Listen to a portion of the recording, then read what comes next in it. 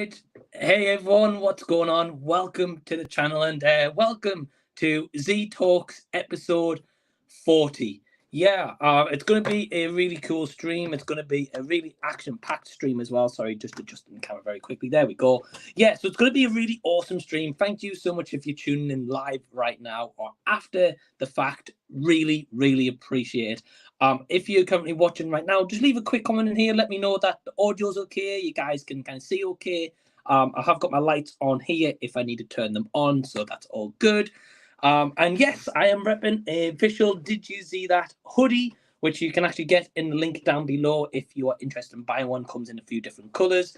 But besides all of that, yeah, I just want to say thank you to you guys for firstly making Z Talks really popular, and to my guests who's joined me throughout these past 40 episodes, starting with Rashad G Reviews on episode 1, way back kind of like a year and a half, 2 years ago now. It was a very long time. It seems like it's been a long time as well. But yeah, for anyone who's kind of just coming to my channel for the first ever time, just to let you know what Z Talks is all around.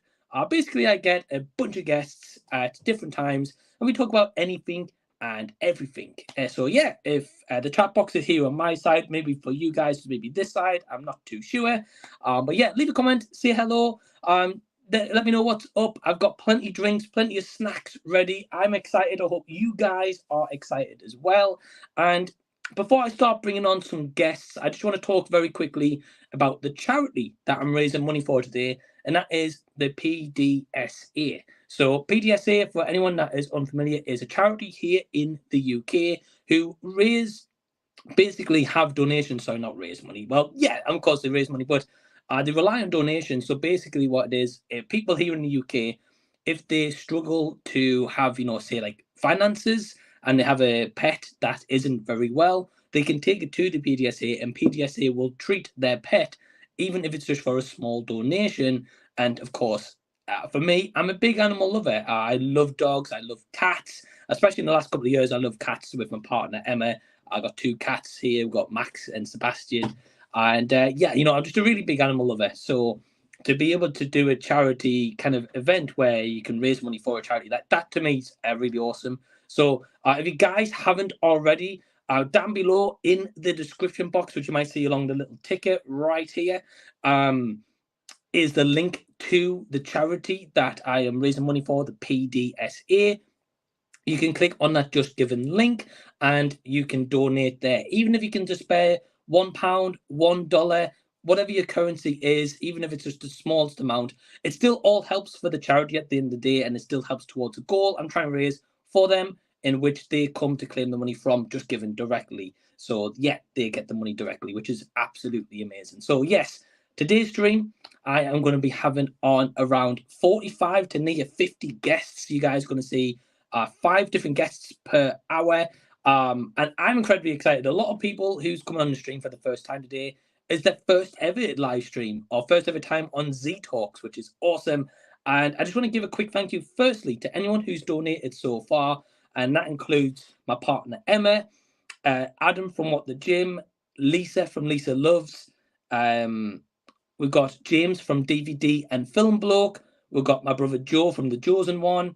Sin from Sin's Corner, Harry from his channel Halem, Scott, the movie critic, Harry Teague, so thank you, Harry, Josh from Class Through the Lens, Jackson from Horse 2 Cinema, Ryan from RWR Movie Reviews, Paul from Off the Cover, Briar from Briar's Music Showcase, Chris from Infinite Media Play, Andy from Forgotten World of Movies, Sam Glendenning, Jimmy Lee from Interfront Row, Jason from Jason the Old Millennial, and Elliot from IMO Reviews. So everyone who I've just read out there so far has donated to the charity by the link down below. So yeah, get yourself, guys, if you can, do a donation. Let me just put my glasses on, otherwise I'm going to end up having bad eyes all day. And yes, without further ado, there we go. I'm pretty much ready to go. And yeah, I hope you guys are ready to go. Let me just crack open the window very quickly because it's a little bit stuffy in here. There we go. And yeah, without further ado, I think we've got a couple of guests waiting in the wing. So let's bring them on. So first one is my friend Pete. Hey, man. Hey. Hey, how you doing? I'm good, man. How are you? Yeah, I'm doing well, mate. Great to have you on Z Talks. You've never been on one before? No, I haven't. I've been on a few of the Back to the Future things, obviously. But no, it's really good. But I want to just start off by saying great choice of charity. And also congratulations on your recent engagement as well. Because since the last time we spoke, you got down on one knee and asked Emma to marry you. So congratulations, buddy. Oh, thanks, buddy. Yeah. Yeah, I mean, because it's been a while since I think it was last July, I'd like to say. When we went to Comic-Con. Yeah, to Southampton. Yeah, it was, Yeah. yeah. But It's how a have you good been? time. Yeah, I've been doing well, mate. Obviously, a lot been going on, as you can imagine. Yeah. How about yourself? Yeah, very well, thank you. I've just come back from a nice hearty breakfast with some friends and just come on here. But I want to support what you're doing, really. I mean, it's great charity. As you can probably hear in the background, you've met him. I've got a dog, Yeah. so a dog lover, an animal lover, and we've got a cat as well. So good choice of charity, buddy. Good choice. Yeah, awesome, man. And yeah, I've met Stan, the man, the legend himself. Yeah, I'm sure I'll bring him in at some point, but he's a nut. You know what he's like? He's a nutter. He is.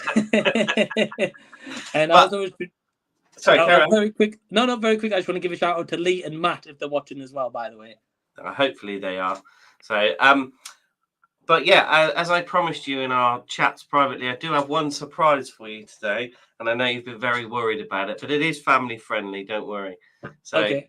Yeah, it's this basically. Oh man. I've got your merchandise. Oh, that's sick. Oh, hey, that looks awesome in black as well. It looks good, man. It looks good. Yeah. On the back as well. Haven't seen the movie yet. I've got. Yeah, I love it. Got the blue one on. So for people that are watching, just before we came on, Mike said, "Oh look, I've got these hoodies that are being made. They're really, really comfy." And I had to play it like, "Are they really nice? So where'd you get them made?" And I knew the whole time because I had one on underneath. You haven't even told me you bought a hoodie as well, man. Exactly. Well, got to pay for your retirement somehow. I wish. I wish. But no, hey, firstly, thank you, man, for buying that hoodie, man. Really, really appreciate it. How does it fit? Really comfy. Really, really comfy. Really nice as well. So, good. And they're soft and they're light. And I know we're trying to sell it, but yeah, you should buy one. They're really comfy. Well, I didn't tell Pete to say any of this, by the way. I generally didn't even know he had a hoodie. So. No, absolutely no idea. I could tell all week that Mike was really worried, but I told him I had a surprise for him, that it was going to be something really bad, but I knew he'd love it. Well, with some one-time photos I've seen in it before, I've been a bit wary. Yeah, the one-time photos of me sat on the toilet or something. Yeah. It's all good, buddy. But no, well, firstly, man, great to have you. Thank you. For anyone who isn't aware, Pete doesn't have a YouTube channel yet. But he does have a business, especially in Dorchester. The link is down below to all of his to his work, to his own personal TikTok, to his Instagram. So yes, please go support Pete as well, especially if you're in Dorchester. Buy an aerial off him. It's all good. We've also got my friend from America, Trav, in the back. Hey, Trav. Hey, what's going on, man? Hey, man, how's it going? Wait, this is Z Talks? It's crazy. I've never been here before. Yeah, man. Well, Trav, this is Pete. Pete, this is Trav. How you doing, Trav? How you doing? I'm good. Yeah, all good. Well, Trav, what time is it in America for you right now? It is 6 a.m., bro. Wow. But like I said through text to you, like I'm a night owl, so it kind of worked out better for me to just stay awake and do this. And people would call me crazy for that one, but I mean, I haven't gone to sleep yet. So if I seem tired, it's because I am. but it's all good. It's all good. Okay, yeah. Well, hey, man. Well, thanks for joining at like 6 a.m. your time. That's really appreciated, man. It's no problem at all. It's literally like an hour or two difference on staying awake, just pushing it. Wow. Okay. And yeah, first time on Z Talks as well. Yeah, Yep. Yeah, well, great to have you. Been trying to get you on for a while, but of course I know we're usually on different time schedules, and you're at work normally when I'm streaming. So Yeah, you're 6 hours ahead of me, so it's kind of crazy. But yeah. And whereabouts in America are you, Trav? Arkansas. Arkansas. Yeah. Nice. Pete, have you ever been there before? Never been to Arkansas, no. My question is, Travis, where's your hoodie? Oh yeah, I know, but I'm just over here sipping on some. Hey, there we go. There's nothing in it too. I did that for effect, but I had to bring it. Yeah, cool. Well, thank you, man. I can actually tell you in person. Thank you for buying a mug as well, man. Oh, no Appreciate problem it. at all, man. I need to get one of those hoodies though. Pete's making me jealous. They're very comfortable. I like the black one. Yeah, it comes in a different color. So when I do like design, it gives you options of colors you can have. And some colors I was like, it doesn't work well with, and some has like it pops out, especially the black. Yeah. So Pete and Rashad own a black one, as far as I'm aware. Nice. Pete looking beautiful over there supporting the hoodie. And with the hoodie on. Next up on the stream, we've got my brother Joe from Joe's the One. Hey, Joe. Hey guys, how are you doing? Good, Yeah. you?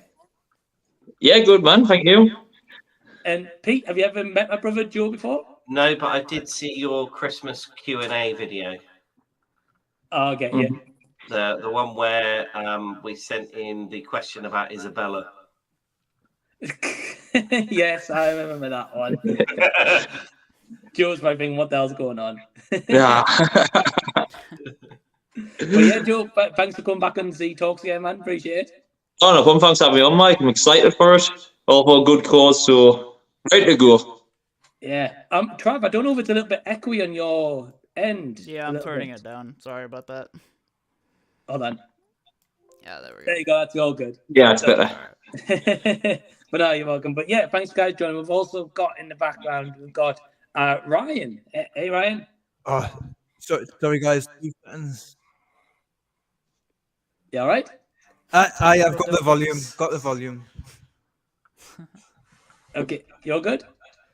Yeah, all set up. I just wanted to congratulate you, Mike, on 40 episodes. Yeah, totally. Oh, thanks, man.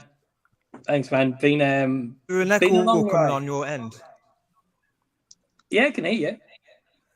Right, no bother, no bother. All right. And then finally got my it keeps disappearing, so we'll wait and see. But yeah, well, so far we've got Pete, Trav, Ryan, and Joe. So Trav, Ryan, and Joe have YouTube channels down below in the description box. You can go subscribe to their channels, and of course, Pete has got his business links as well. So go check out Pete. But yeah, you guys all doing good. Pete, I'm surprised you haven't done the Back to the Future channel as of yet. Yeah, I'm contemplating I'm trying to plan an idea of what to do if I was to do a YouTube channel. I mean, my TikTok's doing really well, but I don't know what I would do because I talk a lot of garbage. So I don't think people would watch it. Well, don't we all? No, man. Plus, I would have cool merch like this. Right. I know. But yeah, thank you guys for tuning in. I might have to check on my wire. It seems as if my iPhone charger's not working, so I might have to look into that in a second. But yeah, we've got a couple of comments already, so we'll go through a couple of comments. You guys watching live right now. We've got Daniel Berry Sports Highlights saying yo. So hey Daniel, doing well. Let's have a look. We've got UK Man 15. Love the top, Pete. That is Matt. Hey Matt, how you doing? Legend. We've got our final guest, and that is my friend Andy. Hey Andy. You alright, man? Can you hear us okay? Yeah, can you hear us okay? Yeah. Alright, cool. Awesome. How you all doing? Yeah, good man. Good, thank Good. you. Yeah, you doing good? Just aye. I'm good, man. It's pretty cool little shouty thing that you got going on. No, thanks, mate. And it's good to have you on a stream for the first time as well. Although I don't know if he's crashed on his end. Is it just me? I don't know. Because obviously we've talked all. Yeah. We've only been live 15 minutes. Not sure what's going on. We've got Harry saying, you're very welcome, Mike. Sorry I couldn't give more. But Harry, no, you're welcome, man. Thanks for donating as well. And thank you for tuning in. It's all good. We've got Lewis Smith saying, good luck and well done, mate. I'm here for the long run. That's my TV sorted for the day. Great job done, not you. Thanks, man. And thanks for tuning in, Lewis. And if you're here for all day, mate, I appreciate it as well. Don't know what time I'm going to be here till.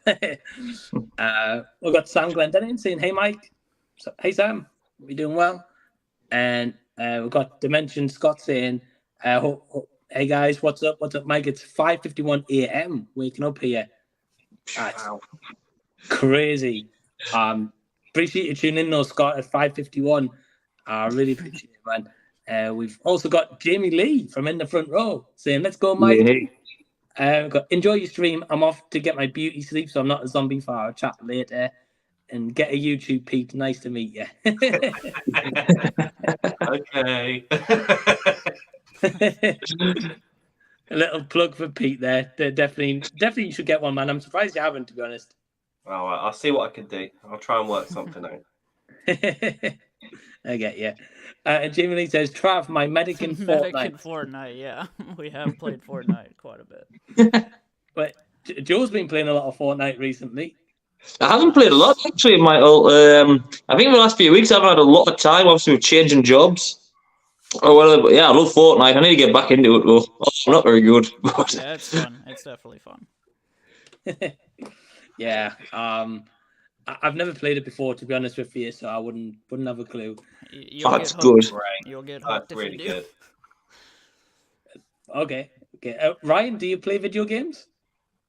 I play video games. I haven't played Fortnite. It's just I haven't got into it. I imagine I'd be pretty bad at it anyway. So yeah. Is it him who made Gears of War who started that up? Yeah, Epic Games, yeah. No, that's cool. But I know Ryan's too busy instead reacting to terrible X Factor auditions. Oh, I forgot how amazing they were. Honestly, so good. So good. Definitely the highlight of X Factor, though, back in the day, especially. Definitely. And Andy, you're a PC gamer, right? Yeah. And do you play Fortnite at all, or? Nah. Then it's not for me personally. I think it's a little bit. For me personally, I think it's a bit kiddish. So I just kind of stay away from them types of games. But I'm more into like competitive. Or Fortnite is technically competitive, but but I don't know. I'm more like into Elden Ring, just like those types of games like Dark Souls. Something. It's kind of like one player, but obviously you have that option. You have of multiplayer if needed, kind of thing. If you're first like the boss, but that's the type of stuff which I kind of prefer playing. But yeah. Okay, mate, that's cool. Everyone likes different games, so it's all good. It's all good.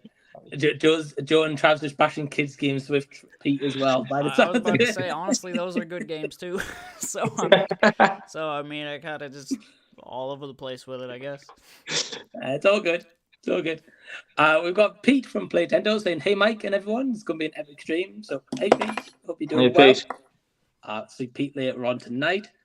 We've got Rob from Exploitation Review saying, hopefully I'll be less hungover when I join later. Well, hey, Rob, hope you're doing well. Thanks for tuning in.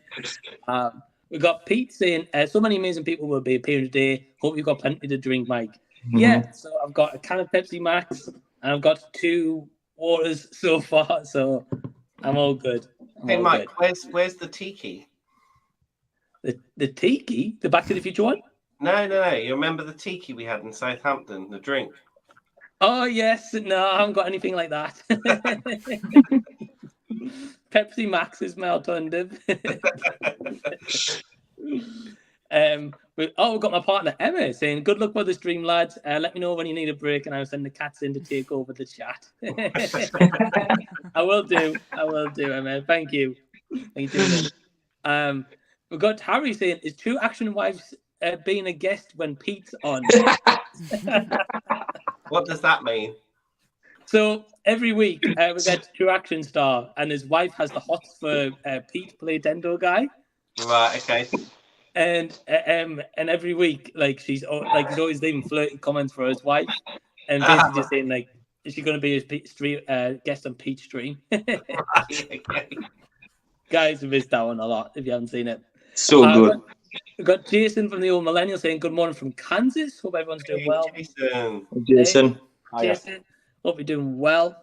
And then we've got Gareth from Video Jason saying, have you got any orange slices for half? I haven't, no. But Gareth will be on a little bit later, so you can see Gareth then as well. And we've got Jason saying, has Joe recovered from all that hot food? Well, yeah, it was. You seen the video, it was absolute torture. And then I felt a really bad pain in my stomach about half an hour later, and it was getting really unbearable, and I ended up being sick. So once I threw up, I was all right. But then yesterday, I was doing one of my sour reaction videos, and I had to do a few takes of it because my son was in the background making noises, so the edits looked really bad. And having so many of the same sour, sweet over and over again, my tongue is in agony today. I can't eat anything warm, but I think all the taste buds in my tongue's gone now. Like, well, I mean, like for anyone who's unaware, so Joe on his channel recently passed 100,000 subscribers. Sorry, so firstly, congrats Joe on passing 1,000 subs. But he also did for his special the world's hottest 3-course meal. Do you want to tell everyone about that, Joe? Yeah, it's a really stupid idea. So basically, I had the Paki one chip for starters. Then I had Korean fire noodles for my main course. And then I had a 6.4 million Scoville chocolate bar for dessert. So you can only imagine how bad that went. So It was the next day I'd be more worried about. it was pretty instant, Pete. Let me tell you that. So, oh man, it was even worse. So, like I said, when I threw up, so the pain started to go after about an hour. But when I was getting all this pain in my stomach and I brought it back up, the heat come back in my mouth as well. So I was throwing up with my mouth on fire. It was horrible. Well, I hope people aren't enjoying the Sunday dinner right now. Apologies to everyone if that's put you off. But go check out Joe's 1,000 subscribers special. Yeah, thanks, mate.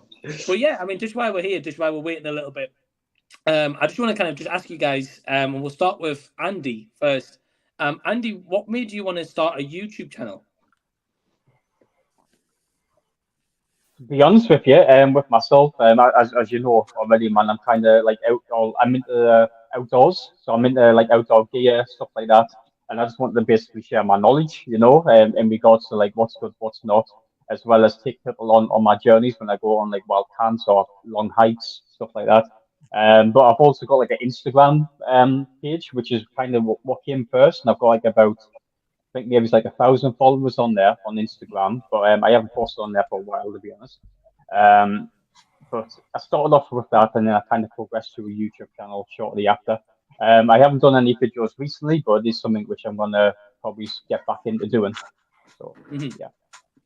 Yeah, awesome, mate. Yeah, because like I know obviously personally that you're like big into camping and hikes and stuff as well. So. Massively into the outdoors and stuff like that. I think it's good for mental health. I think it's good just for your body. I just think it's good all around, you know. Yeah. So, yeah.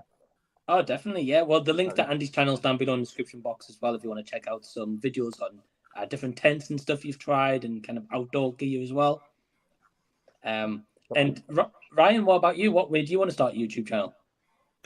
Just ever since I was a young little boy, I just loved films. It just transported us into another world. And ever since then, I've just had such a love. And I just eventually had the confidence to start talking about them and just my thoughts on it. One of the main ones was Last Action Hero, where he literally gets put into a film. And that was just a brilliant film. If anyone hasn't seen that, I highly recommend that. And that was the one that just kind of started it all. And yeah, just enjoying. And if anybody wanted to listen to us talk, then they're free to. I try to make it somewhat interesting. I get you. No, definitely. And obviously, Ryan, I met you only just a couple of weeks ago in person as well, which was awesome as well for the first time. Yeah, when we went to go see Air as well. Mike was a big inspiration as well during the whole process. So, and it's great to see everybody else as well, just on the journey, doing the same thing. Yeah, man, it's awesome where, like, you know, we all get to meet each other, and like Trav, of course, like from America, gets to meet you guys from like the UK and stuff as well. It's been pretty cool. Just very quickly, we've got True Action Star from the Dales. He's here, the legend. He says, no. Me and the wife. Hey, True Action, hope you're doing well. Remember, it's a charity stream. Just remember. Well, we've got, he says, me and the wife had a lovely breakfast at Hungry Horse. Must admit, I was hungry like a horse. That's just 2 letters off of being inappropriate. Yeah. I know. Pretty much it is. Well, give it time. It's only 12 o'clock. And yeah, so you can check out Ryan's channel down below. And Trav, what made you want to get into YouTube? For me, I mean, it was just because, like, I kind of am the oddball with being the food guy, but kind of the same as Ryan a little bit, where it's like, I don't know, for me, like, I used to film stuff on my VHS recorder, like, when I was a kid, like, my mom had it. It's not really mine, but I've always wanted to create. I've always had that itch, recording stuff, and just kind of having fun with it. And then YouTube kind of rolled around, and I kind of just poked around and experimented with it, and it just kind of slowly evolved into what it was. When it comes to, like, food reviewing, I, like, didn't even know that was a thing. So I kind of did it and then found other people doing it. It wasn't like I got inspired by anything in particular. Right. So some of the OGs, like, I had seen on there, and now, like, the food community is, like, massive now. It's, like, way bigger than it's ever been. But yeah, it's just kind of just evolved like that. Yeah, and how long have you been on YouTube now? With some breaks, technically, this year will be 11. Wow. So I mean, it's been a while, but you know, I mean, I was kind of off and on, so. I get you. No, hey man, that's a bit, quite a bit of a journey, and I know that you and Joe will definitely get on well. Both guys who love food and the channel. Oh, yes. So. Yeah. Although he's Trav trying like just a Mountain Dew, and he's Joe just doing the world's hottest meal ever. I mean, Should have a new Trav's channel, to be honest. Yeah, I mean, I haven't really tried that much hot stuff, but I have tried the Last Dab hot sauce though. That is 2 million Scoville. It's like, just forget it. Forget that. Is that Last Dab one? Is that the one they use on hot ones? Yeah, it's the very last sauce they try. Yeah. Get you. Yeah, I'd probably be terrible at that, to be honest. So I wouldn't go there. The one chip was bad enough. So. I mean, it teaches you how good your tolerance is. I'll tell you that. Right. Like, right when you try something like that, it's like, yeah, no thanks. I get you. Well, yeah, Trav, awesome to have you on for the first time. Trav's link's also on the channel. And Pete, what do you want to kind of get started, like Instagram and TikTok and stuff? Well, TikTok, it was a lockdown thing. It became really popular. I don't know about in the States, but over here it became really popular during lockdown. And I just like making a tit of myself, basically. So it was perfect, and it was just good fun. But I got to bring, if anybody looks at my TikTok channel, it's most of it's me and my dog, just doing stupid things. There's a few things on my own, but it's just good fun. It killed the time, and then I got quite a good following on there, and and then I did one video that's now just about to hit 1 million views, and it's got something like 60,000 likes. So, and that was then when my followers started to go up. But I mean, I'm nowhere near some of the big people on TikTok, but you know, it's growing. And but you've put the idea in my head for a YouTube channel. I've now just got to think of the right thing. I mean, obviously, my biggest love is Back to the Future. So, but I can't. I don't think I can just do a channel. I'd have to do. I love gadgets and all that sort of stuff. So I'd have to do something on gadgets and builds and things like that. I think unboxing, that kind of thing. I could sit and watch unboxing videos all day long. So I could do something like that maybe. But you know, is there a space in the market for it? That's the problem. I was going to say, I'm admiring a lot of the stuff that you've got behind you. It looks like some really cool stuff. Thank you. Yeah, it's taken a while to grow it, but it's I say it's taken a while. It's taken about 3 years, I suppose, to get to this point. It was about 3 years ago I decided I'm coming up to the big 4-0. I'm just going to enjoy what I do, what I like, and I embraced it and just started collecting stuff. Got my tattoos, everything like that sort of thing, you know, and thought you only live once. My dad died quite young, so it was a case of I'm just going to enjoy it because you never know what tomorrow brings. So. Yeah, definitely, man. And become a bit of a yes man. So got asked recently if I would perform in a Strictly Come Dancing event, for instance, and I was like, I don't know. And then I thought, no, yeah, I'll do it. So I'd never done it before. Did 16 weeks of training and did a Back to the Future themed jive for charity. And then my next thing we're trying to plan at the moment is going to do 3 bungee jumps in one day. So all for our local charity. So that's why I've got all this stuff, because I just decided to become a yes man, basically. Yeah. Wow, man, that's nuts. 3 bungee jumps in a day. Yeah, that's what we're planning. I don't know how well it's going to come off. It's literally just in its infancy. But what I've researched is you can do a small one, a medium one, and then you jump off a viaduct, basically, all in a day. Nice. That's nuts. Made it sound so casual. Sorry, what was that, right? He made it just sound so casual. Just, you know, you just jump off the, you know, just like you do. I'm just nuts. I was going to say that would be something like that I'd hear like Andy do. He'd probably text us next day and be like, mate, I just did a bungee jump yesterday. I've never done one. Has anybody done one? No. I've done a skydive. Yeah. That was awesome. That was awesome experience. That's I think another Russ one. going to do a skydive soon. Who? I've already got requested for your subscriber special. Do a skydive. Hey, we'll see. We'll see. If I get 100,000 one day, I might, but not anytime soon. I'm not. Especially when you hate heights as well. So I know. Last week I just abseiled off the side of Tottenham Hotspur Stadium. That was pretty cool. I'm surprised to do that in a football stadium. Yeah, but they do a thing called the Skywalk. So they've got the new stadium at Tottenham, obviously, and the cockerel that sits on the top, you can walk around the glass ceiling with there's no sort of barrier or anything, and you look over the stadium. Obviously, you're tied on. And then when you come down the other side, they give you 2 options. You can either walk back the way we came, which is up the side of the stadium, or you can abseil from the back of the stadium down into the car park. And I was like, yeah, we'll abseil. So we did that. Crazy, man.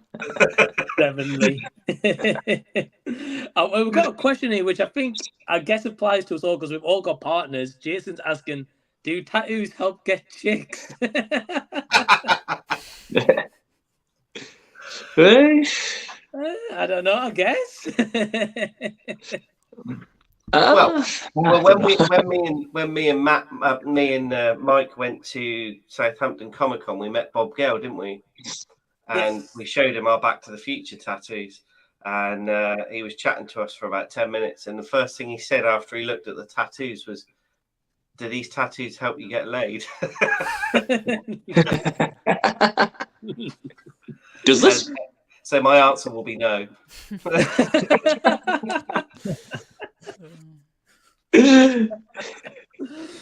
No comment.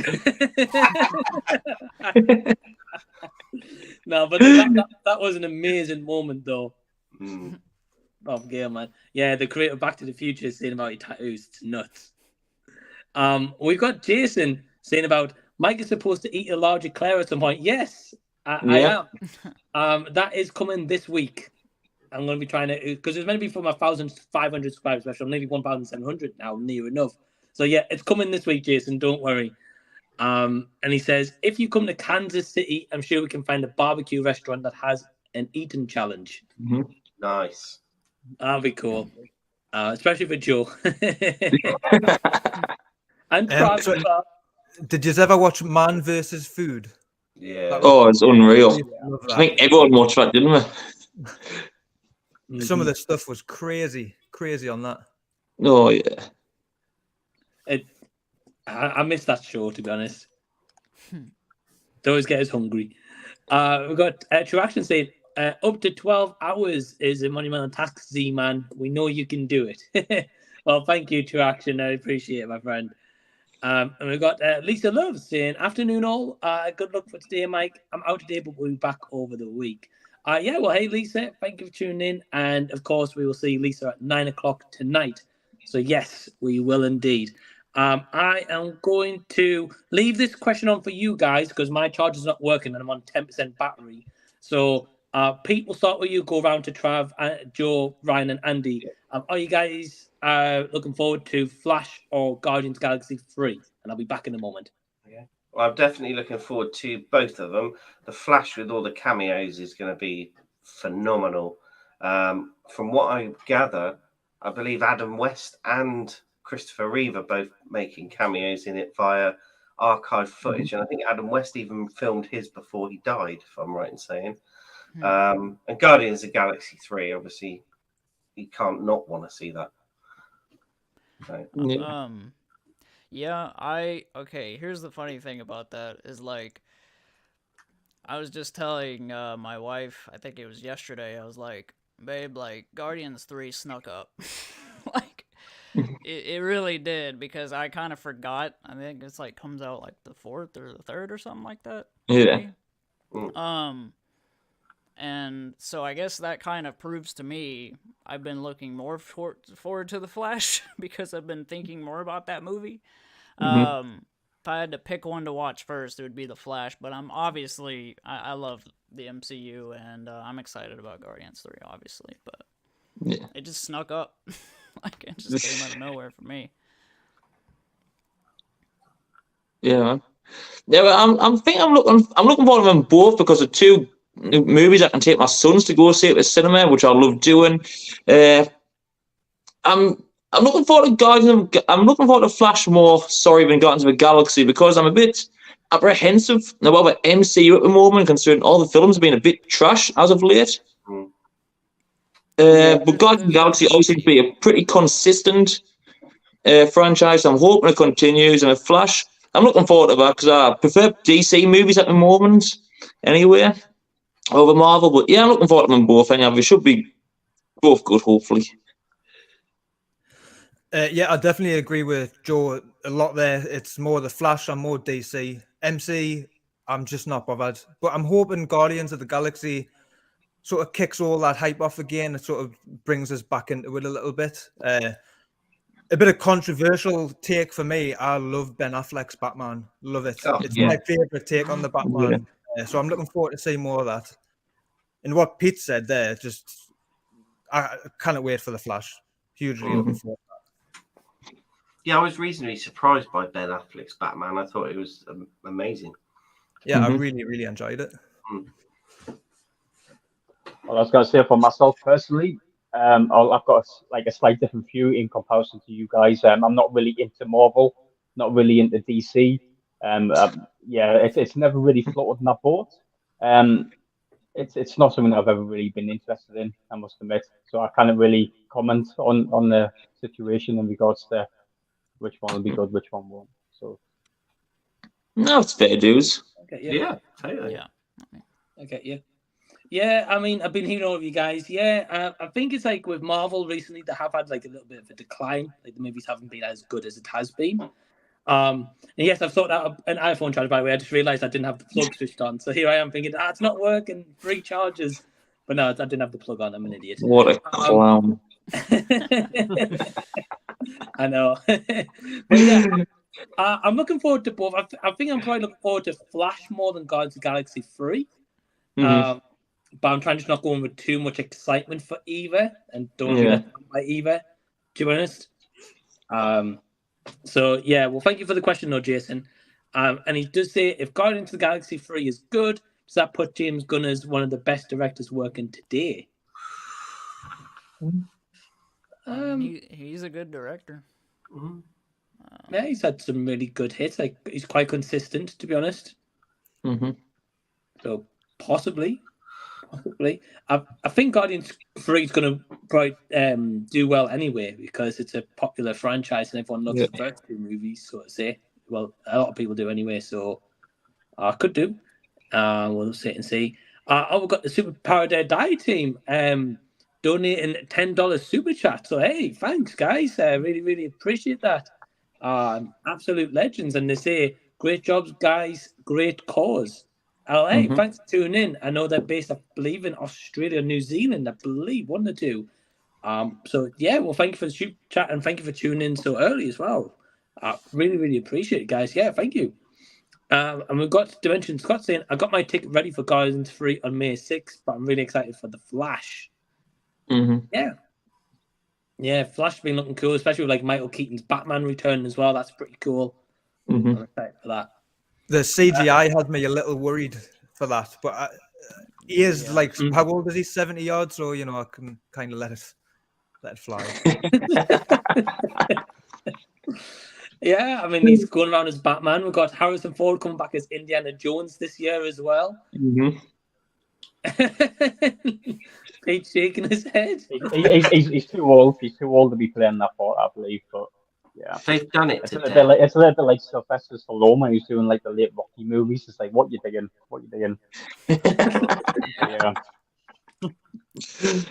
Yeah. Yeah, I get. Yeah, I think like especially with Indiana Jones, I think it's kind of past it now. Should have just kept the trilogy, and that was it, really. Yeah. I think sometimes like hiring these old actors takes away like the realism for it all as well, kind of thing. Because like Andy was saying, like Sylvester Stallone, yeah, he's pretty much in good shape, but he's probably not going to be able to knock out anyone young and big, kind of thing, in my opinion. Harrison Ford running around and jumping over boulders and hanging off cliffs is totally dumb as well. But that's my opinion, man. He's in his 80s, Michael Keaton, like realistically. He's 70-year-old. I couldn't probably even get out of bed in the morning of mine, fly around and. And he's Batman. He hasn't got any superpowers, but I don't know. Yeah. Well, he is Pete fitting for the aerials on the roof. He's still a young man, still in his prime. So there you go. Climb up on roofs every day and fit aerials and satellites. So if I can do it, he can. And I'm fat, so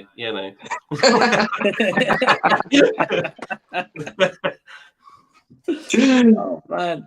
What we're going to do? Just while we wait for a couple of comments, got to find out a little bit from you guys. So Andy, I'm going to start with you first. What have you been watching recently? Or nothing like I say, I'm not really into Marvel or anything like that. But I'm more into like nature programs, documentary stuff that's based on real life. So that's more my like forte kind of thing in regards to viewing. But I watched something called The Life of Chimps on Netflix. It just recently dropped. It was quite good. It was really interesting. It just showed you a little bit in depth view of what life is like. It is for these chimps that's living in the wild, essentially. They are almost to being extinct as well, because there isn't that many left in the wild. So it's quite interesting was just to watch how like just basically how it all goes, kind of thing, like the dynamics of like these groups. How you got like alpha chimps, you got betas, and then it's just a lot of stuff like that. But it's quite interesting. But that's all I've really been watching, to be fair. But I've been working most days, so I didn't really have much time for TV. So yeah, that's about it, really. No, I get you. Get you. Well, those nature documentaries and stuff. I don't watch many of them, but the couple I've seen, I've really enjoyed them, to be honest. So, Yeah, Yeah, it's real. It's real. You know what I mean? That's what I kind of I enjoy watching stuff that's real. If you know what I mean. It's more factual, obviously, Yeah. for obvious reasons. Yeah. Yeah. No, I get you. Yeah. I get you. So, That's all cool. personally, I didn't see. I don't get any enjoyment watching guys walking around in costumes, if you know what I mean, pretending to be superheroes. It's just totally. It's not my thing. It's not my thing. So I get you. yeah.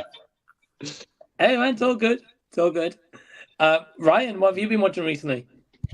To be honest, I haven't really watched anything. When we went to go see that was the last film I've actually seen. That was really good though. I really enjoyed that. Next week, there's a few films coming out, unlimited screenings that I'm going to see, and I'm looking forward to Sisu. That's I can't wait for that. That's out in America, I believe, already, isn't it? Sisu. Believe it is. Yeah. Another couple of weeks over here for that, but I can't wait to see that. Yeah, this looks like kind of like an older man Western John Wick. John Wick in World War II, I guess, kind of. I'm all for it. I'm all for it. Yeah, that one looks good.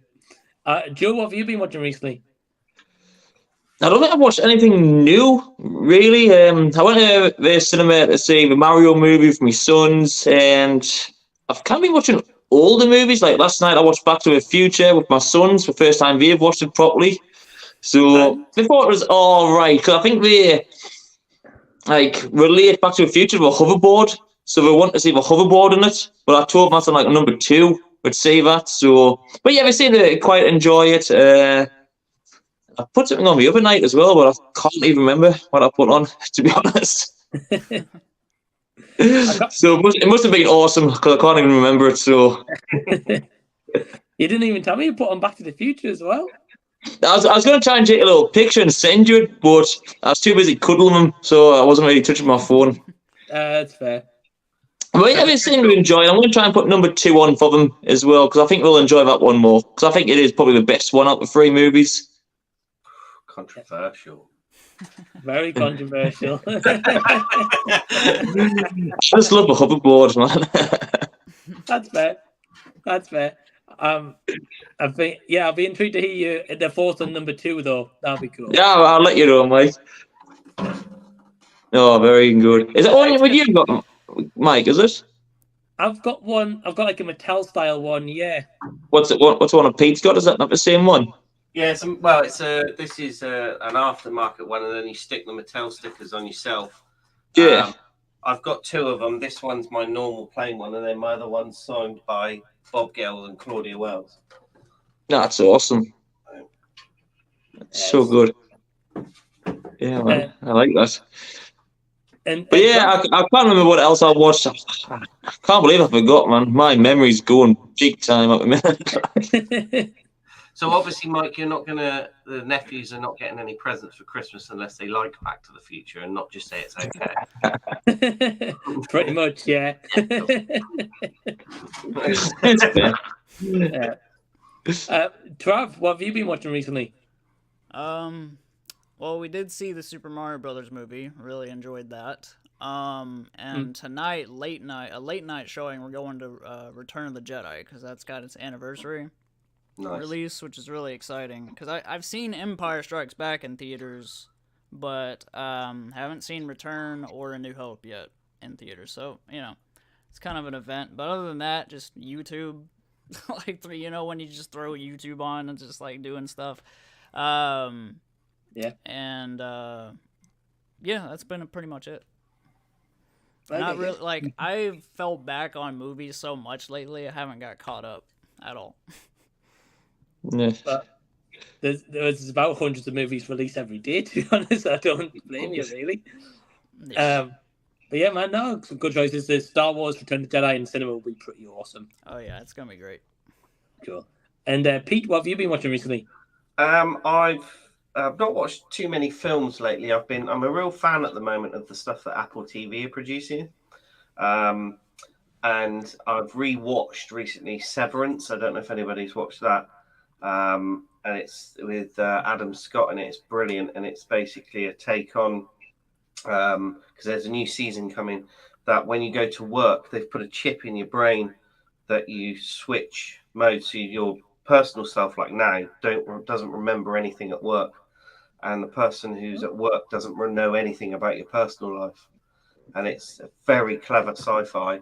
I've also just started to get into the Goldbergs, which I've never watched, and I've actually, believe it or not, only just started to just on the last season of The Big Bang Theory. I'd never watched that before, and that's hilarious. But movie-wise, I'm just watching. I've obviously watched Back to the Future quite a lot, but I've actually just downloaded all of the Rockies because, funny you mention it, I've never actually watched them all. So I'm gonna take some time out and watch all of them this week. So, and I'm really looking forward to seeing Air and the Super Mario Brothers, but haven't had a chance to go and watch them yet. I think you'll really enjoy Air, Pete, when you see that one. Great movie. Yeah, I can't wait for that. And Mario's a really fun movie as well. But yeah, man, some great picks there. Some I've never seen. Like Severance is one I definitely want to watch at some point. That one. And you've also got to watch on Apple TV, or if you can find another way of watching it, as I said to you before, is For All Mankind. There's now been 3 seasons of it, and it's basically an alternate history if the Russians had landed on the moon first, of what would have happened in the world. And it's brilliant, absolutely brilliant. Yeah, I know Apple TV's got like a lot of like really like big like kind of TV shows more than movies. Yeah, and like some of them like go seasons, as you mentioned. So definitely something I want to check out. And of course, with the Michael J. Fox movie coming on Apple TV soon as well, I'll be checking that out. Oh yes, definitely. Can't wait. Same here. Same here. Pete, could I just quickly ask, are you into musicals at all or not? Yeah, I would love them. Yeah, I've just been to London this weekend to watch a musical, and I'm going hopefully in a couple of weeks to see Back to the Future again. And it's just because on Apple TV, you might have already seen it. Come From Away, it's called, I think. That's right, fantastic. That's really, really good. Come From Away. Yeah. It's about a little island in Ireland, and they took like 9/11 flyers and they housed them and everything. It's really interesting. It'll trigger all your emotions. It's really good. Okay, I'll watch that. That looks good. Yeah, I've never heard of that one before. No. Yeah, definitely check it out. Oh, one other thing I'm watching as well, which is phenomenal, is Ted Lasso. That is just so good. I've heard good things about that as well. Not seen it yet. Obviously, it's based around football, but even my other half doesn't like football, can't stand it, but she loves this program. So that's awesome. Yeah, I've heard good things about it, like so. It's very it's on the radar. As for myself, I've been watching The Room. I watched The Room with Tommy Wiseau the other day. That wasn't great. I watched The World's End last night, the last movie in the Cornetto trilogy. Yes, so good. That one was good. That was actually probably my favorite out of the trilogy, being honest. I know.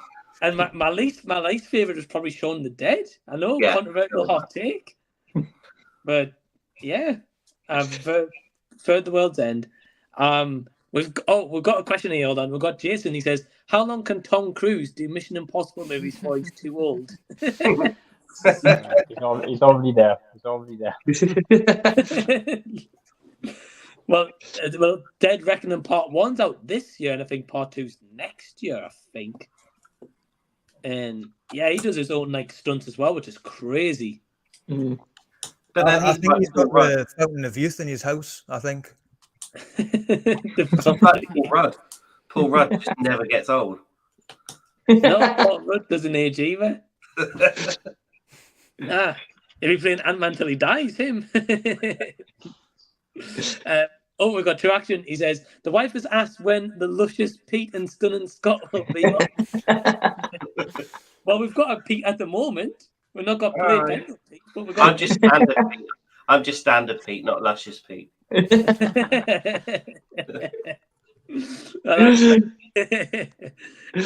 got Ted Lasso at Kansas in England. Sounds like my kind of show. Yeah, absolutely. I think Jason, you'd enjoy it, and The Room has to be seen to understand. Yeah, definitely. We've got True Action. He says, "Give me an underrated horror film." Hmm. Well, I know Ryan's not massively into horror. I've recently, my girlfriend's a huge fan of horror, so she's actually got us into quite a few of them. I'll have a think. Thing.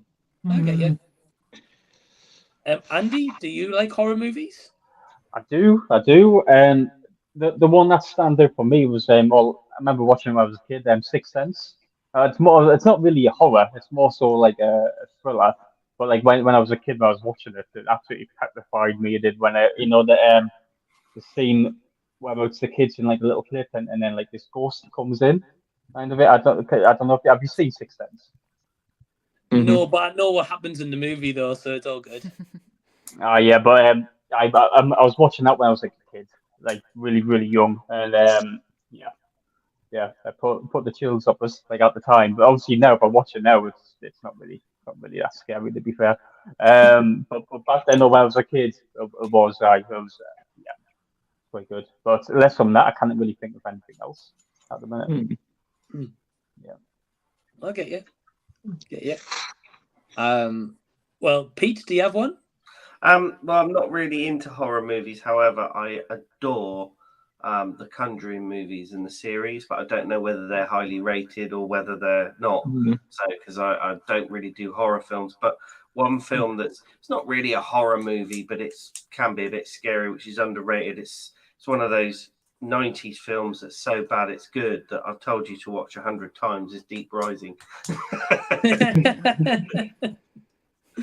It's on the list, my friend.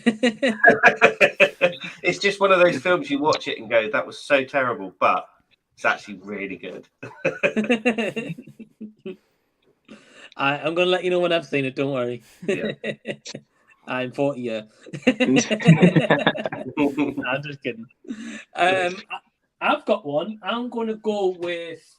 don't know if you guys have seen this.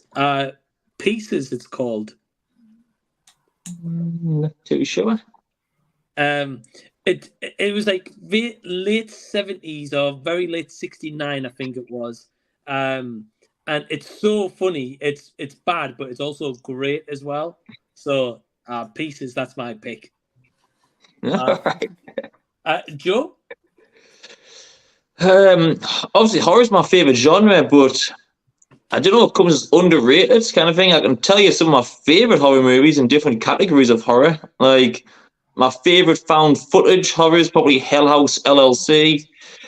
My favorite zombie movies, Train to Busan. The most gory horror film I've seen is The Sadness. My favorite horror characters, Jason Voorhees. But yeah, I can't think of anything that comes under underrated. To be fair, you got Martyrs, which is a really good film. I don't know how popular that is. That's awesome. Yeah, there's so many horror films I could recommend, but I don't know if it comes as underrated, really. So yeah, I get you. Yeah, well, you've got a variety of horror. I know you're big into it, so yeah. Trav? I'm more into sci-fi horror if I am watching horror, but probably my favorite, like when it comes to like the mainstream like horror movies, would probably be Halloween, because those are just really good. Some of them, but like, you know, these aren't really underrated because they did kind of make it mainstream. But A Quiet Place, those movies are just really good, and stuff like Alien and stuff like that. That's like more my taste, but that's me. Yeah. I get you. Oh, good choices, man. Well, thanks for the question, True Action. And we've got Dimension Scott saying, have you all watched Shazam: Fury of the Gods? If you're comic book fan, did the movie deserve its hate? Yes. I never got around to watching it. It isn't great, Trav, I will be honest. Well, we were It going was- to, and it got pushed back, and now it's just like, I might as well wait on Blu-ray now. I mean, don't get us wrong, it was entertaining at least. I will give it that, but it wasn't. I really fantastic. liked the first one, so I mean, I like the first one up until the last sort of 20 minutes, and then it just goes silly. yeah, Yeah. I could see what you mean. It was like I it thought, was rushed. Right. yeah, I thought Fear of the Gods was better than the first movie, but Oh, but I know, I know you took your sons to see it though, right? yeah, I think it was just more action. And like I says, like Black Adam got a lot of hate as well. But you go to see superhero movies, wanting to see action. You don't want to see loads of talking and boring stuff in these type of movies. And like I thought, the run times were perfect for each of those movies. I mentioned like Shazam and Black Adam. It didn't seem to be any boring bits, in my opinion. But I suppose if people want to critique a movie, nothing's going to please them. But for me, I just go into every movie open-minded because, like, I don't review movies really, so I don't need to nitpick at certain elements in them. But yeah, I really enjoyed it. I thought it was better than the first movie. And with Shazam, it's kind of like a kiddies superhero movie, so you don't go into it expecting like extreme seriousness kind of thing. But that's just me. I'm just easy to please, I suppose. So. And I'll get you. I like watching men in costumes, apparently. If that's your thing, man. Andy, I'm assuming you didn't see Shazam View with the Gods? No, absolutely not. Absolutely not. I've seen the trailer for it, and it's just like, nah, not even gonna get there. So, it's not my thing. Never has been. So. The sad thing is, I really like Zachary Levi as an actor. I think he's good, and like there's a film he did called where is it on my list here? American Underdog, and it's the true life story of Kurt Warner, the NFL player, and that was a fantastic film, absolutely brilliant. So it's just a real life story. It's just brilliant, and he was fantastic in it. So. And I really liked it when he got the role of Shazam. But like I say, the first one, I just thought the ending was rushed, and I wasn't overly keen on the second one either. So, shame. I get you. That American Underdog, I haven't seen it because I don't think we got it in the UK in cinemas. I don't think. Might be wrong. It was straight to DVD over here, but it was. I've got it. It's on my server here. It's just brilliant. So good. Yeah, I heard good things about it. Ryan, did you see Shazam View of the Gods? No, I quite enjoyed the first one. It was like, because it's like big, if it was a big superhero film, like the little kid growing into the adult. But I had no interest at all in the second one. Like I'm not going to rent it or anything like that. Just disinterested, to be honest. Can I just ask you guys a little quick question? What was it that you guys like find so interesting about like these superhero type of movies? You know, like what do you find so captivating about them? Men in costumes. If that's your thing, then that's your thing. I don't know. It's just like a different category of movie, isn't it? Like people like to see horror to get scared, and every genre is different. And with super movies, it's just a different genre kind of thing. You get to see like I don't know, like obviously none of them are realistic because they all got like superhero powers, but no one has kind of thing. I don't know. Yeah. Do you not think, it's kind of like clouding like the reality between like of a real superhero kind of thing? In my eyes, a superhero is somebody who might have you ever heard of like Kimbo Slice and people like that? Have you ever heard of those types of guys? Yeah. You got to think like like Kimbo Slice. I know he was like a fighter and stuff like that, right? But he came from the slums. He came from literally nothing, and then he rose up. He did, and then he ended up, fighting in these proper fight organizations. He became a multi-millionaire. To me, that's a superhero, really, because that's somebody who's literally came from nothing.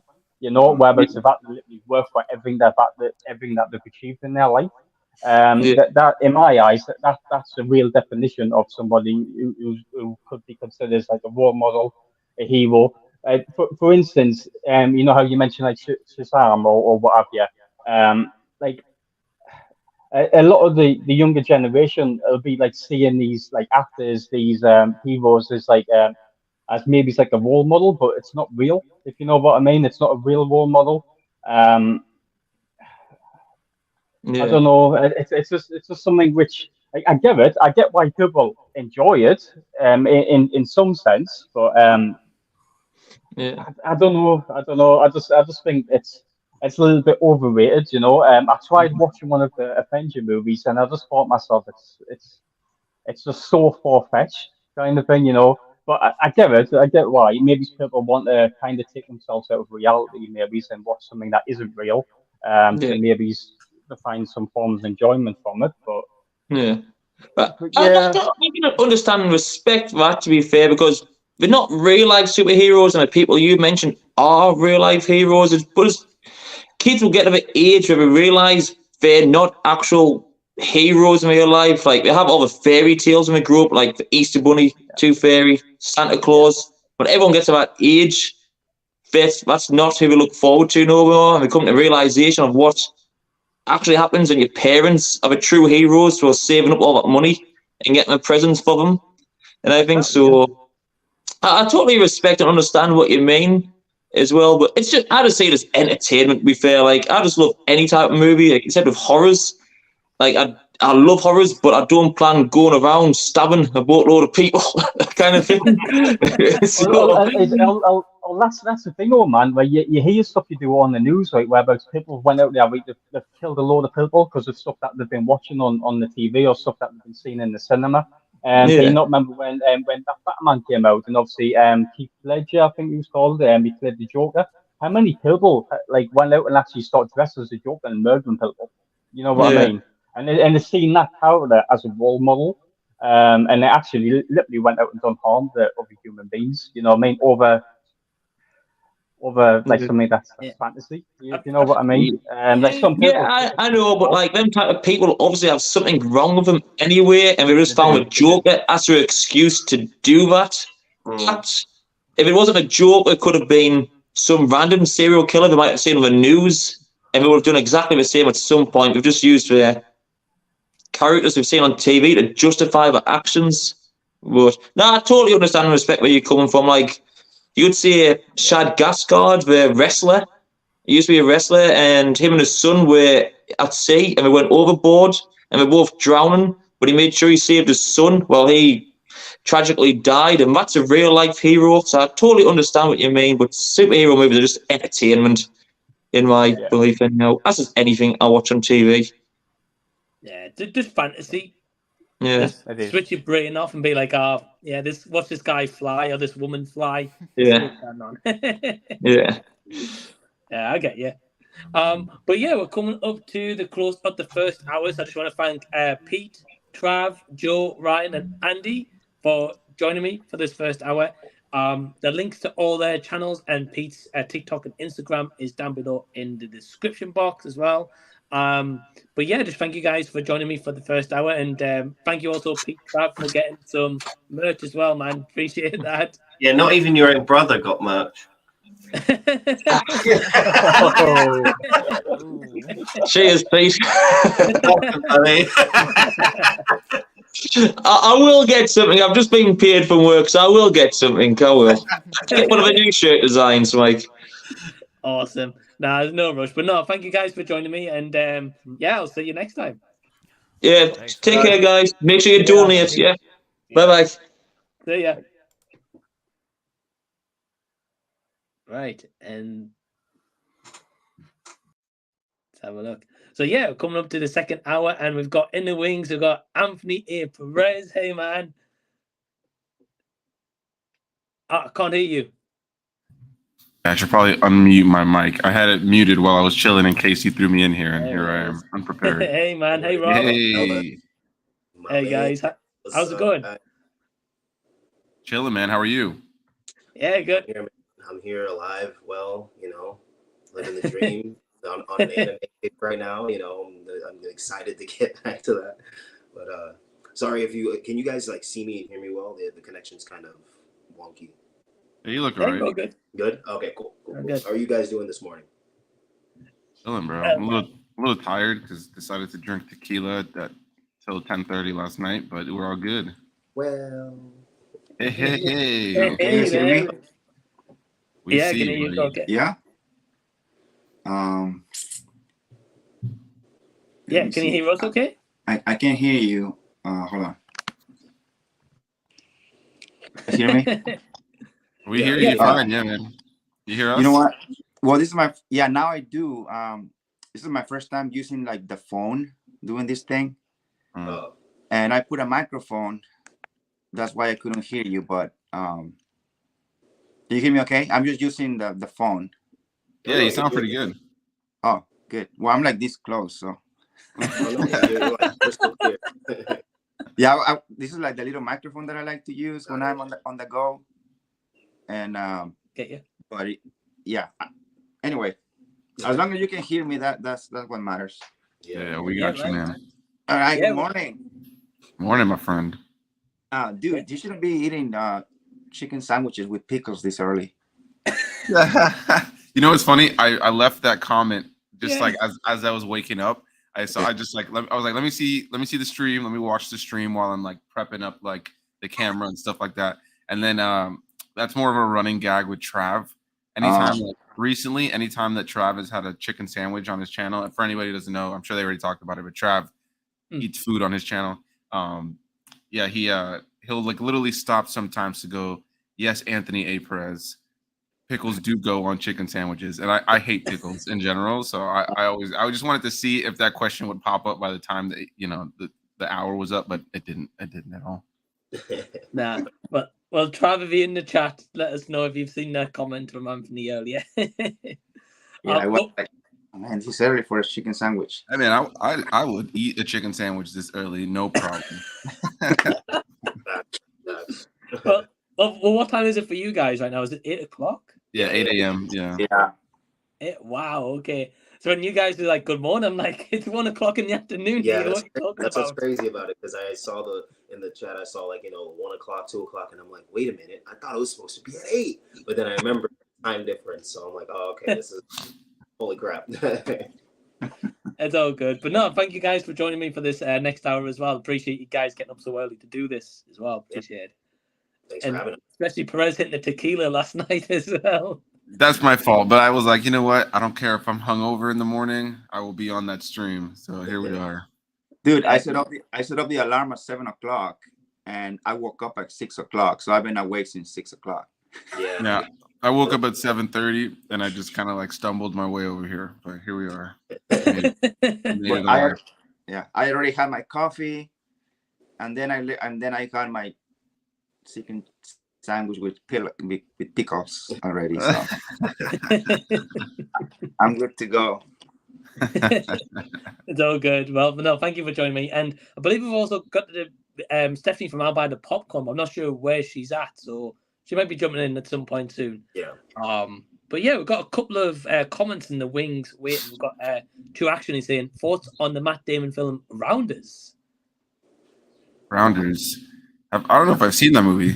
I'm curious. I haven't seen it or heard about it. Yeah, I'm gonna look it up now because I'm Well, I curious. haven't It either. sounds familiar. Oh, hold on. Here we go. We got Stephanie. Hey, Stephanie. Hi, What's I'm up? sorry Yes, I'm late. I Stephanie. needed to get my coffee because it's like 7 a.m. over here. Hey, it's all good. No, just saying to the guys as well, just thank you for joining so early. Yeah, really, really appreciate it. Oh yeah, no problem, no problem. Yeah, And- you have to wake up way earlier than us. Yeah. Yeah. Where are you? Because like you said, it's 7 o'clock where you are. Yeah, 7 over here. Where are you? Oh, Dallas, Texas? Oh, nice, wow. nice. Okay. Oh, now we are 2 hours, right? 2 hours difference with Dallas. It used to be one. It used to be 1 hour before the Central Time. Now we're or have we always been 2 hours? 2 I think hours? we're 1 hour So the now. time change or? Yeah, I think we're 1 hour. Who knows? 1 hour. Yeah. We're all alive and well right now. That's all that matters. As far as the question you have there about the Rounders, I just looked it up. It's got Edward Norton in it as well. I've never seen the film before. It's got a very young Edward Norton and Matt Damon. But yeah, to answer your question, I've not seen it, but maybe I need to throw it on my list. Yeah, I've not No. seen it either. I mean, no I didn't- shock, but I've not seen it. Rob? I haven't heard about this at all, to be honest with you. But the fact that Matt Damon and Edward Norton are in it, yeah, definitely gonna have to watch it. I've Did heard you that- see, What? Anthony? Did you see what year was that movie? Yeah, it looks like it was. I want to say it looked like it was in the 90s. Let's see. Yeah, 98. Ooh, wow. Oh, okay. Wow, Directed by okay. John Dahl. Also, has got John Malkovich in it as well, and John Wow. Turturro. Pretty good cast. Yeah. Stephanie, have you seen this movie, Rounders? No, I haven't. No. No. A deep cut movie. I think Traction's kind of stumped us all in this one. Yeah. So, it's fair. But yeah, just wanted very quickly to say just welcome to Stephanie and Garrett as well, because first time on Z Talks, and great getting finally worked out as well. That's awesome. Yes. And Stephanie, what's those posters you got in the background? Oh, I Did see a have Scream. Inception, Keanu, Scream, No Manches Frida, Un Padre No Tan Padre, some Spanish ones, The Wakanda Forever, and then there's Birds of Prey down here and Knives Out. These are all like usually. Most of these are I got from like when I went to the screeners, except for Inception, I bought that one. But all the other ones I got when I used to go to screeners. Like Scream, they just had posters there. Right. That's a cool little corner setup, to be honest. Yeah. I like that. Thanks. It's my little nook. It's literally like this is all there is. This is it. That's cool though. Thanks. And then I have like my little pops over here. Oh, that's cool. That's pretty awesome. And then of course my Nightmare, because I love Nightmare Before Christmas, so it's just like everywhere. Yeah, I've always liked your backing, like the back of your videos, like the setup. You and Garrett over there with the 7 million. He's got like a freaking $7 million worth of the figurines behind him. I know. I keep trying to look over there too, and I'm like, oh, not yet. Yes, he's got so many. If anybody's never seen cinematics like unboxings, like man, this man will break it down to like the figure's nipples. You know, like he opens the box and like goes down to every like little nook and cranny and the detail of it. But he's got like so many. I think you told me you have some that aren't even on the wall, right? Like you have like a bunch. That I got a couple. Well, I got some stuff down in the basement because I don't have room anymore. Yeah, I believe it. Space is our enemy when you're a collector. Right. Yeah. And I've been getting rid of some stuff. Like sometimes I buy things and then I sell them, and then with that money I buy other things. You know, keep it. Name of the game. Going. Yeah, but yeah, I need more room. I get you. Well, for anyone who is interested, by the way, so Anthony, Rob, Stephanie, and Cinematics channel links are down below in the description box. Please go subscribe to them and check out their channels. And we've got a question here from Traction. He says, "What's your favorite what's your favorite 4 tops songs?" I can't help myself for me. Are you saying our top 4 favorite songs, or is there a group called 4 Tops? I think there's a group of 4 tops. The group, yeah, the 4 Tops, I believe. Yeah, I'm not super familiar with them. I just looked them up. They're a vocal quartet, like a group of guys that sing. But yeah, I can't say I'm familiar with any songs. Me neither. Same. The 4 Tops. The various TV shows that talked about the 4 Tops and everything, but I don't personally listen, so I'm sorry I can't give you any songs, my man. Are they like a recent? If they're recent, I never heard of. I don't. No, they're I old don't school. listen to recent music anymore. I kind of stopped listening to probably in the mid 2000s. That's when I don't listen as much recent music anymore. Oh, I see. Okay. Yeah, it's not recent. Oh yeah. Yeah, they're old school. Never mind. And when it comes to music, me generally is like I like the song, and I'm like I don't know who sings it or the group. It's just like I like everything, every type of music, but I never really. I think maybe just like Eminem is like the only one that I'm like, oh, I like you. I know you for the most part. I get my music from movies, so yeah. I heard that. Yeah. I'm more into like just like odd songs here and there, a bit like you, Stephanie. To be honest, But then every week I get a message from Anthony, be like, "Oh, hey man, I've just been to this gig over in the next town over," and he's always at some concert, not more or less. Yeah, I'm going to one in a few weeks, which I'm pretty excited Right. for. Oh yeah. Now, who you going to see in a couple of weeks? It's a festival that they have come here through Florida pretty often or every year called Welcome to Rockville. It's just like a big like hard rock and like metal festival. I'm mainly going to see my favorite band, Avenged Sevenfold, but like there's gonna be tons of bands there like Rob Zombie and Evanescence and just like tons and tons. It's one of those festivals that's like multi-day with like a huge lineup of bands. So yeah, I'm ready to get sweaty and try to make sure I don't get punched to the face. My first concert was like a little punk rock for Blink 182, and that's when Take You Back Sunday was kind of start because they were like the headliner, and in Cypress Hill, one of two concerts that I've only been to, that one, and then like the second one was just maybe like a couple years ago. I went to go see the Jonas Brothers. Oh, nice. Oh, nice. Hey, look, they're talented, so hey. Mm-hmm. Yeah, well, I've heard they put on a good show. It was really good. And my sister, she got us. Well, my older sister got my younger sister and I like it was a Christmas present, like an early one because I think they came in October, and got us like on the floor. Oh, it was so much fun. I was like, when she told us she got him, I was like, I cannot believe I'm one of these people. Like I would always make fun of these people that would cry, and I cried. I was like, I can't believe I'm crying. But it was a lot of fun. Well, to be honest, definitely, I'm not afraid to admit it. Quite some years back, I saw the Jonas Brothers in concert as well. So, yeah, they're awesome. I've always been a fan from before. I guess it's another one that I know. I guess I just kind of like lied before. It's like I don't know that many people, but there's a few. There's a few artists, that I'm like, okay, I know your work, but not just generally. I think everybody back in the day had like a little Jonas Brothers phase. I gotta admit, like I even had a few moments where I was like, bump into their music because I mean, a lot of their stuff is catchy and grooving. I can't even hate. Back in the day, a lot of people that Anthony and I went to school with, they loved the Jonas Brothers. I mean, these girls were fanatics over the Jonas. You know what I mean? But I can't hate on them. They're talented artists, and they got some catchy stuff. So. Yeah, those Disney Channel days, they had some slappers that would play on Disney Channel back in the day. Jonas Brothers, Camp Rock, the Camp Rock movies. Well, maybe not Camp Rock. I can do without that one. Just their show. Oh, yeah.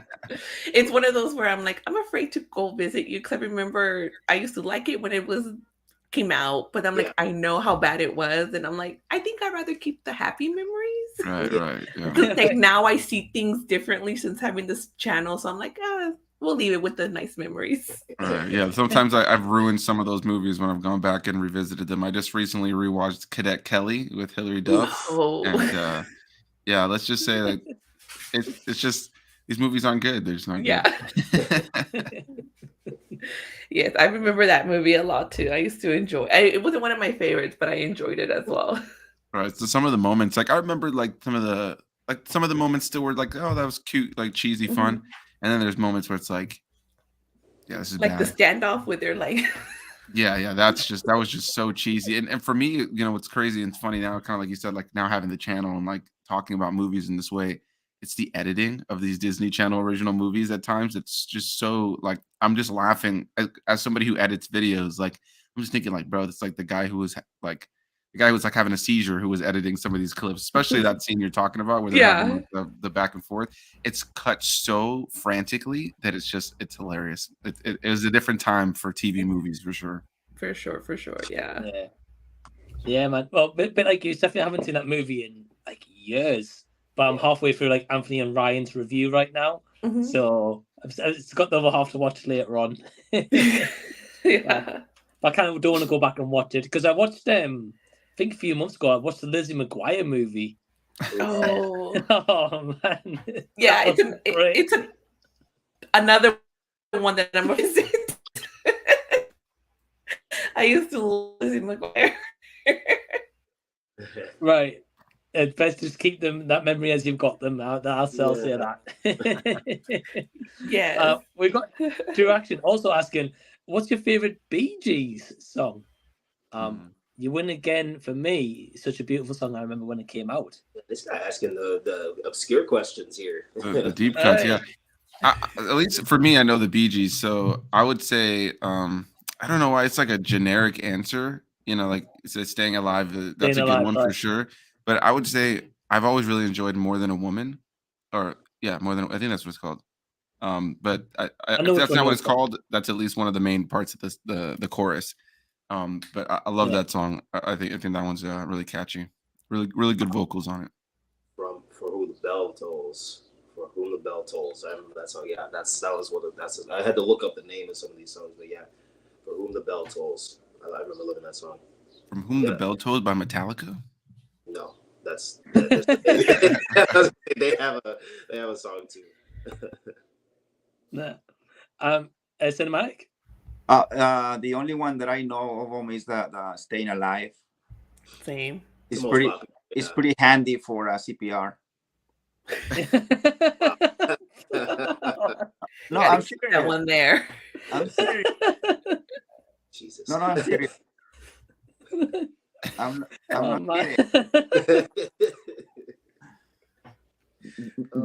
It has like the right tempo when you're doing the compression. I am serious. No, I know. I just think for sure. No, I know that one. I know that's what they taught us in the school. It's been a medical assistant school. They're like, do this. Yeah. Okay. I mean, hopefully I will never be in that situation, but that's every time I get certified or recertified that they remind me to the Bee Gees song Staying Alive. That's pretty funny. Oh, that one got me good. I mean, it goes too. The title goes with that too. So. Oh, it really does. Imagine like actually singing it out loud instead of in your head to the poor person. Yeah. Hopefully, I won't be like playing the other song about that woman. What was the other song that you said, Anthony? More Than a Woman. Yeah. Yeah, you don't want to do that one. I think it's a slower song. I don't think you'd help that person at all. Oh, Cinematic, you got me nearly crying over here. Switching it up a little bit, we've got Lewis asking best memory / experience from the cinema or first time watch. Oh wow, great question. Best memory. That's a tough one, man. I have so many. I have way too many at this point. I've talked to Mike about it on so many occasions, and I'm sure like all of us as movie fans have so many memories. But like as a kid, I used to go to the movies so many times. I'd go rewatch movies over and over, especially in the age where we didn't have like streaming and like a lot of movies. Like there was only so many movies that came out back in the day. So it was like, you just go, I'm going to rewatch this movie. And oh, my friend wants to go too. And oh, my friend and their family wants to go. Fine. I've seen The Phantom Menace 10 times. Oh, wow. I'm seeing The Dark Knight 16 times. All right. But, man, I have so many fun and amazing ones. I'm going to choose, I think the one that like, when I think back to it, it's like what I always try to achieve again. I guess like, I think we can all agree probably like Endgame a few years ago was a pretty amazing experience in theaters, but at least for me it was. But Revenge of the Sith, back in 2005 on opening night, it was just amazing. Because it was supposed to be, just like they said, the end of the Skywalker saga, which of course we know that's never going to happen. But sitting there in that theater at the time, just having all these lightsabers swinging in the air and people were so excited. And then to see that movie on the big screen with no knowledge of what it was going to be like. I don't know why that's like the pinnacle of my childhood going to the movies, but I mean, there's been so many incredible experiences like that, so it's hard to narrow down just one. Man, yeah, I mean, especially seeing your favorite franchise ever on like the big screen as well. Yeah, man, I can get it. All right, I just saw Return of the Jedi in theaters the other night, and for some reason, the worst part about that was I just had so many. There was people who came out who looked like they hadn't come out to the movie theaters or in public since 1983. Since Return of the Jedi came out, and there was some dude behind me that kept quoting the lines to his fiance or his wife, like the second right before the line was said. And I'm thinking, dude, that you're like, people paid, like this is a 40-year-old movie. Like people paid to come see this movie. We all know the lines, guy. Like I don't need you quoting them right behind me. right before they start. Like, yeah, sorry, didn't mean to cut you off there. No, dude, I just saw Return of the Jedi yesterday too, and I had a similar experience. But no, I think for me, it's a toss up between Attack of the Clones and the first Transformers movie, because the reason I put Attack of the Clones in there is because the theater I saw it in with my dad, it was just such a amazing time in that theater because everybody was so excited, but nobody was too much. I remember this so vividly, like nobody was too much in that theater. And then when there was that epic scene, the arena scene at the end, everybody went crazy about that. Like it was just like such a huge fandom moment. And like everybody went crazy. And then when Yoda came in, that was it. Like the screams that you heard, it were all genuine. It was just a great time. But the thing for me with Transformers was I'd been teased when I was younger about how much I love Transformers. Like people were just like, "Oh, you like Transformers, robots in disguise?" And I'm like, "Yeah, I do," because it's a pretty awesome franchise. So when Transformers finally first came to the big screen, everybody that used to make fun of it, they were like, "Oh my God, this looks cool." And I'm like, "Oh, now you like it?" But it was just a great experience in there because like, Transformers Armada, Transformers Energon, Transformers War for Cybertron, the 1987 series, like all these other things, they kind of brought it to life. And it was just such a great moment for me as a huge Transformers fan to see it on the big screen. Yeah, man, that sounds like a really special moment though, especially given, as you mentioned, being bullied about it before.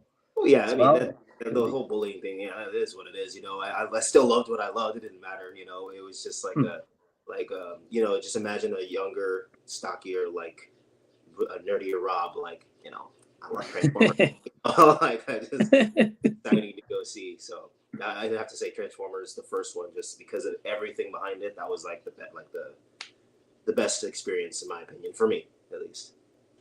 I get you. No, that's cool, man. I like that first movie as well. So okay. And Stephanie? Well, mine is girly. I was a Twilight girl. So breaking the last part 2, breaking down when that whole experience, because we would go to like all the screenings and so it was always full, and we would go as a whole family. And the whole part where I thought Carlisle was dead because I had read all the books except for the last one. So I didn't know that was a vision. And I was like, oh my God, my heart just sunk when his head got decapitated. I just still remember. Oh my goodness. And then you could tell the people who read it and hadn't, because it was kind of like a sigh of relief, and then like kind of like the laugh, like I knew this was gonna happen. Like my sister, she was one that was like kind of turned around and kind of giggled at me because of my reaction because she had read the book. But that just whole experience there, I mean, just leading up to that, just with all the other movies, I really, really enjoyed it. I mean, I know a lot of people don't like Twilight, and it's coming back, but I've always been a fan of them. I know how bad they are, but they're like.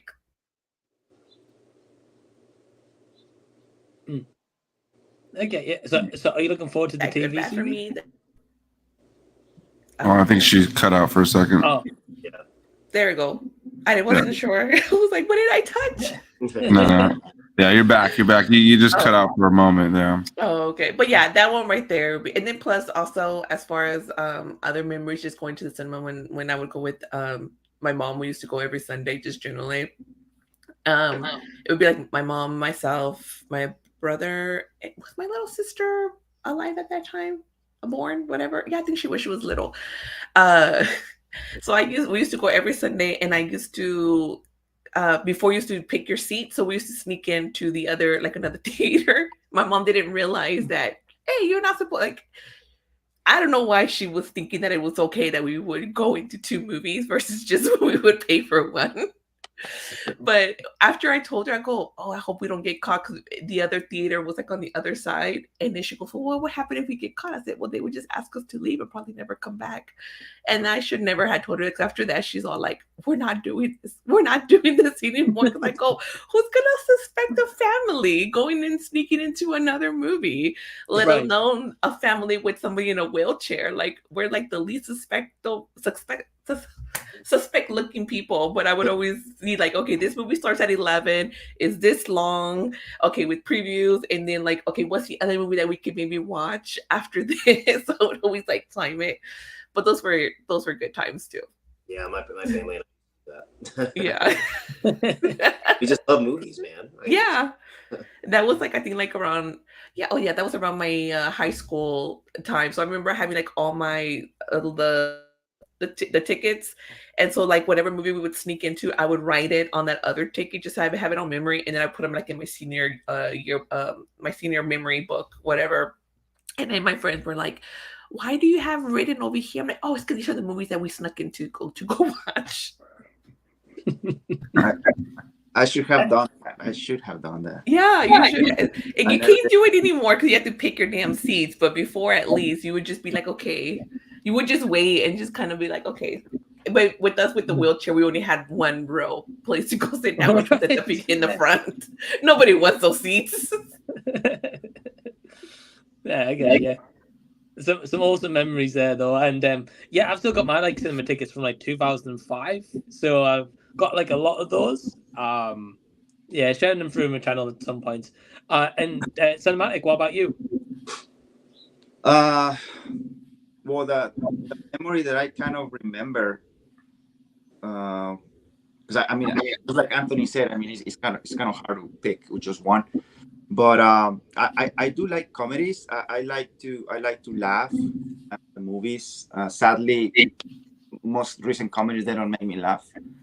But so that when I do remember having a great time because I was laughing and I wasn't the only one. I was the theater was like packed, and I'm talking like 23 years ago when the seats were small and so close together to each other.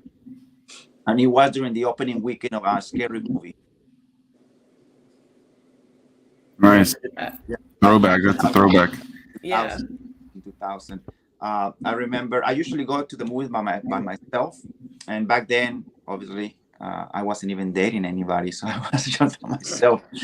And I just remember sitting with just strangers because it was sold out and just everybody laughing like almost during the entire movie, because that movie is so funny. Well, especially back then. I mean, I don't know, like it wasn't like the first movie, like a spoof movie, but it was kind of starting again. You know, that type of genre, that type of comedy. So yeah, that's one of the best memories that I have at the cinema.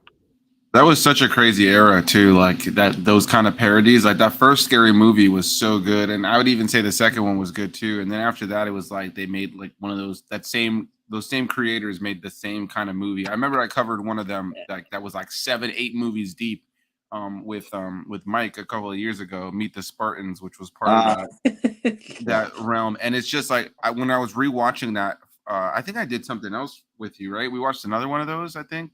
Yeah, a disaster movie. Right. Jesus Christ, bro. Those movies they're so bad. Like they're so bad. Like rewatching them today, like they do not hold up at all. I don't know. I haven't rewatched the first Scary Movie in, I mean, well over a decade. It's still good. Damn. It's still good. Is it? Okay, nice. In part 2. Yes. Yeah. Well, strong hand.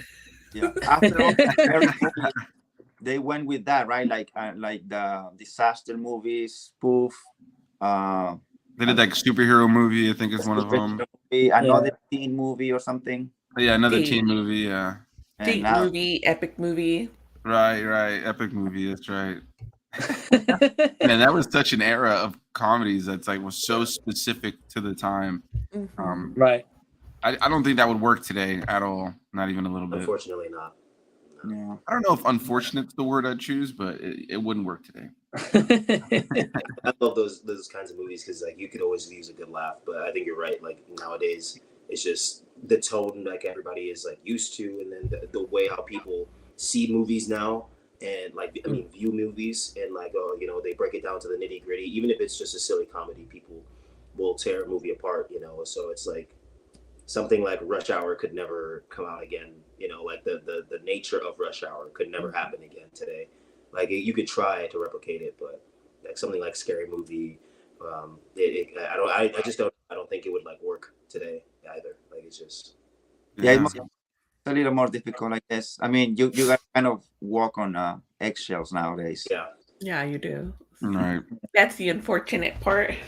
Yeah, because those Scary Movies and like all those comedy spoofs that like branched off, they were pretty vulgar. Like they were really, really vulgar. Like they really went for it with some of those things. I remember like in the Meet the Spartans, they like there's a part where they give birth to like Shrek, and Shrek is like cussing up a storm, and it's like it's so weird. Like and like like Shrek is like grotesque looking. Like they went out of their way to make him like nasty looking, and then he's like cussing, and then like I don't know. There's just so many scenes that are just like they could have like the doppelgangers that are supposed to be a famous celebrity, and like if they had like a big butt or big boobs or something, they'd make it so dramatic. You know, it's crazy. Or they'd make fun of somebody's like mental trauma that blew up online or something like that. Like I think like when that whole thing with Britney Spears happened, where she like shaved her head, like there's a crazy shaved head Britney character in the movies too. It's like, man, they just made fun of everybody and everything back then. They didn't give a damn. Yeah, definitely that kind of like timepiece. Yeah, I don't think it could be replicated again, as you guys said. I think if it was cleverly written, it could maybe do something. But it's one of those things when we all go see a movie at the cinema and it references something, you know, in like 5 years' time, that reference is just going to be obsolete by then, and it's cringy when you look back on it. So yeah, I get you. I guess one of my favorite memories would be seeing Spider-Man 2 in cinemas. And I think that was like my first introduction really into superhero movies at the time. And like that's why Spider-Man's one of my favorites. But just seeing like a packed, I remember like we're in like near the front rows, just a packed cinema, and just everyone was loving the movie. And man, Alfred Molina definitely changed it in terms of super villains for me. Doc Ock. Right. That's a great one, man. Like those are that's kind of where it's tough with this question. It's like that's a good one too. Like those Spider-Man movies in general. I remember going to see the first Spider-Man movie, and you know the comic book movies were not what they are today at the time. It was like it was a huge deal. And I remember sitting down, and there was people. It was jam packed, and there was people sitting, like people who snuck in and were seated all across the stairs, going up and down the seats. Like they were just sitting on the stairs. Like if you have to go take a piss or go get some more soda or whatever, there was people that were going to be in your way walking up and down the stairs. And none of the employees came in and ever said anything, but the place was packed. But when it erupted, it was like a pretty magical experience just to see everybody so excited for Spider-Man. Yeah, man. Great experience, and great question as well, Lewis. So thank you for the question, my friend. And we've got Attraction saying, give us a good Smokey Robinson song. He's out with the music questions today. Yeah, honestly. I don't know who Smokey Robinson is. I'm not sure. I know who Smokey Robinson is, but I don't think I can tell you a song off the top of my head right now. I'd have to look one up. Same. Yeah, I don't know any of the songs, so I'm not gonna be much help here. We'll go to the next question. But thank you, Traction. We've got Nate from Unbiased Movie Nerd saying, yo, I just woke up and it's already going down. Can't wait to be on later. It's going to be a very good show. So, yeah, hey, Nate. Hope you're doing well, my friend. And, yeah, Nate will be on later. And he says, hello to friends new and old as well. So, hey, man. We've got Elliot from IMO saying, hey, everyone. Hope we're all keeping well. So, hey, Elliot. He says, congrats on the donation so far. Let's keep them coming to hit that target. Yeah, guys, if you want to donate, links down below in the description box as well. So, appreciate it. We've got Adam from What the Gym saying, hey, Mike and everyone. Hey, Mike. Hey, Adam. He says, hope you're all well. Congrats on 40C Talks. Well, thanks, man. Yeah, you know, Anthony and Rob's been on before, and Garrett and Stephanie's first time as well. So it's great to finally get you guys and get our schedules to work out as well. That's really cool. Yes, sir. We've got Trav saying the goats. That's you, my friend, as well. And he just says, wrong, sir, wrong. Pickles belong on everything everywhere all at once. I'm so dead. Listen, man. No. No. Sorry, dude. Pickles are just they're diabolical. They should never exist on the planet. No, they're awesome. Well, I'm curious. Do they because I know they don't sell them in all, but like in your theaters, do they sell pickles like at the concessions? So the theater I used to work at sold pickles. Like they had it like in a bag. I don't know if my theater that I currentently go to has that same deal, but I used to make fun of people who would get that pickle all the time. People would come through as soon as I saw somebody get the pickle. Because here's the thing: more often than not, they just get the pickle. Not always, but like they would just get the pickle and the soda, and I'm just like, and it's like a pickle in a bag with pickle juice. So you got to be in the theater dealing with a bag that's got pickle juice in it, and like make sure you don't open it too much or tilt it over so there's juice all over you. Yeah, as soon as whenever I would be restocking the pickles, I used to always like look at my coworkers and be like, "Who the fuck is buying these pickles? Who buying those fucking pickles?" You just drink the pickle juice afterwards, bro. It's easy. Yeah, it's not that hard. You just open it. Well, we had a jar of pickles here, so I was just like, you know what? Instead of paying that much for the same pickle at the theater, I would just take a pickle from the house, like just the same pickle that they sell in the. Well, no, because now they have them in the little bag, but they also have them, in the jar. Yeah. And I would just put one in the Ziploc bag, and I would take my pickle to the theater, and I eat my pickle. So good, especially sometimes with like popcorn. So good. Oh no, with popcorn. Yeah, you're defiling popcorn. No, it's okay. Yeah, but by the way, for anybody who's like pickles over confused here. as to where this comment came from, while Trav was on the stream earlier, because Trav often calls me out in his videos anytime he reviews a chicken sandwich that has pickles on it. I always tell him that pickles do not belong on a chicken sandwich, but I guess we'll let the jury speak. What do you guys think? Do They pickles belong on a Yes, chicken they sandwich? belong. Yes, 1000%. Yeah. Well, we've got viewers tuning now. We've got 14 right now, so 14 people watching. Comment in the chat. Let us know your thoughts on pickles. Are you team pickle or team not pickle? Nice. I like a pickle on like a McDonald's burger. I don't mind it then, but not on a chicken sandwich though. No, well, we have chicken burger over here, but yeah, not a chicken burger. Yeah, they can burn in hell. Oh, but Stephanie, it's on popcorn. I don't know about all that. But It's good.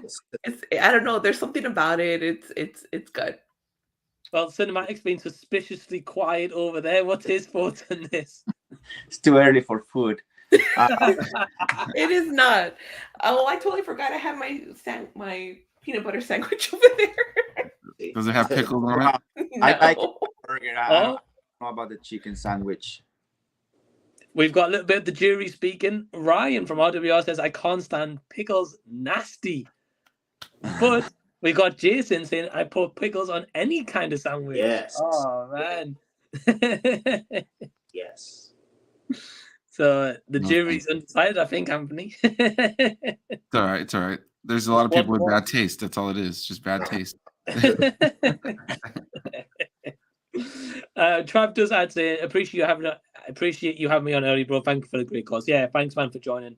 Especially you guys in America. It's just like super early for you guys, so appreciate it. We got John saying ahoy, ahoy all. So hey John, hope you're well. And he said, Nate saying, playing a bit catch up in the comments there, stepped away for a moment. Welcome, Rob, Stephanie, Anthony, Garrett, and Q. Yeah, man. Thank you. Ryan says, underrated horror film, Chitty Chitty, what? Chitty Chitty Bang Bang, The Child Snatcher Haunted Me. Okay. Question, other than movies, what is a hobby you really enjoy doing? Oh, okay. Well, I know Cinematic, you're every day on Instagram, I always say you're doing like a morning workout or so, right? Yeah. I don't know. Yeah, I guess it's a hobby. I guess. I mean, I guess you could say that's what it is. I like that, and I like to play video games. I feel like it's a lifestyle for Cinematic though, because you're like into martial arts, and you got your kids into martial arts too, and it's like right. Yeah, sometimes I wish my parents would have whipped my ass into some martial arts. My mom tried putting me in karate, and the sensei yelled at me, and I was so young, and I told her I don't want to do this anymore, and she was like, "All right, I'll take you out." And I was like, sometimes I wish she would have just left me there to cry a little bit. Sounds like Cobra Kai. Yeah. The thing is, he was just like, like senseis. They try to, I guess it's like common, right? Like he wasn't like just super rude with me. He was just being like firm, and I just like felt uncomfortable. And I asked my mom to leave, and she said, "Yeah." When I look back on it, I'm like, oh, maybe it would have built some discipline in me. Yeah, I was the opposite. I did karate and I did cry, and my mom and her accent was like, "Yeah, nah, leave." So I had to sit there. I had to like stick through it, and I'm just sitting there crying, and my sensei is just like, all right. So since he's crying, and since you other kids are crying, we're all gonna do 50 push-ups, and then we're gonna jog around the dojo. And I'm like, the hell is this, man? Is this karate or is this boot camp? Like, what is this? It was rough, but I mean, honestly, I'm glad because I mean I haven't been in that many fights in my life. Trust me, I haven't been in that many. But the very few I've been in, I've been okay. Okay. I've had some bruises, but I've been okay. You're like, look at the other guy. Don't look at the other guy because he looks better. Well, Stephanie, what do you? I know because I know you're big into board games, right? Yes, so board games and then books. Also, I do listen to the Audible because my attention span isn't there, but I do love like books. I'm like part of a Audible book club, and so we kind of we mix the meeting with like with the game night. Unless the book is like super really good or spicy, then we're like, no, we need to go have like dinner, and then the girls drink because I don't drink, but they're like, we need to have drinks for this book because we need to talk about it. But yeah. But yeah, the books and board games would be my other stuff that I like that I do. Okay, yeah, that's cool. And yeah, definitely queen of board games. I will say that. So if you want to see that on the channel, go check out Stephanie as well at I Buy a Popcorn. Yeah, I started to add a little bit of board game this year. Hey, it's awesome because I haven't really played board game. Well, the last board game I played was Family Fortunes. Do you guys have that in America? Oh, I think we do, but I haven't played that one yet. I think you guys have I think it's very similar. I think it's Family Feud for you guys, maybe. Oh, okay. Yeah, we have Family Feud. Yeah, I think it's very similar. I feel like I've seen something. Oh, maybe it's because I've seen photos with the Family Fortune one. It's like I think I've seen it, but there's a lot of people from all over the world. So you guys have like the better one, Family Feud with like Steve Harvey, is it? Mm-hmm. Right. Yeah, that's how it is now. Yeah. Yeah. Oh man. Yeah, the modern board games, they're like, I know some people are like board games, but no, this isn't like your Monopoly or Sorry, and no, this is like more strategic. There's more to it, and it looks beautiful. And there's more, yeah. Only before they're like, no, for that, no. There's like, when I got into the hobby, I was like, wow, like I can't believe like I've been missing out on all these other stuff because I was always just stuck on like Monopoly, Clue, Sorry, and then it's just like, no, I don't think I want to go back to the non-strategic kind of simpler games. Right. Yeah, I love them. I'm always near to my heart. I'm always interested to see your board game videos because you'll introduce us. Even if I never play them, you always find like something that I'm like, I've never even heard of this game, or maybe I've heard of it, but then when you talk about it and you break it down, it's like, oh wow, this is pretty interesting. It's crazy because, like you said, like you get lost in like just playing Monopoly, Clue, the same crap. Me, Robert, and my fiance, we play Monopoly. Not as often anymore, but there was a little period of time we played Monopoly like almost every night. And yeah, like I can't even remember the last time I played a board game that wasn't Monopoly. But I feel like I need to take a page from your book and try some of these other games. Yeah, because I mean, if you think about it, it's like all you're doing is rolling the dice and then just like moving. That's really like, oh yeah. But again, I love them. Dear to my heart and everything. Like I don't mind playing them if like somebody's just like, okay, we'll play, but otherwise I'll be like, no, let me introduce you over here to these other games. I love it. That's like one of my favorite pastimes is board games. You can never go wrong having a nice board game night. So I definitely, I gotta play more than just Monopoly. Clue used to be my back in the day. Clue was wow. Yeah, that was my game too. Like the one that I would say to upgrade from Clue would be Mysterium, and there's actually a game called Rear Window, which is from like the movie, and that's kind of close about to Clue, and it's like a social deduction kind of game. You have somebody playing Alfred Hitchcock, the director, right? And then he's trying to give clues with like cards of who's behind each apartment, and everybody has to kind of decipher like who belongs to who. And there could be a murder, there might not be a murder, but as a director, you can't talk. But it's actually really, really fun, especially if you, of course, like any game, as long as you have the right group to really get you. Because I played it once for one of my book club game nights, and it was so funny because the people that I was with, they totally took the story elsewhere. They're like, oh yeah, it's this girl right here. She's sad because look, her man over here went to the club by himself, tried to probably hook up with some other girl, and I'm just like looking at them like that is not where I was going at all. Oh, so it's just funny how like other people just like take stories elsewhere, and it's like no, you have to try to figure out how to bring them back to like where you're at, or at least try to get to where their level is at on trying to get them. But that one in Mysterium are the upgrades that I would say for Clue that makes it, that has that whole kind of like murder. You're trying to figure out where Mysterium has more of that, like finding the location, the murder weapon, and who did it. Rear Window, it's more of like trying to figure out like where everybody kind of belongs to. But they're both really, really good, and they look beautiful. And those would be my upgrade recommendations for Clue. Mysterium sounds pretty awesome. Yeah, I was gonna say. Yeah, that one. Yeah, and it looks beautiful too.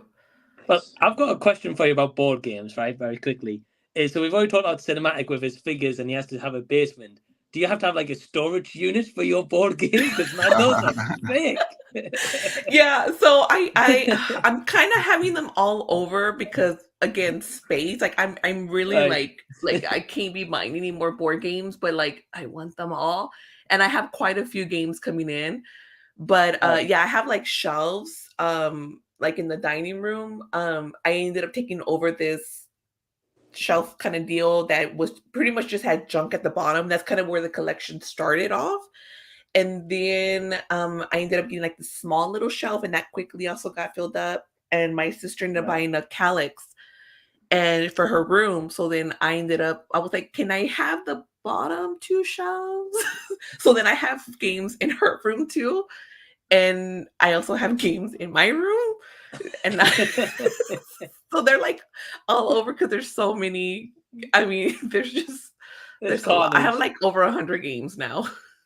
Wow. But I love it. And I still want more. I'm like, I don't have enough.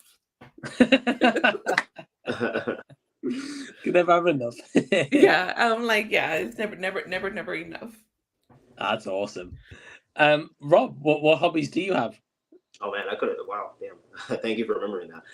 So I used to. So gonna get kind of real here for a minute. I used to have a lot of different things that I used to do, and Anthony can attest to this. There's a lot of different things I used to do. I used to go running all the time. I'd hit the gym all the time.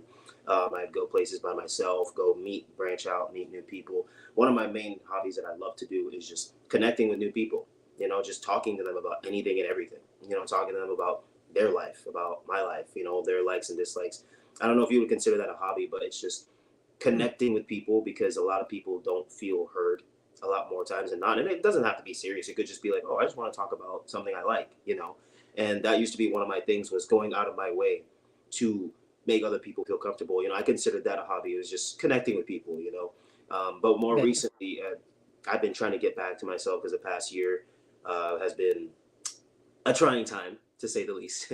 And a lot of my got kind of thrown to the side, but I got back into running. I got back into going to the gym, not as often as I'd like, but and getting back into YouTube and a lot of story time videos. And recently I've been watching anime a lot.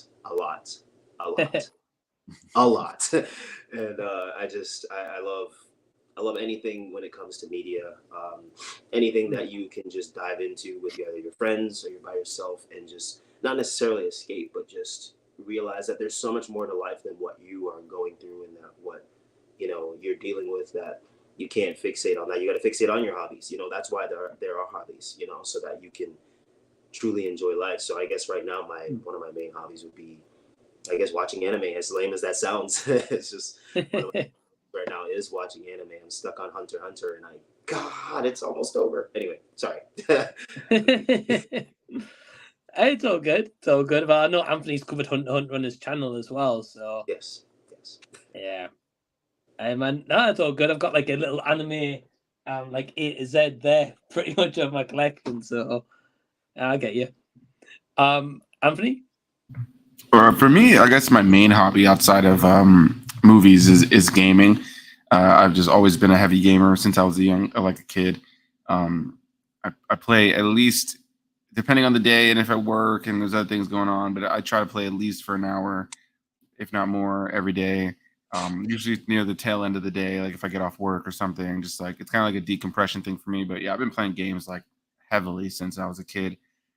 NES, SNES, Sega Genesis, and every console that's come since, pretty much. And the last couple days, I've just put 20 hours so far into the new Star Wars game, Jedi Survivor. I requested off an extra day from work just to play.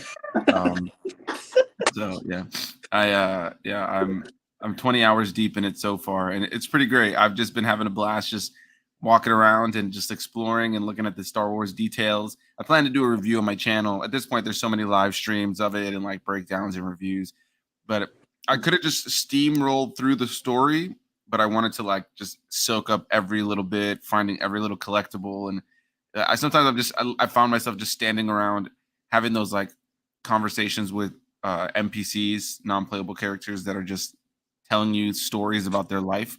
As it's Star Wars, and I love Star Wars so much. I just love hearing like this person, random character that doesn't matter at all, tell me about how their wife and kid came from a different planet and the Empire came for them, and I'm just sitting there listening. So yeah, I've just been getting lost in that recently. So yeah, gaming for sure. I get you. Yeah, man. There's been plenty of times we've had conversations, and you've been like, "Oh, I've just put in like 50 hours into a game," or like, even like Paw Patrol and stuff, So yeah, I like to. So I'm really big into achievements, or trophies, depending on which console or thing you're playing on. But I'm really big into gaining the achievements of the game. Like, I don't go out of my way to like 100% every single game. But if a game does have easy achievements, I just feel inclined to play it. So yeah, I played through a Paw Patrol game recently just because it was so simplistic. It was like literally for kindergarten kids. But I just wanted those achievements. And I also just recently played through on Xbox Game Pass. They have like DC League of Super Pets, like Crypto and whatever, and Ace. They have like a game where you play as those characters. Bless you, my friend. That was an intense sneeze. No, I was coughing. Was it a cough? Yeah. Oh, bless You're you, like my dad. Every time I cough, he's like, bless you. And I'm like, no, bless you. I'll take the blessing though. Yeah, I'll still give you the bless you. But yeah, I love playing games of all kinds. Yeah, Paw Patrol as well. Yeah, man. Yeah, I think for myself, I like going to the gym. When I do go, I've been slacking recently, but I do like going. And I don't know, I think like for all of us, I think it's took us a big part of our lives is movies and TV shows and stuff. So yeah, but it's a good question, Rob. And we've got Ryan saying, so hey Ryan, he says, as of 8:14 a.m., $192 away from a goal. If you spend any dollars to the charity, please hit the link and donate. Yeah, absolutely. So I've just let me just refresh the page actually. So we're currently sitting on £302 from 500 goals. So yeah, thank you everyone who's donated so far as well. That's awesome. I really appreciate it. And links down below in the description box as well. We've got Tyrone from the Circle Club saying, hey Tyrone, Hey. hope you're well. We've got Scott who will be on later. He says, hey everyone, looking forward to that extreme. I'll be popping in and out, but I'll watch as much as I can. Congrats on episode 40, Mike. Also, fantastic cause as well. Yeah, well, thanks very much, Scott, for tuning in, my friend. And Scott will be on tonight as well at 8 o'clock. But he does ask, what's your favorite horror movie from the 70s? That's a great question. That's a tough one. I feel like the one that I think of that just like still impacts me to this day, still freaks me out. Like I watch so much horror, so many things with demon possession and this, that, and the third. But like might be a generic answer. There's probably better deep cut answers. When I think of the 70s in horror, I always just go to The Exorcist. Like it's just freaking, it's just so eerie, so creepy still to this day. Just the other day, I freaked myself out too because I did a review, maybe not just the other day, but like I think over a month ago now, I did a review with Nor and Rad for a movie called Hell Night. Yeah, you're right. That had Linda Blair in it. And so it came out about 10 years or so after The Exorcist. Obviously, Linda Blair was already an established actress. But when I mentioned Linda Blair and I brought up The Exorcist in that review, so I just went to Google really quickly while I was editing the video to just grab a couple of images from The Exorcist to slap over the footage. And no shit, like this, I felt I was alone, by the way. And I'm not afraid of the dark. I'm not very easily freaked out at all. Like I'm not very easily scared at all. And I just remember that I felt unnerved just looking at those pictures. There's something about Linda Blair's face in that movie that's just so unsettling to me. And then right after I did it, like I opened Google, like my internet went out, and I was like, nah, bro, the devil is a liar, bro. The devil is a liar. So I'm gonna say The Exorcist. That's a great pick, man. Yeah, I only saw that for the first time a couple of years ago and really enjoyed it. It's a great pick. Rob? Well, I recently have gotten into horror as much as I have. Like back in the day, you can ask Anthony. I was a little puss basket when it came to horror movies. Like I like even the most like the bro. Why was I afraid of Freddy? Anyway, the horror movies that like I was so scared by, I laugh at now. But I will say, not to tag on with The Exorcist, but just The Exorcist is just so significant to me because I was a sheltered kid, so I wasn't allowed to watch certain things. Like I could only listen to Kids Bop. You know what I mean? Like I was only allowed to Kids Bop.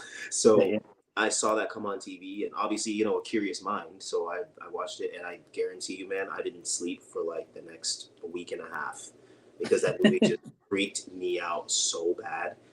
But I feel like that set a precedent for me with horror movies because now, I'm not really scared of horror movies at all. There might be times where I see something like Smile. Oh man, after I saw that movie, geez. Anytime in the dark, I'm like, I don't know, it's a little sketchy. But yeah, I'd say The Exorcist was very significant for me.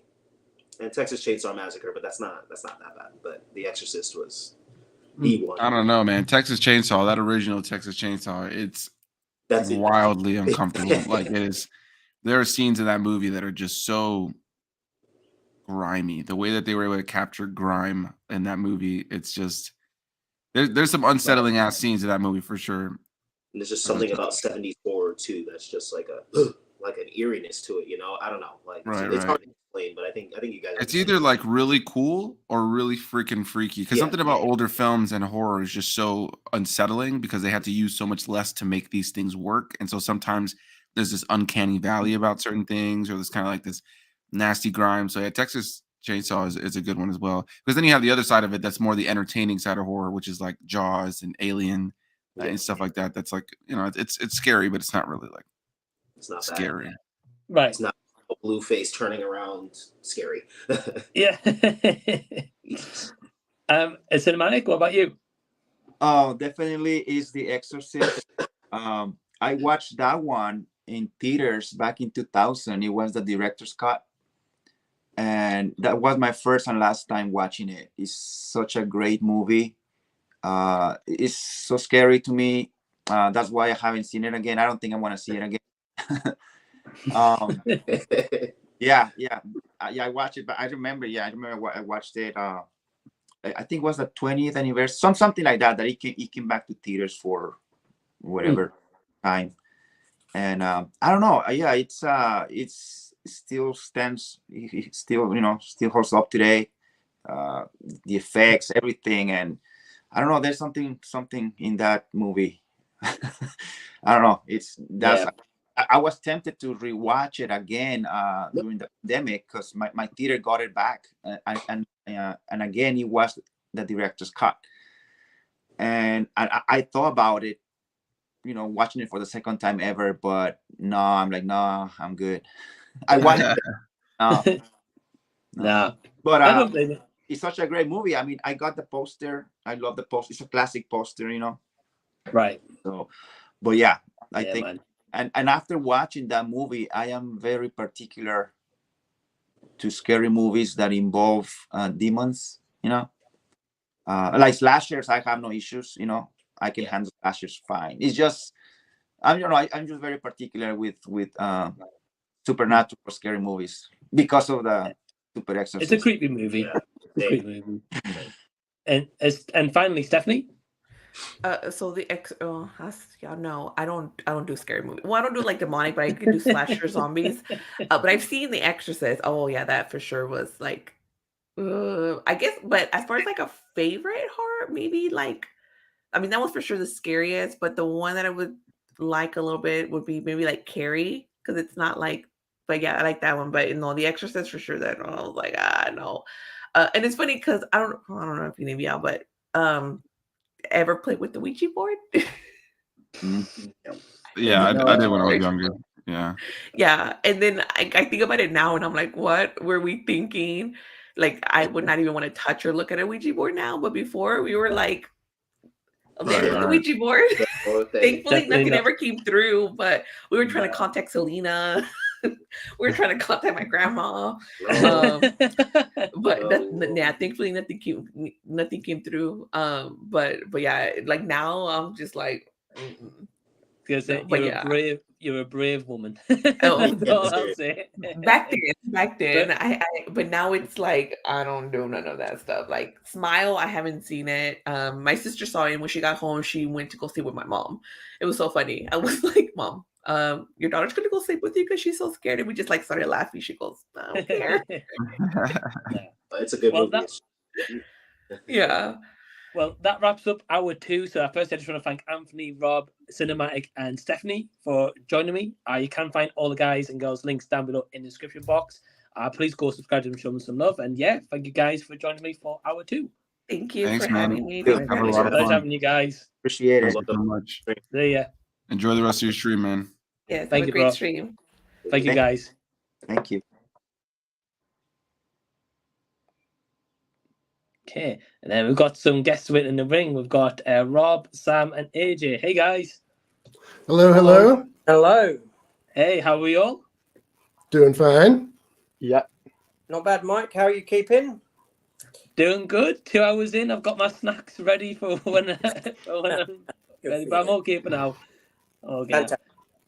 But yeah, thanks for joining, AJ. It's been a little while, so it's great to have you back on again. It has, hasn't it? What's that about? I just waiting for the call up, my friend. Yeah, no. But I'm bringing you on today with your nemesis, wherever he is. I don't know where he's at. I scared him off. He messaged me a little while ago and said, "Oh, I'm coming on with you." I said, "Jog on, mate." He should be about. He's waiting in the wings. He'll pop out and he'll attack when you least probably will. Oh, hold on. Oh no, it's not your nemesis. It's Andy. Hey, Andy. Hey. Hi everyone. Hello, Andy. How you doing, mate? All right. Yeah, not too bad. Hope you guys are doing well. Yeah, doing good. And Rob, have you met any of these guys before? No, I've recognized some of the faces from your live streams, but I haven't been on with anyone before. Yeah. Well, that's awesome, man. Nice to meet him for the first time. And hold on. I think we've got AJ's nemesis. He's incoming. Here he is. That's it. I'm off. See you later. I don't work with that guy. But no, hey guys, yeah, thank you so much for joining me. And Sam, thanks for joining me for the first time ever in a live stream. It's absolute pleasure, mate. Yeah, well, great to have you, man. And we're going to start off with a controversial comment from Ryan. Does pineapple belong on pizza or not? No chance. So no from Sam. Rob? Yeah. Yeah, sure. Pineapple's fine. Pineapple's cool. Gareth? No, thank you. Andy? I love the two of them separately, but together now. And AJ? Absolutely, yes. Why not? I'll sprinkle pineapple on top of any pizza if I'm making a pizza. I don't care what pizza it is. I can throw pineapple onto it. Why don't trust this guy? Gareth, I want to quickly ask you, is that like a different background? Because I don't think I've seen the background before. To me? Yeah. Yeah, I'm in the loft today.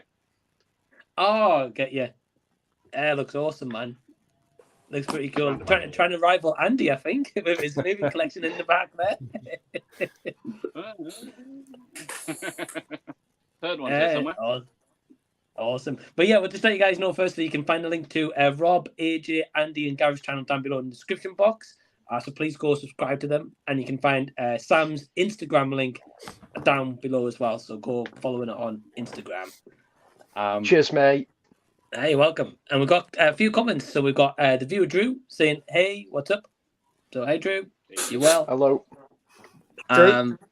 Ryan is saying pineapple on pizza is the death penalty. I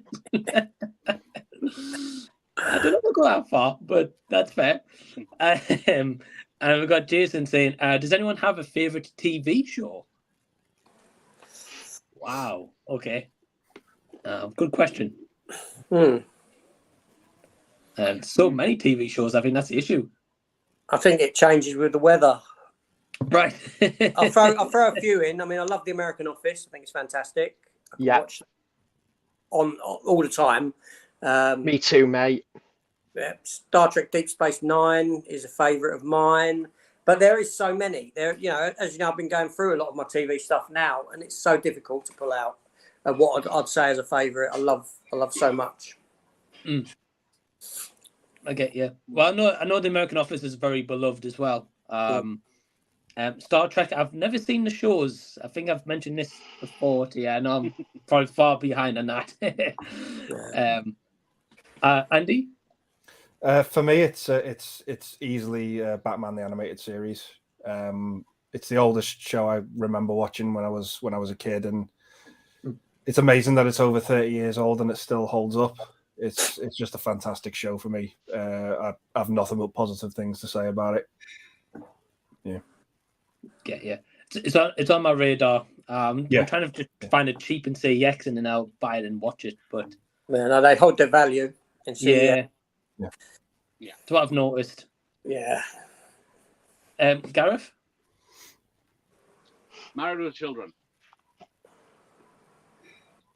Probably. I don't know what that one is. The 80s sitcom. Oh, I'll get you. America. Bottom if you want British. Oh, great stuff.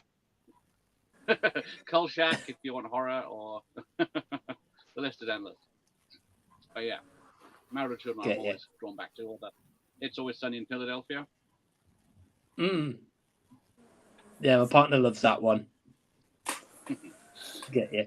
And Sam? I've got a fair few, mate. Like AJ, The Office US is up there for me. I absolutely love it. And The Sopranos, Black Mirror, there'd be a few honourable mentions. But obviously, I think what made me fall in love in the world of TV was it has to be Doctor Who. I'm a big Doctor Who fan. Whilst the show has been on a bit of a declining quality the last few years, I'd say probably sort of like Christopher Eccleston, David Tennant, my favourite Doctor. Matt Smith's era is probably be my favourite, and yeah, can't wait for the new era with Russell T Davies back, and then David's coming back for the 60th specials. Yeah, man, I know you're huge in Doctor Who, and I believe you do David Tennant cosplay, right?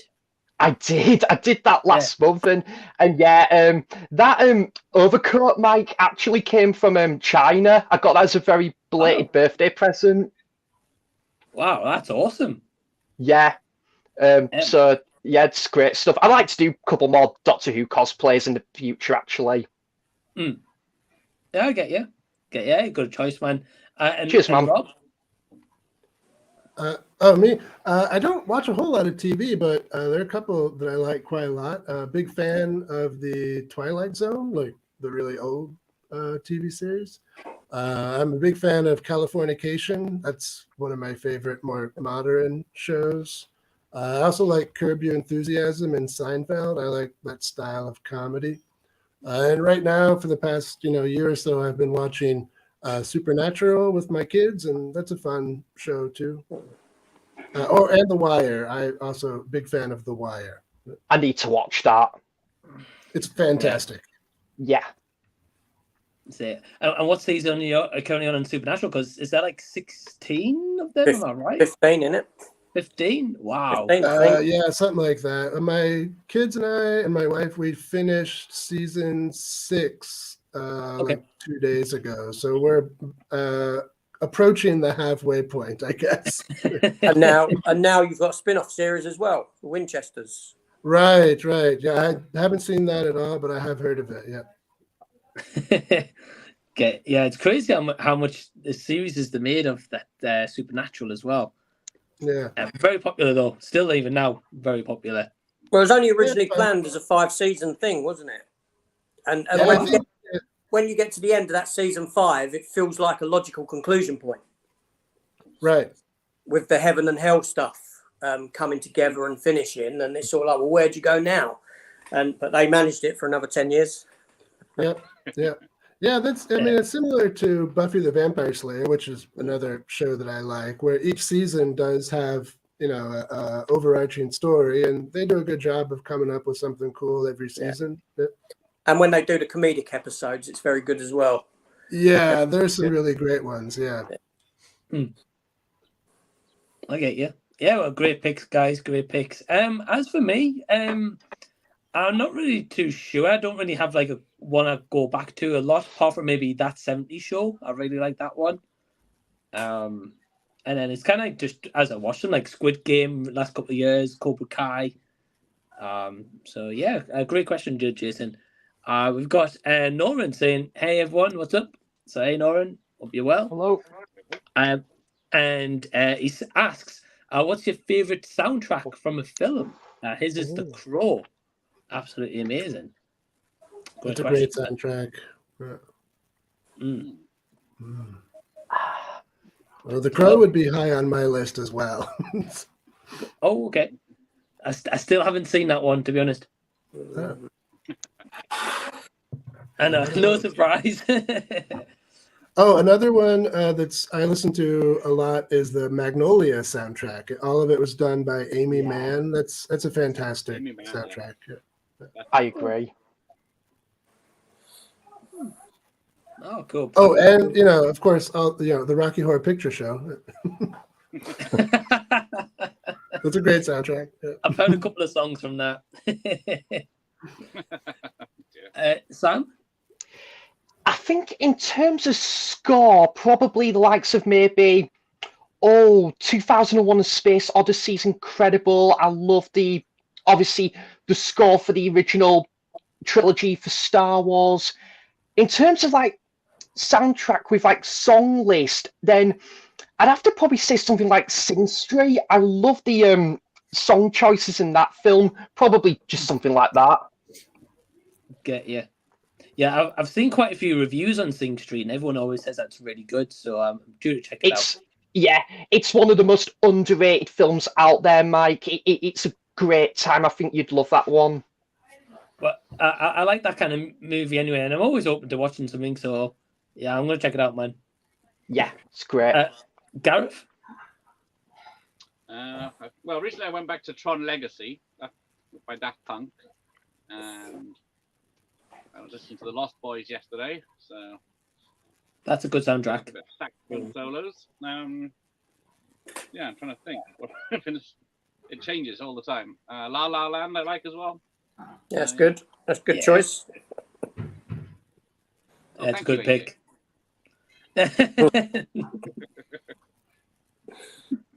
And Andy, what about you? Yeah, I'd say in terms of score, anything by John Carpenter is just phenomenal. His scores really reflect his movies really well. And in terms of like songs, I'd have to say either Boogie Nights or Forrest Gump. I agree. Yeah. The songs in those two movies are just phenomenal. Really capture the time those movies were set in as well. With fantastic songs. Yeah, Yeah, great pick, especially Forrest Gump as well. Yeah, really good pick. I absolutely love the score in that movie by, is it Alan Silvestri? Is it? Yeah. Yeah, it's a beautiful score. Yeah, great pick. AJ? All right, so if we're going for a score, I really love from Spielberg's John Williams' Hook soundtrack. The musical score in that I think is brilliant. Song-wise, if we're going for original songs, I mean, it changes. That's the problem. But at the moment, I'm still singing songs from Spirited. Doing my Mrs. Head in with it. Yeah. But like Gareth said, Lost Boys is a good one. Blues Brothers is a great one. Yeah. Yeah, hey, some great picks, man. Great picks from all of you, really. I'd say one I recently liked was Fright Night. I like the soundtrack for that one. And I kind of the like original one. Yes. Yeah. Only one I've seen. Yeah, I kind of like songs from here and there, really, of different scores and soundtracks. So I don't really think of one I listen to all the time. But you guys mentioned some great ones there, though. We've got Ryan. He says, Kung Fu Panda 4 and Quiet Place Day 1 face off next year in March on the same weekend. Which one do you think will become which one do you think will be number one? And what do you see both 9 or 1 of them? Okay. So basically, which one do we think will be better and will we see them both? Rob? I don't care about either one. So no, I won't watch either one, and I don't care who wins. I thought I was going to say that, and no one else was. Okay, yeah, that's fair. Sam? Yeah, I don't know if I'd go and see Kung Fu Panda 4 because I'm not really a big fan of them movies personally. But I do really want to check out the 2 Quiet Place films before obviously this new one, because obviously John Krasinski's directing, and then you've got obviously Emily Blunt and I think Cillian Murphy. So yeah, but I haven't seen those 2 other films, so I've been intrigued to check them out. They're okay. Yeah. Okay, yeah. I like the Quiet Place movies. I prefer the first one, but yeah, definitely. Yeah. Andy? Yeah, I don't really know how to answer it because I think they're both, fairly 2 solid film series. All the entries I think have been really solid films. Yeah, I couldn't pick between either one, to be honest. Okay, yeah. Yeah. And will you be seeing the new ones? Oh yeah. I'll definitely check. Yeah, because I think the Kung Fu Panda movies, they're kind of like to DreamWorks what Toy Story are to Pixar. I think they're all fairly solid movies. And I do like the Quiet Place ones as well. Really surprised that you don't see John Krasinski's talent as a director. He's just pulled the rug from, I think, under everyone with that. Mm-hmm. Yeah, I agree. He's definitely making a name for himself in the directing field. Definitely. AJ? Okay, well, Kung Fu Pandas I'm not seeing beyond the first one, and that was primarily because of my kids anyway, watching that. Quiet Place, I'm not a fan of the series. I didn't mind the first one. I was very critical of the second. It left too many questions. It left more questions than what it answered. I can pick the world apart in A Quiet Place. I don't think they're particularly great films. Now, logically speaking, which one do I think will be number one? I'm going to say Kung Fu Panda 4 because my guess is coming out in March. It's going to be late March, coming into the Easter holidays, and all the kids will be seeing. All the younger kids will be taken to see that. So, which one will win is based on the amount of people that can go and see it and the time of year it's being released. Right. For me, though, I will watch A Quiet Place, but because I've seen the others, but I wouldn't expect much from it. Get you. Yeah, I agree with you, AJ. I think Kung Fu Panda 4 will overperform over The Quiet Place. So Quiet Place will still do well, but Kung Fu Panda more, as you said, for kids. But yeah, I'll probably go see Quiet Place as well. Yeah. And Gareth, are you going to go check? I think you said you weren't going to check out Eva, right? Yeah, I can't believe I'm agreeing with AJ on something, but yeah, he's right. Kung Fu Panda. And what's that? Will get that. Quiet Place might be a bit too late now. Okay, yeah.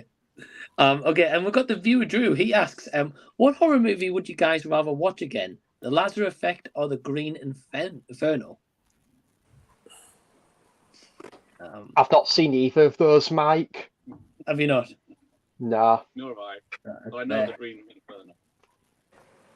I haven't seen the Lazarus Effect, but I've seen the Green Inferno. It's okay. I mean, yeah, it's a Eli Roth cannibal film. I mean, it's very much in the vein of, Cannibal Ferox and Cannibal Holocaust. It's a homage to those kinds of Italian cannibal films. It's all right. Yeah, I mean, I watched it once and was happy. I don't think I'll watch it again, but it's okay. Same as you, Rob. I've only seen Green Inferno like about a week or two ago for the first time. I was okay at best. Yeah, it's okay. Yeah. Only one really good kill, really. Right. But it's pretty good. Yeah. Andy? I haven't seen either of them in full. I've only seen clips here and there of Green Inferno, but Right. I couldn't answer it. Get you. That's fair. And AJ? I'd have to answer the question with a question. Which one do you recommend I watch first? Because I've seen neither, so there you go. But I would go, if it was Eli Roth, if I knew Eli Roth was behind one, then if I had the choice between the two, I'd probably pick that one, knowing Eli Roth and some of his stuff. Sure. I don't know. Well, Andy, you said you've seen bits of both, right? I've seen bits and bobs of the Green Inferno, but I haven't seen anything of the Lazarus Effect. Get you. So, Green Inferno, I guess, AJ. It's the only one any of us have ever seen. So, get you. We've got the Real for People says, when's that strange video tasties fella coming on? Oh, here he is. Well, hey, man, Mike. thanks for tuning in. We've got a question from Anthony A. Perez. He says, who's your favorite side character in a movie? Someone no one thinks of that you may be the biggest fan of. Good question. Oh. I'm gonna go AJ first. Oh. I'm going to have to pass that on and tell you to come back round. Okay. I'll give that one some thought. Okay, we'll go Andy first. Okay, I'm gonna go with Rick Moranis as Barney Rubble in the Flintstones movie. I just think he's a top guy in that film. Really, really top guy in that film. Saves Fred from a lot of hassle, and it goes a bit unsung in my opinion. But I just think he's great in that film. It's a great pick, actually. I didn't think of that one. Great pick. Gareth? Michael Myers in Halloween Ends.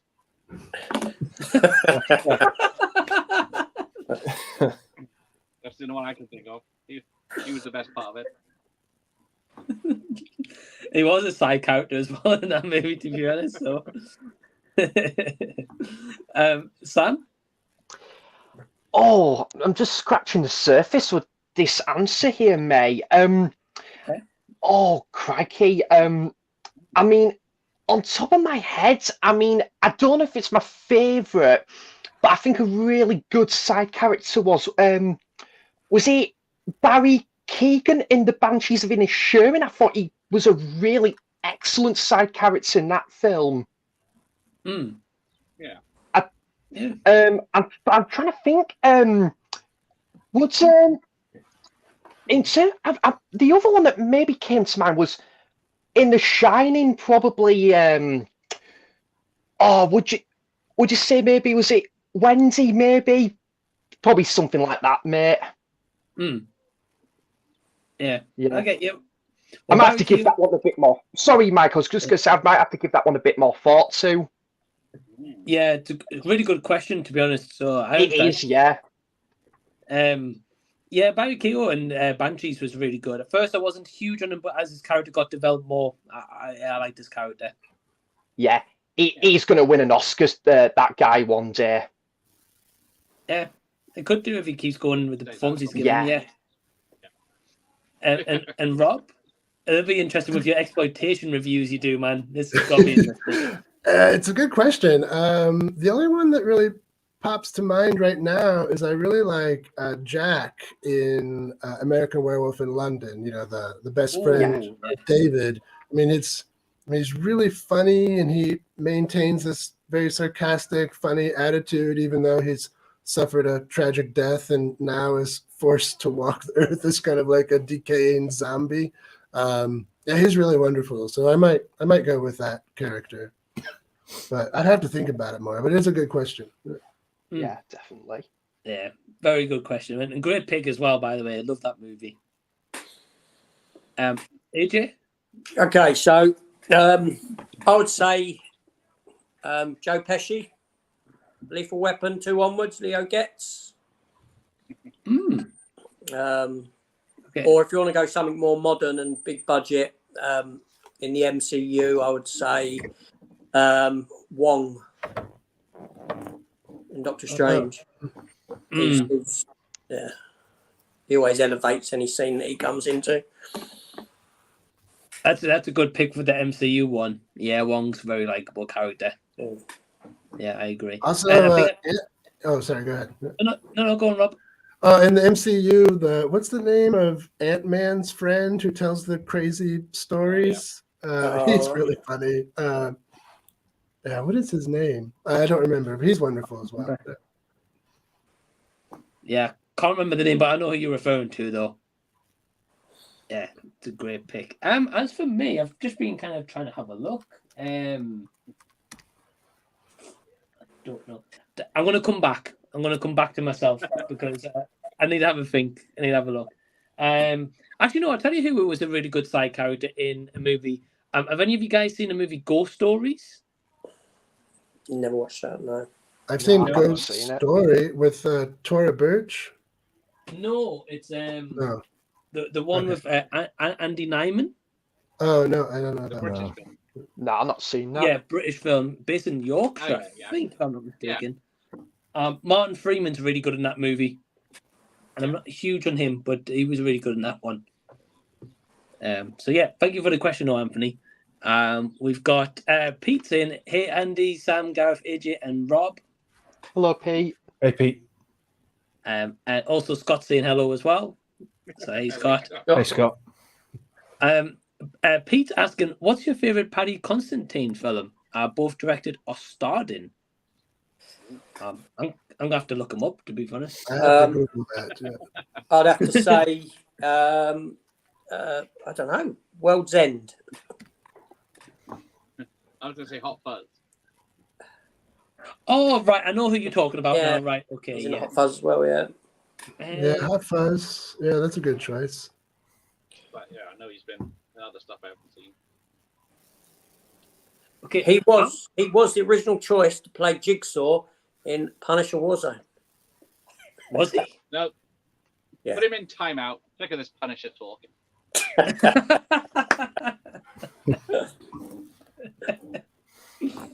Wow, I did not know that, AJ. Wow, that's I had to work Punisher in somewhere, didn't I? Come on. You did, yeah. I'm just looking through his filmography, so I know who you guys know about now. So yeah, I really enjoyed him in The World's End. I only just watched that movie last night. And Child 44. Don't know if you guys have seen that one. I forgot he was in that. Yeah, I really liked him in that movie as well. Chameleon. Yes. Yeah, great question. Sam? For me, mate, without a shadow of a doubt, it's Dead Man's Shoes. That is, one of my favourite movies ever.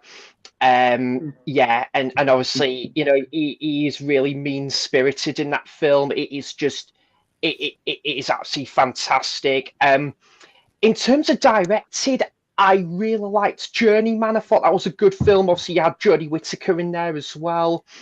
But but I need to check out Tyrannosaur with Olivia Colman because I know he directs that, but I haven't seen it yet. Never heard of that one. But I've heard Dead Man's Shoes, just not seen it. It's on Film 4 all the time, Mike, but wow. I would implore you to get the Blu-ray because it is amazing. I'd probably give it like a 9 out of 10. Wow, okay, yeah, man, that's a pretty strong recommendation, so I have to check it out. I've heard good things about it, so... It's, just to quickly say as well, Mike, it's Shane Meadows who directs it, did all of This Is England and... right, yeah. What is it? Somers Town, which is a great little indie movie there. Never heard of Somers Town. So, I've seen This Is England, though. Yeah, that's one of my favourite shows ever. Yeah. Yeah, I like that one, man. We've got Scott adding to the conversation. He said, my favourite TV show of all time is Chicago Fire. I have season 1 on DVD. Awesome, man. Never seen that one. We've got, let's have a look. Pete saying, I used to love the BBC adaptation of The Musketeers. Brilliant cast, swashbuckling action, and a killer theme song. Cool, man. That's awesome. Scott's asking, what's your guys' favourite U2 song? Oh, that is a good question. Oh. I don't like U2. So that's a very difficult question. I'm not huge either on them, Rob, being honest, but you know their songs, kind of. Yeah, definitely. Yeah. Well, Rob, what's your favourite U2 song? Me? I don't like U2, so if I have to pick a favorite, I guess it's whichever one is the shortest. So that one, whatever that happens to be, just end my suffering as soon as possible. Yeah, that's fair. Sam? Probably, I think it was one of their first ever singles called I Will Follow off the Boy album. And probably, but I think another one for me would have to be Ultraviolet, Light My Way from the Acton Baby album. It's a great tune. Yeah, it's a good song. Yeah. AJ? No, I've got nothing for you. I don't really like U2. I couldn't tell you a song that they've sung. If the lead singer or any of them passed me by in the street, I wouldn't even know they were. You definitely know Bono because he would tell you. Yeah. Oh, right. It's possible that I would know some of their songs, but not know that they're U2 songs. You know what I mean? So I get you. I get you. Andy? Yeah, there's a few for me. Where the Streets Have No Name, I think is fantastic. Incredible. Even Better Than the Real Thing off the Achtung Baby album's a great song as well. And from Batman Forever, Hold Me, Kill Me, Kiss Me, Thrill Me is I love that song. Yeah. Oh, awesome! I've not heard them ones, being honest. Okay. But great picks. Mine's Beautiful Day. I think that's the one I know most of theirs, to be honest. Gareth? With or Without You, I think. Oh, okay. Yeah. Yes, I know that one. Yeah. Okay, yeah. Great question, Scott. Lewis saying about soundtracks, he says, have to say Lock, Stock and Two Smoking Barrels has a great soundtrack. And Scott saying my favourite score. And Scott saying my favourite score is Day of the Dead, and my favourite soundtrack is Rocky 4. Yeah. Rocky 4's got a good one. Rocky 3, I would say for me, out of the two, but yeah, great one. Lewis saying Paddy Considine film has to be Dead Man's Shoes for me as well. So green review there, Sam. Awesome. Ryan saying Lazarus Effect, I couldn't sit through again. In a good way or a bad way there, Ryan? Let us know. We've got our partner Emma. She's saying, what movie makes you cry or close to crying? None. I might go with Schindler's List. That's a very powerful film. Yeah, that might be my pick. Saving Private Ryan or Interstellar. Oh, okay. Especially Interstellar, I'm a bit surprised by, but that's fair. Andy? The only movie that's ever brought me close to tears and made me cry is Marley and Me. It's the only one that's done it. Yeah. I understand. Yeah. I got proper teared up when I was watching that in the cinema, Mike. Absolutely broke me. I can imagine. And have you seen it again since? I've seen it a couple more times. And yeah, it is a good movie, but I'm not sure if I could go back and rewatch it. So yeah, I've got another answer for this, by the way, Mike. Did you? Yeah. Well, in terms, I think I was seeing this on Pete's stream a couple of weeks ago. Probably in terms of TV show, definitely Afterlife with Ricky Gervais. That broke me. And I think in terms of movies, I've got to say, actually, Mike, I think this film. I don't know if you've seen this one, A Silent Voice, which is like an anime film. Yeah. That did break me. That film. It is a fantastic film, but man, I have to be in the right mood for that one. Yeah, it's such a good anime movie. It's underrated as well, I think. Yeah. There are some heartbreaking anime films. Yeah. Like Graveyard of the Fireflies would be a good choice. Or Barefoot Gen. Yeah. I haven't seen those ones actually, Rob. Oh, really? Oh, yeah, definitely. No. Yeah, definitely should check out Graveyard of the Fireflies or Grave of the Fireflies. I think it has a few different similar names, but it's fantastic. Oh, okay. You'll cry. You will cry. Yeah, guaranteed. Yeah. I'm a big water bag, so probably, yeah. Yep. Have a good time. I will. AJ? All right. Well, the most recent one was A Man Called Otto. Yeah, me too. That had me choked up at the end, and I was crying. If I go historic, the Iron Giant always gets me.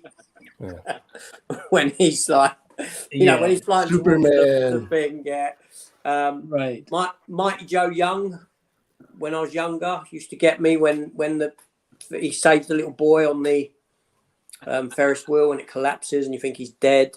And just one from TV, I'll say, is David Tennant in Doctor Who. His farewell had me. Kids used to laugh at me when I'd choke up over that. That got me there as well when David left. That broke me. When he was saying his goodbyes to everyone, yeah. I don't want to go at that last line. And the bit with Bernard Cribbins. When Bernard Cribbins breaks down himself, just wonderful. And that would get me. Are you looking forward to the... What was that, Gareth? No one said Terminator 2. Didn't make me cry, but it's a great ending. Not seen it in years. Well, don't check out the 4K. Apparently, it's terrible from what I've heard. I have heard. But yeah, it's in great picks there, AJ. Great picks. I've got to go a couple like Marley and Me. Definitely agree with you, Sam, on that one. Watched that one for the first time a couple months ago. I don't know why I did it to myself, but I did. I'd say anime movie Your Name. I don't know if you guys have seen that one or not. I've not, but I've heard that's pretty good, that one, Mike. It's my favourite one of all time, I would personally. Oh, wow. But I don't want to hype it too much up when you don't like it, but yeah, I love that one. Is it out on Blu-ray, Mike? Yeah, you get on DVD, Blu-ray, and 4K. Yeah, I need to check that one out, to be fair. It's really good. I think DVD and HMV is $2.99, so it's not too bad either. And have you guys seen the movie Wonder? I have. Yeah, I've read the book. Rob, the film's emotional as well. That one I cried at the other week as well when I watched that one. So, yeah. Just expressing our manliness with that question. So thanks, Emma.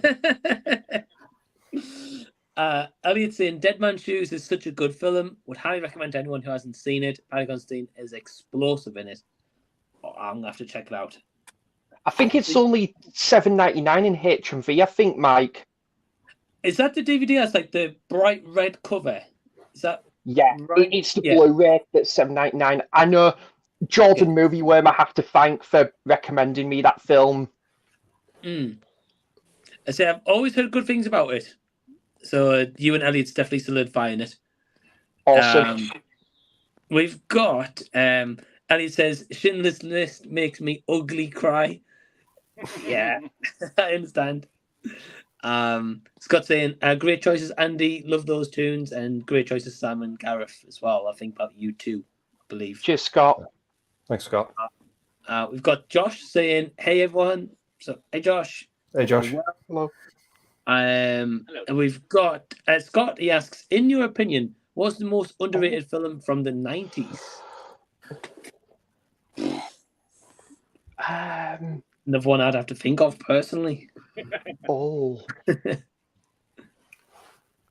think I've got one. Hold on, let me just search. It came out in the 90s. But if you guys have an answer, go for it. They're all great. Okay, I'm going to give my answer first because it's on my mind. I don't know if it's underrated, but for me, I think it doesn't get talked about a lot. Is The Sandlot Kids? Love that movie. Yeah, that film's amazing. Yeah, I've not seen it. I'd recommend it, Sam. Good movie. Yeah. I've heard it is. So that's me. Rob? I have no idea. I'm struggling to think of anything from the 90s, which isn't already highly regarded. Right. yeah, I'm not sure. I don't know. I'd have to look on IMDb to see like when stuff came out. Yeah, I don't know. Well, Sam? Oh, crikey. I've got a couple, actually. Well, one of my favourite films of all time is Black Cat, White Cat by Amir Costa Rica. That's a great, quirky film. And then the other one, whilst it is a well-known film, Mike, I have to say, though, because in terms of Michael Douglas, I still don't think it gets talked about a great deal. You know, like, obviously, you know, probably in the last, I'd say maybe the last couple of years, it sort of just slipped under the radar a little bit. Falling Down, which is one of my favourite movies ever. Yeah, great movie. That's really cool. I absolutely love that film. Yeah, I don't think I agree with you. I don't think it talks about enough as like some of his other bigger known titles. Yeah. Yeah. I've still not seen Black Rain, actually. I've heard that's pretty good. Yeah, I reviewed that. I reviewed that the other day as a first time watch. It was really good. I'll check out your review, mate. Yeah, it was because I had it as a sort of people vote on it, unseen films that I missed out on. I asked people what to watch, and that one came up as a winner. And yeah, it was really good. But the DVD version is abysmal. The picture quality on it is hideous. Wow. Yeah, Is there a Blu-ray? Sorry, AJ. Is there a Blu-ray of it? I had to import from Germany the Blu-ray. Right. Which is far better. But seriously, I couldn't watch the DVD. I've seen pirates that look better than what this DVD looks. It was hideous. One of the first transfers I've ever seen on a DVD. You've seen that, haven't you, Andy? Black Rain, yeah. I enjoy it, I think it's Michael Douglas and Andy Garcia, I think. Yeah. Seen it a few years ago. Yeah. Good stuff. Yeah. AJ? Well, unfortunately, my mind went to 2002. Not the film. My mind went to 2002, so I don't know if I can include this. It's close enough to the 90s, and that is Below by David Twohy, the World War II submarine film starring Bruce Greenwood. But there's a paranormal aspect to it as well. I couldn't think of anything from the 90s. So just popped out. I had to IMDb what year that was, and I know it came after Pitch Black. But yeah, it was that's a film that I find to be underrated. Sorry to jump a couple of years out of 90s. That's okay. I've never heard of that one before though. Below. Yeah, it goes under the radar massively, but I like World War II set movies. I like submarine set movies, Right. and it had an interesting concept. I like Bruce Greenwood as an actor. I think he's fantastic. So it's a film that I sort of love. And again, I had to import a Blu-ray from, I think it was Germany as well, because we ain't got it on Blu-ray in this country. It's a shame. It's a shame we don't. Yeah, there's so much. I mean, even A Man Called Otto, we only got DVD release. So I had to import that from Germany. Everything, everywhere. Sorry, guys. No, go on, Sam. I was just going to say, it is shocking, Mike. We still, yet today, we haven't got a Blu-ray release of Everything Everywhere here, and yet it came out nearly a year ago in the UK in the cinema. It's very shocking that. But again, you can get in. Germany is a great place for it. Amazon, Okay. on all the time on Amazon Germany, sort of looking for stuff. Nicolas Cage, The Old Way, the Western. We only got the DVD. I bought the 4K version from Germany. And we only got the DVD. Yeah, it's great. Well, Rob's from Germany, so I'm not from Germany. I live but here. you live there. Yeah, it's well done. It's like a little gold mine of unreleased. Yeah, there's a good DVD Blu-ray scene here. You do have to be careful though with horror films or even with some action films because they will like censor them. So you have to check and make sure that it's like the theatrical version. Wow. Okay, I did not know that. Yeah. That's crazy. Yeah. There's a website that I always go to where they keep track and they tell you if it's censored or not, and then they show you like which scenes are different, and then you can decide if it's worth getting or not. Yeah, you got to be careful with some of the violent stuff here, which is really annoying, actually. I can imagine. Yeah, for the kinds of movies that I watch, it really sucks. Yeah. Yeah. Okay, yeah. Andy? There's two that come to mind for me. One is Sam Raimi's A Simple Plan. Yeah, it's great. Fantastic movie. And the other one is a movie by Ang Lee called The Ice Storm. Unbelievable cast. It's just it's one that the plot's a bit hard to explain, but the cast alone is worth watching it for. It's just a brilliant film. No one seems to talk about. Yeah. That's great. Yeah. Awesome, man. I've never heard of both of those, to be fair. I really like Sam Raimi, so yeah, they're both definitely worth checking out. They're both fantastic. Yeah. You said it's called A Simple Plan? A Simple Plan, and the other one's called The Ice Storm. Yeah. Is that a Mike Lee film? Ang Lee. Ang Lee. Okay, yeah, Ang Lee. Yeah. And finally, Gareth. Well, I was going to say barbed wire, but maybe Michael Douglas in the Game. Yeah, that's a good one. Yeah, I can't remember where I heard it. I know someone was talking about The Game recently. I can't remember where I heard it from, but someone was talking about that. Yeah. Well, great picks. We've got another kind of thought-provoking question from Ross this time. He says, hey all. So firstly, hey Ross. He says, can you think of a film that has a plot twist that totally left you shocked for a little while after? Oh. Yes. Yeah. Go for it, the never-ending story. It finished.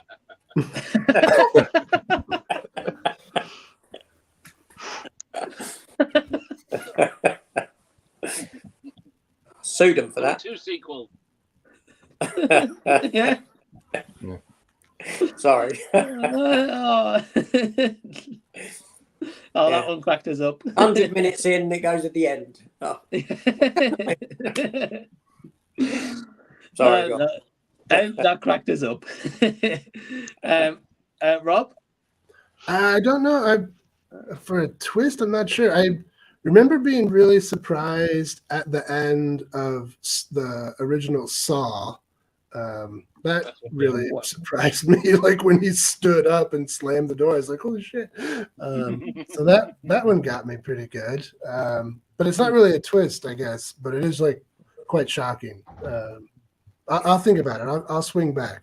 I'm Googling right now. Yeah. That's fair.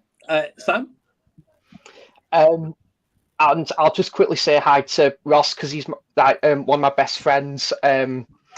And so hi Ross, and good question. So I think for me recently, Mike, probably maybe the original Planet of the Apes, from 1968, had a pretty cool twist, and maybe probably more recently that came out, maybe Decision to Leave, which that had a pretty cool twist towards the end. I'll probably go with something like that. Yeah, awesome. That Decision to Leave, I didn't get a chance to see, but I'm really interested to check it out though. It's great. It's great. Yeah. I've heard good things. It's from the director of Old Boy and the Handmaiden. Oh, okay. Okay, yeah, I heard good things about it. I just missed it at the cinema. So I'll check it out. It's on Blu-ray, isn't it? It's on the movie label as well, yeah. Right. Cool. Gareth? Trying to think what it was. First one would be Memento. Yeah. That's a good one. Sort of. My name is missing. Jacob's Ladder. Also good. Yeah. Yeah. Or Grease, when you find out Sandy was dead the whole film.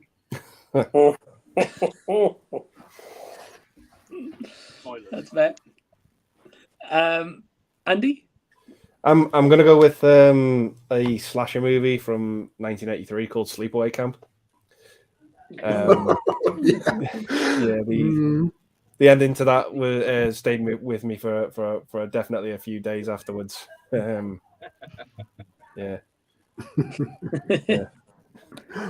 I've heard about that movie, but I've not seen it. So it's good. It's fun. Yeah. I've heard. And AJ? The Mist. Oh yeah. The Mist. Still not seen that one. With Tom Jane, who played. What did he play? There's another film he was in that I love. But anyway, the ending of The Mist when he's. Oh, do you know the ending, Mike? Do you not know the ending? All right. Okay. The ending of I won't say. No spoilers. Yeah. Yeah. That just shocked me, and it was like, wow. That ending is it's pretty incredible. Yeah. I mean, I've heard good things about The Mist, but just a quick question for you guys, because I've not seen it, but is The Mist TV series worth checking out? I've not seen it. No. No. I've not seen it. No, stick with the film. Stick with the film. Don't worry about TV show. That's fair. It takes the film, but then progresses further with it. A bit like how the From Dusk Till Dawn TV show worked. If you ever saw that, where it took the film, expanded it to about 10 episodes, then carried on further. But yeah, no, stick with the film and The Mist. And yeah, the ending's just like jaw dropping when you first see it and you don't know. I'm excited to check it out. I've heard just great things about it all this time. I'm going to go with two that I think kind of I was a bit shocked by. First one, there's a twist in Your Name. So again, I'll not mention it for spoilers. Second one for me, I think back of is Fight Club. That one got me at the time, and still I thought, wow, I didn't appreciate it enough first time I watched it. So yeah, nice Fight Club. But great question. Back to the Future 2. What's that?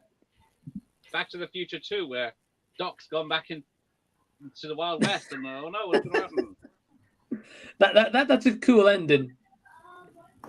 Then a cool ending twist. And then we've got Elliot saying, also, peeps, don't forget to hit the like and subscribe button and make a donation if you can. I hope you're all having a lovely Sunday. My roast is on the way. Well, enjoy your roast, Elliot. Thanks for the kind words. But yeah, certainly give the channel a subscribe, but more importantly, give my guests a subscription. Rob, Sam on his Instagram, AJ, Andy, and Gareth as well. Not just myself, guys. So yeah, please subscribe to those guys. We've got Scott saying, enjoy your roast, Elliot. Speak to you later on. Yeah, absolutely. And then we've got Lewis asking favorite Ridley Scott films. Mine has to be Kingdom of Heaven, The Martian, and Legend. I'd definitely say The Martian for me. Yeah, I really like that one. Alien. Alien, I was going to say, yeah. Yeah, I like Alien as well. Yeah. But yeah, Sam. My top one is obviously Blade Runner, because Blade Runner's in my top 20 films of all time. One other film that I, whilst it's not one of my, all-time favourites, I actually didn't mind All the Money in the World. I thought that was quite underrated. That was quite good, actually. And I would like to check out The Last Duel at some point, but my favourite one, definitely, hands down, Blade Runner, definitely. Yeah, Blade Runner's a good movie as well. Yeah. Yeah. AJ? I've got to go Alien. I've got one over my right shoulder. No, left shoulder. There. Yes, you do, yeah. There. Yeah, it's got to go Alien. I love the Alien. The concept. It's just a fantastic film. Yeah, hands down, brilliant film. I agree. Yep. Yeah, it's awesome. Andy? Yeah, Alien is fantastic. Gladiator and Thelma and Louise. Yeah. Nice. Get you, mate. Good choices. Yeah. And Gareth? Well, what I think of that you wouldn't realise he directed is Matchstick Men with Nicolas Cage. Yeah, it's a great one. Oh, okay. I didn't know he directed that one. Exactly. No one knows about it. I didn't know. Totally not like anything he's ever done. It's a sort of con art film. Oh, great picks. Great picks. And we've got Ryan. He's saying, what movie for the rest of the year are you over the moon excited for?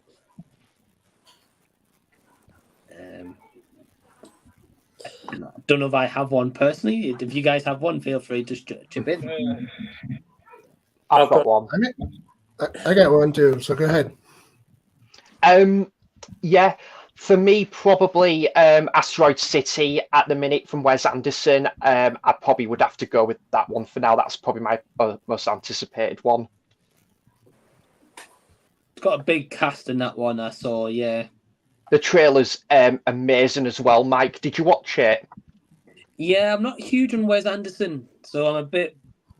But he's an acquired taste, to be fair, Mike. I like a couple of his movies, but not some of them, though. Fair enough. Grand Budapest Hotel is one of my favourite movies ever. The one I've not seen, but I've heard great things about.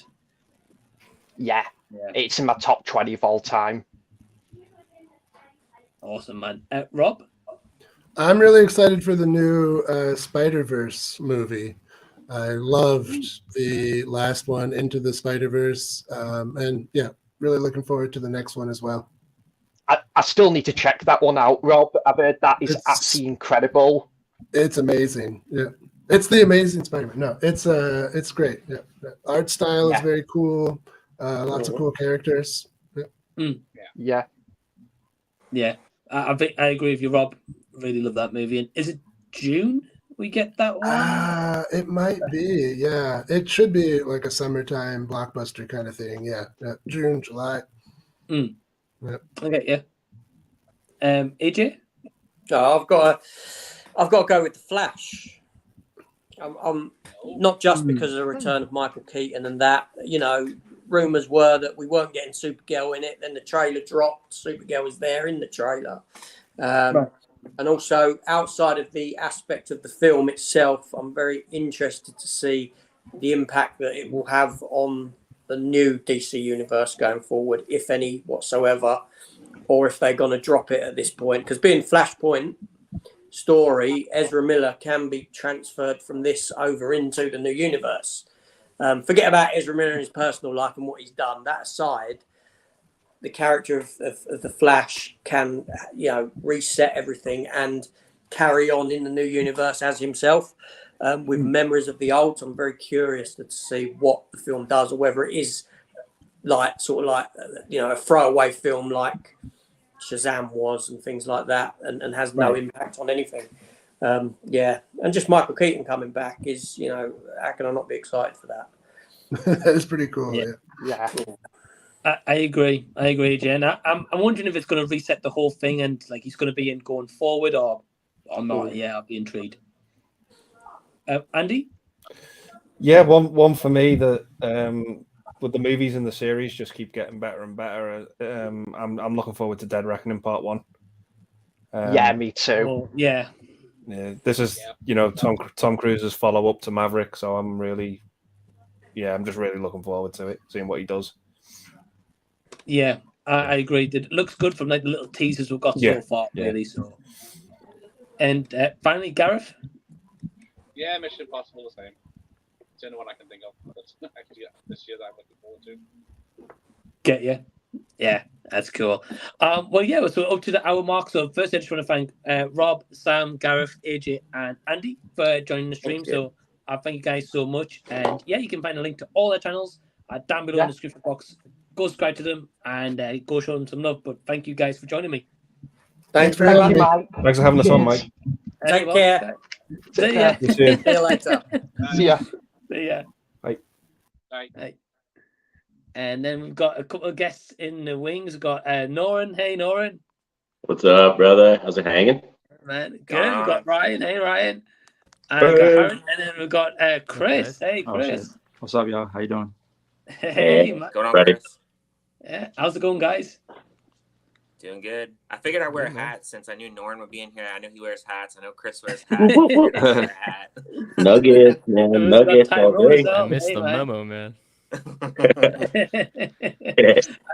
We've got Tyrone and Chris getting on with the green screens there, it looks like.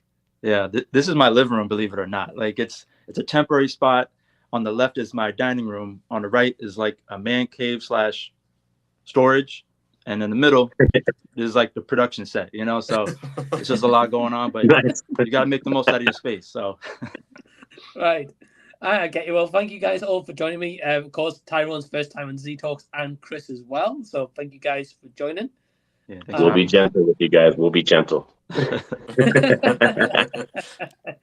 and Harry, your first time back in a little while as well. So great to have you again, man. Yeah, thanks for having me back. Awesome Hey, cause, welcome. man. So very quickly, Chris, is this your first ever live stream? yeah, so I joined the behind the scenes like 5 minutes before, and you're right, it was so super easy to join. So it's because I'm on my phone, and I'm like, I don't even know if my audio is good right now. I hope it is. I hope it's not distorted or anything. But I mean, it's my first time technically live streaming like for YouTube, right, with others as well. So I'm definitely excited to have a conversation, get to know you guys more. Yeah, man. Well, great to have you. And Tyrone, of course, first time Z Talks. I've seen you quite a few times with obviously Jamie Lee, of course, common friend. So I can't hear you. Can you guys see Tyrone? No, I can't hear him. Nope. I think you're muted. He's got technical difficulties. You hear me now? Yeah, man. Yeah. Okay, good. Nice. I was wondering. I was going back and forth a little bit, but I was like, no one's saying anything there. So, but no, yeah, we've done a couple collabs together with Jamie Lee in the front row and stuff. But I've watched your stuff all over. Like you're Mr. Blu-ray as far as I'm concerned, man. But I'm excited to be here with everyone. And Chris, nice to meet you. Yeah, you too. Norn, Hallam, everyone. So yeah, I'm excited. Yeah, well, thanks for joining me, guys. And so very quickly, what time is it for you guys? Because you're in America, as far as I'm aware. Apart from yes, yeah, right. Yep. Yeah. I'm 10. It's 10 in the morning for me right now. So same here. Yep. Yeah. It's 8:03 for me right now. Or, 8 in the morning. So I'm in New Mexico. So where are you guys at? What states are you in? I'm in Florida right now. Mass. Okay. Boston. I'm in New Mexico. New Mexico, Okay. nice. And Ryan is in Florida, right? Florida, Yes, yep. Man. Yeah. All right, Florida's in the house. For sure. Well, Chris, Ryan, are you guys far apart from each other, or? I think you're like 4 or 5 hours from me. I think, aren't you like down in like Pompano or something like that? No, Tampa. Tampa. Okay, so 4 Near hours. St. Augustine, right? So yeah, it is 4-hour drive, which isn't horrible. It's not bad, but yeah. Yeah. Oh well, awesome. Well, thank you guys for joining me at whichever respective time zone you're in. The link to Norrin, Harry's channel, Hail him, Chris, Infinite Media Player, Tyrone Circle Club, and Ryan, RWR's down below in the description box. Yeah, below.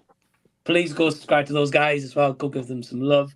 And yeah, we've got a question straight away here from Chapman Reviews saying, hey everyone. So, hey Chapman. He says, are you guys excited for the new Robert Rodriguez movie, Hypnotic, coming May 12th? Nora the big thumbs up straight away. So, yeah, I'm assuming so. Oh yeah, Robert Rodriguez is one of my favorite directors. I think he's highly underrated, and a lot of people don't talk about him as much as like Quentin or Christopher Nolan and others. But Robert Rodriguez is probably one of the best directors at utilizing all his money to his advantage, and like all his movies, the El Mariachi trilogy, From Dusk Till Dawn, Sin City, the 2 movies, even the Spy Kids movies. People can talk as much trash as they want about him, but the first 2 are really great films. He's a good director, so I'm excited.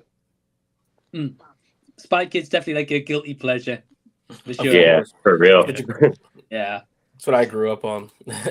Yep. Harry, do you know much about this movie? Because I don't.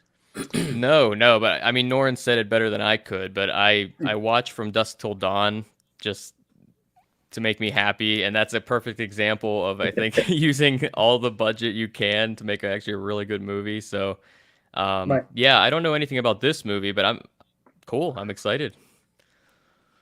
Yeah, well, before I can continue, Harry, have any of you guys seen the trailer for this? I have. Yes. Oh, okay. Okay, get you. Sorry, Harry, what were you saying? No, just that I'm excited. I haven't seen the trailer, but just knowing some of his other movies, I'm definitely excited to hear about it then. Yeah. I'm looking here. It looks like it's Ben Affleck is leading this. Like, I feel like Ben Affleck, I'm like 50-50 on. Like, sometimes he like crushes it for me. Then other times I'm kind of like felt like an odd casting. But like, how do you guys feel about Ben Affleck overall? No, I'm with you. A bit like you, Tyrone. Yeah, I think like sometimes I really like his performance, and sometimes I'm not huge on him. Yeah. Like, I hated that movie he was in last year with Ana de Armas, Deep Water. That was terrible. Yeah. Ryan, your review was enough to put me off that movie. So I hated it, man. I feel like there's 2 like versions of Ben Affleck. Like, you get him acting, and then you get him dead inside. And I don't know if that's like on purpose. Yeah. It almost feels like he's got like something going on in his personal life, so he's like, I'm not really interested in this project. Yeah. Because like Right. because like I saw Air the other day, and it was like this was like his like baby. Like, you could just tell. You know what I mean? I'm with Okay. you. Yeah. Or And like there's the same- town. You know, the Town and Yeah. Argo Town's too. I amazing. thought. Argo. Argo was good. Yeah, Argo's really good. Yeah. So would you guys say he's a better actor or director at this point? Because Air was pretty good too. So would you say if he keeps directing, he might be more known for that down the line at the end of his career? I think so, I'd say because I that think. he's probably okay, Norton. Oh no, go ahead, Brian. I was gonna say, I think since he hasn't done that many movies, I think he's probably choosy on what he wants to do. So Yeah. I would Right. say that it's probably more suited that he probably should stick to acting, but like throw some directing in there. I don't think he should do full-time directing, mainly because I feel like if you have less movies like that, you can work more so on that one movie to make it really great. So that's why, he only has a small filmography, but if you notice every film that he makes, like there's a lot of time put into it, and he really knows what his direction and what he's trying to do. So I think he could do a little bit of both, but I think acting mainly he should stick to. I feel like being from Boston, he knows that if he drops a movie that's set in Boston, like we're there, it's like it's like one of those Homer kind of things. But I actually I'm on the opposite spectrum. I think his directing stuff, like it feels like he has such an attention to detail, but it's like it's how do you say, like it's got an entertainment value to it while there's like still like a hearty story there. And I think like that is something that is sort of needed with a lot of blockbusters, that like it's got like this root in a drama, but like it's still sort of like blockbustery. Because like you think of like The Town and Argo, Gone Baby Gone, like those are all very intense movies too. Like, and it felt like for me when I was watching those in the theater, I was like, this felt like a theater experience, you know? Definitely. No, you're right. Yeah. Yeah. I don't know if Ryan agrees or disagrees. He's disappeared. He's had enough. Yeah, I think I've got to agree with you guys. Though I like some of his acting. I like some of his directing. I don't think he should do one the other full time. However, though, I like a bit of both. Have you guys all seen Air? Yeah, I have. Not yet. No. And well, the guys who have watched it, except from Nolan, do you guys all enjoy the movie? Yeah, I thought it was great. Honestly.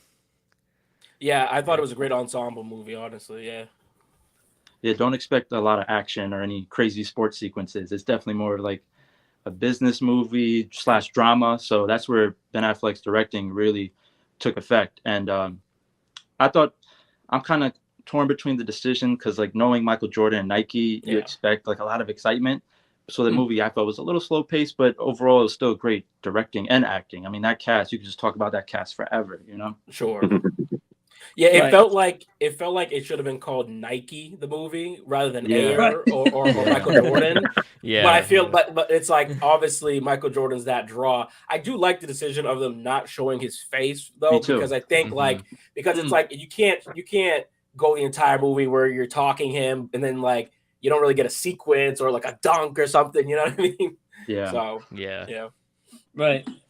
Yeah, I agree with you, Tyrone. I like the decision that they didn't show his face. I would have liked maybe a couple more like flashback moments with Michael Jordan, especially like how it goes all about him.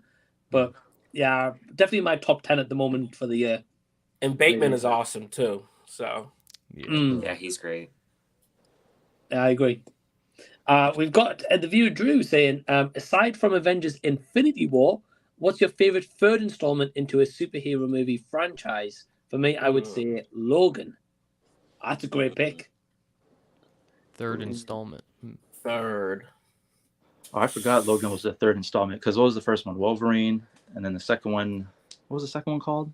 The Wolverine? No. Well, it was the Wolverine. The second one. First one's X-Men Origins Wolverine, right? Yeah, X-Men Origins was the first one. Yeah, Logan. That was one of the best movies. Yeah, definitely. I think the easy answer is probably Logan for sure. I know a lot of people like the third movie trilogy and the Dark Knight trilogy too. That was a pretty good one. I thought the last Spider-Man movie we got, what was it? Is it Far From Home or No Way Home? No Way Home. No Way Home. Yeah, I thought it was pretty good too. Yeah, That's love a great No Way one, Home. For Ragnarok, I would say as well. Yeah. Even Spider-Man 3 and back in the day, I still really like that movie. Even if it had got some terrible moments. That one. Yeah. Definitely not Ant-Man 3 though. Drew, don't No, that movie was terrible. But apparently, I don't know if you guys get exclusive access yet and all that stuff, but apparently some reviews are coming out for the third Guardians of the Galaxy movie, and everyone's saying that like Marvel's back, that's one of the best movies, or to answer his question, like one of the best final movies in a trilogy. So I'm seeing that Thursday. I don't know if you guys already got your tickets, but I think that's gonna be one of the best for sure. My tickets are for Friday. Yeah. Nice. I'm hoping so. Chris. Nice. Got high hopes. We get it Wednesday here in the UK. So I'm hoping I can go Wednesday. Nice. You get that review up, dude, you get them views right away, bro. Yeah. I doubt it. I mean, every person in the grandma's got a review of it. I know. Yeah. I don't know. I think it's when it's like some of those times when like the big YouTubers like say like Stuckman, who's already got reviews up, like us guys who's like smaller YouTube stores like we get left in the dust a little Saturated. bit. Yeah. But I'm still intrigued to see the movie though, nonetheless. I am probably one of the weirdos when it comes to the Guardians of the Galaxy because like I didn't like them for a while. Like I thought they were okay, and then I watched that Christmas special and I really liked it. Like I thought like the chemistry was everything, so I went back and watched 1 and 2, and I was like, what the hell was I thinking? Like these are amazing. Like like they're so honestly, I think those are one of the best movies in the entire series or the MCU. Yeah, I agree. Do you guys have any more movies to add in for this trilogy? I guess I'd say like the third Captain America: Civil War, and I know that's one of those movies like it's hard to go back to now. It's kind of like that progression of MCU, but at the time, I felt like that was like a peak Marvel for me. Definitely. Got Spider-Man too there, and Black Panther. Yeah. Oh yeah, that's right. And then I've got one. I don't know if you could count it, but I guess it would count for the Zack Snyder trilogy thing because he did Man of Steel and then Batman v Superman. But the Justice League Snyder cut is really freaking good if you count that as like the third film in that installment. Yeah, that's good. Did you watch that all in one sitting? Yeah. Yeah. Wow. I watched it twice so far. I've seen it twice. I watched it like it was like a series. Like I watched the first part, took a break, and then I watched the next part, and then I watched it. Then I watched the whole thing through. And honestly, I liked watching it broken apart, which is again a bit weird, but. Well, to be honest, it could be how it was intended, but his is just I don't know if I started. I'm just like, right, I have to finish it now. I've got a team in front of me. Right. Yeah. So I get you. Oh, I made the mistake of starting at 11 p.m. and I was like, oh, this is 4 hours? Okay. Yeah, probably not a wise decision, man. No. We've got Off the Cover saying top of the morning. So, hey. Hey. We've got the Upside Down saying, hey, everyone. So, hey, Dan. Dan. Hope you're doing well. What's up, Will? We got a couple of comments from a couple of questions earlier. But we've got Chapman saying, have you guys seen the True Lies TV show? No. Nope. No. Is that on HBO? I don't know. True Lies. Huh. Does it have anything to do with the movie? True Lies? I think, if I'm not mistaken, Harry, I think it's kind of like a remake of the movie, but into a show. Interesting. Steve Howe from Shameless is like the lead character. Not for me personally. Nah, I'd rather watch the movie. Let's have a look. That's actually a good question, though, Mike. Are you all more like movie or TV folks? Movie easy. Yeah, because movie TVs they could drag it out. It like never ends half the time. Whereas in movies, it's one and done, right? Or they have freaking spin-offs forever, like Fast and Furious. But at least you get time. You get like a year off, you know? Yeah. I gave up. I don't give up easily, but honestly, guys, I gave up on that like 2 movies ago. I think I watched the one after Paul Walker. Was it the 8th one? But the last one, I don't think I watched. I'm like, should I even catch up at this point? I don't know. Are you guys watching that movie when it comes out? Or was it Fast 10? Dude, I'm like you. I'm like you. Didn't they go to space last year or last movie? I don't know which one it was, but like The Rock like jumped out of the window in like the first 5 minutes and lands on his car, and I was like, I thought he was gonna die, and I was like, oh shoot, there's some stakes in this. Like that's kind of intense. And then he gets up and he's like, oh, and I'm like, all right.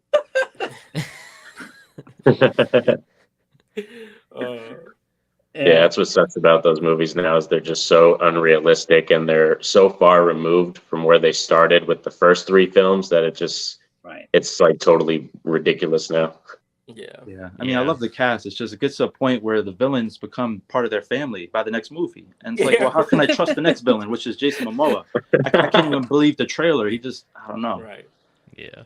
So, but some people obviously they make millions or billions still, so people are watching. Right. It's camp. Yeah, they always make a boatload of money. That's why it just keeps going on, really. But I think I've heard, if I'm not mistaken, after this one, there's like a part 2, and then I think they're making spin-off movies as well, or TV shows. They did the Hobbs and Shaw. I don't know if that counts, but Hobbs and Shaw was okay. Yeah, that was a spin-off. I have a friend who is obsessed with it, and he said that there's an animated series. that on Netflix for kids? I saw something. Yeah, like that. I have no idea if it's for kids, but I'm like, wow, an animated series. Okay, you know. No, I don't think I'll bother. Don't think I'll waste my time. No. Sorry, Ryan, are you- man. This internet, man. I think it has to do with like some of the storms and stuff going on. So I don't know if I'm getting cut off a bunch of times. It's really annoying. No problem, man. No, but have you had storms where you are, or? Yeah, we had it last night, and then it's supposed to storm again today. And apparently, there's like tornado watches and stuff going Yeah, on. So I don't it's know. windy where I am too. So Yeah. starting to hear like my windows at night. I'm like, what the hell's going on out there? My dog's freaking out. Yeah, because I usually don't have any problems in streams ever. So this is rare. Yeah, I had a question about the stream. Can we see other people's comments, or is that just you, Mike? Because I see a chat option, but I think it's just for us talking. It might just be for me, I believe. Okay. Yeah. Because I'm usually on the viewer side, so I can see all the comments going. Yeah. Here, a little different, but it's cool. I'll get you. Well, we've got a comment here from True Action. He says, "I must admit, I find Ridley Scott very overrated." Ouch. I agree. I guess. I mean, I think he's kind of inconsistent now. Not to take anything away from some of his classics, right? But I watch Gladiator multiple times a year, but I don't know.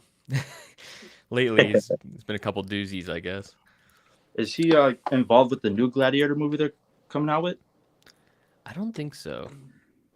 Am I wrong on that? I don't know. I'm not sure. Yeah, I don't think so. I think if anything, I heard he was producing the next Alien movie, but he's not directing it. But I heard he's like executive producing the next Alien installment. Okay. Okay.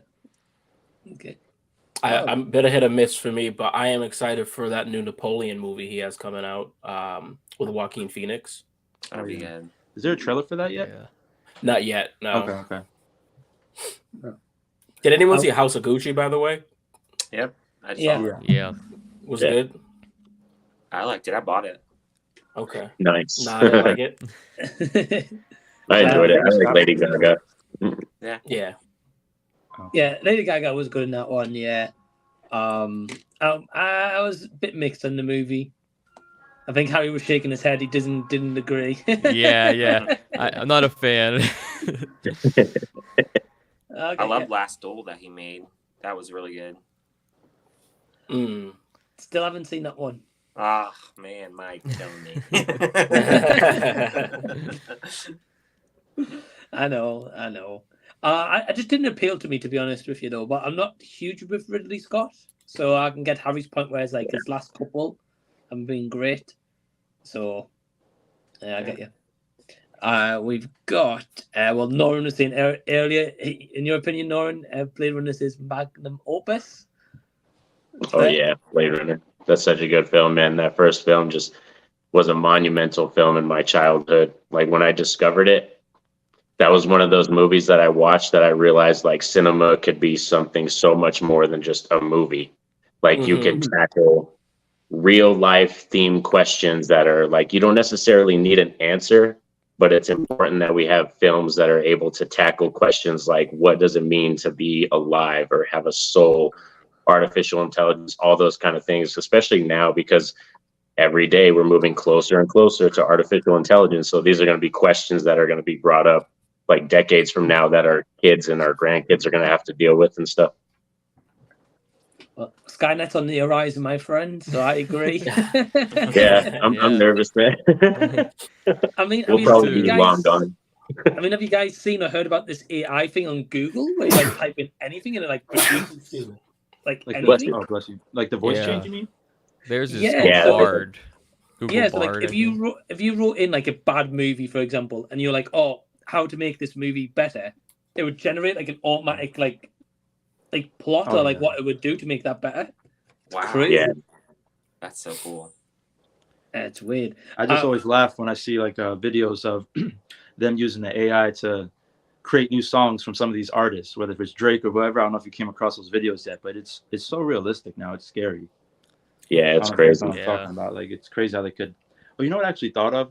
Because actually, I watched Return of the Jedi, the 40th anniversary in theaters a couple of days ago. I don't know if you guys caught that too. And I was watching it, and because of the AI stuff, you know, James Earl Jones is getting older now. and if and when obviously when he passes away, that voice is so iconic. But now with this AI, can't they just use that voice forever now? Like if they could create songs with Drake, they could probably always use his voice to apply it, right? Like that's, I just thought about that. I'm like, that's like, we're gonna hear that voice forever, the way I see it, you know, like new movie spinoffs, unless they end that Skywalker saga. But you know, Disney, they probably. I heard that something that Disney does, I don't know how true it is, but I heard that they have like the actors just like read a bunch of different lines for voiceover, even if they don't. That way they can sort of have that that the audio and stuff for later to manipulate and to use into different films. Like I know like for Chadwick Boseman, for example, like that's how they ended up doing the that's the What If series. Like I know he recorded some stuff, but they also took some from footage that they didn't use and things like that. So I think you're definitely on the right track about that, Chris. Like, it is scary though, man, because you just think like, I mean, so many people are going to lose jobs from this, which is just awful. But then, like, you think from a creative standpoint too, where you're like, there's that whole Drake song going around that sounds just like him, and it's like, you know, The Weeknd or whatever, and you're like, is it going to just are we going to start enjoying that sort of creativity, which is like watered down almost, you know? Right. Because it's like McDonald's or something. It's like, it's quick, you know, like you can spit it out. So, and I'm sure it saves those studios billions of dollars, right? Yeah, probably. Well, yeah. That's true. Yeah, especially like if the AI is like writing like a full-on script as well. Don't need a script writer really. So yeah, I get you. Very quickly, we have got Brittany in for saying Chris's sister. So hey, how you doing? I'm Brittany. Hey. Thanks for tuning in. Absolutely. Loyalty. Family. And very quickly, just on the subject of kind of like AI and stuff, did you guys hear about a while ago about deepfake? I think bought the license of Bruce Willis, or was in. Oh, really? Wow. What's deepfake again? I think I've heard of that, but what is that? It's like an editing software where they make like someone's face into like that person from like a movie, and it looks like the best description I'd probably say is like watch the Tom Holland Robert Downey Jr. for Back to the Future one. That one's the best one I've seen. Yeah. They even did one with what is it, Arnold and Sylvester Stallone, where they deepfaked them into Step Brothers. So instead of Will Ferrell. Instead of Will Ferrell and John C. Reilly, it's Arnold and Sylvester Stallone talking to each other about the Randy Jackson signature. Wait, so is this like on YouTube? You mean this is like what fans made? Is this like a social media thing? Yeah, it's like a software that you can use and you can make it and stuff, and then you can upload videos and everything. Yeah. Okay, I gotta check that out. That sounds crazy, man. But like to Noren's point, you start asking about ethics and stuff. Like, is it right to have Bruce Willis in a movie if he's not actually in it? I don't know. Yeah, I don't know if I agree with that. Yeah, it's weird. It's like selling your life rights or something. Yeah, kind of. Yeah, I don't know. Now they have, what is it, AI concerts, like the digital concerts where they're able to do like 3D images of like Michael Jackson or somebody dancing and singing everything. Like a hologram or something? Yeah, the holograms, yeah. I think they did that recently with ABBA, if I'm not mistaken. I think ABBA did like a world tour or something, and I think they used like a hologram images for the whole thing of like their younger selves. Like, and that was the whole concert. Oh my God. That's crazy. Jeez. Oh, James Cameron warned us with T2. That's all I'm saying. We've got Chapman adding on to earlier about with The Flash. He says, in The Flash, I want a cameo with Nick Cage as an older, weaker Superman who isn't at full strength. He says some lines, then General Zod comes and they both fight, and then Superman dies from General Zod. Yeah. Well, that's a favorite. Retweet. Right. I mean, that would be cool if we got like a Nick Cage Superman cameo. It gets his wish granted between physical life action Superman. Speak of cameos, I feel like the cameo has changed so much from like the 90s and 2000s to where we are now. Where like it used to be sort of this like cutesy thing. You pop a face in, you're like, oh shoot, there's Denzel Washington in the back, or oh, there's Stan Lee. But like now the cameo is like, I feel like it's when you insert it into the plot, it feels like it's almost a bit much. But like, I don't know, it can be done well. But how do you all feel about cameos nowadays? I think it depends on the movie. Like, for instance, that movie Ghosted just came out, and they had all these extra stars. They had Andrew Mackie in there, Adrian Brody, John Cho, and like it didn't do anything to further the plot. Like they just kind of threw them in, like had a bunch of action scenes with them. So I think if it's done right, it can be done well. But like something like that, to me, it's just kind of wasteful. Because I know they did that with the Guardian special. They had what's his face in there, Kevin Bacon. Yeah, Kevin Bacon, and like it's fine that they do it, but it's like when it becomes the whole plot, it like Yeah. And I know we've talked about this before, Mike, on here, but it's also one of those things like it's changed so much. Like I watch Predator Borderline weekly, but it's like when you watch that movie, you realize like this is the most simple plot. I mean, it's a really cool idea, right? But you have just basically Arnold, Carl Weathers in it, and they just carry the movie. And it's like you watch any of those older films, you could just have a big star, and that was enough to kind of get your movie made and have a really cool script that's kind of off the wall, and people would actually go see it. I don't know. It just kind of stinks. Like I feel like now you almost like you can have this star-studded cast like Ghosted or something, and it doesn't really matter. Yeah. Well, I also think a lot of those action movies that they put out with all those big actors, the streaming services are battling to get you to subscribe to check out the biggest action movie because it's on Netflix or Apple Plus TV because, like, for instance, Apple Plus TV doesn't really put out a lot of movies. So, like, that's their movie to, I guess, draw in subscribers, I guess, because Chris Evans and Anna de Armas is in it. So. Right. But yeah. Yeah. Sorry, no, what is it? I still have to see that movie. I haven't watched that one yet. Yeah, I haven't seen it. I've heard mostly bad things about it. No, it looks it looks like something you'd watch rather than listen to. Yeah. It's a shame because I like Anna de Armas as well, so I was like, oh, okay. And I like Chris Evans, but yeah, I agree with you though, Harry, in terms of like what you were saying as well, and like about these cameos and about like as you were saying, Tyrone, with like that being like the main plot focus. Like it seems like nowadays they just throw like a big star-studded cast, but the movie sucks a lot of the time. Amsterdam. Oh. Amsterdam's terrible. Yeah. I mean, I just think about like how like in The Hangover, like they're going through the whole sequence, and then they get into Mike Tyson's house, and you're like, that's just enough. Where you're like, you just get a little bit, you're like, oh shoot, it's Mike Tyson, and he's Mike Tyson, and then you just move on with the plot. It doesn't take too much away. It's just supposed to be a little MacGuffin that keeps it going. And you remember that too, like you saying that, I'm like, oh yeah, I know exactly what you're talking about. Right. Yeah. Right. Yeah, I agree. We've got Paul saying was just in I don't know what that Taos, New Mexico. That's okay. Yeah, it's kind of up north from me. So like if you go up north kind of towards Colorado, that's where Taos is. That's kind of a lot of ski areas. There are a lot of ski resorts are over there too because they get a lot of snow. Oh, okay. Yeah. Oh, that's cool. Nice. Oh, that's cool, man. Sorry if you could hear my chickens outside in the back door. That's awesome. Yeah, dude, we're right here, and apparently my chicken, that's Flash, he wants to apparently join the live stream. I love that.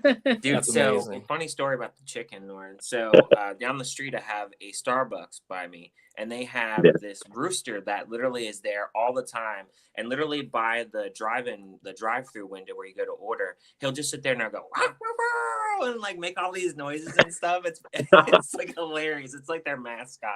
That's awesome. Nice. He's probably like all waiting for all the leftovers and the food and stuff. He's like, it's my jam. It's funny. He's there all the time. He's got the hook up for food. Yeah, don't blame him. Exactly. Nice. We've got Dimension Scott saying, will Fast X be an entertaining movie? I say yes.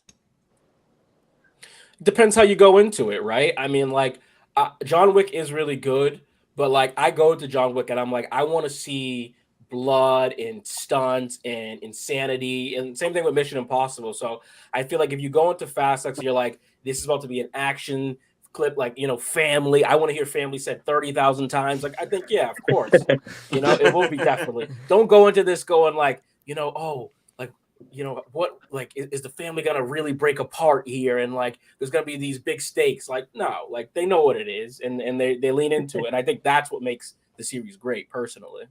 Yeah. Okay, yeah, I agree.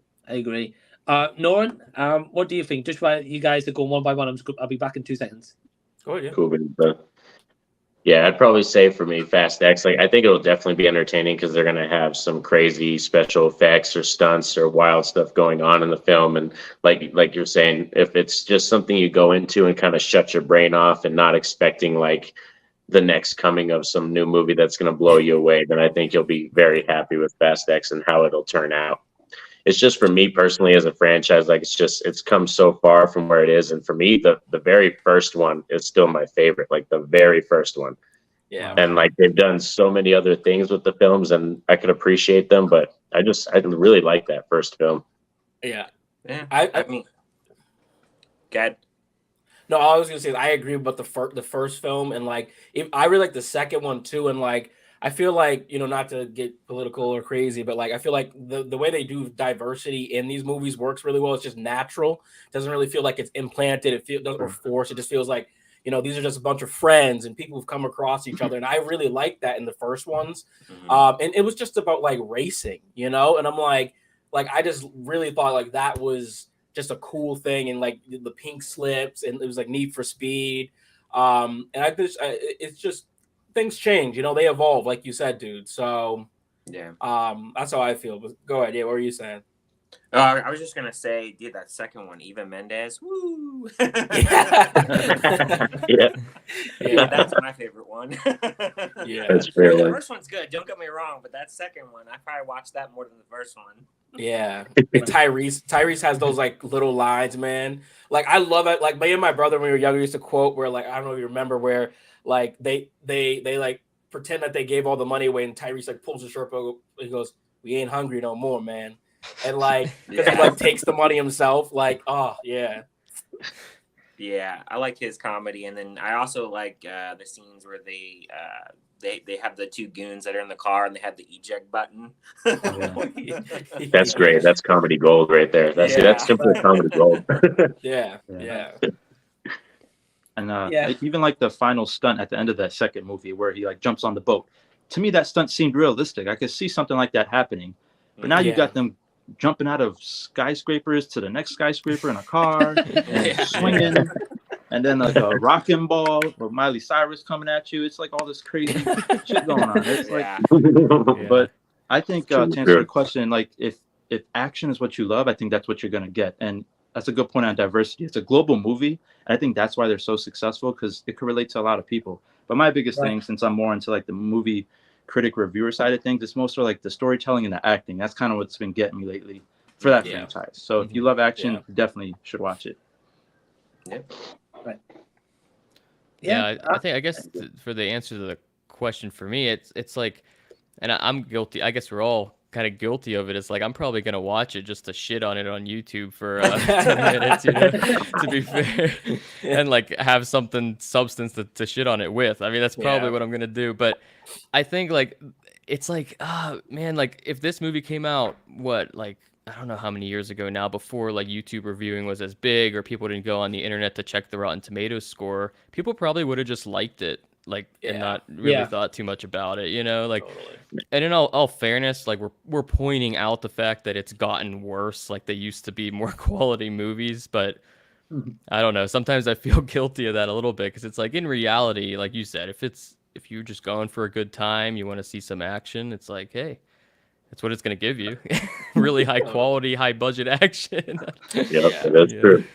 I would say for me, I think that it really can't get worse than the ninth one. Since the ninth one, they went into space. Like, what else could they really do? I mean, at this point, time traveling. You know, I mean, I don't know. I mean, we're gonna have like a what do you call it, like a megaverse or something, or crash everything together, maybe. But I don't know.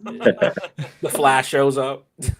Yeah. That's what I'm saying. We're talking about cameos. What if we just start seeing them pop up in the MCU? I would be so mad. I mean, well, Vin Diesel's kind of Groot already, right? But like, just him as a person. Like, I'm not trying to see any of them.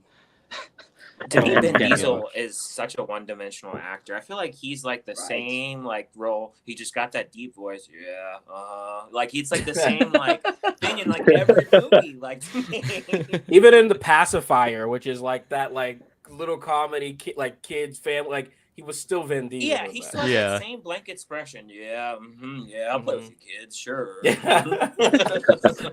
Even in like Pitch Black or those movies too, he's like the same. Yeah, it's the same in every movie with him. So like nothing changes. I was starting to think Ryan was Vin Diesel's stunt double for a second. Hey man, yeah, I'm not a fan of Vin Diesel at all. To be honest, like as Groot. But again, he does one line, one dimension. That's all he does. You can throw anybody in there and do that. How much does he get paid to do that? Like, honestly. It's probably ridiculous. We probably laugh about how much he's getting paid for that. I have honestly no idea. Apparently, he's going to be in those new the next Avatar movies, like the Cameron movies. So we'll get our own little Avatar version of Groot. So look out. Interesting. Yeah. Wow. Okay. For apparently each film he's done Groot for 13 million a movie. Oh my god, that's disgusting. I mean, the poor animators who are underpaid. My god. You know?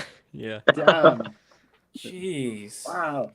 I mean, we do that for like not even anywhere next to that. Oh my god. Oh, jeez. I mean, does he do like the motion capture with the suits or something? Like, no, he's too busy with his family to do that. He's like, I can't show up today. I got to be with my family. Sorry. Like, I mean, he probably comes in and does his lines within like an hour or something like that. All you have to do is say, I am Groot, and say it like 10 different times. That's all. Ryan, you're giving him too much credit. An hour? Like, yeah. He doesn't even show up anymore. Disney reaches into their audio library. He switches up the audio. Yeah. Oh my god. Oh man. And we're seeing all this and we're watching Guardians. He has more dialogue than ever. Yeah, right. Yeah. Oh man. We've got a comment from True Action. He says, "Give me a good hot chocolate song." I don't know who this What's is. that? Oh, Hot Chocolate, the band. There's a band called Hot Chocolate. I think it's like a band or there's a few movies that have songs about that. I'm like, is this a serious question? Right away, I thought about Polar Express. That song is a bumping song. I don't care what you say. That hot, come on. But if he's talking about an actual rock band, they did I mean, let me know. They did a You Sexy Thing. Yeah. Right, okay. Yeah, they did. You Sexy Thing. Everyone's a Winner. It Started with a Kiss. So 80s, they're like 80s band. Okay. I know You Sexy Thing. I think that's maybe about it. Yeah, that's probably the most common one, yeah. Not the Polar Express one. I thought we were talking movies. I don't know if we switch in the Yeah. movies. We could do that. You guys know what I'm talking about. I do. Tom Hanks. Oh, hold on. About the deep fake, what's Paul saying? Arnold in Titanic was. Oh, God. Wow. Is this all on YouTube? I got to watch all these after this, man. Yeah, I'm interested. Yeah, man. It's just all over the internet. It's wild. It's wild. And some of the technology gets so good that you don't even know that it's deep fakes anymore. And like that's the part that gets scary to me. Is like when you're like it like because I saw a trailer, I think like Meryl Streep was in something like ridiculous like Fast and Furious. And I was like, what, they got Meryl Streep? And then it goes on to the next scene and you just see how like ridiculous it is. I was like, oh, this isn't real. Like but if a trailer drops, like how would you even know? Yeah. Sure. But that's exactly what they did with the Luke Skywalker character in Mando season 2 finale. That's what they did with that character. Basically, it was like CGI deepfake done to that actor's face. Right. Did you hear about that? Where it's like there was a fan who went back and like fixed it. No, I didn't. Because it wasn't really great, And then, dude, you have to look this up on YouTube. It's insane. Like, this fan goes in and like adds such detail where it's like better than the original, and everyone was like, "Whoa, like this should be canon." Wow. Wow. That's crazy, man. No, I didn't hear about that. Oh yeah, it's awesome. No.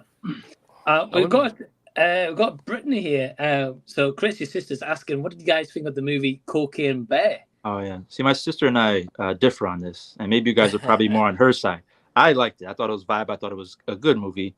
I think my sister, because she's actually an actress, so she's doing her thing in New York City. So I think she was looking at the movie in a more serious tone, whereas me, I knew what I was getting with Cocaine Bear, so I enjoyed it. But you guys also into a lot of horror too, so it probably lacked on that too. Whereas me, I was like, I could deal with some suspense, you know. I'm okay with that. But don't hold back. If you guys thought it was trash and you hated it, go. I agree with you. Well, we'll go Norton first. Oh yeah, I bought it. I loved it. Oh, see, okay, so I got someone on my side. Good. I was worried if I'm gonna be. It calls back to like those 90s and 80s creature flicks, man, and I love that stuff where it's just like you go in just to see carnage candy, and that's literally all. You know what I mean? And any kind of character stuff that you get is just a bonus, and that's why I liked Cocaine Bear. Okay, yeah. Harry? Yeah, I loved it. It made for a great date night. Me and my fiance, we both loved it. I'm with you, Nor, and I think it's like it's one of those things like I miss movies not taking themselves that seriously, and that's how I felt about Cocaine Bear. Like it kind of did enough, and I appreciated it. So I just had a great time with it. Yeah. Yeah. Get you, Ryan. I did not like it at all. Damn, I knew we were gonna get someone on here, right? What'd you think? Yeah, Why didn't you like it? I didn't think there was enough kills with it, and I didn't care much for the comedy that much, and I felt like most of the characters I just didn't really care for, so it didn't do much for me. I mean, it's not going to go on like the worst list of the year or anything like that, but I would say like at most, I mean, my score, I gave it like a 2 out of 5, so it's like a meh movie. I mean, like if somebody wanted to watch it, I'm like, okay, I guess, but like it isn't the first movie that I'm going to, gravitate to, that's for sure. Yeah. Okay, yeah. Well, I see that definitely. Like, especially if you didn't like any of the comedy or the characters, you're not gonna kind of grab onto that aspect because they, like said, they did try to add an element of storytelling to it. Right. Yeah, I know it's sacrilegious, but I haven't seen it. I was super hyped for it. I watched the trailer, did a reaction, all that stuff, but then I was like, I could probably wait for this to hit at home and watch. And then I'm kind of like you guys where I think like I don't see how I couldn't like it because it's like what you said about those like 80s 90s like creature flicks where it's like like I know what I'm going into. I hope, but like I would expect to see a lot more kills probably and that kind of thing, and I don't know if that's what happens, but so I don't really have a full opinion quite yet on that. It's on Peacock now if you have Peacock. Okay. Yeah. Wow. Okay. Yeah, Tyrone, I'm really surprised you haven't seen it yet, man. I thought you would. I know, dude. I know. I was slacking, man. Like I had a lot of like things going on outside of the YouTube world where I was like I was straggling for a bit. Like even John Wick. Like, dude, I got my ticket for that tomorrow because I'm like it's just been so behind with everything, man. But Cocaine Bear. It just seems like you look at the trailer and you're like, how is this not going to be a classic? So well, Ryan and Brittany won't be watching it ever again. Probably not now. I had a good time with it, Chris. To be honest with you, it's goofy. There's a certain scene with the sheriff. That's all I'll say. That was the best scene of the movie for me. The kills you get are quite bloody to an extent as well. Without spoilers for Tyrone. So I enjoyed it. Nothing amazing, but I had a good time. The movie. Yeah, I think I also like because it was based on a true story. Obviously, they exaggerated the hell out of it. But if it was just a regular movie, that's what kind of got me into it. Just knowing something like that happened in our lifetime. And but if it wasn't a true story, it was just like a creature flick. I mean, the trailer looks good regardless. But I probably wouldn't have been super excited as I am now. Just knowing that something like that happened, it's just crazy. And they actually on Peacock, they also have like a documentary about the true story. So if you have Peacock, You can watch a movie Interesting. and a little documentary about it, because it's more so about like this drug dealer and all that. It's freaking crazy. And the bear pretty much died instantly, you know. So obviously the movie is fictional as hell, you know. Well, that's what I heard. That because I didn't see that documentary. I've heard of it though. From what you're saying, but yeah, I heard the true story is like it died in like a couple of minutes, maybe flat, and the movie's like an hour and a half. So like, Oh, he's going off in that movie. He's going off. So yeah, I'm not too sure. But yeah, thank you for the question, though, Brittany. I appreciate it. We've got Traction says, "What's your favorite Toto song?" All the line, "Loving isn't always on time." Is Toto the one who did Africa? Yep. Yeah, that's such a good song, bro. That's my so favorite good. as well. Their favorite stuff. Even Weezer did a remake of that song. It's really good too. Did they? Weezer classic. They did. Yeah, Wow. they did a redo of Africa. I've not heard that at all. Don't know. Do you guys have any other favorite Toto songs while we're on the subject? I don't even know if I know any of his other songs, to be honest with you. Yeah, I'm with you there. Yeah, that's fair. We've got well, very quickly, I just want to say thank you to everyone who's watching live right now. If you are watching live, feel free to leave a comment and we'll certainly get to them. We've got the legend D Movie Man. So hey D. Hey D.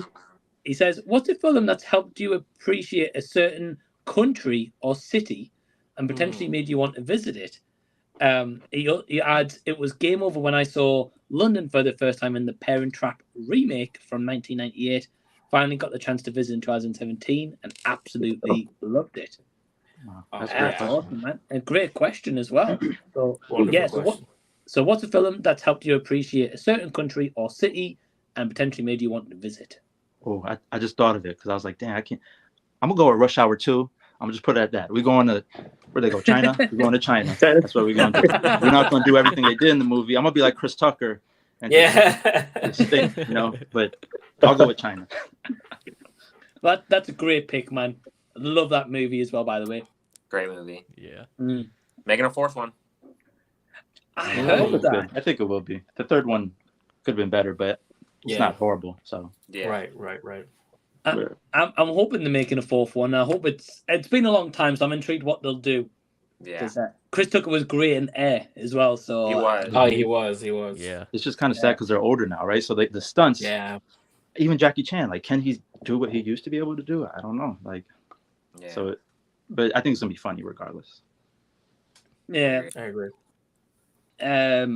Yeah, I think Jackie Chan will probably still be able to pull off the stunts. Otherwise, I don't think he'd probably agree to a fourth one. I might be wrong, but No, I think it's happening. They approved of it. I think they Yeah. got the script down and everything. They're like starting production, so it's gonna happen along with like Oh, Bad nice. Boys 4. So it's just never ending at this point. God, I know the sequels. But yeah. What else do you guys think? What other movies you had in mind? 'Cause there's so many great global. Wanna go movies, around? right?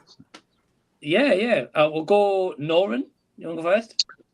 So one for me, I would say is probably, I know that like in the films it's supposed to be, you know, is it a different place, but the Lord of the Rings films, because they shot those on location in New Zealand and stuff. And when you see some of the landscapes and all the stuff out there, Yeah. it just looks fabulous. It looks crazy. And I know Peter Jackson did it mainly because they wanted to be away from a lot of the production assistants and stuff and kind of out of the way of the production's eyes. But yeah, New Zealand looks like a fantastic place that you can just like pull up a chair, sit on some random hill and just like enjoy a beer and just watch the scenery kind of thing. Yeah, I'm gonna change my answer to that one. See, for Lord of the Rings, that's technically Middle Earth. So I was literally reading something like in real life. Where we're trying to go. So I could go to Middle Earth, New Zealand. We could do that too. Yeah. Beautiful. Yeah, some beautiful shots of Lord of the Rings or New Zealand. So it's great pick. Harry? It's a hard question. I don't want to say China again, but it is my answer because when I saw and this is an unpopular movie too, but the Karate Kid movie that came out, Jaden Smith. It was just at that right age I was at when that came out. I know it's not as good, but there was something about the landscapes, and they go to like the Great Wall of China and stuff, and when it showed all that stuff, I was like blown away at the time. I just wanted to go really bad. So yeah. Great pick, man. Great pick. I will give the movie that though. It's got some beautiful landscapes and shots in that film. Yeah, I agree.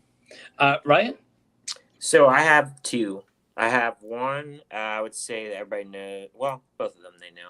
But Dark Knight in Chicago, that was shot in Chicago, and wow. I would say Midsummer because that was shot in Hungary. That's a good one. My two picks. Yeah. I will say it is beautifully shot, that movie though. Yeah. Midsummer. Even if I'm not a fan. I know you're not. Tyrone? Man, I love traveling, so like everywhere all at once, man. Just everywhere is where I want to go. But like the Harry Potter series, dude, like I mean I know it's like cliche, but like man, like when I was a kid, I just like I couldn't even believe just some of the scenery in that world. And I know it's your backyard, Mike, but I when I was in college, I was like, I'm moving to England for a bit, so I moved for a year there, Oxford specifically, and I just it's simple, but like just there's just a nice sort of vibe to it, culture. There's history and like sort of like you said about Middle Earth and all that, where it's like that area allows you to travel to other places that aren't too far. So yeah, that would be my pick. Yeah, man. Pick. And Mike, I have a question for you. So, do you have any like famous like castles or anything like near in your area, like with like good landscapes and all that? Yeah, we've got like quite a few. Like not maybe. Well, I mean, there's different ones. So like where I live near Durham, we've got like Durham Cathedral, where I know a little bit of. I think it might be Avengers Infinity War was shot there. I mean, it's historic as well, but Avengers part's pretty cool to add to it as well. That Chris Hemsworth is like, it was in like the local town. That's crazy. That is cool. Yes, we've got that. We've got like a place called Hadrian's Wall. It's maybe about 50 minutes to an hour drive. So like every like different town that we have near us has like something like a famous architecture there. Okay. So it has quite a bit, yeah. To be honest, that's cool.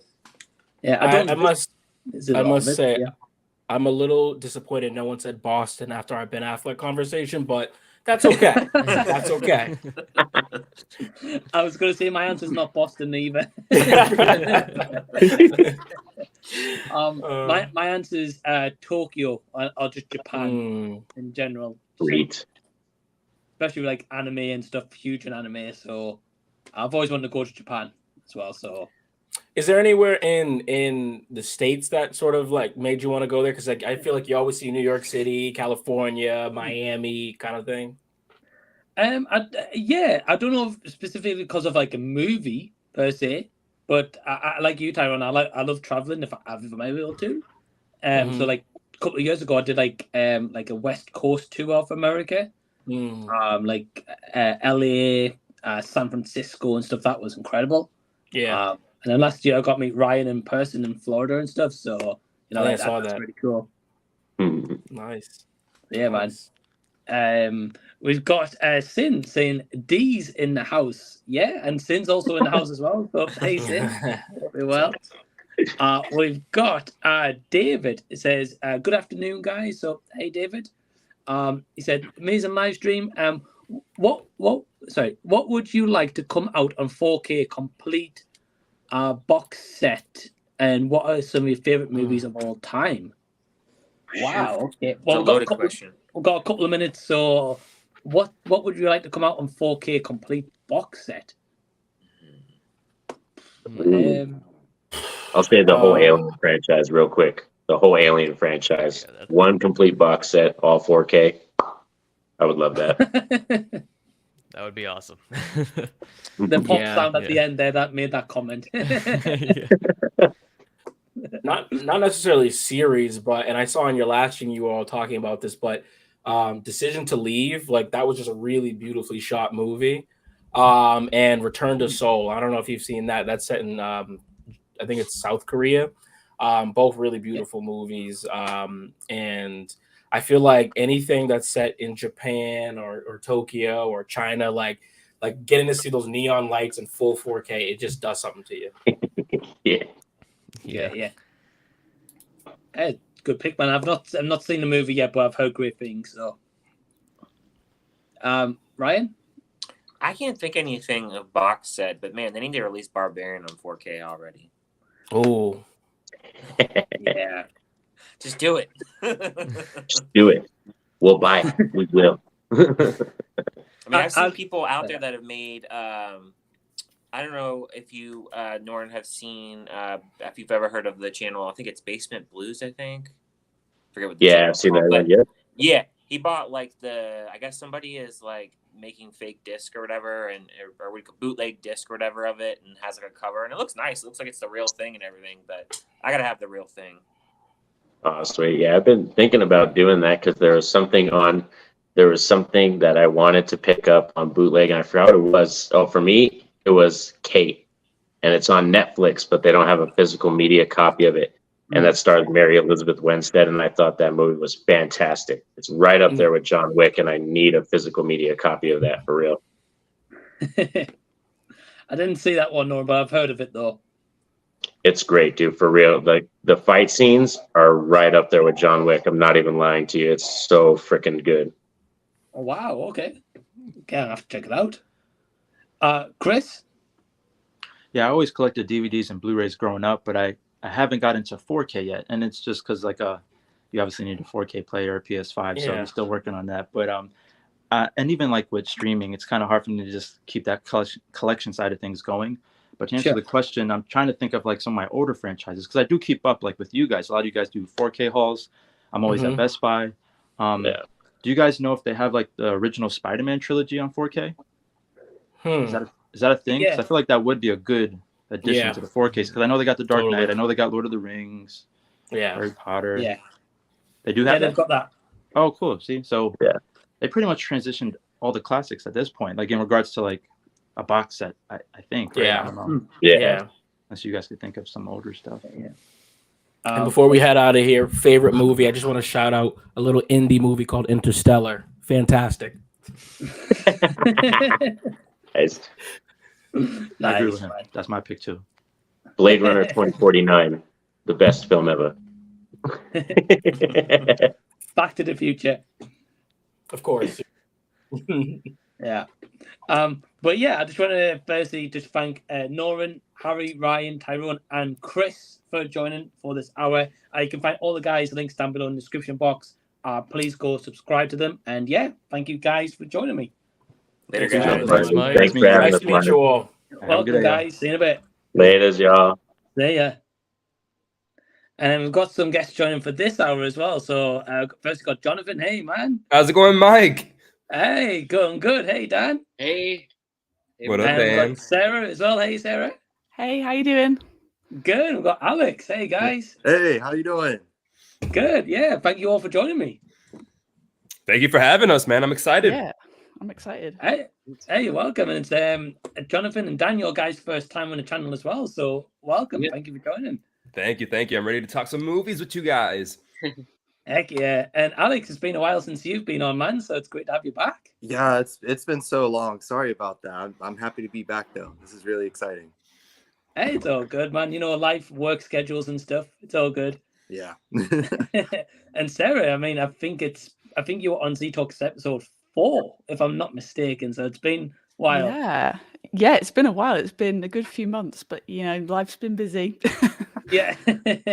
But welcome, guys. All the links to these guys and girls' channels are down below in the description box, so please go subscribe to them. And yeah, you may have recognized Jonathan and Dan from the Cinema Squad as well. So it's great to finally collab with you guys as well. So thank you, man. Thank you. Yeah, we're excited. We talk about you a lot, and so we appreciate all that you do and what you're doing tonight, man. For charity and whatnot. That's incredible. Mm-hmm. Yeah. Hey, thanks, man. I'm 4 hours in. I've had a little bit of food, not much, but I'm going good. You got a lot of coffee, I bet. No, actually, no. I've got a bit caffeine with a Pepsi Max. Oh, That's kind of about it. Not bad. But now I'm going good. But yeah, so we've got a couple of comments, guys. So maybe a good question to start with. We've got David saying, what are your favorite collection you own of movies? Ooh, okay. So maybe favorite thing in our collection with the movies. Okay. Well, firstly, Dan, do you collect physical media? Oh yeah, yeah. I You love Yep. Yes. Yes. Awesome. Yes. Awesome. Just make sure, Jonathan, Alex, Sarah, you guys do as well? A little bit, yeah, not too much. You know, I'm trying to start a collection. I do have some physical copies of like movies that I absolutely love. Like I just recently bought a Blu-ray of the 1995 Mortal Kombat movie because I love that movie so much. That's one of my prized movie possessions, and sometimes I just hold it in my arms because it makes me so happy. Yeah, I have a good collection as well. I'd say maybe somewhere about around 200 Blu-rays / 4Ks. Wow. But I've got to say this, right? You know those scenes in movies and TV when they go to the dump and it's just these big heaps of trash? That's Dan's bedroom with movies. This guy has so many. I have a lot. Yeah. I'm in the process of counting them and logging them. But yeah, I mean, I have a good upper hundreds, almost 1,000 something, maybe. Wow. Yeah. Wow. Nuts. Yeah. Wow. That's great. And where do you have space to store these? I mean, I've got them here and they're like lying on top of each other. I haven't got room. So when my roommate moved out, I have an extra room, so that has a bunch of my stuff in it. But yeah, I'm trying to cut back and get less, and because I'm trying to be more strict because I'm someone that I'll be like, oh, I'm gonna get this movie, to impress someone, and someone that's never gonna maybe see it. But I'm like, oh, I definitely have to have that, and if I'm a movie fan, I definitely have to have that in my collection. So I'm trying to be less like that. Just get movies that I love or like at least. Right. Yeah. I get you. Well, especially with as Jonathan mentioned, of how many movies you have, it must be quite hard for storage as well, though, right? Yeah. I mean, I have 3 big shelves of them, but yeah. Wow. Yeah. And have you ever done a movie collection video before? Or no? I have not, but I would like to probably at some point. Yeah. Okay. That's what I'm logging them and I'm counting them and everything. So maybe after that. Yeah. Sweet. Yeah, man. Make a video. I'll be watching it. Don't worry. So yeah, Sarah, what would you say is your favorite? Favorite item in your collection. I'm guessing this kind of question is. Yeah, I don't have too many things. I've literally got the Blu-rays are that small. They are literally in front of me. There's 30. I was very much like someone who collected DVDs when they were growing up, and then I kind of transitioned a bit to Blu-ray. I mean, I've only got one Criterion, but I got nice. Oh, nice. My friend got me this for my birthday. So we got Night of the Living Dead. So I really like all the artwork and stuff and that. So that's probably, I guess, the most sort of pricing. Because I like these things. I like the artwork and everything that comes with them, but they can be a little bit more expensive. But I think they're worth getting, in terms of physical media. So yeah, I'd probably say this one. Oh, that's pretty cool. Is that the original as well? Yeah, it's the original, and it's obviously got all this sort of nice sort of print work as well, and 2 discs there. So yeah, I'd say this one. Oh, nice. It's incredible. It's pretty cool artwork as well by the look of it. Yeah, it's super cool. I have to find out who did it because I really like the style. Yeah, no, that's awesome. Jonathan, what about you?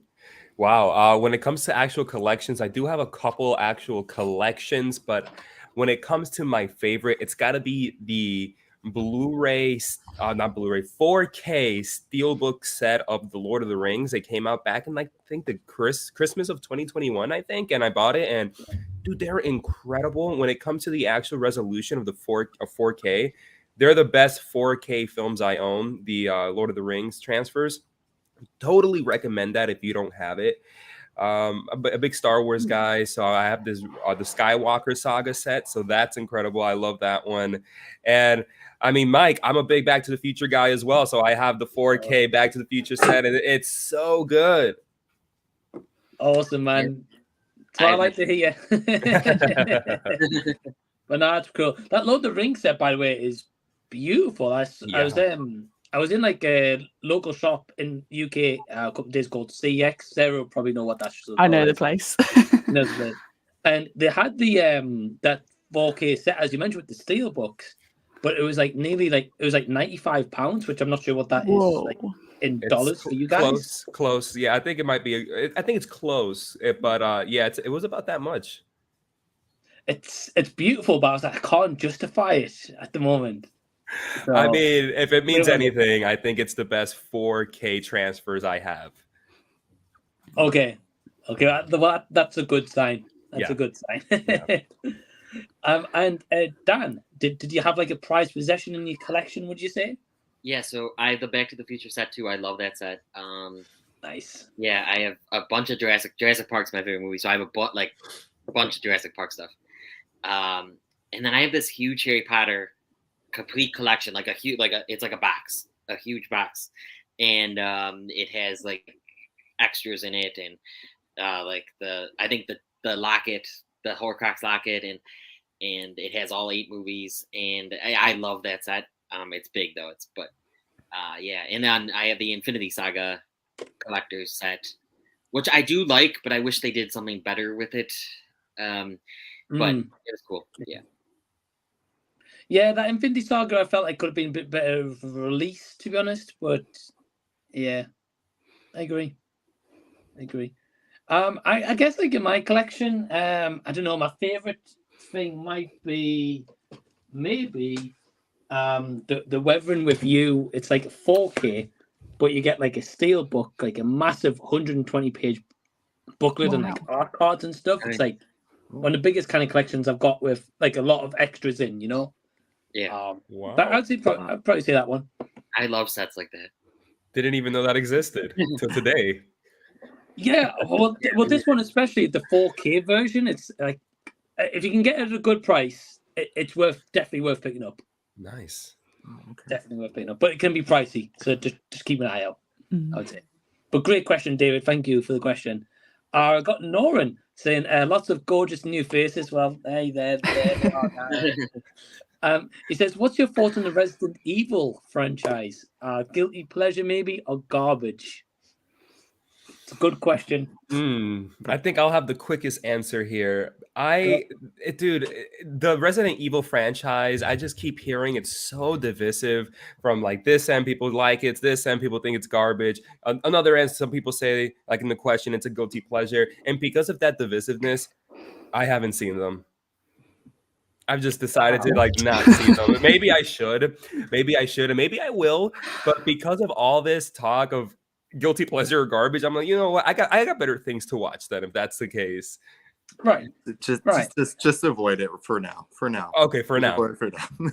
I will. Thanks for the advice. I have feelings about the Resident Evil franchise. I get really peeved when I grew up watching my sister play the games because I was too afraid to play them, so I'd watch her. So when the movies came out, at least the first two, even though they stray vastly from the games, they still had like some. They were fun. I was upset about them, but they were still fun and like good in their own way. And then it just got progressively more and more disrespectful. Oh good lord! And then the more recent movie and Netflix series was just abysmal. So like I can do a whole hour-long rant just on that alone. But eventually, hopefully, you know, with successes in like the Last of Us show and now the Super Mario Brothers movie, script writers and all that will start taking these video game adaptations more seriously. But that's just me. Good point. Yeah. I think Alex could do a 10-hour charity stream himself. We'll just start after this. Might as well. Yeah, man. I'm so very quickly. I'm going to say I agree with Alex. Like the first two movies aren't too bad. The newest movie I think is quite faithful in terms of like the actual settings from the game, but isn't great. And I didn't watch the new series on Netflix. I heard bad things, so I didn't bother. Dan, have you seen any of them? No, I have not. They're on my list though, or at least the first one to give it a try. But yeah, no, I guess same with John. I just hear they're so divisive and. I get you. And Sarah? Yeah, I've not watched any of the films or the TV show, but I've played the game. I've played like 4 of the games, which I really enjoy. But Right. yeah, I've not ventured into the films just because of how bad like reputation they have. Yeah. But I've heard the newer one was a bit more generous, like in terms of like the lore and stuff. But apparently they did Leon S. Kennedy like dirty in that film, is all I heard. Who is a fan favorite, but you know, So dirty. yeah. I was in What the I've heard. theater. I was in the theater just shaking because I was so angry about what they're doing Leon so dirty. And they have this weird thing with Jill and Wesker that I was just like, "Ooh, no, don't do this. That's, oh dear Lord." Oh man, yeah. I will say though, the first Resident Evil movie, even though it's not really connected to the games at all, I would say like if it's its own little story within the Resident Evil universe, it was really good in that aspect. So I would give at least the first one a watch, and you can ignore everything else. All right, sounds good. Just one movie then. I can do one movie. Yeah. Well, question for you, Jonathan, Dan, and Sarah: have you guys ever played any of the Resident Evil video games? No. Yeah, I played 4 of them. Sarah has. All right. Okay. So, like my channel name, I'm a man of movies, and I'm not really a man of much else. So I don't really play video games. I don't really play video games, unfortunately. But I'm sure that the video games are fun and good, right, compared to the movies. Yeah, they're fun. They're really fun. They're very different, and the lore constantly changes, like in the games, which you know makes for more fun. But yeah, definitely give them a go. Yeah, I think it's worth it. Yeah. And Dan, have you played the games? I have not played any of the games. I'm not a huge gamer either. Right. Yeah, so I don't really play video games much at all. Okay, yeah. I'll be playing Hogwarts Legacy when it comes out to PS4. Nice. Well, we've got Circle Club saying thanks for a great time. Well, hey, Tyrone, thank you for joining. And he does ask, he says, what's a movie adapted from a book/series that you like? Oh. Okay, good question. There's a lot. Ooh. I don't want to give an obvious answer, right? Everybody's like, Harry Potter. No, I don't want to give that answer. I'm trying to think of something. Yeah. A movie I can think of the top of my head. I've not read the book, but a movie I like is Stephen King's It. I like both of those adaptations. Yes, I read the book. It's really good, and yeah, I love it. Yeah. Oh, okay. Well, Dan, what would you say? So I would say Harry Potter. You're basic, Dan. I know Harry I'm Potter, just kidding. but it's a good one too. I love it. So I thought that they did that pretty well. That's fair. That's fair. It's all good. Wow. Sarah? I mean, the most recent one, like, because you said Stephen King, it made me think of Gerald's Game. I read that quite recently. I'd seen the film before. I kind of remembered what happened, read the book, and the book was like, it was really terrifying, like about this guy in the corner of the room. I was really scared to like go anywhere in the house by myself when it was dark. And I think they can do it really, they did it really well in like the Netflix film. I thought that because obviously it's what's his face who did Haunted of Hill House, Mike Flanagan, that's the guy. Yeah, so I like him as a director, and I think he did a really good adaptation. I think Stephen King was pretty happy with that. I'm pretty sure he was. But yeah, I think that's a really good one. I heard good stuff about that Gerald's Game. I just haven't seen it yet, though. It's on the list. It's good. Yeah, yeah, it's worth checking out. It's really short as well, from what I remember. It's like an hour and a half. Like, yeah. Oh, that's not too bad. Yeah. I remember seeing the trailer when they were releasing that, and I was like, "Oh, this looks really good." Didn't get to it. Yeah, there's a lot more to it, I think, than what the trailer maybe sets up. But yeah. Okay. Well, it's Stephen King, so I wouldn't expect anything less. Yeah, exactly. Jonathan, what about you? I guess let's keep going on that Lord of the Rings train, and let's just say the Lord of the Rings, right? That's a big one. There's not a movie, but it's a TV show that came out this year. I don't know if anybody's seen it. It's called Daisy Jones and the Six. It's on Oh Amazon no, I've not Prime. seen it yet. I do want to watch it. Yeah, so it's based on a book, and I didn't know that going into it. And I finished the whole series with my wife, and we just absolutely gushed over it. We loved it. The original music in it, like we just listened to it over and over again. It was a great show. And then I went ahead and I bought the book. So we have the book now. So movie wise, don't have like a real answer, but TV show wise, Daisy Jones and the Six came out this year. It's a fairly new show, Amazon Prime. I haven't heard anything about it. I know the title. That's all I knew. Yeah. I'm glad to hear it's great, man. I'm gonna have to check it out. Yeah, for sure. Sounds awesome. And finally, Alex.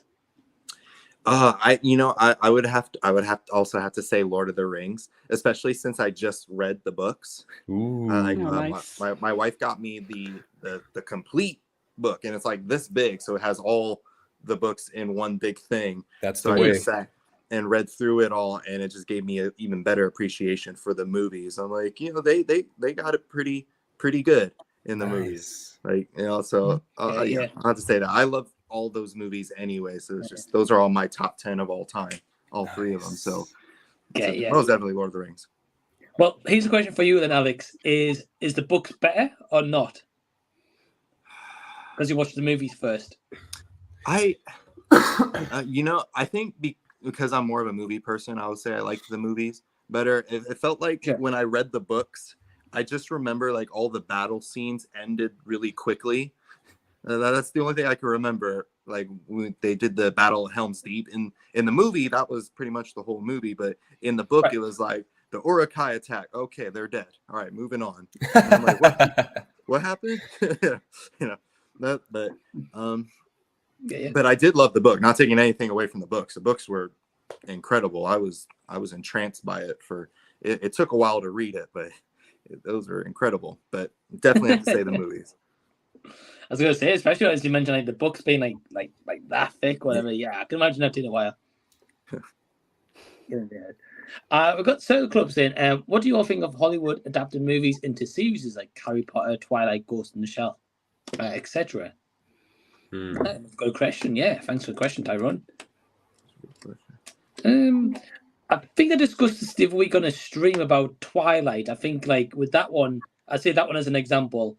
Is like the movies, of course, got its fan base, but it's like good for like a new generation, and I think it could be interesting how they adapt that from like the older kind of cheesier movies to like now.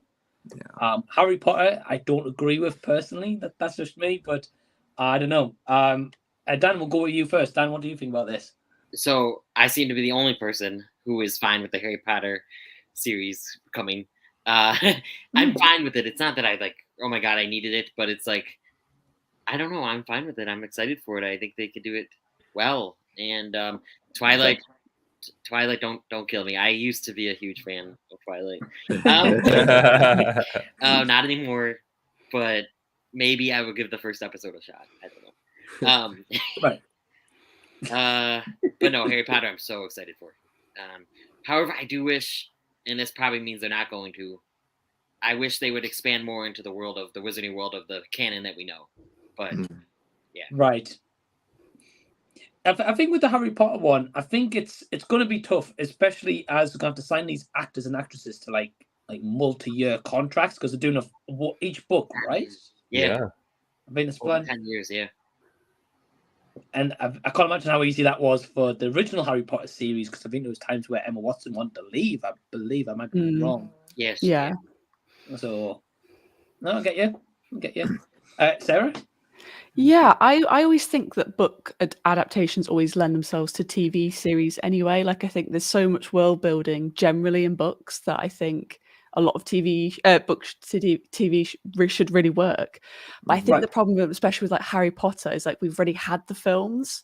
So like Dan said, like maybe if they did like just the world, like what they're doing with the game, like, you know, set up like other characters, you know, show a little bit more about like the goblins and stuff. Like I'd like to know more about that rather than following Harry, Ron, Hermione again.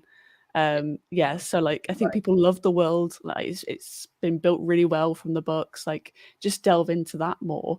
But generally, yeah, I'm looking forward to see what they do with the Twilight one. That'll be interesting because I think the films, again, I was also a Twilight fan. I have my Team Jacob poster on the wall. I'm not gonna lie. Yeah, I think that's quite a simple story, so I don't know how they're going to stretch that one out. Maybe a little bit more high school stuff or something, maybe. But yeah, I mean, I'm interested, but I'm not like hyped to watch them. I get you. Alex? Who? Controversy aside, I think I could be down for a Harry Potter series. I'm kind of worried. I'm worried about the actors and actresses they cast in it, just because the amount of pressure that they'll have. They'll constantly be compared to, Daniel Radcliffe, Rupert Grant, Emma Watson. Yeah, I was about to say Emma Stone. Like, that's not right. But that's definitely a series that would do better as a TV show than movies. There's just so much they had to cut out from the movies that they couldn't get into. Twilight, I was not a fan of the Twilight books, although I did read the Twilight book where the genders were reversed. So Bella was a boy. And that was actually, if you haven't read it, it's actually really good. I got into it. I would be okay with a Twilight series only if Robert Pattinson came back as Edward. I think that'd be funny. That's hilarious. But definitely like things that are based on books, with just so much world building and all that. I feel like TV series are better geared for in general. All those things if they really want to get into it. Yeah. That's a good answer, man. And Jonathan, what about you? Yeah, when it comes to this question, I had a discussion about this not too long ago. The whole Harry Potter of it all, I'm not completely against it. My only reservation is that, like you guys have said, there's so much more you can do with the canon and lore that we have already.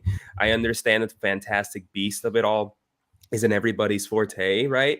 But I think if you try to like tighten up, it could have been better. It could still be better. And with that Cursed Child book still being out there, there were some talks before HBO Max gave the order for the series that we could possibly see Daniel Radcliffe, Emma Watson, Rupert Grint come back and do an adaptation of the Cursed Child. And then this happened.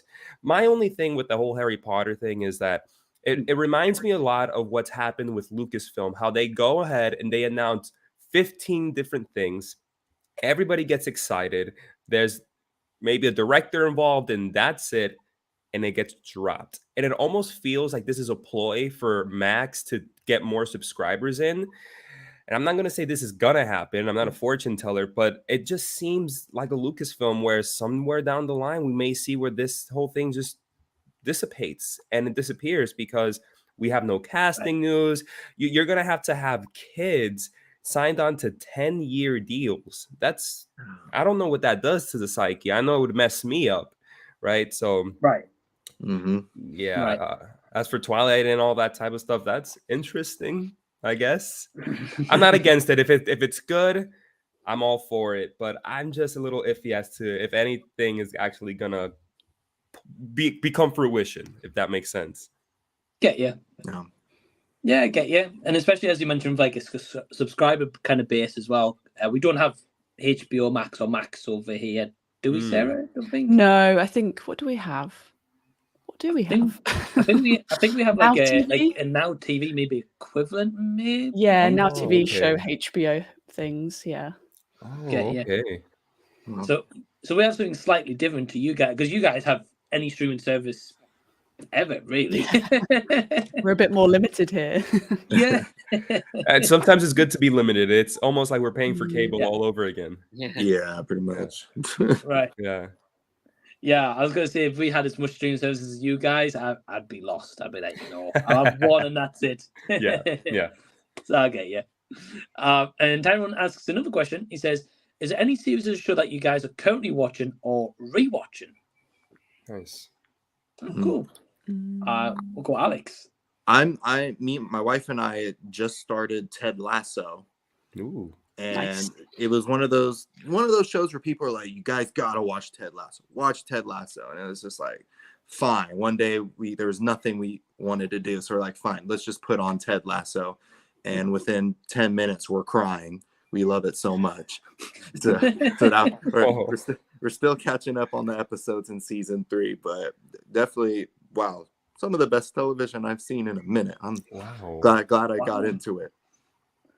I've heard great things. We were talking about that earlier in the stream. I heard great things about Ted Lasso. Just haven't got to it yet. Just so heartwarming and loving. And it's just like, I sometimes we need shows like that that aren't just anger and violence, as much as I love that stuff in shows. But sometimes you just need some love, and it's good. Oh, sounds great, man. That's awesome. Sarah? I've also been watching Ted Lasso. I need to watch this week's episode, but it is great. It's really sort of sweet. It's got these sort of really sort of heartwarming moments. It's really fun. And this is going to be the last season. I don't know if you know that, Alex, but yeah, they're only doing 3 seasons. So, which I think is fair. I think that's a nice little way to wrap up the story. So I'm watching that, and then I'm also watching Succession. They're like the 2 live shows that I'm watching at the minute. So that's like, it's like balances itself out, like this family drama, and then like, really light-hearted football show. So I think I've got a balance down, really. The big Emmy players.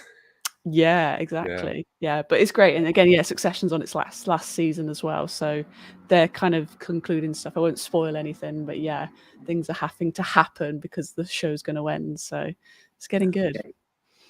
What's with all these seasons ending on the final season at the moment, right? Yeah.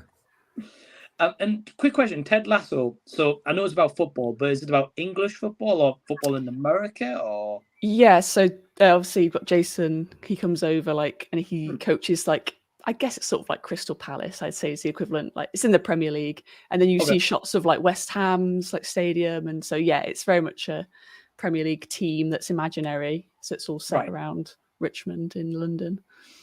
Oh, okay, yeah. Oh, awesome. And Dan, what about you? What are you watching at the moment? I don't watch shows as much as movies, so I'm really not into anything right now. I just watched Beef on Netflix. That was good. Good. Ted Lasso though, I know I get told to watch it, but I'm not interested in it, and maybe I will love it. But it's not really about football. I will say that it's like you hardly see football. It's much more about like the people behind the scenes. So it's good for that. Yeah, so I'll have to give it a try. Get you. Oh, nice, man. Nice. I haven't watched that Beef yet either. I've heard good things about it though. Yes, it's really good. Awesome. And Jonathan, what about you?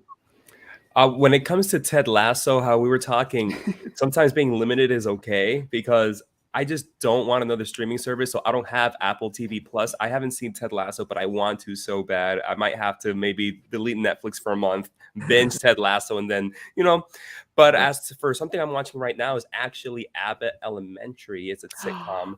One of those. It's so good, right? It's so good. It's one of those single camera sitcoms in the vein of a Modern Family. If you guys have seen Modern Family, it's almost the exact same vibe of it all. Still in season 1. Season 2, I believe, just had their finale. It's different here in the UK because we got cut off at the Christmas episode. So we've not got that second half of the season yet. Yeah, it's so annoying. Yeah, because you're getting them here weekly. I think the finale is about to or just happened. But Abbott Elementary is so good, and you don't even have to be a teacher to relate with a lot of the hilarious antics in the show. But if you are a teacher, you're in that system, it must be hilarious because it's good even for me. I recommend Abbott Elementary. They're short little 20-minute episodes. They're good. Nice. Now this show I've not seen, but I think I've heard some of you guys talk about it before at some point. I can't remember where, but I've definitely heard a conversation somewhere. I've heard good things. As for myself, a bit like Dan, not really huge into shows and stuff. More movies, but I guess the series I watched recently was You season 4 on Netflix. Yeah, I watched that one, and that's kind of about it. Been watching just binging movies, really. As it should be. Right. All is right in the world. Yes. Well, thank you for the question, though, Tyrone. And then we've got D Movie Man. What's up, D? Hey, D. The legends in the house. He says, so many of my favorite people on one stream. He says, what is a memorable and traumatizing scene from an animated film for kids and adults that still stays with you to this day? Wow, what a great question. Well, thank you, D, for the question. D with his questions. That's man, that was. Well, if any of you guys have an answer, feel free to just go for it. I have a different type of answer because usually when you say traumatizing, it comes with a connotation that it means scary, like something scary happens on screen and you're scared. So not scary. I don't have a scary one, but I have an emotional, like, I don't know what I'm feeling. Can somebody help me? I'm just a kid. What are these feelings I'm feeling? And that was when I went to go see Toy Story 3 back in 2010. And I saw that movie so many times in the movie theater. And that just third act of the movie, from the incinerator scene when they're all about to die to the very end when they have to say goodbye to Andy, I had this depression in me because it was so sad. And I had no idea what I was feeling because at the time I must have been, I don't know, not even 13, maybe 12 years old. And I don't know what I was feeling, man. And it was, I remember breaking down in my room coming home because I was thinking about the movie and I'm like, what am I feeling? Is this traumatized? Is this trauma? Is this trauma that I'm feeling? So not scary, but definitely emotional to me. Yeah, man, that's definitely a heartbreaking scene. Yeah. That incinerator. Yeah. 100%. That's a good one, actually. Dan? So another Pixar movie, Finding Nemo, with the barracuda and eating all their kids. So that the barracuda was scary, and then it was just so sad that they actually did that. So yeah, that one I would say for me. Okay, that's another good one as well. Yeah, Sarah. I think mine's like Disney route as well. I think for me it was like Fox and the Hound. If anyone's seen that film, but that I just remember feeling like such sadness, like these two animals that shouldn't get on, but they're so playful, and it broke my heart. As a child. Yeah. Okay. Yeah. And Alex. I don't. Not one really comes to my mind. Maybe because whatever I did watch was so traumatizing, I blocked it out in my subconscious. Maybe. But like, just a couple that I'm like, oh, this made me feel really sad. From the Dumbo movie, the original, when his mom's in the cage, like being separated from him, like that, that hurt my soul. And then The Land Before Time, when Littlefoot's mom dies. Like sometimes I just sit and think about that. I'm like, that really sucked. It kind of ruins my day for a bit. But yeah, there's not really one that I can think of. I'll come back. I'll bring it up later if it comes back to me. Sounds good. I don't know. I think for me is a memorable scene for me. First Toy Story movie, when the toys are all in the backyard and Sid hears them talk and they gang up on him. That's memorable. A bit traumatizing. Imagine like playing with your toys when they're younger and they just suddenly start talking and moving. Oh, that would be a bit weird. Wow. But definitely memorable, more than traumatized, I guess. So yeah. We've got Tyrone adds to the question earlier. He says, I recommend playing the Resident Evil remakes. To me, they feel like the closest things we'll get to a cinematic. Yeah, I like the remakes, the ones I've played anyway. Fantastic. Yeah, they're much better. If you want to play a game, I would just jump straight into them, to be honest. Nice. Yeah. Have any of you guys played the new one, Resident Evil 4? Once again, I'm too afraid to play those games, so I watch my friends play. Appreciate the honesty, though. Yeah. I technically play through my friends. Right. Okay, yeah. We've got Tyler Barb. Hey, Tyler. He says Harry Potter is my favorite. Nice. He's huge in Harry Potter. Can't beat One it. thing. And Dee's question before, Dee says, for me, pretty much any scene from the second Renaissance Part 1 and 2 are the Animatrix, horrifying depictions of the machine's initial genocide followed by their eventual overthrow of humanity. I haven't seen the Animatrix. No. That I remember- traumatized me. I remember that Reading being a thing. Just Oh, that does sound intense. Yeah, I've never seen it either, to be honest. So is it just you, Jonathan? Out of all of us had seen it? No, I'm just being funny. I just reading that Oh, okay, traumatized sorry. me. Sorry, it's 4.5 hours in. It's, You're it's good. effect already. I remember I do remember the traumatizing moment now. I remember. Okay. It came out. Alright. And now I'm sad again. But the Prince of Egypt, the 10th plague, when all the firstborn sons are killed. And like that the scene where it just shows the little boy walking back into his home, and then the light follows him, and then you just see his hand on the ground, and all the parents, you hear them starting screaming and cry. Like that stuck with me forever. That was mine. Wow, it's a good one. Great movie, but man, that hurts. Yeah, I've heard about that. I've not heard about that scene though. So I'm preparing myself for a rough time when that happens. Like Marley and me, when I watched that, I was expecting what to expect. Wasn't good. We've got, let's have a look. Got quite a few comments. So yeah, thank you guys for our comments as well. Really appreciate it. We've got Paul from Off the Cover. He says, highly recommend How to Blow Up a Pipeline. That's based on a book. I reviewed it over on my channel. Yeah, have you guys seen this new movie yet? I haven't seen it yet. I've heard of that, and it sounds really interesting. I wanted to go see that, but now I definitely will. I'll get my ticket now, probably. Yeah, I know it's in theaters right now. I haven't seen it per se, but I thought it was also based on real life. Is it also a real life event at all?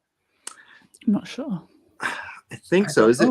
I'm not sure exactly what it covers. I'm assuming it's about the the protests that have been going on when they've been building those pipelines. That's what I'm assuming. Which definitely I'd watch a movie on that. Yeah, I thought Dan would have seen that because I know the other day I was messaging Danny been to see like 3 or 4 movies a day, I think, right? Yeah, no, I haven't seen it. The trailers didn't wow me for it, but it looks like it could be an interesting, movie. Yeah. Yeah, I was the same with you, Dan. The trailer didn't really sell me, but I'd be intrigued to see it. I've heard good things. Yeah. Tyrone says, I think Harry Potter, you can really do a lot more with it. Yeah, like you guys said, like the lore and stuff. Yeah, I have so many ideas, like a Tom Riddle origin HBO Max series. That'd be cool. Stuff that has nothing to do with any of the Harry Potter characters. I have like a lot of ideas for Harry Potter. Or Wizarding World, I guess. Pitch him to HBO Max, man. Yeah, right. Get yourself in the writer's room, Dan. Yeah. We've got D said, I would have to go with Cloud Atlas. It's a difficult job trying to encompass the themes of recurrence, time, the soul, evolution, and more across 6 different stories and time periods, but I loved it. Cloud Atlas. I've still not seen that film. Yeah, that one came out like a little over 10 years ago. It's with Tom Hanks, and it's a sort of reincarnation story. Oh, okay. Where I think it's like 3 hours long, and I think they die and they reincarnate as somebody else. And I know it caught a lot of controversy because I could be wrong here. It's been so long since I've seen it, but doesn't Tom Hanks come back as an Asian person and they like make him look as Asian as possible? Ooh. Wow. Okay. I could be wrong. No, I mean, they don't do that. They can't. And that was only 10 years ago. Wow. Wow. I did not know that. I mean, I've heard about this movie, but I didn't know about that though. Yeah. Wow. 2012. Okay. Oh boy. Rough. And the funny thing is, Alex was just doing a Tom Hanks review the other day, and the man called Otto, and he's like, "What's your favorite Tom Hanks movie?" Cloud Atlas. I'm so uncomfortable that I have to watch Cloud Atlas now because I need to know. Do it, Alex. I need to know. Do it, Alex. Yeah. Oh. Tyler's adding to the Harry Potter. He says, "I'm on board for Harry Potter show. The way I see it is, we get 10 more years of Harry Potter on screen, and I'm all down for it. I don't envy the casting director. Casting will be a tough one, and that. Yes. Oh yeah. Oh yeah. Oh yeah. The pressure is going to be unbelievable. It's going to be. Right. Well, I think it goes back to a point that you made there, Jonathan, about like signing these kids on for, like, say 10 years or maybe a little bit less, depends how they film it. But yeah, definitely different time now compared to when they originally probably casted Diane Radcliffe, and about like mental health and stuff like that as well. It's definitely changed a lot. So yeah, that's a good point that you bring up too, Mike, about the time we live in now. It's a lot more strict when it comes to children in the acting scene than it was back in 1999, 2000. And nowadays, man, are they even willing to? Will it be different casts of actors every season? And I don't know. I imagine like they'll only probably do it for 2 or 3 seasons, and they'll change the whole thing. Like, they did with House of the Dragon. If anyone watched that, they kind of changed the age. They aged them up like halfway through. Maybe they'll do something like that. I'm not Maybe sure. like a Crown scenario, maybe. Yeah, they could do that as well. Yeah. Yeah. Maybe could work. Maybe. That's a good point. I think, to be honest, Sarah, though, that would probably be maybe the best way to approach it. Than I lock think them so. in 10 years. Yeah, I think you'd get just better performances, they'd be much more willing to do it, I think. Yeah, and it would make sense with the aging, because some people don't age, certain ways that you might want them to look at a certain stage. Right. Yeah, so maybe that's it. 2 seasons, an actor change, 2 seasons, maybe. Well, that could work well. It depends, because obviously you guys with the experience of reading these books, was the on-screen adaptations of their ages at the time faithful, do you believe, or do you think maybe they could have been a bit older, or I don't know. Pretty faithful. Yeah. Yeah. I think they did good. I think It worked out. It worked out. Yeah. It worked out very well. Very well. I get you. I know, that's good. It's good. We've got Paul saying, an excellent TV series I just watched what was based on the book and based on real life was Tokyo Vice. Have you guys seen the first season? No. Never even heard of it. Tokyo Vice. No. Is that like a detective show, or? I think that's the one with Ansel Elgort, which I thought was... Really? I think it's that one. Let me double check. Yeah, I've never heard of this one. Yeah, it's the one with Ansel Elgort. I've heard it's It's good. still working. I know. When someone told me that, you should check out the show, I was like, and it's like, Ansel Elgort's in it. I was like, I maybe will not. I don't blame you. Yeah. Blame you. Yeah, I've never heard of it. Let's have a look. Well, Tyrone's saying he's heard incredible things about Tokyo Vice. Nice. That's good. Oh, He says, I can definitely feel you can destroy the canon by adding to it versus just giving this generation their own version. Cursed Child, I would highly recommend seeing the play. I want to see it. I haven't seen it yet, but yeah, I want to. I read the screenplay thing, but yeah. Get you. Yeah, I haven't seen the play either. Yeah, I wish there was a way that you could find it somewhere online, because I've tried a couple times and you just can't. Those Broadway plays are almost impossible to find outside of Broadway. Yeah, unless they do a release like a Hamilton, or something. Yeah, HBO Max should do, or HBO should do that. That's that'd be really cool. Yeah, I'm with you. I'm with you there. Do that, yeah. Is there singing in The Cursed Child? Is it a musical? I don't think so. At least in the screenplay, there wasn't music. Okay. I was like, I don't think I could handle singing. That'd be odd. Especially would. if it's not canon with the other Harry Potter movies. Mm-hmm. I get you. And then we've got Worth a Watch with a super chat. Well, hey, thank you very much. This is for the little Paul. Hey, Paul. Well, that will be donated as well. I'll be putting that in after the stream. So thank you very much for doing that. But yeah, thank you for that, man. That's awesome.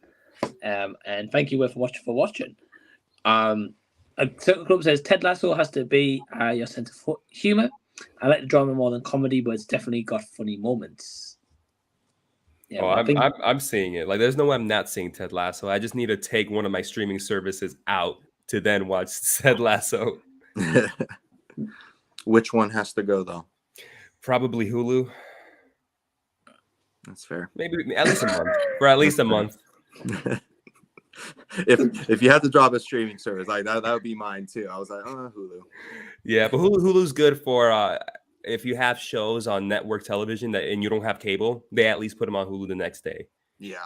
Okay. And he's me and Sarah like, what? All these services you guys have? We have like 3 here. Right. We have so many. Why? There's so many. It's impossible to keep track. I know. It's crazy how many you guys have. It really is. So I'm kind of glad we don't have as many, to be honest. That's true. Yeah, the monthly like direct debits is a lot less because it's only a few. Right. So that's true. Circle Club's adding just with itself saying episode 3 of Succession was the best I've ever seen. a lot of people were saying that, but I don't think. Some people said it's the best episode of TV ever, and I think that's a bit stupid. Like I'm sure there's better shows, like, you know, you could say a Game of Thrones episode easily, or The Sopranos, I think, are much better. Like, it was good, it was well acted, and I wouldn't say what happens in it, but I think it's done really well. But I think people are just maybe a little bit on the Twitter, just like straight after, like, oh, this is the best thing ever, or like The Last of Us, this is the best adaptation ever. I'm like, you know, just take a minute and think about it. But yeah. I agree, Sarah. Thanks. That's good. We got off the cover. And to Ted Lasso, he says, I'm about to release an in-depth review of Ted Lasso. Such a positive show. Nice. So positive. Love it. Yeah. You're getting me and Jonathan more on board with this show, guys. That's all I'm going to say. We're here, man. We're here. Right. We've got Jackson from Horse 2 Cinema. So, hey, Jackson. He says, hey, all. How are you holding up, Mike? I'm good. Yeah, 5 hours in. I'm going good. Thank you. Thank you for the concern. We've got Noran saying, get to know your question. Okay. Your favorite type of food? Mine's personally Italian. Love me a good pasta dish. Nice. Ooh, okay. Wow. I like here that I am question, here I am eating a protein yogurt right now. Hey, you need it, Mike. You need it, Mike. Fuel up. I'll try. But yeah, we'll go Dan first. What's your favorite type of food? Well, so pizza is my favorite food. There we go. But so Italian, I maybe would say too, because I love pasta. I love breakfast food like eggs, bacon, sausage. But yeah, pizza's like my go-to. I love pizza. Okay, so what's your go-to pizza then? That's a question I would like to know. Cheese and pepperoni. Is it? Yeah. Keep it simple. Yeah. You're basic, Dan. Yeah. I'm playing. And sometimes meat. I like meat combos sometimes. But yeah. I get you. I had a good choice, man. I had pizza last night, Dan, so I'm with you there, my friend. I'm with Me you. too. Well, Alex, what about you? Pizza. Also pizza. This is the thing about pizza is you can have bad pizza and it will still be okay at least. You know, whereas like, you know, I also love bacon cheeseburgers, but I've had bad bacon cheeseburgers. Like, this is not good. But pizzas, I always still at least have some enjoyment of it.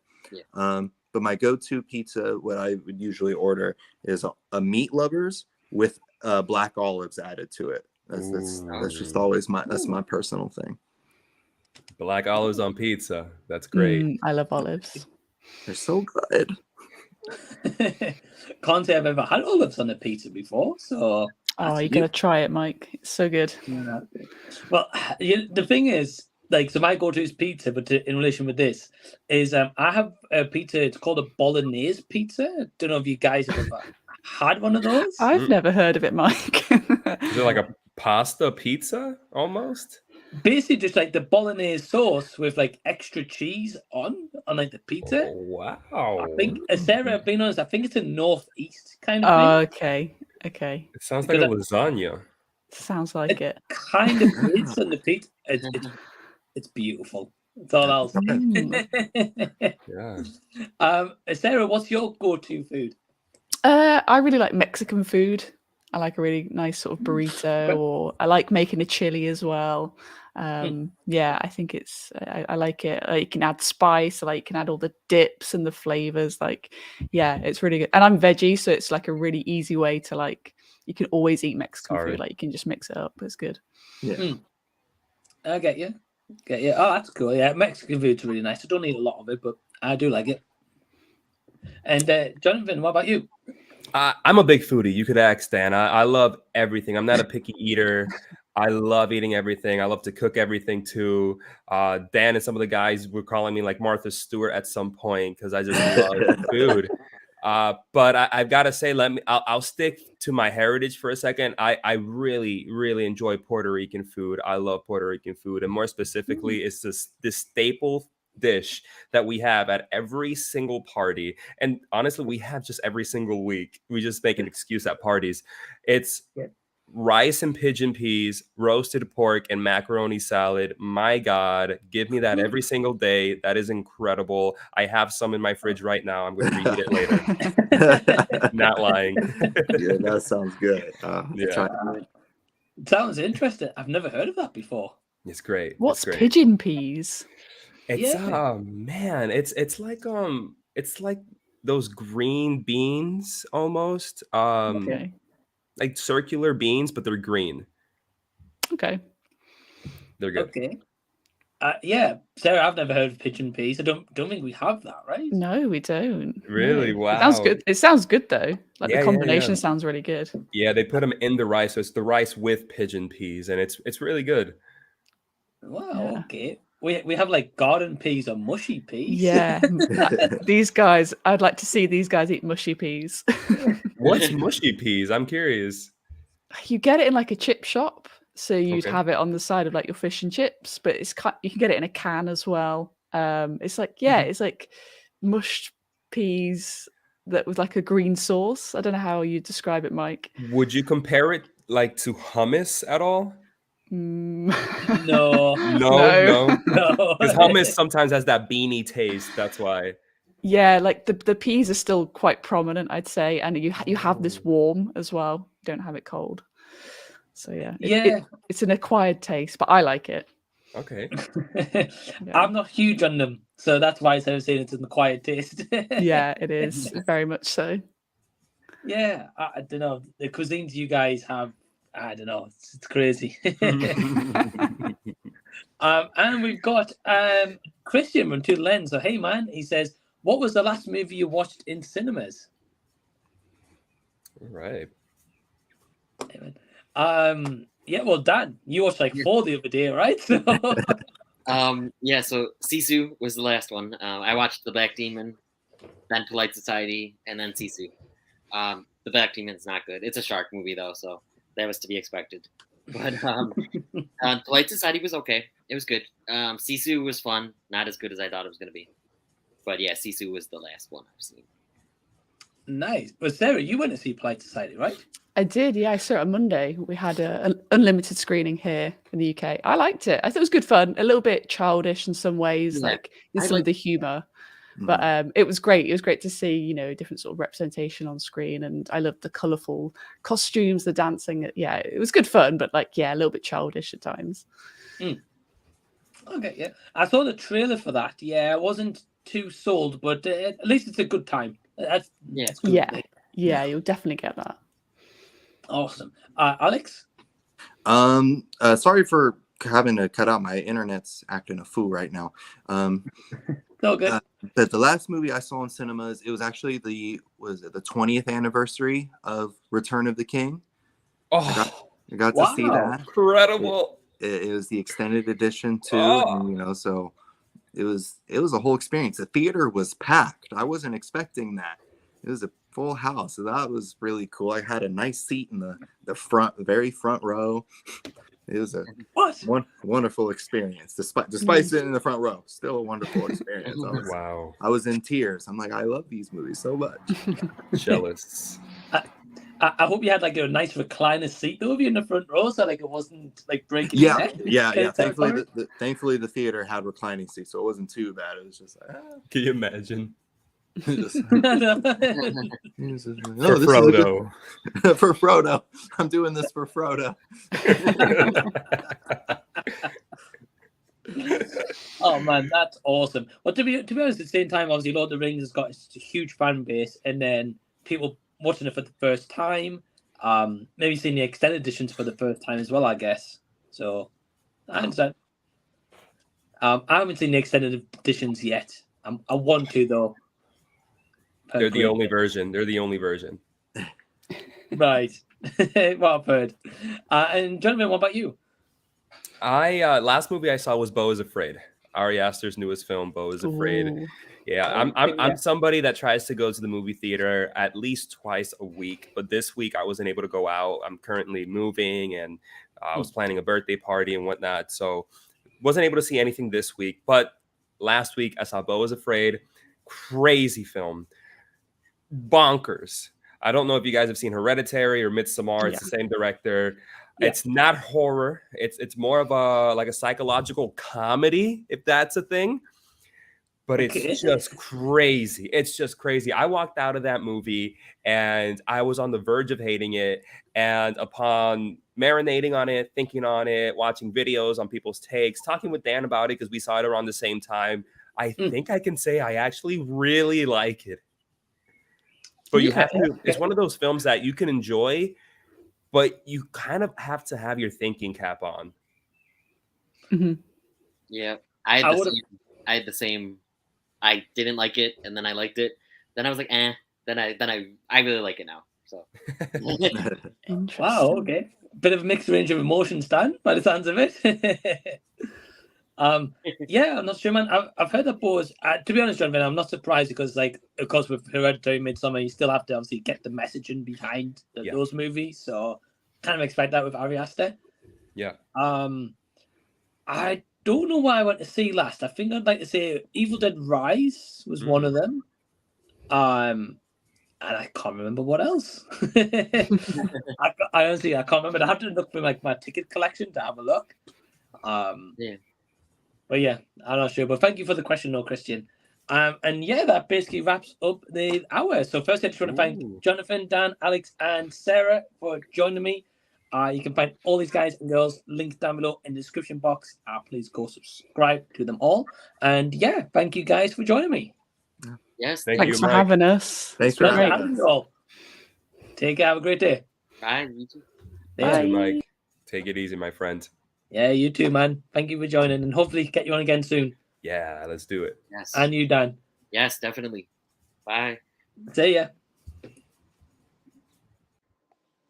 Okay, now we've got a couple of guests in the ring. We've got Paul. Hey, man. Hey, how are you guys? Good. And we've got Brian. Hey, Brian. Hello. Hey, how you guys doing? Yep, doing pretty good. And we've got Christian as well. Hey, Christian. What's up? Great, yeah. Thanks for having us. Doing good, yeah. Well, Brian, first time on the channel as well. So, yeah, great to have you, man. Thank you for joining. Yeah. Thank you for inviting me. I'm looking you're forward to welcome. this. You're welcome. And Paul, you come back first time in a while, and the same for you as well, Christian. Yeah, man, it's good to be back. Yeah, it's really good to be back. And I want to thank you for doing this charity live stream. I'm a big animal rights guy. That's my dog right there, who is a rescue. Oh, awesome. Really thank you for doing this charity. Hey, you're welcome, man. And just thank you guys for joining me. And we've got a couple of other guests joining as well at some point. But well, firstly, before we do anything, the link to Paul, Brian, and Christian channel is down below in the description box. So please go subscribe to these guys. Go show them some love. And one question I wanted to bring back up because I want to hear from you guys. Was Christian's questions you just asked. So we'll go with Paul first. So Paul, I know you've been traveling a lot recently. So have you been to the cinema recently? I have. Funny enough, I went movie hopping last Monday. I meant to go just see one movie, and then I'm like, I'll see another one. I'll see another one.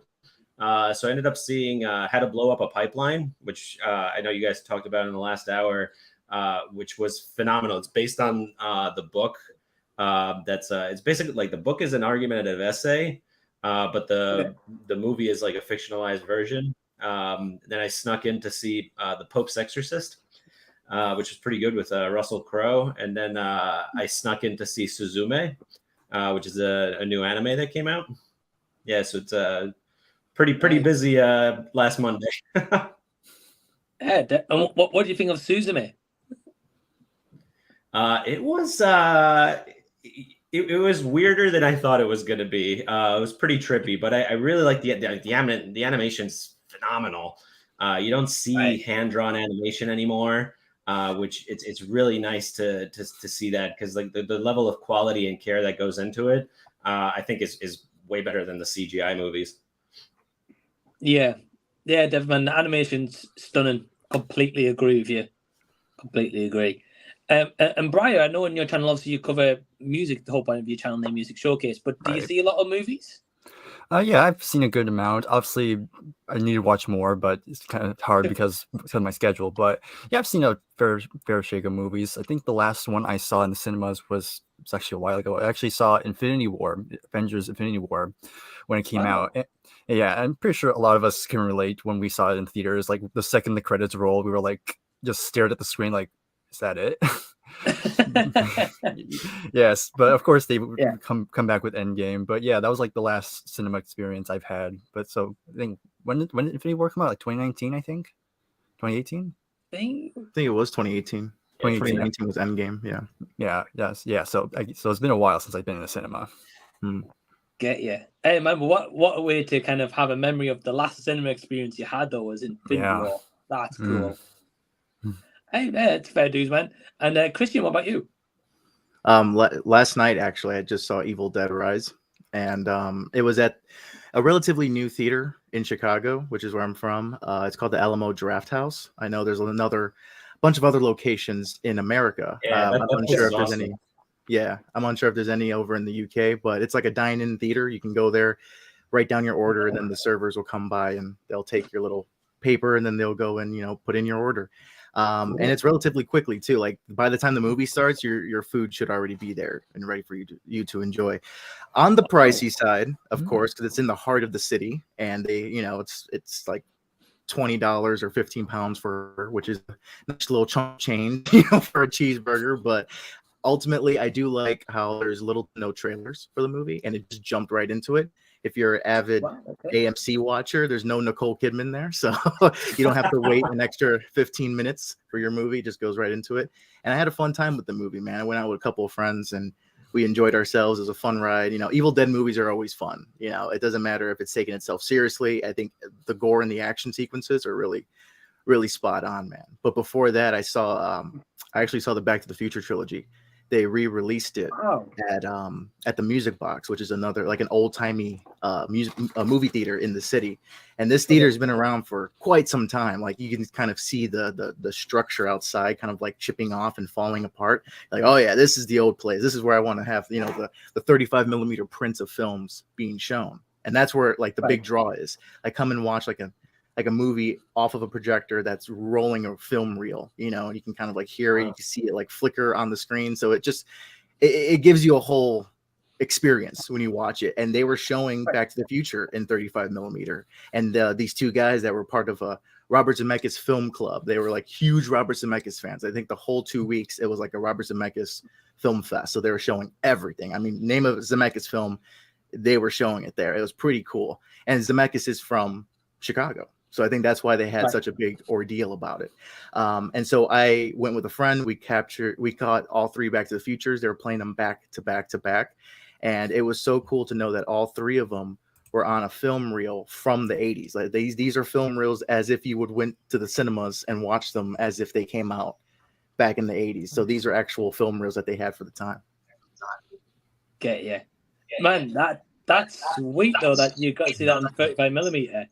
Yeah, first time watching those films like that, and it was pretty cool, man. You can see the cuts, the purpose cuts. Like, okay, here's the next scene. It goes black for a minute, and then it comes back. I'm like, this is so cool, man. You can actually feel them actually taping it together. It's like, okay, here's gonna be the next thing. It just jumps right into it. It's pretty cool, man. Hey, that's sweet, dude. But before we carry on, hey Trace, how you doing, man? Doing good.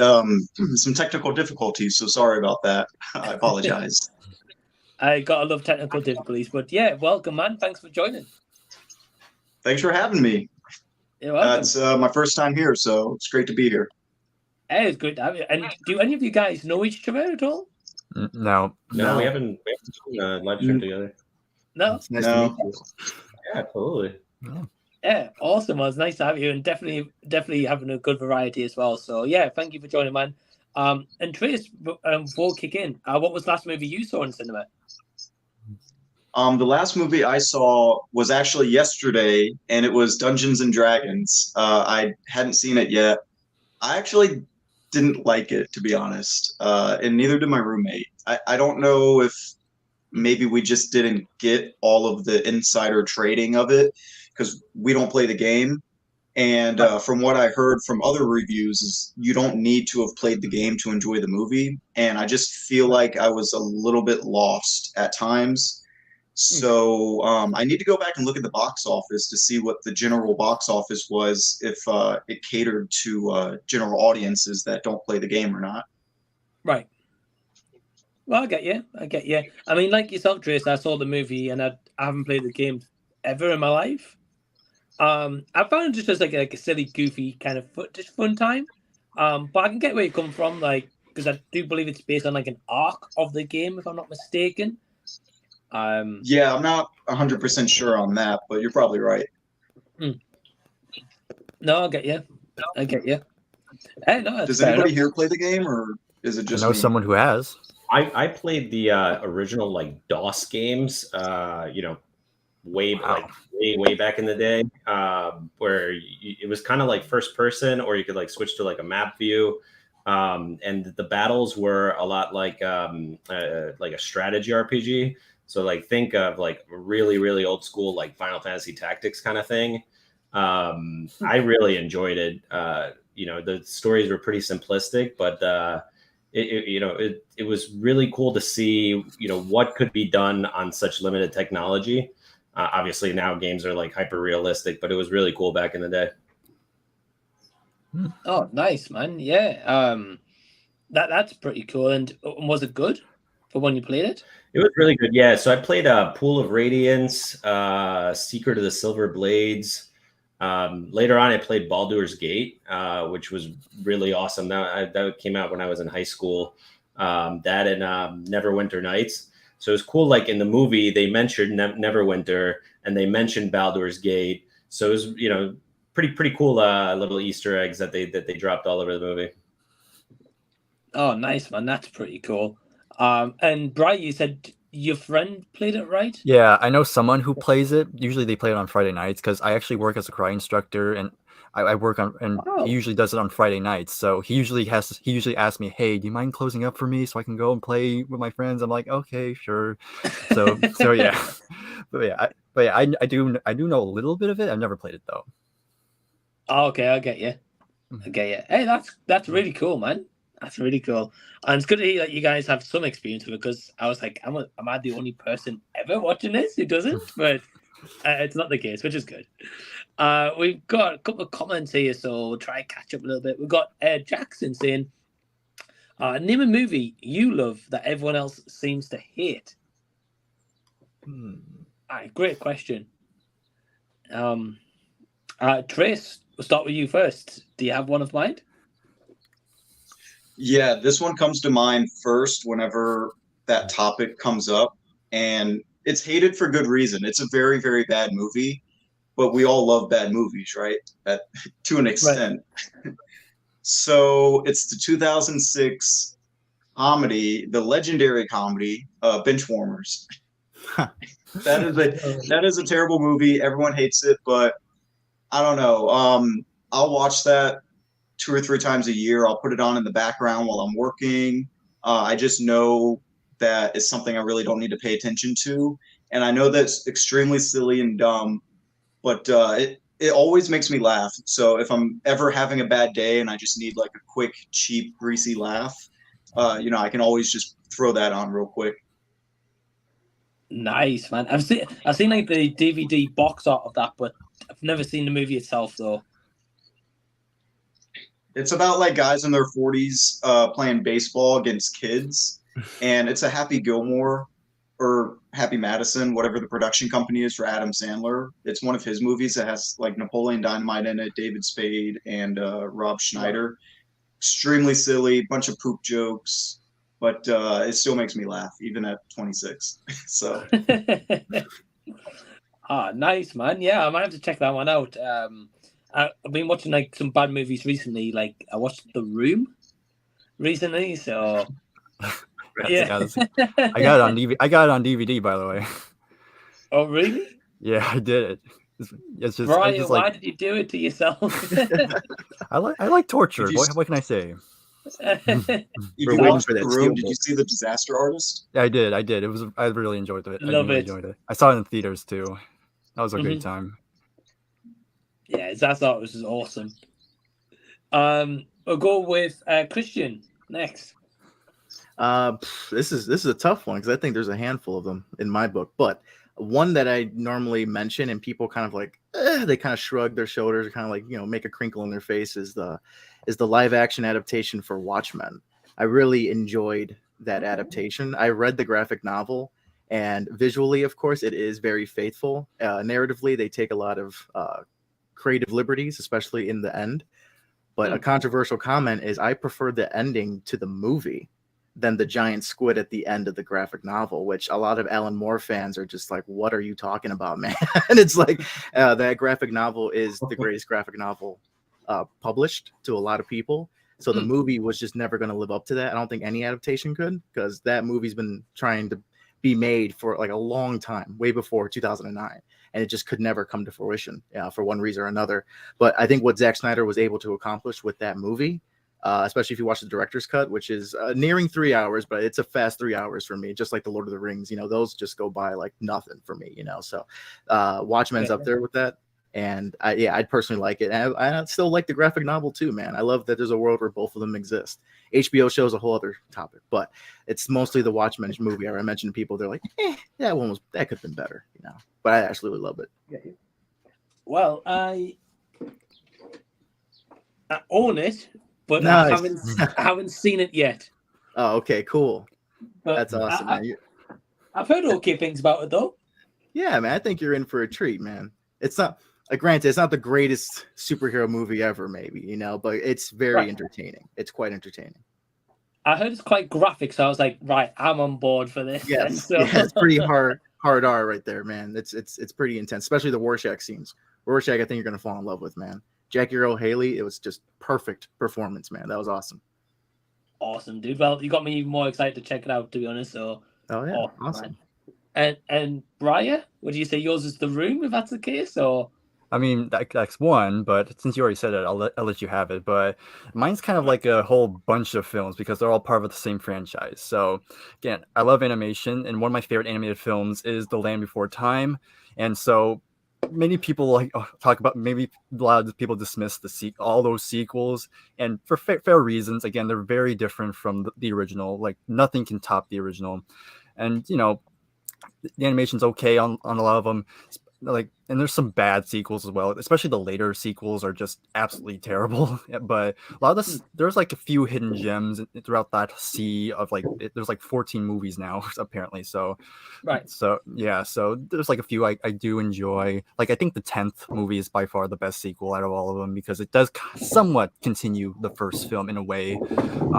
But that's what I'm gonna go with. And I grew up with a lot of the sequels as well. So I have some of them on VHS, and I have them most on DVD. So I still have great nostalgia for them.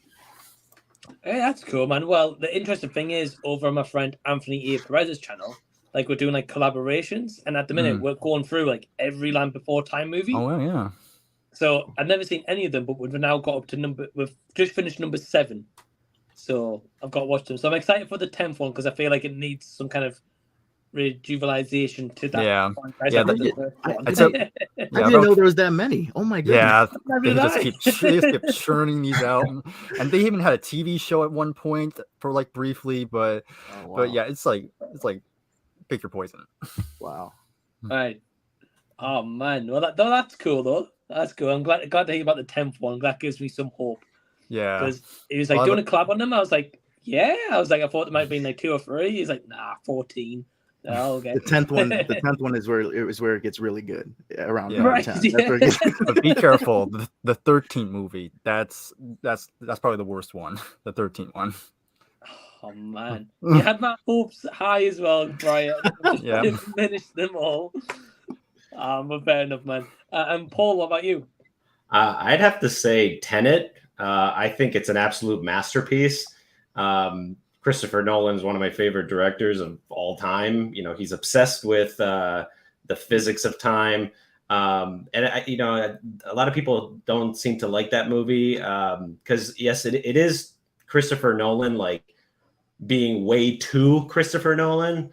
But I don't get the hate because I think it's a cinematic masterpiece. Like there's so many movies that you sit down and you're like, wow, I'm like watching something special. I remember when I watched the original Matrix in the theater, I was like sitting there and I'm like, oh, this is something special. And I got the same feeling when I went to go see Tenet.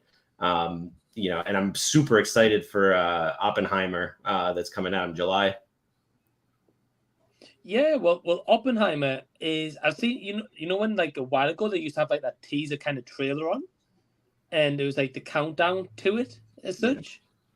I don't think I've actually seen an actual trailer besides that for it, but I might be wrong. So Christopher Nolan at CinemaCon in Vegas said that a new trailer is going to premiere with Guardians 3. That's good to know. So like next week. It's another countdown trailer. Let's go. More tech Sorry, my camera went away. Let's see. Skynet's taking over, I think. Tenet tells the truth about time travel. They had to cut him Well, off. He that's brought it. up Tenet. Awesome. Yeah. But that's good to know though, Trace. I didn't know that it was going to be a new trailer for it though. That's cool. I was wondering if we were going to get one because I think it's due to come out in the next couple of months, right? Oppenheimer? July, yeah. July, June, yeah. That's not wrong, to be honest. So that's fair. I don't know if I have a movie that I love. Everyone seems to hate, but I do like a lot of bad movies, like you guys were saying. Like I've been doing like a binge recently. I watched The Room the other night, which was terrible, but it was so funny. Yeah. Have you guys seen a movie called Sharkenstein? No. Well, I watched that recently. That was awful. Oh man, I've got a bunch of bad movies on my channel. Titanic 2. I watched Titanic 2. Oh yeah. Oh, speaking of Titanic movies, like there's like this animated Italian movie called Titanic: The Legend Goes On. It's like, oh my god, it has a rapping dog. That's all I'll say. So funny you mentioned that, Brian. Coming on my channel on 8th of May, and I'm going to try show it weekly. I'm doing a terrible movie collab series, like season 2. I did one a couple of years ago, and that Titanic Legend Goes On is on that list. Oh, okay. So I'm excited to see this rapping dog on Titanic. Oh I don't yeah, know if it fits in. it's a blast, man. One of many cut ideas that James Cameron had. Yeah, Right. totally. It just didn't make the chopping board until now. For me, it doesn't get any better than Arnold Schwarzenegger deepfake Kate Winslet. He's like, I want you to draw me, Jack. I want you to draw all of me. I saw your comment earlier with that, and I was like, I need to watch this, but I'm on the stream right now. I can't. I mean, that for me is just like absolutely hysterical. I saw him. There's another deepfake with him doing the drill sergeant in Full Metal Jacket, which was funny. Oh man, imagine Arnold in that movie. Studios should just re-release the deep fake cut of Arnold in every movie. I think they'd make a nice chunk of change. Oh yeah. Oh, it'd be a packed cinema every day. So I've got a question by Pete, and he says, if you guys could interview any actor, who would it be? So we'll start with Paul, Brian, Christian, and Trace. And while you guys are doing your answers, I'm going to go for my first ever bathroom break, so I'll be back. That's a really tough question. As weird as he is, I would love to have a chat with Tom Cruise. because he Nice. really seems to like actually care about the art of filmmaking. He really cares about everything that he goes into any movie that he's doing. You really notice, like, I don't know if you guys saw Top Gun Maverick during like when it was in theaters. He came out and thanked the audience. I'm like, that shows like an incredible level of respect for not only like the audience but also the craft. And I really like. He never went to acting school. I've never really seen a Tom Cruise movie that I didn't like. I mean, obviously he's got a lot of movies out there, and I haven't seen them all. But he'd be like a very interesting character to interview. Yeah, I recently rewatched Eyes Wide Shut, and I'm thinking to myself, man, like the whole making of that was all in the UK, but it was like set in New York, and they didn't film anything in New York. So just to interview him or Nicole Kidman just about that movie and about the making of that and how notorious it is for being Kubrick's last film, I would love to pick their brain to see what they thought about that whole experience. That's not my answer, but when you said Tom Cruise, it came right to my head. I was like, no shit. Eyes Wide Shut. That's what I'd ask about. Yeah.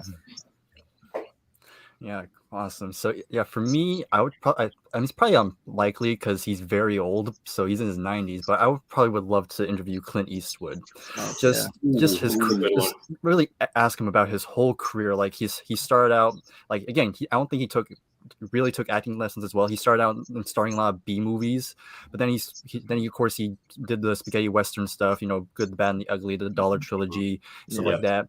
And just his career, like throughout the decades, like how he got involved in directing, because I think he's a very good director, especially a lot of his early stuff. Even his 2000 stuff is very good.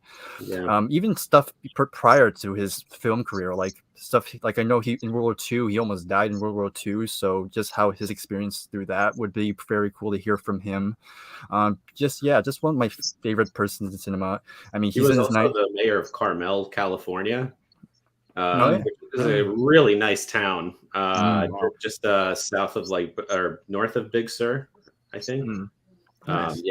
That's a good choice for sure. Yeah.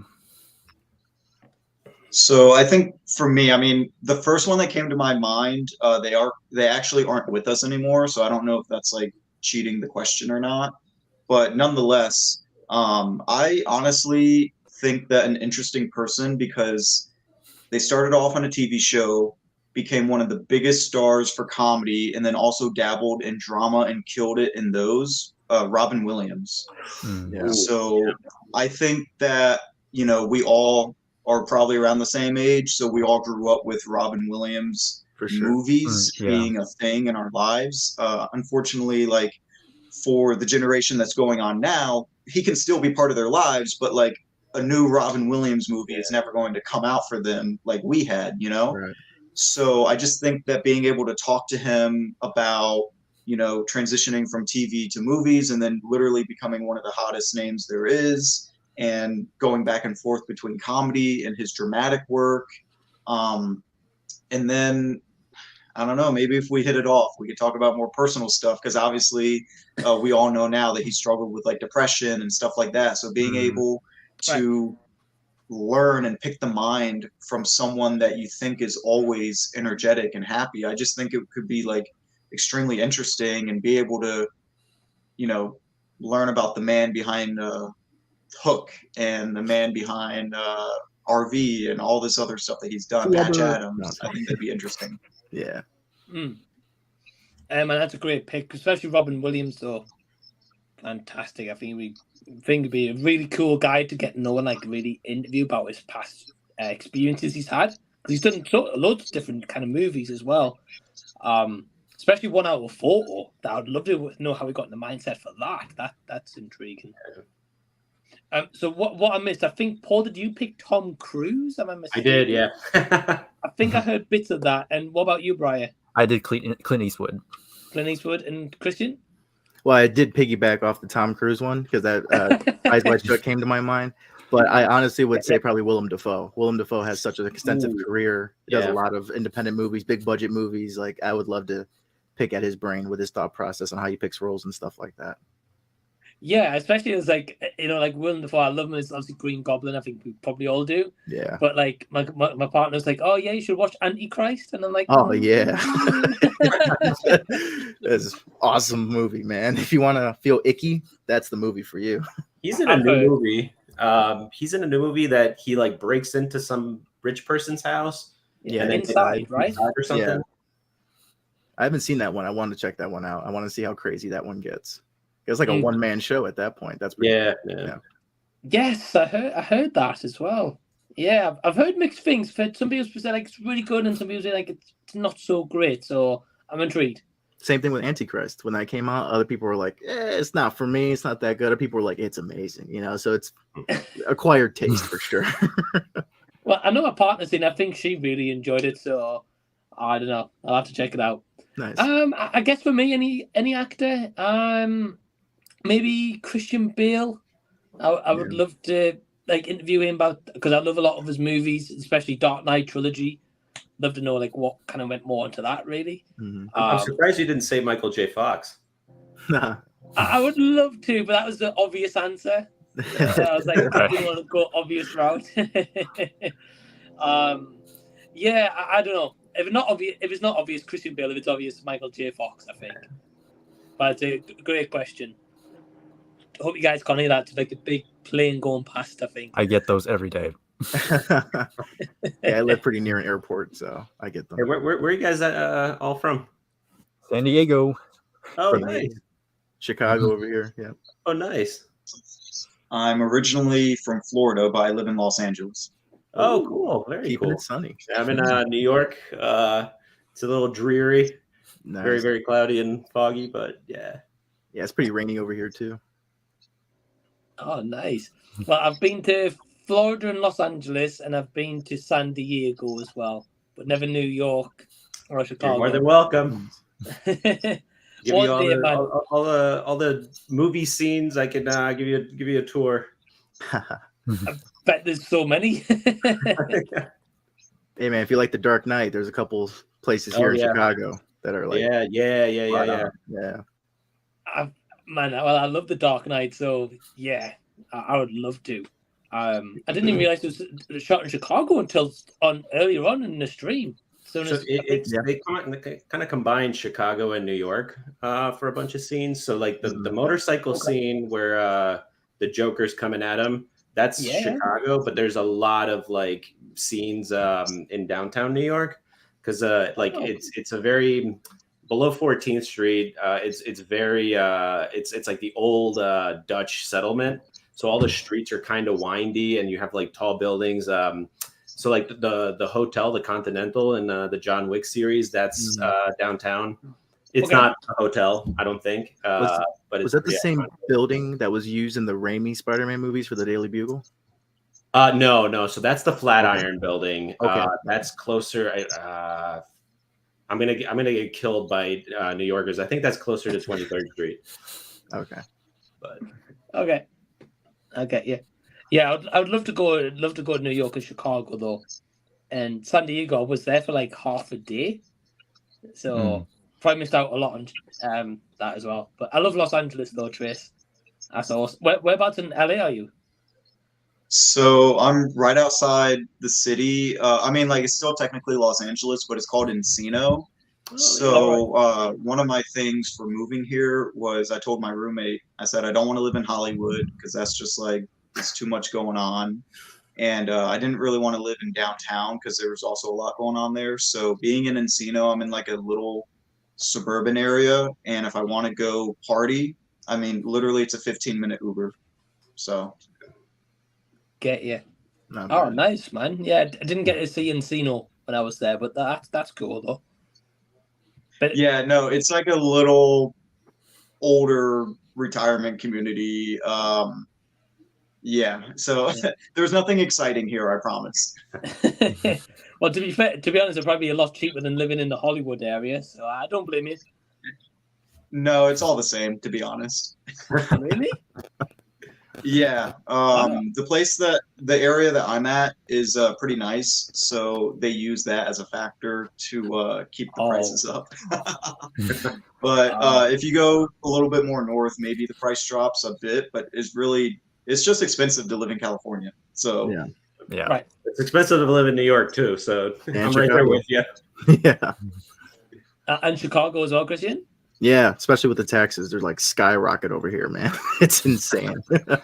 Wow. I did not know that either. Wow, that's crazy. Yeah. And Brian, what about you? Is it okay in San Diego or not really? Or Yes, I mean, the taxes, yeah, they're always going to be a problem here. But I live kind of in a mountain area, so I'm kind of more inland. But yeah, it's nice over here. It's kind of weather is kind of warmer. It's kind of a little bit warmer. It's been kind of cold this past week, but it's starting to warm up again, getting ready for spring. I get you. Oh, hey, that's awesome, man. Well, yeah. We've got a comment from Jamie Powell as well. So, hey, Jamie, he says, good afternoon. Hope you're all well. So, thanks for tuning in, man. And we've got Ryan. He says, as of 11:49 a.m. in Florida, he says we're $167 away from the donation goal. So, please consider donating to charity if you're now joining the comments. Link description. Yeah, our links down below. Let me have a look what we're on. I haven't been checking, to be honest. We're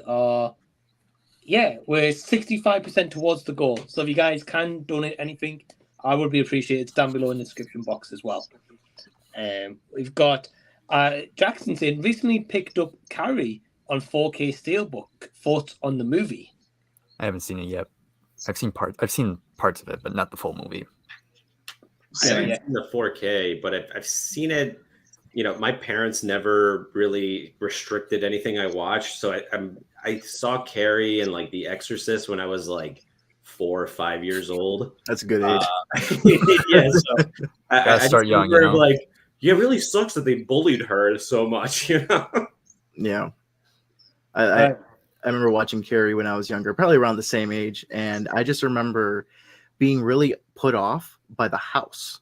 The house, when she goes home, it's all dark, all lit by candles. You have all the religious imagery there with the crucifix and everything, the crying Jesus and everything, and then the mom, incredible performances. Yeah. But that whole everything that's set in the house, all the scenes in the house were really off-putting, more off-putting than the whole explosive third act.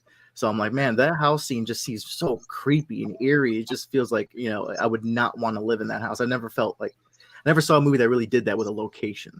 You know, that just like made the location so damn creepy. But yeah, Carrie, man, I root for Carrie every time I watch it.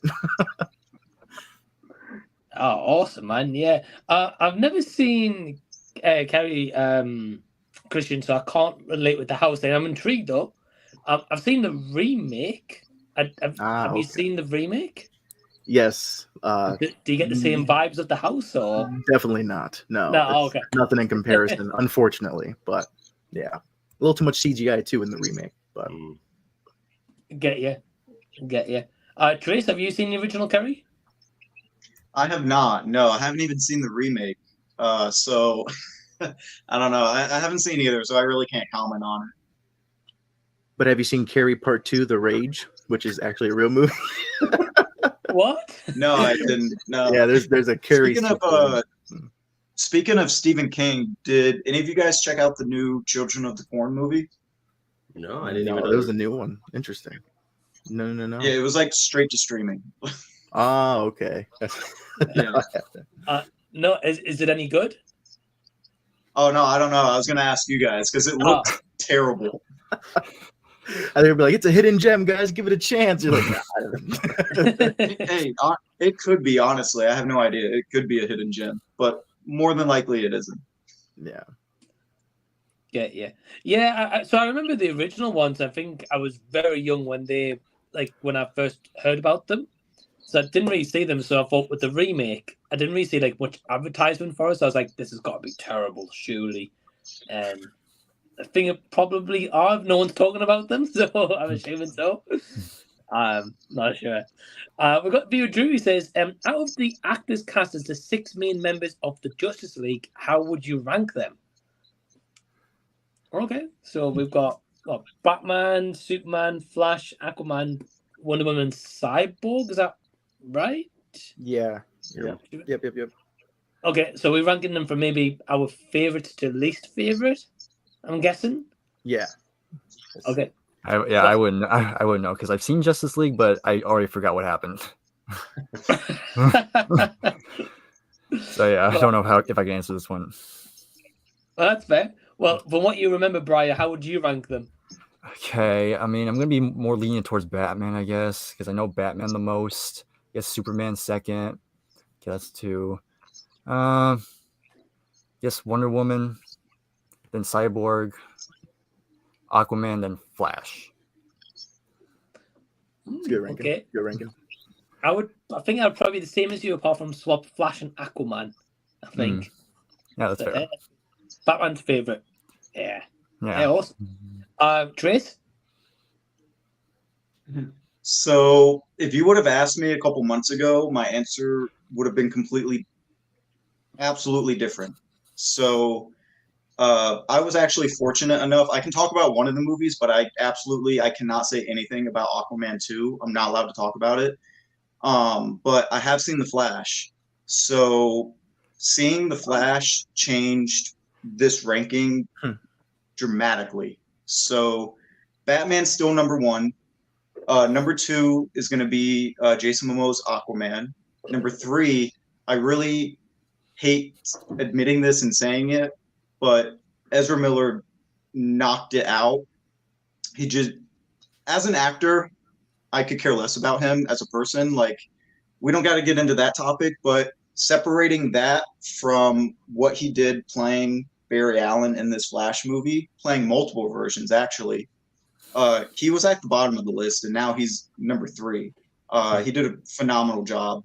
And then Wonder Woman, Superman, and that's only because they've treated Superman like shit. Like the last couple of movies, like they just didn't know what to do with him. So I wish that he could be higher, but they kind of just treated him like a bad stepchild. So I don't know. And then Cyborg would probably be at the bottom. Yeah. I get you. Well, that's awesome that you've seen The Flash already, though. That's pretty cool. Yeah, I saw it 2.5 weeks ago. I went to it was a mystery screener. Like they didn't tell you what studio, they didn't tell you the director, nothing. Like you literally just went in blind. So I'm sitting there and I'm like, I'm trying to think because when I was signing the NDA, but now like Flash reviews have already come out, so I'm allowed to talk about it now. But as I was signing the NDA, I noticed Warner Brothers was on it. So I'm sitting in the theater and I was talking to the guy next to me, and I was like, "Oh, it's probably Barbie because they want to get the word of mouth going, and Flash comes out in like 2 months, so they probably want to focus on Barbie." So I was all expected for that to be coming up. And then the studio guy comes out and he says, "All right, you're the first audience to see The Flash," and everyone freaked out. Wow. So yeah, I didn't want to like the movie because of Ezra Miller, but it won me over. It's the best superhero movie since Endgame. Wow. And this was pre-CinemaCon, right? Because I know CinemaCon got a screening of that too. So nice. That's cool. Yeah. That was interesting. So that's one of the perks of being in Los Angeles. Yeah, clearly. I should look into that because, like, in New York, I think they probably have the same deals going on. Yeah, you gotta be a part of those like insiders or sign up for them and stuff like that. Yeah. Yeah, you gotta jump right on it for these early screeners because they don't sell out quick, but they fill up quick. It's free to go to them. Ah, okay. Hey, that's incredible, man. The only thing I'm going to ask you, I know you said not really allowed to talk about it. The only thing I want to know is, have you seen Aquaman 2? Yeah, I saw it twice. Wow. If that's any indication. Because I went to, what's that? If that's any indication that it's good, you saw it twice. Well, I didn't see it twice on purpose. It was another, like, they didn't tell me anything. So I saw it in December, and then I went to another mystery screener in April, and it ended up being Aquaman again, but, like, I was already there. So I was like, all right, well, they've probably done a lot of work in the last 4 months, so let me compare and contrast what it was in December. Like, so I saw it a year early. Wow. But that one, I absolutely cannot talk about that. Yeah. For sure. No, that's all good. I just wanted to know if you'd seen it or not. That's all. That's fair. Yeah. Yeah. That's fair. And Paul, how would you rank the Justice League? So I'm not too much of a DC guy. I'm more of a Marvel guy. So I actually haven't seen Justice League. But I'd say I really like Christian Bale's Batman. I really like Henry Cavill as an actor. I think, yeah, like somebody mentioned, yeah, they kind of did him wrong. They didn't know what to do with him. The same thing happened when he played The Witcher. And then I really like Jason Momoa. I think he's just a cool all around guy. So yeah, I'd say that. And then the other ones I'm not as familiar with. I also haven't seen Wonder Woman. Yeah, and then Ezra Miller, all I've heard was the his shenanigans outside of the film. So I wouldn't even know like if he's a good actor or not. Okay, yeah. That's fair. And Christian, what about you? It's a tough one, man, because like it always fluctuates over time. I have not seen Flash, but just off the trailers, it looks like Ezra's given a top-notch performance. But off of all the stuff I've seen, number one, Henry Cavill is Superman. I mean, that is probably the closest perfect casting you can get to that character. And they have yet to do anything with him. It's a big misstep, but Henry Cavill, man, I'm still waiting for Man of Steel 2, like a lot of people. But yeah, he's probably the perfect for the role. Second in his place, probably Ben Affleck as Batman, because when I heard Ben Affleck was going to be Batman, I'm like, come on, they could have done a little better. It's like I thought he was too much of like a well-known name to really hone the cape and cowl. I felt like maybe getting a little no-namer so they can make a stand for themselves, like, kind of start their career from here. We can get used to him as Batman. I thought that would be the route to go, but that whole warehouse scene changed my mind in Batman versus Superman. Just that little sequence of him taking on all those guys. It was like an arc. It was like if you played the Arkham games, it was like a fight scene out of that, So I'm like, and then even just the simple grunt that he did, that little, I'm like, dude, that's Batman. That's like just a little grunt when he gets hit, right? It's like that was just perfect. And I think for the time that they want, like that was like perfect Dark Knight Returns Batman. If they wanted to do that storyline, that he's the one to kind of do that with, because with the whole angsty Bruce persona and stuff like that, he's at the end of his rope and everything. So that one really surprised me. Number 3 for me is Gal Gadot's Wonder Woman.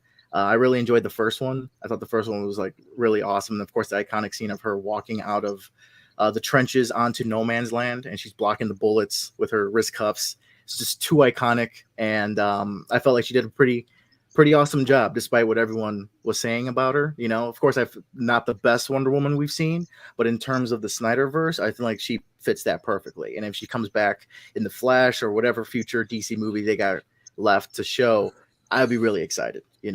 A third has to be for me Ray Fisher's Cyborg. Again, another actor that was really underused in the role that I feel like they were pretty perfect for. I personally love Cyborg as a character for the Teen Titans over the Justice League. I always felt he's a Titan member over a Justice League member. I felt like it's funny how they kind of replaced Cyborg with Green Lantern. Green Lantern was usually part of the 6, but now they kind of like sidelined him in the New 52 and kind of brought in Cyborg. But I felt like it'd be a cool like little arc to start Cyborg in the Titans, then he upgrades to becoming a member of the league. I felt like that would be a nice transition. But again, Ray Fisher, if you've seen the 4-hour Zack Snyder cut, they give Ray Fisher more scenes in that. And there's a scene where he gives like a struggling mother with her child, he manipulates the ATM to shoot out more money than expected. So she was like, oh my gosh, so surprised. So she was able to get a little more money than she expected at the time. So that was kind of his way of giving back. I'm like, that was a little heartwarming moment that I wish we had more of from Ray Fisher's Cyborg. And then, of course, comes Jason Momoa's Aquaman at number 5. I'm a stickler for comic accurate representations. I love the Injustice games and the comics, and I love how Aquaman was depicted in there. And I love that whole in the Flashpoint storyline, Themyscira and Atlantis were at war with each other. So you have Wonder Woman and Aquaman as like this war that's going at that's happening, and they're at both ends of it. So I always thought that was interesting, and I feel like there's still time to get like a comic accurate Arthur Curry on the screen, because Jason Momoa is making it his own, which is totally fine. I have no problem with, but he's very much, this is my version of the character, and I hope future iterations of the character don't try to copy and paste Jason Momoa's version. I hope they try to go back and try to do the comic accurate one, but serious, and then of course comes Ezra Miller's Flash. I have not seen the Flash series, but I heard a lot of fans say that Grant Gustin is that definitive Flash. It's kind of like that. It's kind of like that Tobey Maguire with Spider-Man for a lot of people. There's like, he's the Flash and no one else can really fill those shoes in. But again, like Wonder Woman and like Aquaman, I still think we have yet to see an ideal Flash. You know, again, Ezra Miller's doing his own version, especially with his own stylistic running, but he's doing his own version. I feel like any future iterations should not copy and paste that one. I hope they go back and try to get the Barry from the comics and put him on the screen. So that is my order from first to least. Yeah. Yeah, it's an awesome order, man. And it's cool to hear like your in-depth thoughts and like reason why in like relation to the video games, because I've not really played them. Yeah. So I get you. I'm intrigued to see Ezra Miller's performance in The Flash, though, especially after Trace was talking about it. Same. Yeah. Definitely got me intrigued. So great question, though, Drew, and great answers from you guys as well. We've got Ryan saying, "What's the most you've ever spent on physical media item or collectible item?" I'm just looking over at my shelf to try to see which one. I was like, spent a pretty penny on a handful. Probably a Lego set. I've spent like a few £100s on. It's downstairs though, so I can't show you guys, but probably that for me. And physical media would probably have to be my Weather and Review box set, I believe, the 4K one, I think. Nice. But Paul, what about you? I've got two. I bought the Lego Nintendo TV, where you like wind it up and like Mario's jumping, and that was like I think a couple $100. And then way back in the day, there was a 25th anniversary edition of Street Fighter for the Xbox 360. It came with like a Ryu statue and I think like a special controller. That's basically like in my mom's basement at this point. I haven't played that in a while. Okay. Oh, awesome, man. That Nintendo, I remember seeing those, so that's pretty cool. Yeah. Brian? So yeah, I don't really have any collectibles, but in terms of physical like media stuff, like of course I talk about music on my channel, so I mainly collect like CDs is my main source of where I get my physical media from, and like literally these 5 CDs, like because like these were from Japan, so these 5 CDs here, they were like $30 a piece because due to importing and there's tax involved, so. Yeah, this was a lot to get, but I really enjoyed this particular artist, this Japanese pop singer. It's just very good stuff, so I had to get them. So that's how much I've spent for those. Wow, that's incredible, man. I don't collect CDs. I don't know as much about them since back when. So yeah, that's awesome, dude. Yeah. And you said $30 bucks. You said each? $30, like $30. Yeah. Each get, yeah. That's crazy, man. Is it one artist as well, or is it? One artist. Her name is Maria Takayoshi. Like great Japanese pop music. Oh, nice, man. Yeah, I never heard the artist before, so that's cool. Yeah. If you were to check out a song, I think the song she's best known for, at least here in like English speaking, is called "Plastic Love," which got kind of big because a lot of people in the people remix that song, and so you might hear it from there. But that's probably her most well known song. But that's what drew me in automatically, and I was hooked ever since. Oh, sweet, and I'm gonna have to check her out as well, especially if. How many is it? 5 albums? Or? She has more, but these are like some of her earlier albums. I think she's had like 9 or 10 albums in total. So I'm trying to get all of them. Get you. Oh, nice, man. And just very quickly, is the other albums more expensive than $30 or? That's usually the general. It's like maybe 32, but generally 30 to 32 is how much each one was. Get you. Oh, nice, man. And Christian, what about you? Well, you might have seen me ran to my shelves and kind of grab some stuff. Yeah. In terms of physical media, I have this Gaspar Noé film, and it's called Lux Artana. And I think the reason why it's so rare is because it's not a feature-length film. It's technically considered a short film. I think it's only like maybe 49 to 50 minutes, so it's not too long. And I remember I saw this off of a really sketchy website, and I was able to watch it with some like bad translated English subtitles because it's all in French. And I was really, really, really enjoying all of it for some weird reason. I know Gaspar Noé films are really, an acquired taste. And I don't personally like all of his films, but this one just really stood out to me, especially there's an actress in here, Charlotte Gainsborough, who I am a big fan of because I've seen a handful of Lars von Trier films, and she's in a good amount of them. She's in Antichrist as well. So if you watch Antichrist with Willem Dafoe, she's the wife in Antichrist, and she's in this movie. I'm like, oh, I gotta see this. And so I saw it. I fell in love with it, and I saw that this was at a movie store in a nearby suburb, and it's called Disc Replay. And they have like a lot of 4K Blu-ray movies. I mean, collectibles that you could possibly find for a decent amount, like compared to buying stuff online. I see there's a lot of cheaper stuff at that store. So I just love spending gas money going out there to spend more money. It's just my guilty pleasure right there. And I think it comes with a little booklet inside too that shows you the artwork of everything and all that. So that was pretty cool. And I spent $50 on this.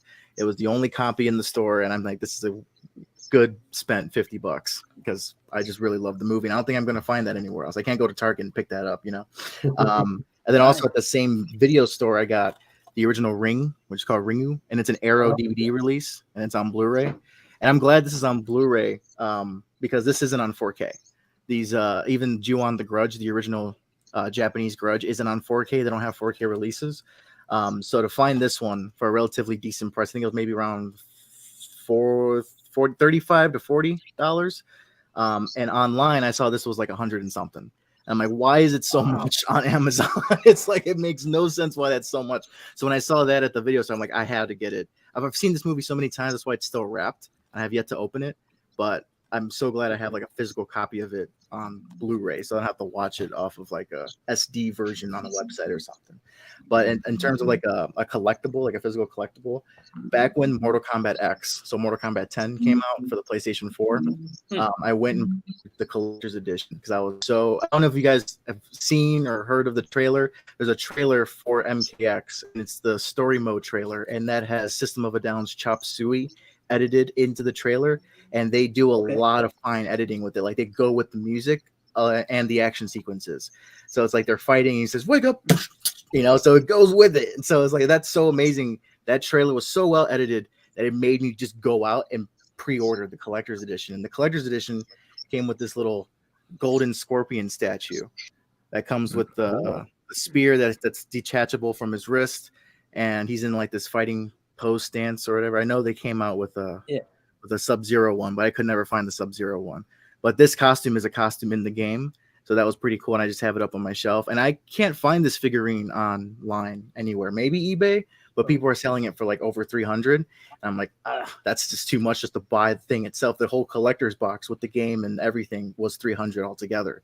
So I'm like, that's the most I spent on a video game, and I think this is the most I spent on a collectible. So I think this is the most valuable one right here. And I love the costume too. It's not that bad. A certain Japanese designer created that costume for him. Okay. It has like a little cool. Yeah, that's pretty cool. I still so surprised I still have it. I'm like, oh my god, that's right. I spent 300 on this one day after high school when it came out. I just went to the GameStop after high school and just picked it up. And I was one of the first people to probably play the game, because when I went on the game and I put on the online servers, no one was online yet. There was no online servers up yet. So I'm like, oh, I guess it's still having, they still have to like update it or whatever. So that was pretty cool, man. I love Mortal Kombat. So. Hey, that's a cool collectible though, and those two titles you showed as well. Like the Ringo, I've heard about it, not seen it though. Yeah, and that other one as well. Like that sounds like it's going to be quite a rare one to pick up. True, very true. Well, yeah, which is why it's probably so pricey at $50. And it was still wrapped. I was kind of contemplating myself, should I unwrap this? I was like, or I could probably resell it for something. But no, I ended up making the choice to unwrap it because I wanted to watch it in high def. So I just do the same with the Ring. But the thing is, I'm sure it's kept in good condition anyway, so it's okay. Oh, for sure. Yeah, I dust it every week. No, I don't blame you. And Paul, what about you? Oh, I mentioned the Street Fighter Collector's Edition for the 360. Nice. Yeah. And the Nintendo, the Lego Nintendo. Yeah. Yeah. And I don't know if Trace is still with us or not. Trace, are you there? Just scream into the void. Hello. Into the void, I'm guessing. Yeah. I'm not exactly. He said he can still hear us. He can still hear us. He just tapped. He just typed in the little chat right there. Oh, okay. I don't know. I think he can hear us, but we can't hear him. I'm guessing. Yeah, I don't think so. Yeah, I can't see him either. Got a lot of technical difficulties. I mean, we're 6 hours in. What do you expect? That's a great run, though, man. 6 hours. That's amazing. That's awesome. And I think I've got about another 4 to go at least. So it's all good though. It's flying over. To be honest, it's great. But yeah. So Paul, what the Street Fighters Collector's Edition? I think I missed that. Apologies. So, do you still have that? Or It's somewhere in my mom's basement at this point. I love video games. I just don't have the time to play them anymore. So yeah, it's lost in my collection of like thousands of games. Oh, get you. Well, that's it, man. Especially if you're working, and I know obviously you're traveling recently as well. So yeah, I get you. So yeah, just while we're wrapping up for this hour, just want to give you guys a quick moment to plug your channels, especially Briar. You know, first time on the channel. Some of my viewers may have never seen you before. So yeah, Brian, what do you do over on your channel? Yep, so my name is Briar's Music Showcase. As the name suggests, I talk about music. That's pretty much what I primarily talk about. I usually have I have a pretty wide variety of music I talk about rock, pop, R&B, soul, like all like the whole map. Different genres, just different genres as I've mentioned. So you never really know what I'm going to talk about. I could one day talk about some Metallica one day, and then I'll talk about a Japanese pop artist the next one. So that's pretty much what I talk about. So that's my channel in a nutshell. Sweet. Well, Brian's channel link is down below in the description box, so please go subscribe to him and go check out his content. I learned through Brian about what Jim and Jason knows Millennial as well. So. Cool meeting you, man. Nice to be here. And Paul, what about you? Yes, so I got my channel Off the Cover, and I'm now getting more into very in-depth analysis of cinema in a new series called The Dark Age of Cinema. I actually my first video in that series just hit 1,000 views, so you know, for a small channel, pretty special. But I'll be going into a lot more topics of why movies just haven't been good over the last like 10, 15 years. So yeah, then I also mentioned I the Lasso review coming up. Right. And yeah, pretty busy. I'll be starting my own live stream. So I'll be reaching out to a bunch of you guys to come on. And I mentioned to Mike, I'm starting a podcast. It's on Spotify and YouTube, just to try to grow my YouTube. Get you. Yeah, man. Well, when you do start a podcast, it'll be cool. Definitely down. Keep me posted. And you seriously think I really enjoyed the first episode. I'm looking forward to part 2. Yeah. And Trace, what about you? So I jumped in midway, but I'm guessing everyone's closing out and telling about their channels. So Yes. On Pierce Productions, on YouTube and on TikTok, you know, obviously, like many others, movie reviews and you know, video breakdowns, and I even do like sketches and stuff that I put on there too. At the moment, taking a wee bit of a break. I need it right now to kind of refresh. But when I do come back, or some of my past videos, you know, it's all under the umbrella of movies, whether it be a sketch, a review, a breakdown, anything like that. Nice, man. And the link to Trace's channel is also down below in the description box. Go check him out. And finally, Christian, what about you? Yeah, my channel name is To The Lens. I mainly talk about a lot of TV shows, movies, so I would talk my thoughts about them. Right now, I've been on a break. I'm kind of done refreshing on my end, so I want to get back into it and start doing new types of videos where it's more topic based rather than a review on a movie. If there's something specific I want to say about that movie, or have a specific opinion about that movie, I would like to center the video around that idea to kind of, you know, highlight that specific topic or opinion, rather than just, hey, here's the Super Mario Brothers movie review. Did I like it or not? You know, try to do a little bit more different, because right now that's all the type of videos that are on my channel. So if you like that stuff, that's still all going to be there. But I am toying with the idea of trying to do something a little different, you know, because there's a lot of opinions I have with a lot of stuff I watch. Yeah. Well, Christian's channel link is down below in the description box as well. So please go subscribe to Christian, Paul, Brian, and Chris. And yeah, thank you guys for joining me for the hour. Pleasure talking to you all. Thanks for having me. Thank you. You're welcome. See you guys soon. See ya. Take it easy, man. Okay, and then we've got Rashad. Hey, man. Hey, what's going on, Chief? Hey, Nate. And Scott, Hey, guys. what's up? What's going on, fellas? Hey, good to have you, man. Rashad, where's your hoodie? I don't need what I don't need to have it on. Like you can see, usually I put it on when my hair starts growing in. Nah, you know what? He's not rock. Mike doesn't like the Jedi look. He wants the Sith look. Right. Nah, no hoodie today, man. I'm gonna let the 5 o'clock Hey, right. shadow come in. Yeah. Hey, but no, hey, fellas, thanks for joining me for the hour. And Scott, welcome to the channel for the first time, and Ryan as well. Hey, thank you for How's having it me on going? here. Thank you for inviting me. I really appreciate that a lot. They're really great. Hey, welcome, Scott. Yeah, and Ryan, you doing good? Yeah. Oh yeah, how are you all doing? Oh, Ryan. I guess we're both Ryan. Ryan 1, Ryan 2. Sorry. Okay. Well, Mike, better yet, how are you feeling, brother? You've been on for like what, 10 hours now, right? Or 6 hours? 6. 6 hours 15 near enough, man. I'm doing good. God. You know what? I applaud your testicular fortitude for doing this, man. Like it takes a lot of balls to do what you're doing right now, bro.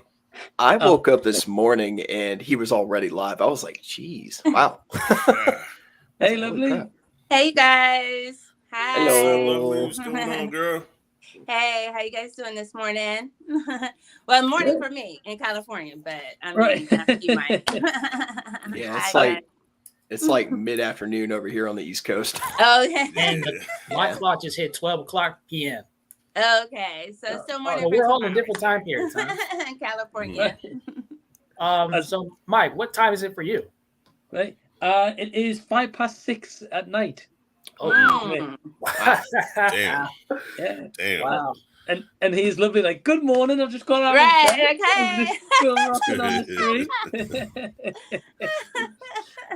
But hey, Good morning, welcome. everybody. What do you mean? It's like midnight over here. All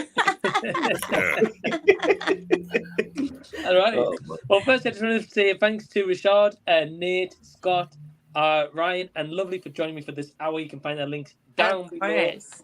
in the description box. And yeah, Lovely, it's been a while since having you on the channel as well. So I know. I'm so happy to be here. Thank you so much. You know, for you, anything is possible. I will make it happen. Well, I appreciate it. I appreciate it. And I also learned the other day, well, two things. Firstly, Lovely's met the legend Blacktastic Media in person. Yes. And in Blacktastic's new movie as well. Yes. I'm the love interest in his new I've Done It Again, his horror love story. Nice. And that's all from meeting you guys. From meeting Mike, then Rashad, and then I met him through Rashad's that thing we did on Wakanda. So the live stream. So yeah. he saw you and he was like, "Oh, she's perfect. Like, she'd be perfect to kill. She's perfect. I can kill her. Well, it's great to have you guys, and yeah, thank you for joining me for this hour. We've got an interesting question to start this off, and that comes from Anthony A. Perez, and he says, "What reboot do you think is better than the original?" I think the Jungle Book remake from a few years ago is better than the original. You on crack? Crack? I agree with that opinion. I And agree crack with that. is whack, I really right? like the version from what was it, 2016? I like that live action Jungle Book movie. I'm not even the biggest fan of the Jungle Book. I've seen many different live action versions of the Jungle Book, but the 2016 version actually really impressed me. Right. It wasn't bad, but to say better than the OG, yeah. Man. Show that again. Show that again, please. That's a tough question for me, dude. Nah. You know what, Perez? He never ceases to amaze me. I'll be right back. We'll go with Rashad first. What reboot do I think is better than the original? Well, you know what? The first movie comes to mind. I gotta take it way back in the day. I gotta say, The Thing is better than the black and white one that came out like in the 50s.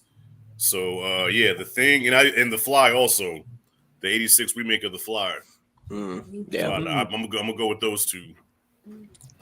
Yeah. All right, I got it right here. Oh, nice, man. Yeah, okay. I'll give you that Oh, one, but yeah. the Jungle Book, come on. We're all quiet. We're like, Yeah, we're all kind of struggling right now. We're like, trying to like dig in the archives. Of all I these can hear the crickets chirping in my brain Right. right now. It's Hey, like, by oh the no, way, how do bro, I I answer dig this? that Last Jedi shirt too, man. You know, it's very unpopular to like that movie, but I don't care what nobody says. I Yeah. like the Last Jedi. Yeah. I like it too. Me too. Some people have accused me of being edgy for going against the grain. I like the movie. Oh well. Right.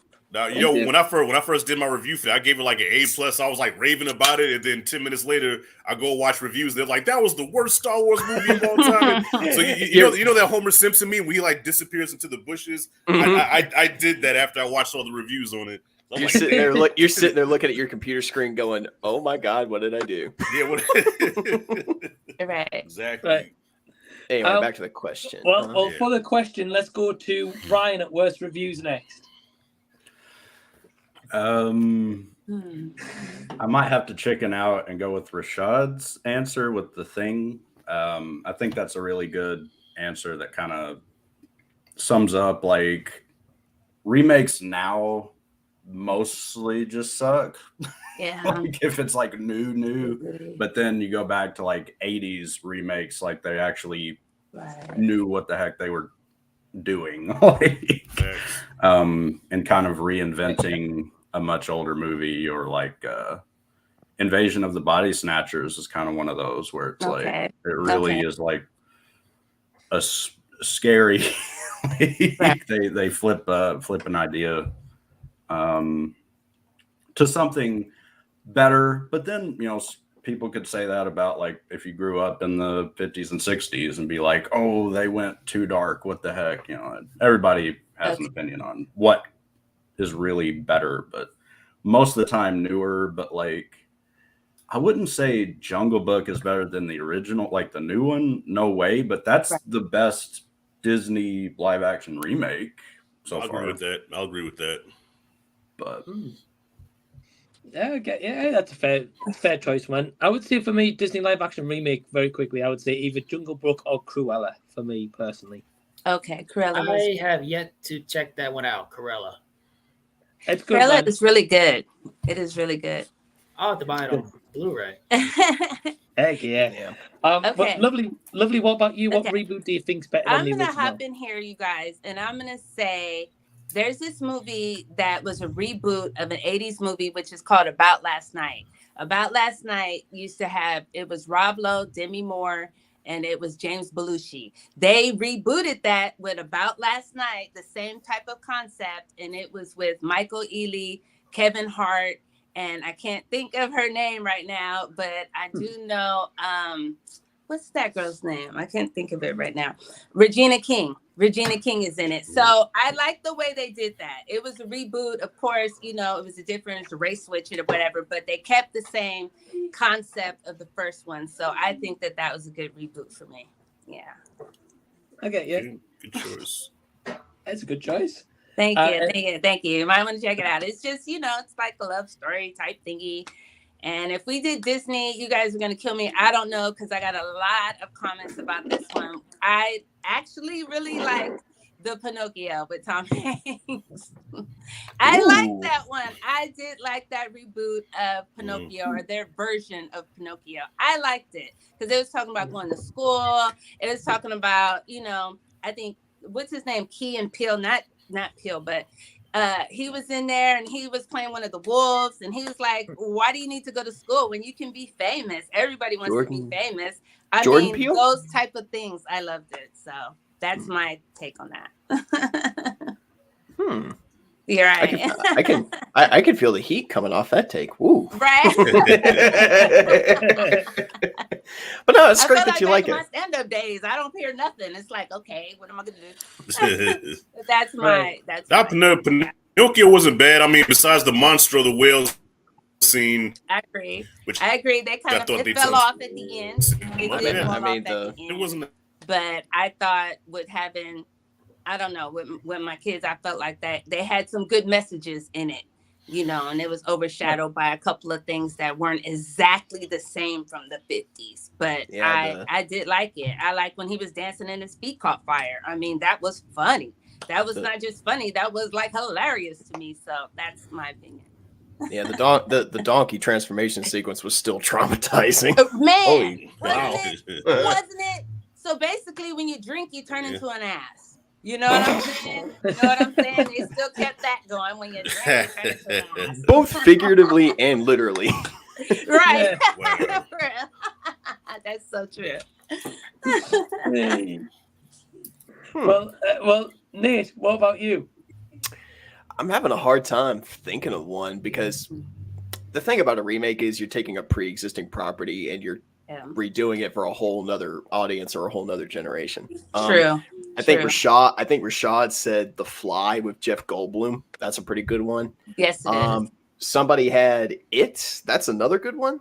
Yeah. Scott, yeah. I wouldn't say this reboot is necessarily better than the original, but it's one that I like personally. I would say The Evil Dead from 2013. Okay. You know, I have never seen an Evil Dead before in my life, and everyone's talking about this new one now. Yeah. New one's pretty good. I really like it, but I had the privilege of first time I saw the original Evil Dead from 1981. That was, man, I was a kid. I woke up in the middle of the night. My mom was asleep on the couch, and she had the TV on some random channel. I don't even remember what the channel was, but Evil Dead was playing. Yeah, that traumatized the living crap out of me, man. I bet. And then a few years later, the 2013 remake came out, and it traumatized me even more. Yeah. I don't think it's better than the original because obviously I'm a lot older. I'm not little anymore. I have a newfound appreciation for the 1981 version, but there are times where I watch the remake and I'm just squirming in my seat from all the stuff that's going on. Yeah, the remake was a big surprise because I'm real biased like with the old stuff. I'm like, hey, you can't top the OG, but I'll agree. I watched the 2013 one just recently to get ready for the new one, so I've never seen it before, and it blew me away. Oh yeah, I was like, that's probably the best Evil Dead movie I've ever seen. It's very hard to top Hail to the King, baby. You know what I mean? Right. So, but I would say not better than the original, but in terms of a good reboot that I can watch and go, you know what, that was really cool. I'd say the 2013 Evil Dead. I get you. That's a great pick. Great pick. I think for me, better than the original, probably the Fantastic Four from 2015. I think was it. Whoa! That's what I was about the to hottest say. take of the. That's a lot harder than Lovely's take on Pinocchio. Wow. Right. Not anyone would say that. Well, good job. I'm only kidding. I've never seen the movie, so I wouldn't even know. Oh, you actually haven't? You never seen the... I've actually seen. Gosh. I'm not watching that. Dude, I thought you were being serious for a second. I was like, oh wow.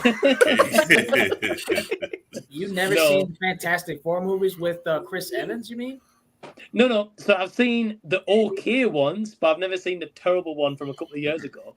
Yeah, Fan Four Stick does not exist in my multiverse. Right, I agree. Yeah. They changed it too much, yeah. Yeah, I think I'd have to go with what Nate said, Evil Dead 2013. For the win, baby. Hail to the King. That's my favorite out of the whole franchise, personally. They set a tone in that movie in like the first 5 minutes. You're like, is the whole movie going to be like this? Sure enough. They did.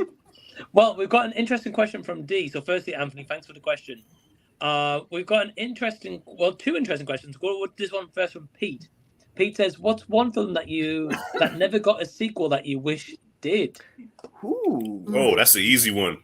Masters of the Universe, the Dolph Lundgren movie. I always wanted a sequel to that because when Skeletor pops up at the end when he jumps out the water, he says, "I'll be back," and it fades out, and we never see it again. Let me walk over to my Blu-ray shelf for a minute. Let me see if I can find something. I might got something. Actually, no, I got two of them: Masters of the Universe and Flash Gordon. I hate that we never got a sequel to the 1980 Flash Gordon. Okay. Flash Gordon. Wow. Okay. Yeah, because Ming, spoiler, Ming survived at the end. So we should have got Flash Gordon 2, Ming's Revenge, but we never got it. You can tell that like my taste strongly diverges from Rashad. Oh, nice. With those, man, that's two movies I've never been able to sit through those movies like all the way. Oh wow. Yeah, they're definitely guilty pleasures. I would never defend those movies at all. I would never argue and say, "Hey, man, you wrong." That movie, nah, they're bad movies. But I still wanted sequels to them. I'll let you guys go first. I'm trying to think of one. Rashad Spoiler G's in the house, everyone. He's here. Really? I've never seen Flash Gordon, so You never seen? Well, you don't know who Ming is, so I know who he is. Oh, you know who Ming is? Oh, yeah. I'm sorry. It's all good. It's all good, Rashad. It's all good. Well, we'll go with Lovely next. Oh, I got one. I don't want to go that dark. You guys are like, she's going completely out the box. My thing, I've always wanted to see a part 2 was American History X with Ed Norton. For some reason, I always wanted to know what happened if they would have made something after that. I don't know if you guys ever seen that movie, but Ed Norton, he's like a Nazi and he went to jail. And I think, what's his name? Joe Torre is in it. And, you know, they become friends and he realized like, this is stupid. He's like, I mean, other things happen, but he's like, this is stupid. I don't want to do it. So when he comes out, you know, they're all like, okay, thinking he's a man. And he's like, nah, you know, racism, it's not about racism anymore. But, you know, I don't know if you guys seen it. I don't want to tell it apart, but it's don't pull a Rashad. I would have liked to see a part 2 to that. So, you know, at the end left you kind of like, oh, well, what's going to happen now? So, was that American History X? Yes. Yeah, I've seen that movie. Okay, you see at the end, you know, with the brother, I always wanted to know what did he do after that? Did he go back? Mike has seen the movie? Holy shit. Biggest surprise of 2023 from Rashad. Yeah. Wow. Damn, a throwback that Mike actually seen. Okay. Damn. That was good. That was good. You've seen it, right? You guys have seen it? I've seen it. Okay. American I've History always X. wanted That's to know, a did he must go watch. back to his I've old heard- ways because of what happened, or did he just say this was all my fault? So that's just my thing. I've always thought about that. So Get you. Yeah, that's an. Well, to be honest, if we're talking about a movie where you're like wondering at the end what happens, if we're going that route, for me, I would say The Truman Show. Because that okay. leaves on like the biggest cliffhanger Yeah. ever. Okay. So But- it has you still wondering. I wish you would have, you know, made another one. Right. Yeah. Right. Scott, what about you? First one, I want to see a sequel to this movie, Alita Battle Angel. Oh, yes. We're getting that. I heard that they're in talk. They're in like pre-production right now. Oh, really? Wow. Yeah. I got that on 4K up there somewhere. Like that one in theaters. Love it. It was awesome. And this one here. Oh, yes, another good one. Brightburn, yeah. Brightburn. Oh, I agree. I definitely agree. I like that. That was amazing. That was bomb. That Great was bomb. movie. I feel bad for the Pa Kent stand-in in the woods. Oh no. And another one here is this one. What is that? Ghost in the Shell. Oh, that's Yeah, it see low reviews and a box office bomb, and I wonder why would they continue that kind of version of Ghost in the Shell? It's one of my favorite movies that's based off the popular anime, which I also like too. A lot of people say live action movies based off anime are bad, but I don't think that one was bad. Well, I've never seen it, so I don't know. It's kind of hard for me. It's kind of hard for me to judge because I would need to see the original. I know there's a lot of people that don't like the one with Scarlett Johansson, but I'd imagine there's probably a good reason why. So, because they cast an American actress instead of someone Chinese or Asian, Japanese. Oh, man, I love Scarlett Johansson and everything, man. So they're just hating. Right. Yeah, if they ask Scarlett Johansson, I don't care if it was supposed to be Japanese or whatever, man. I just like watching her. Yeah. Definitely one of my actresses working today. Yeah. Yeah, to be fair, Scott, I've seen that movie, but I haven't seen the original anime. So for me, I thought the movie was okay, but a lot of people don't. Yeah. Ryan, what about you? I don't know. There's one movie. I guess it's a movie that's never talked about or brought up hardly. So I guess this could be my chance to bring it up. But like The Burbs, The Burbs with Tom Hanks. Yeah, BURBS. I've seen it. That'd be kind of cool to get a sequel to that. I don't know. That's mostly because I can't think of anything else. I thought I'm not gonna lie. I thought he was talking about Alfred Hitchcock's The Birds. For a second. I got a sequel right outside my door, outside my window. The Burbs sequel, that could be cool. Yeah. I think probably too late, maybe a little bit now, but I'd like to see that. Yeah. Just because I like those characters, not so much like it doesn't like leave you wondering what happened or anything. It's just it'd just be there, right? Get you. And finally, Nate.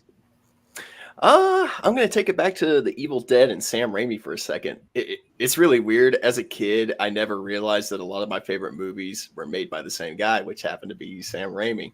Okay. This was another movie that traumatized me as a kid that we never got a sequel to. Oh, okay. What is that? Drag Me to Hell. Drag Me to Hell. Yeah. That movie. I've always said I would like to see a sequel to this movie because it ends in such a way where if they wanted to make a sequel, they could. It probably wouldn't be as good as this movie, but I would kind of like to see the aftermath of what happened in that movie. Like, you know, because at the end of the movie, she goes to hell. And the movie ends with Justin Long just staring at the camera with this really horrified look on his face. Yeah. I'd like to see the aftermath of that. Like, how did that affect him? You know, seeing that. I feel like since you know, a lot of people say this is like the spiritual successor to Evil Dead. If they wanted to take it like an Evil Dead 2 route and make it like a horror comedy kind of, they could do that. I don't know, just a cool idea, but that's me. Well, I like Drag Me to Hell. Yeah. I'd be down to see that. Yeah. Well, thank you for the question, Pete. And then we've got an interesting one here from D Movie Man, who says, how do you personally assess yourselves as movie reviewers and or emerging film critics? What's distinctive about your style? Is there anything you lean into or avoid regarding personal commentary? That's a very intelligent question. Right. Well, thank you for the question, D. Are you challenging me? No. I think so. Well, we'll start with Ryan first. I just have fun. I think the big theme of my channel is definitely just fun.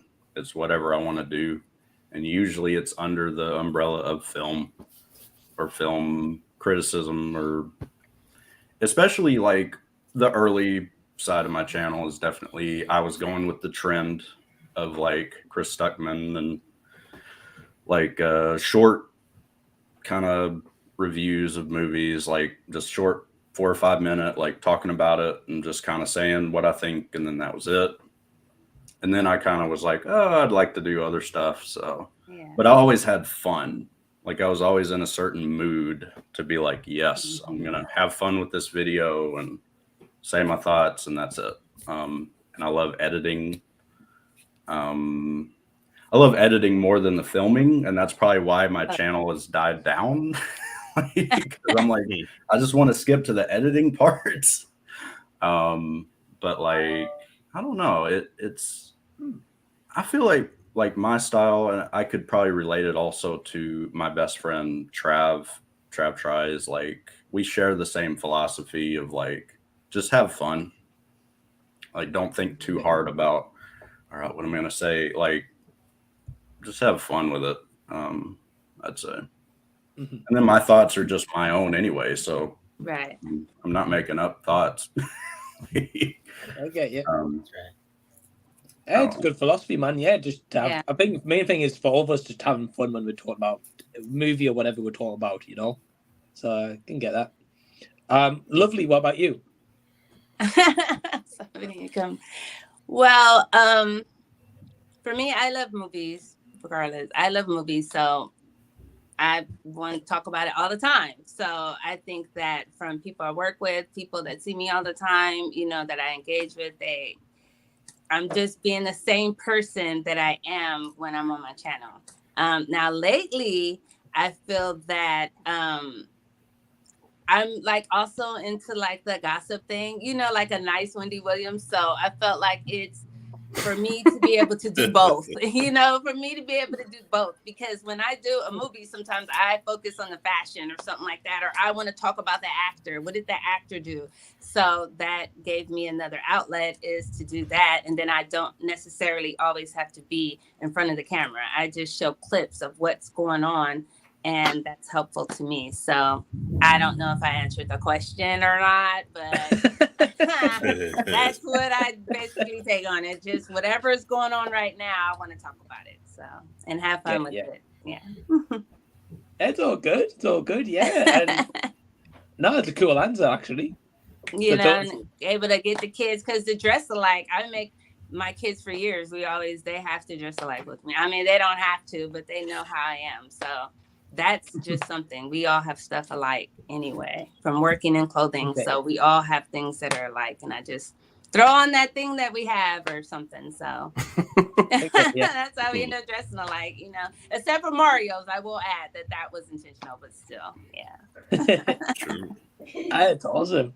And Scott, what about you? Well, for me, I am not a professional critic. I don't think like critics. I watch movies that I want to watch. And if you watch my channel or follow me on Instagram, I'm into the more geeky world, because I love superheroes. I love to go see superheroes. I watch superheroes. I play with superheroes. I used to dress like superheroes all my entire life. Right. So I just watch for fun. Right. And have my opinion. Every time I go see a movie, last thing I went and saw was Scream, and then Shazam 2. Now I'm planning to go see Guardians 3, and I'm sure I'm going to get a quick review on that as well. Okay. I like action. I love sci-fi. I love science fiction. All that. That's what's up. That's awesome, man. Yeah, awesome. You just go see what you want to see, you know, right, and not just feel like you have to. That's cool. Yeah, and another thing, I really don't like being negative at movies. I don't like bashing people's project that they've dedicated so much time to, all these actors and teams and stuff. It's just not fair to me. It's not okay for me to go in here and bash. That's right. Okay, yeah. That's fair. And I can't say I've not bashed a movie before, but just because it's a terrible movie at the same time, though. It's like it's well known terrible movie. But Mike, but Mike, you do it so elegantly though. Like I don't know. I've seen Mike kick it in a high gear when he's pissed off about a movie. No, but he's still so polite with it. Like when Mike bashes a movie, it's just so elegant, you know. Yes, like you know, I really didn't like this movie, but at the same time, you know, I'm like, no, just go for it, man. I would pass on that. You could be like me and drop about 20 F-bombs in one video about a movie I didn't like. Yeah. I know. Rashad, what about you? Well, it started with I know I'm showing my age right now, but it started with Siskel and Ebert. So I used to love watching Siskel and Ebert back in the day, because you got these two regular guys bickering back and forth about movies and stuff. And at the time, I really had nobody to do that with, because I've always been passionate about films, but unfortunately, I've never been around people that shared my enthusiasm for it. So I always had to internalize a lot of stuff, you know what I mean? Yeah. So then I come across YouTube, I find Jeremy John, Stuckman, and Double Toasted. I'm like, damn, okay, that's what I'm talking about. I want to do that. So after you know, a lot of procrastination and some tequila, finally started the channel. And then so I was trying to be like the critics that I used to watch, but it wasn't authentic. I wasn't really being myself. So it took me about maybe a year really to find my footing and really just, you know, find my niche and my style, which really is no style. Just put the camera on and just be Rashad. And that's right. Right. That's, you know, so that's how that worked out. And so yeah, I mean, I'm kind of like the old dirty bastard of this shit, because like there's no father to my style. I just say what I want, and people seem to enjoy it, so that's what it is. And he'll try to give you a review if he doesn't fall asleep and doing If I don't fall, right? And I'm trying to get better at that, man. But like, I can't help it. Like if a movie's not getting my attention, I will doze off. I can't help it. I think it's that old age kicking in too, you know. Yeah. AMC loves Rashad, so please sponsor Rashad AMC. Well, I haven't fallen asleep in a while. What's the last movie I fell asleep on? I think Ant-Man and the Wasp. I fell asleep on that. I think I slept through about maybe 15 minutes of that. Yeah. Oh man, it's great. It always makes me laugh when you fall asleep on the movie. Really? Yeah. So good. Well, especially when you see it in person. Well, I was sitting next to you. We watched when we saw Pearl. Yeah, I dozed off for about maybe 10 seconds, you know. I caught myself because I was embarrassed. You know, it was like, hey, I'm all right. Let's go. All right, Pearl, let's go. It's all good. And Nate, what about you? You know, I like to think that movies have always kind of been a part of my life ever since I was a kid. You know, part of the reason I love Disney so much is because literally that's all I used to do when I was a kid. I would sit in my grandmother's lap and we would do nothing but watch Disney movies. That was our big bonding, you know, thing that we bonded over when I was a kid. And, you know, over the years, it kind of grew with me hanging around my uncle and just, you know, his love for old school cinema. You know, I wouldn't know about Aliens or Predator or Evil Dead or any of these other older movies if it was not for my uncles and their wisdom, if you know what I mean. So, you know, eventually, kind of like Rashad said, you know, eventually, you know, I caught on to guys like Chris Stuckman and Jeremy Johns and Double Toasted, which I love Double Toasted. Eventually I was just like, you know, I want to do that. So I started the channel and, you know, history was written. I try to go into every movie that I review with, you know, sorry, I'm trying to find the words to say, but I try to give every movie the same chance, you know, despite what people around me are saying or what people on the internet are saying. That's where the unbiased movie nerd name kind of came along, because I try to go in as unbiased as I can and try to formulate my own opinion about something. And it's really, sometimes it's really cool when I watch something and I really got, you know, a good and fun time out of it, and I get on the internet and everyone's just trashing it. I'm like, I really don't understand why everyone hates this. It was not that bad. Hey. One of the things I wish I could change, but this is just kind of a personal problem for me. Pretty much all of my videos are scripted. You know, I'm one of those people that I have to get my thoughts down on paper or on a document. Otherwise, I'm going to forget every single thing that I want to talk about. You know, I think the only video I did where I did it without a script was probably my very first review. And that was when I reviewed the 355 when I started the channel last year. Okay. And it was, if you go back and watch the video, it is sloppy, it is unorganized, and it felt very awkward. You know, it could have just been, you know, me talking to the camera by myself for the first time, but I found that writing everything down and then just kind of repeating, you know, what I'd written down really helped me out. But it does take longer to make videos and to get stuff edited because I spend so much time writing scripts. But I feel like without the scripts, I would just be so lost. Like I'd be sitting there in front of the camera with a mic in my hand going, well, I liked this and I thought this person was really good. It's just, I don't know. Yeah. That's fair, man. Yeah, like, you know, if you go on scripts, that's cool. I don't personally, Rashad, you don't, I believe, right? Nah, I just go over the top of the dome. But I mean, but there's times I have to do like a few takes, so I'll do a review, then I'll rewatch it and be like, that came out kind of shitty. So I just redo the whole thing again. But yeah, sometimes I'm able to do it in one take. You know, if I'm in a zone that day, just one take off the top of the dome, boom, got it. Right. You know, and I don't know if it's an anxiety. I don't know if it's an anxiety problem. I do it. Wait, hold on. Let me show you real quick. Uh-oh. This is what I do. This is, like I said, I do the same thing. So So That's actually what I do. Is that I do it, and I put my points. Not a and stuff formal like that, script. so I do the same thing because the ones that I don't do, like I just did Beef, that series.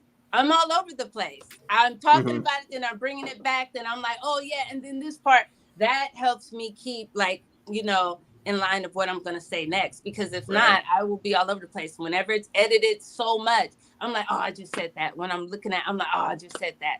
So that's a way to kind of, I can navigate it better. So I do the same thing. Yeah.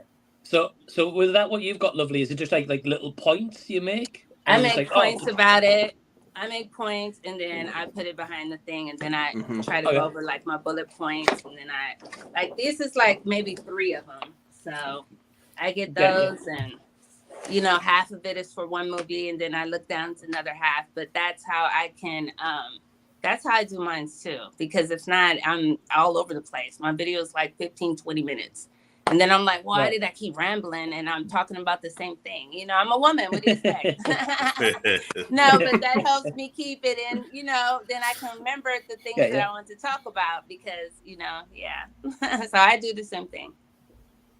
Oh, no, that's awesome. And yeah, I mean, it's one of those, if it works for you, it works for you, right? So, right. I get you. Yeah, for me, kind of just very quickly with this is, I just go off the cuff, like Rashad and stuff. Maybe taking off director's name and actors, that's maybe about it. And to try and give a movie a chance, if I have a bias for a movie, I'll not go see the movie probably. Like Fast and Furious, I don't like them, so if I go see it, I know I won't like it. So don't waste my time. I say I'm unbiased, but when it comes to something like that, I'm pretty much right there with you. Yeah.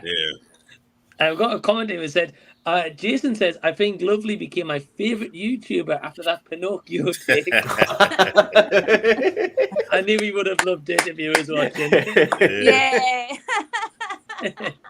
Well, Jason, make sure you subscribe to Lovely. If you're not, links down below in the description box. Please, yes. I love all my subscribers.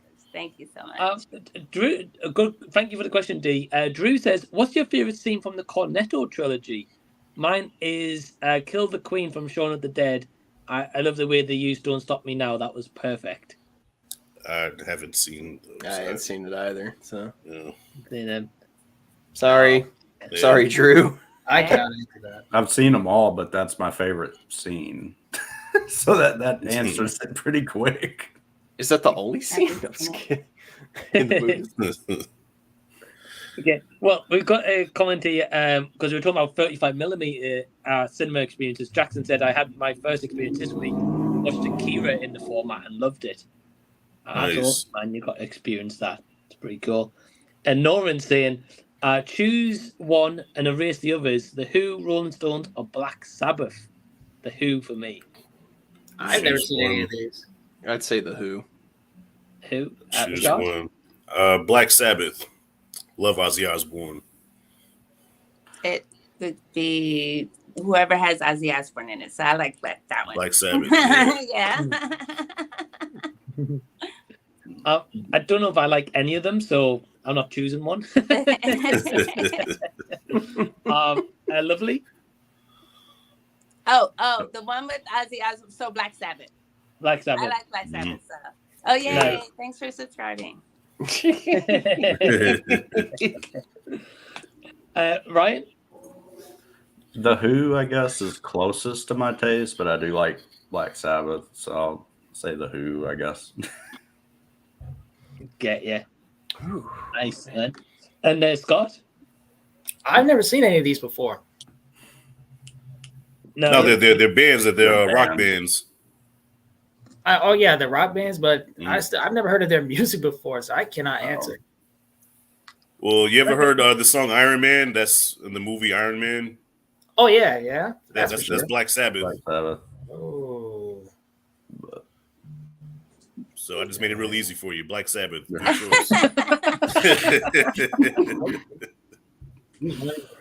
guess that's my answer. Awesome. And then we've got Pete saying, "What is the next film you're most excited for?" Oh man, I am. It's kind of hard for me. The next movie we're excited for. I say probably into the Spider-Verse, the next Spider-Man movie. That's Spider-Man. one. I would agree. June 2nd. Yeah, that's a hard question for me because I'm excited for something like Spider-Verse, but the thing is, I haven't really seen anything this year that didn't blow me away like some of the movies I saw last year. Like stuff like Top Gun Maverick and The Northman just blew my mind when I was watching them. I mean, the thing that's come closest to it this year, I think, is probably Evil Dead Rise. But other than that, I mean, yeah, I'm excited for Spider-Verse and a few other movies, but there's nothing really coming out that I'm going, oh my God, I can't wait to see that. It's just, you know what I mean? Yeah. Aquaman comes out this year, doesn't it? It's supposed to. Aquaman was supposed to come out like 3 years ago, wasn't it? they kept pushing it back. Right. Yeah. Okay. I wasn't sure on that one. I think, I'm quite looking forward to The Flash. That looks pretty cool. Yeah. Oh, yes. Flash. Yes. I want to see that. Definitely. And Spider-Verse, I say, Yeah. Ryan? Spider-Verse. Spider-Verse. For sure. Nice. And then we've got a couple comments from earlier on. Then we've also got Jason says, do you remember your first rated R movie? Ooh. Yep. I do. Right back. I do. Let's see. Y'all are going to laugh at me. First R-rated movie I remember watching was Officer and the Gentleman. Right. Yeah, and I remember my father turning my head away where a certain scene happened, and somebody committed suicide. He was like, "Oh shit!" Because I was 3, so he's like, "Damn, I shouldn't." Yeah. He turned my head. Like, they was getting it in him and what's her name? Oh yeah, that too. Yeah, when they were getting down. Yeah. They was whoa. Yeah, my father showed me quite a few movies that I probably shouldn't have watched. That was like the first one I remember was the Officer and the Gentleman. TNA, so yeah. Nice. I've never seen that movie, Rashad. So see, I didn't spoil nothing. See, you gotta give me some credit, man. I'm getting better. I'll give you credit. Thank you. Rashad's like, Mike, I'm doing this for your benefit, okay? Well, he's not the only one. I have a cousin also that says, "Up there, go Rashad spoiling stuff again." I'm like, I didn't spoil nothing. Do you have a bunch of people that like, you see a trailer, you're really excited for a movie, and they're just like, la, la, la, la, la, la, la. They're just obnoxious as crap about it. Like my cousins do that to me constantly. I'm like, dude, I didn't even say anything. I just said I watched the trailer. Yeah. And you're explaining the trailer. They're like, "Up there, you go spoiling. You're spoiling the movie." I'm like, just. I'm like, you know what? I'm not even going to talk to you. I'm just going to go over here. Yeah. No. Well, Rashad didn't spoil the movie. Hey, man, I'll give you props. Thank you. Ryan, do you remember your first rated R movie? It might have been Christine. I love that. That was just a random one that my dad threw on. Or my dad and uncle loved that movie and a lot of like random Stephen King. Yeah. So it was either probably like Cujo or Christine or one of those. Love Christine Cujo. was rated R? I thought it was PG. Christine's rated R?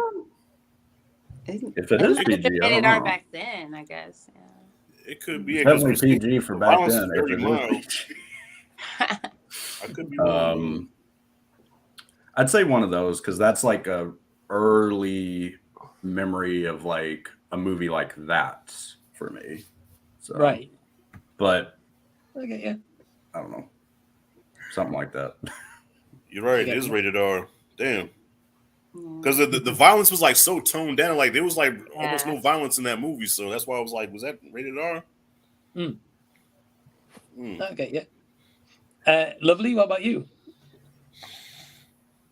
It is one. I kind of don't want to say it. I think Rashad has seen this before too, but it's called The Last American Version. I seen that at the movies with my grandmother. We sat and watched that together.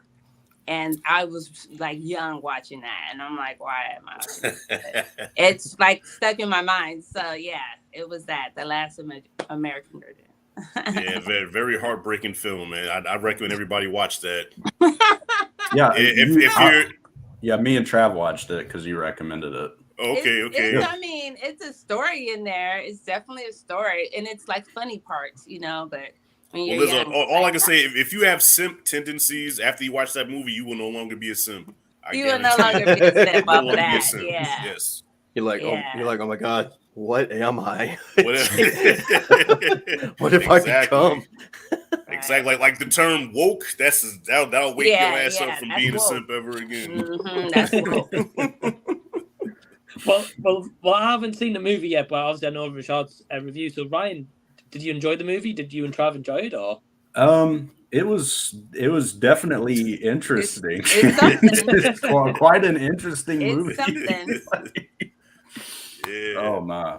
Well, you know, I think you feel that way because it switches tones, like because it starts out as like a raunchy 80s comedy, then it gets like real serious and dark, like real quick. Yeah. And you're like, okay, was this supposed to be a comedy or is this like a drama now? Like, what happened to this movie here? Right. The definition of a canon film, because watching it, I realized, this is a canon Golden Globus movie, and I'm like, okay, gotta lock in. Right. Pete adds to it there. He says, "Last American Virgin, what a quality film! Quite a good punch of an ending, and what a soundtrack." Yes, sir. Totally agree. Yeah. And Nate, what about you? When you first rated our movie? I'm gonna show my young age with this one a little bit. My first rated R movie experience was the first Paranormal Activity. And honestly, we didn't even know it was rated R. It was a complete and total accident. This was when we had a video rental store down the street from my house still. And I think every Friday my mom would go up there and she'd grab a couple of movies for the weekend. And she's like, hey, everybody, let's have a movie night. At this time, she was big into like the whole ghost hunting trend. And, you know, everybody in the house was all about the paranormal and all that. And she got Paranormal Activity, and we put it in, started watching it. And of course, before the movie starts, it pops up. It shows you the rating and what's in it and everything. And it said rated R.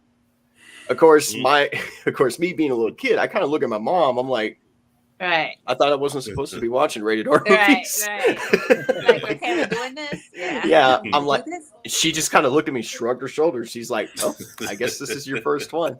Yeah. It's funny in retrospective. I really don't understand what in that movie, warrants an R rating. I mean, aside from a few sexual comments and maybe the ending, there's really nothing in it that I could personally see, it being warranted an R rating. Anything, maybe PG-13. But I agree. Yeah, but I mean, it still traumatized me as a kid. I was easily traumatized by scary movies as a kid. I'll never forget watching her get dragged down the hall out of her bed. I'm sitting. She's screaming her head off, and I'm looking at the screen like this. Yeah. What's funny about that movie is like I might be one of the only people. There's probably a select niche out there or something, but one of the only people that like I saw that in class in high school. Oh wow! That was just one of those movies. The teacher threw on. Like I've seen. What class was that? Like that. What school? What school and what class was this? I have so many questions now. I know the class. They didn't show you like Tuck Everlasting or Titan. No, Paranormal Activity. Pineapple Express. Like, they show you something scientific, like Dante's Peak or Coach, Twister. right? That was probably in the same day. That was a coach. That was a teacher too, right? Wow, I'm jealous. In my school, we watched stuff like West Side Story and Sound of Music and stuff like that. So I'm jealous. I remember we had to get a permission slip one time because this was in history class. My teacher was like, "We're gonna watch 13 Years a Slave." I was like. Or is it 12? Or is it 12 years? Yeah, 12 Years a Slave. Yeah. 12. It was a long time. And my mom, she was like, "We're gonna watch 12 Years a Slave," and I'm like, I don't know if I want to watch that. And we got done watching it. The whole class was weeping, dude. I remember. Well, imagine being the only white guy. imagine being the only white guy in the class watching a movie like Glory, where you see, you know, a slave getting whooped, and all the black kids turned and looked at the white kid, and the white boy was like, That's kind of what everybody was doing. Everybody in the class was just kind of looking at each other in the most awkward way. Right. It is awkward. I remember when I was in high school, my teachers used to show the classes a lot of slavery movies. Yeah. Those are awkward to watch, especially like if there's only like 2 white kids in the class. You know, you feel bad for them because of course they didn't do anything, but you're looking at them and they're like, "What did I do?" Like say something on like, you know, happened hundreds of years ago. I don't think I was never going to meet my great grandfather. Whatever. Right. I want to know what school Ryan went to. Right. Yeah, to watch Pineapple Express, and what was the other one? A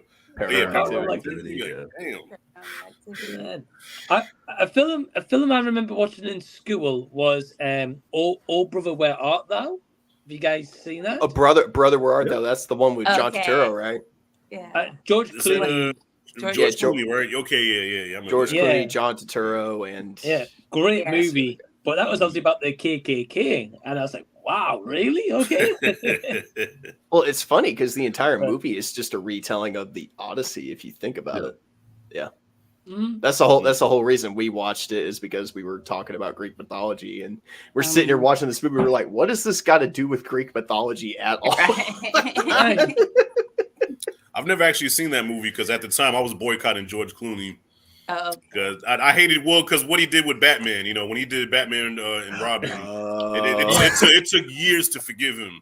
I love that movie, but I understand its controversial problems. But I love that movie as a kid. Batman and Robin with the bat nipples. Yeah, man. I used to have that movie VHS. My mom, my grandmother, all gave me toys from that movie. It was just fun to me. I think it's what introduced me to Batman. I think. Wow. You know what? If I was probably 7 or 8 years old, if I was real young, I probably would have enjoyed it. But as a pimply faced 17-year-old watching, watching Arnold with the nonstop freeze puns, I'm like, dude, what am I doing here? Like, what is this? My uncle stopped me before I could watch it. I'm like, Uncle Jason, I want to watch Batman and Robin. He's like, no. Right. We're gonna watch a real Batman movie. And you know what he did? My family let me watch almost anything. He put his DVD copy of The Dark Knight in my hand, and he said, "Go home, watch this, and come back. You'll thank me later, son." Yeah, but I hated George Clooney for years, so I never watched any of his movies after that. Just like with Ben Affleck, it took me years to forgive Ben Affleck for Daredevil. You know what I mean? That was horrible. Yeah. Poor George Clooney gets retarded.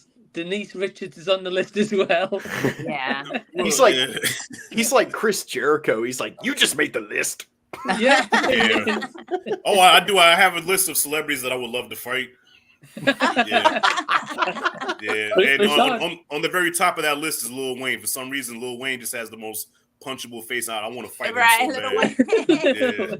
Well, I thought he was humble. I thought he was a humble man. Like, why do you want to fight Lil Wayne, dude? No, he's not. He's the opposite of humble. Lil Wayne is the most arrogant, cocky little shit.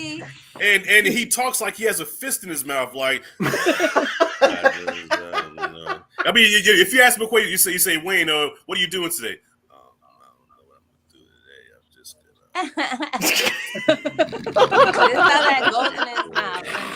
Dude, I'm like, bro, open your mouth and talk.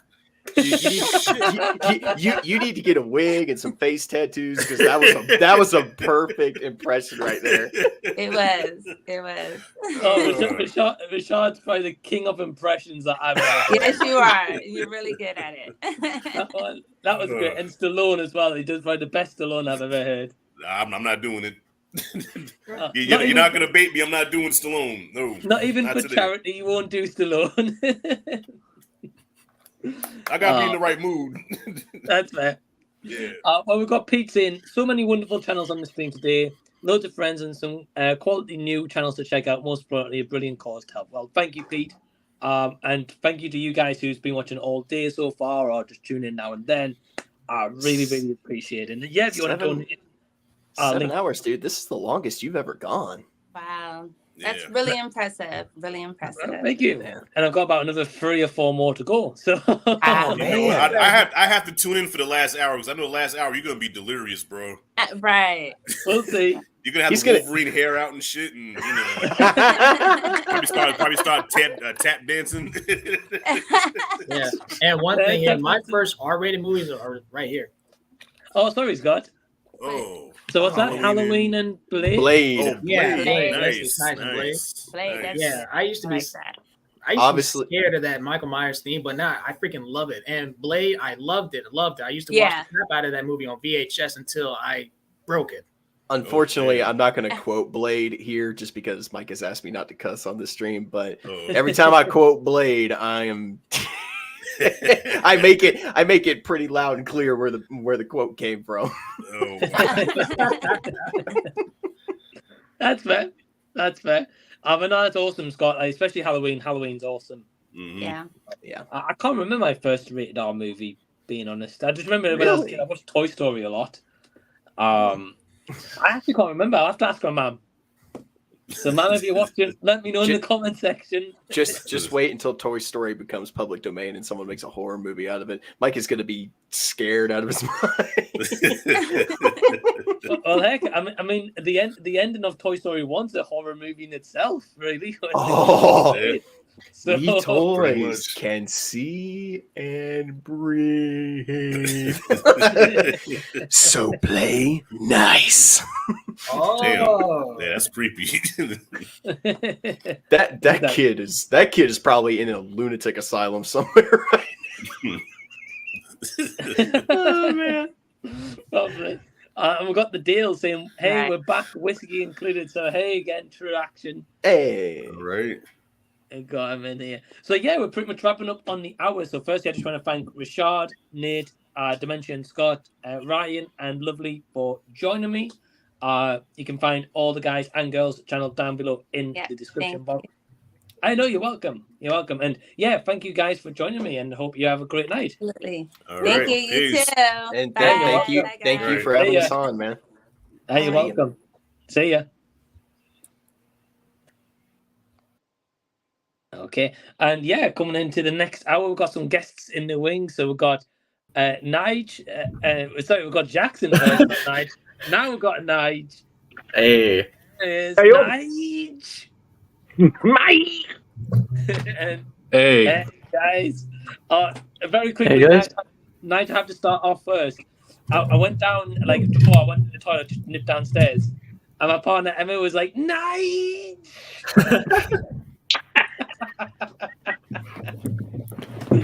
So Emma's watching right now. She loves you, Nige. She's a big fan. But yeah, I'm a big fan as well. I've Doesn't been, quite work. That doesn't. but No, yeah, do you know how difficult this is going to be? When I said anything works. but yeah, thanks, Jackson, Nige, Mike, Josh, and Matt for joining me for this hour. How are you guys doing? Good. Doing good. Yeah. Well, Yeah, thank you I'm very much doing- for having us on. Good. Yeah. You're welcome. thank you. You're welcome. And Nige, first time on with Jackson, right? Yes. Yeah. Yeah. I How you we're- doing? Yeah. Good. How you doing? I Not too think I'm bad. gonna be on Pete's stream this Wednesday as well. So I don't know if you're gonna be on that as well, but Yes. Yes, I cool, am. yeah. Excellent. Yeah. I'll see you then. Certainly will. Awesome. And Mike, how was the wrestling con today? Oh, brilliant! I really enjoyed it. Yeah. Who did you meet? I met Adam Cole. I met Ruby Soho, and I met AEW Women's Champion Jamie Hayter. Yeah. Oh, nice, man. Did you get photos with each of them as well? Yeah, I got photos all three, plus I got 2 autographs, one from Jamie Hayter and Adam Cole as well. Oh, man, that's awesome. Yeah. Nige, you don't like wrestling, do you? No. I did when I was a kid. That's about it. But that was like sort of giant air stacks and Big Daddy, that type of stuff. The modern stuff just doesn't interest me at all. No, I get you. They're the worst actors ever. Well, some of them's making it into like movies, like The Rock and John Cena and stuff as well. Don't remind me. Like I said, they're the worst actors ever. Batista's a good actor, though. Like he I actually, I prefer Dwayne over John Cena, to be honest. I think Dwayne's better actor. Yeah, but Batista, like in Knock at the Cabin recently, and also in like his role in Blade Runner 2049, like he's got like real acting chops. Yeah, I thought Batista did really well in Knock at the Cabin. I thought he did really well in that role. He tried. He tried. We all know that. We all know that Mike likes knocking at the cabin. So. Yeah, I don't mind it. Yeah, and obviously, did you see that? Like knocking on. It's not me. You've got to be worrying about here, Mike. No, I'm keeping this PG. I'm just saying you guys like knocking at the cabin. That's all I've said. That's all I've said. So take that as you will. Take that as you will, my friend. That's what she said. Anyway. Yeah. Well, but firstly, before we go any further, the link to Jackson, Nige, and Josh's channels down below to their YouTube channel, so please go subscribe to them. And the link to Matt and Mike's Instagrams are down below, so please go follow them. And Matt, I managed to check out your interview the other day, by the way. I just want to say it was an awesome interview, man. That's really cool. Thank you. Thank you. I appreciate that. Yeah, I've got another one with her on Wednesday and the other actress from Two Witches. So I've got the actress from the first part coming on Thursday. Wednesday, we're interviewing Rebecca again from Two Witches. So wow. Yeah. Oh, cool. Yeah. So that's I haven't watched it yet, but I am going to. Yeah, you can. I saw the Arrow Blu-ray when I was browsing at Barnes and Noble recently, but yeah. Oh wow. I absolutely love it. Brilliant. Cool. What a film. Yeah. Well, that Two Witches. When did that get released? I think it was 2021, was it? Or I think it got released. I think it got released with The Last Matinee. About the same time The Last Matinee did. Yeah, 2020 or so. Yeah. I think the Blu-ray only came out this year, didn't it? Because it sold out straight away when they released it. Yeah. They did get it back in stock, but it did initially sell out like that.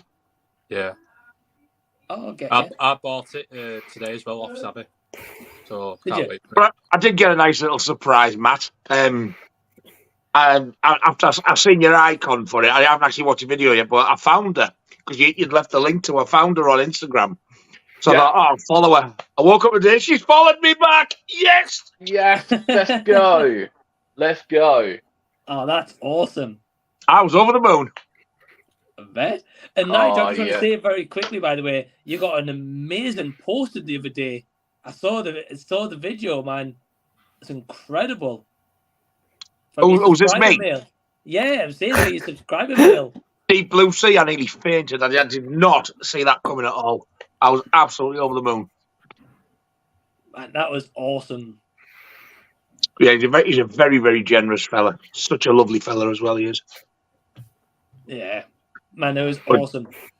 It's absolutely stunning as well. It doesn't do it justice, that video or anything. When I opened it, I seen the waves on the water. I thought, has he sent me a surfing poster or something? What the hell's he sent me this for? And I'm going. And I seen the actress, and I seen the tip of the snout, and I was like, dawned on me what it was. And have you got it hung up anywhere, or are you just keeping it rolled up? Or I haven't, but I think I'm going to be, when I can afford, so I'm going to get some frames and start putting some behind me. Argos. Nice. Oh man, that's where I buy all my frames. Argos. They've actually got some quad ones on Amazon. I think they're about £28. That's not bad. So they actually hold the proper quad posters, which I'm rather chuffed about because I thought they were going to be a lot more expensive than that, to be honest. Yeah, I thought they would be. Yeah, no, it wasn't too bad. You get the 3 colours as well. I think the silver, white, and black, the colour of the frame you can have. Wow, that's awesome, man. But yeah, I think Jaws and Deep Blue Sea will definitely be going up. Yeah, Oh, it's not a 1975 Jaws. It's the last one, the 3D one. I've got others as well. I can like just swap around really. That would be cool. Like, say in the background of the video. Yeah, that'd be cool. Yeah. Well, we've got a question to start things off. So it comes from Lisa Loves, and she says, any actor or actress you really don't rate and think their performance kills anything that they're in? We all know that Nigel's going to say Mike Myers. As a comedy, yeah, but I was actually going to say Mickey Rourke. What? Oh, he's in a couple. Okay, I would say the Angel Heart and The Wrestler. I Never love seen both those. either. I just can't stand the sight of the man. Oh, okay. Well, he is a smashed lasagna, so I do have one film with him in, and he's not in it much. And I think it must be his first film. It's Fade to Black. I haven't seen that one. Yeah. No. The guy who plays Eddie Kasprak as the adult in the original It with the asthma and the curly blonde hair. He's the main part in this. I can't remember the actor's name. Gotcha. Well, yeah, Angel Heart I would recommend checking out for one, just because it's Mickey Rourke pre his boxing days. He looks way different, but also just it's a great movie with really good atmosphere. So, And another one, I've got a long list, but another one I can't stand is Russell Crowe. That one I won't argue with. Yeah. So I avoid those three, including Michael Myers, as I avoid the three of them like the plague if I can. Wow. Nigel, I was going to say a Russell Crowe movie I think is actually really good. It's Unhinged. I like Unhinged. I was told about that one the other night. I'd never heard of it, but I actually really do like the sound of it. I would give that one a go. It's a lot of fun. It's quite brutal as well. I think you'd actually enjoy it. It'd be good if the brutality was on him, but I bet he's the one performing it, to be honest. It's aggressively stupid, but it's like really enjoyable as well. So yeah. Oh, I would definitely watch that one because I can't even remember who it was who told me about it. It might have been Andy on Pete's stream the other night. Whoever it was, that I was like, yeah, sold. Get you. Nice. Get you. Well, Matt, what about you? Oh man, where do you even start? I think there's loads for everybody. Yeah, there is. At the moment, Melissa McCarthy, she does my head in.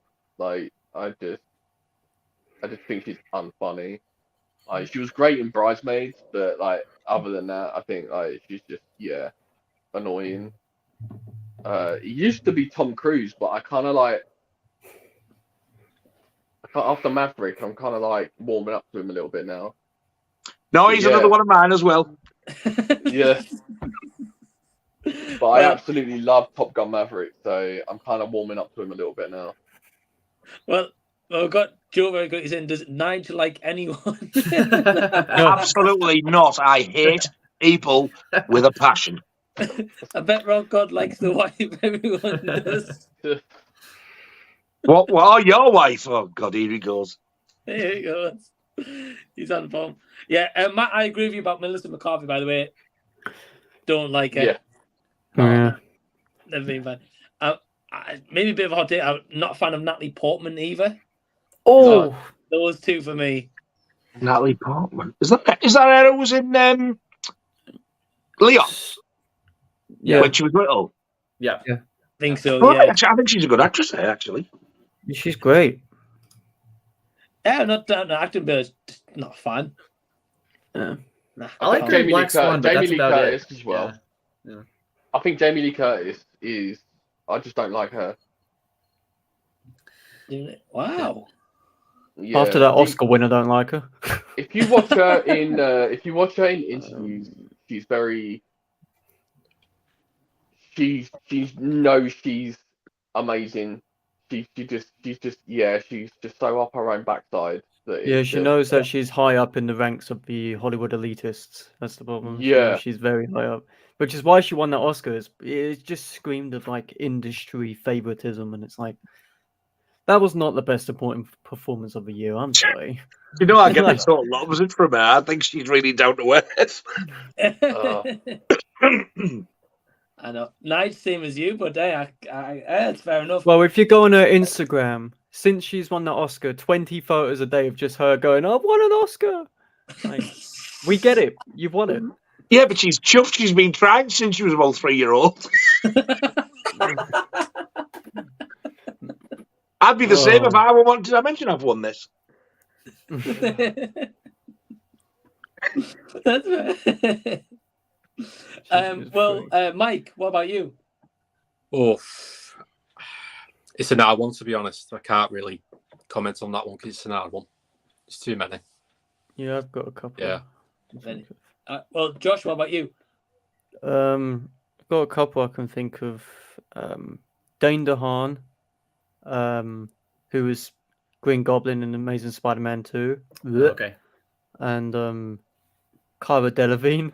They both starred together in a bad Luc Besson film. Yeah, but she's hot though, still.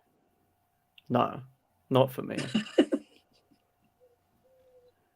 I've never even heard of half of these. Another one is Chris Pratt. I just want to punch him in the face every time I see He him. is a Just going, Pratt. like, get off. Like, get off the screen. Still getting in my favorite franchises. I'm like, bro, stop. Oh, here comes Pratt the Pratt. Yeah. My answer is Pratt. actually similar to that, Josh, at least with the Chris Pratt one. Mine would definitely be Ryan Reynolds.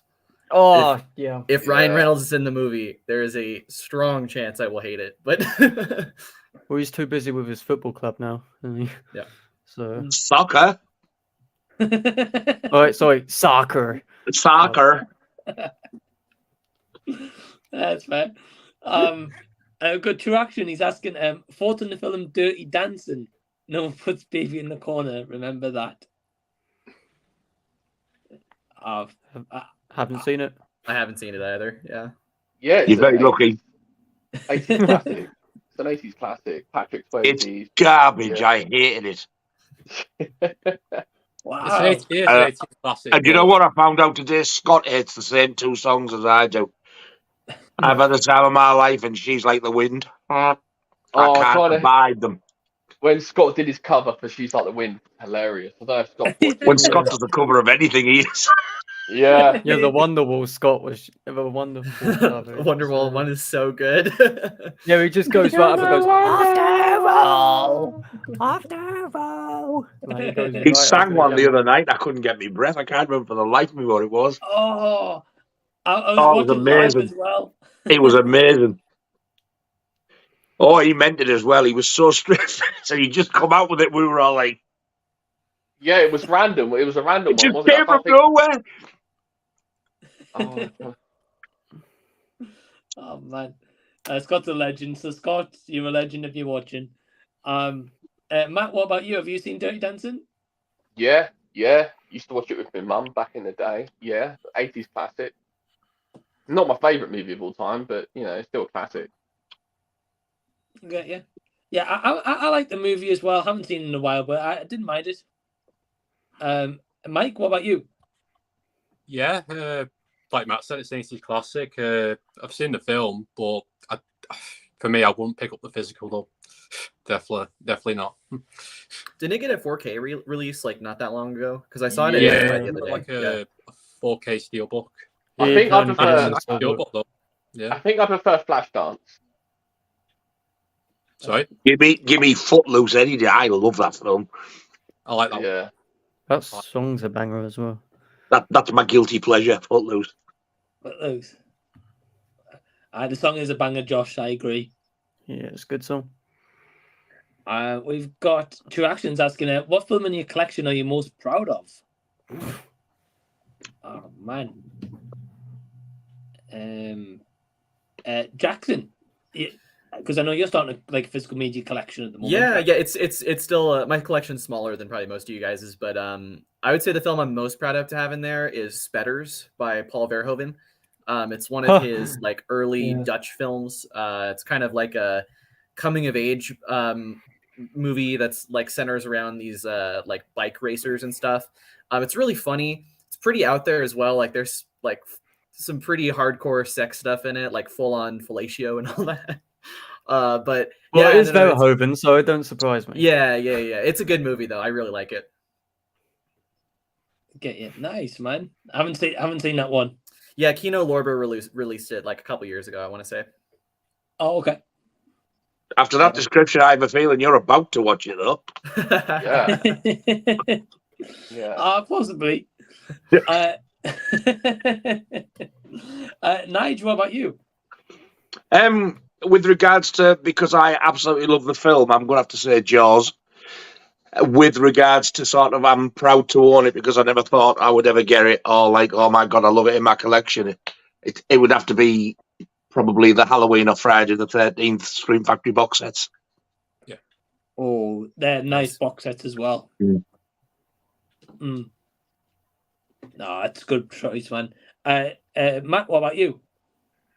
I would say either my Drive Second Sight 4K set or my Halloween Scream Factory 4Ks. Both of which are stunning. Yeah, they're really nice. They're American imports, but they got really nice hard cases. They're like slip covers, but they're hard cases and they're really nice. And they haven't half cleaned the picture up really well as well. They look amazing. Yeah, definitely. Yeah, nice, man. Josh, what about you?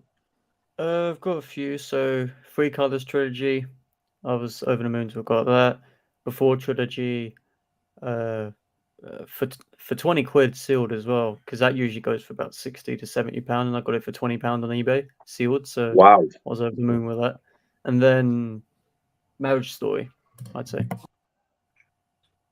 Oh, nice, man. Yeah, Marriage Story, I still haven't seen that one, but I've heard great things about it, though. And Mike, what about you? There's two, actually. One of them's this one, Karate Kid box set, signed by Martin. Oh, wow, nice. That's cool. Yeah, and Mad Max Anthology set as well on 4K. I've got that. Oh, cool. Yeah. I want that. Yeah.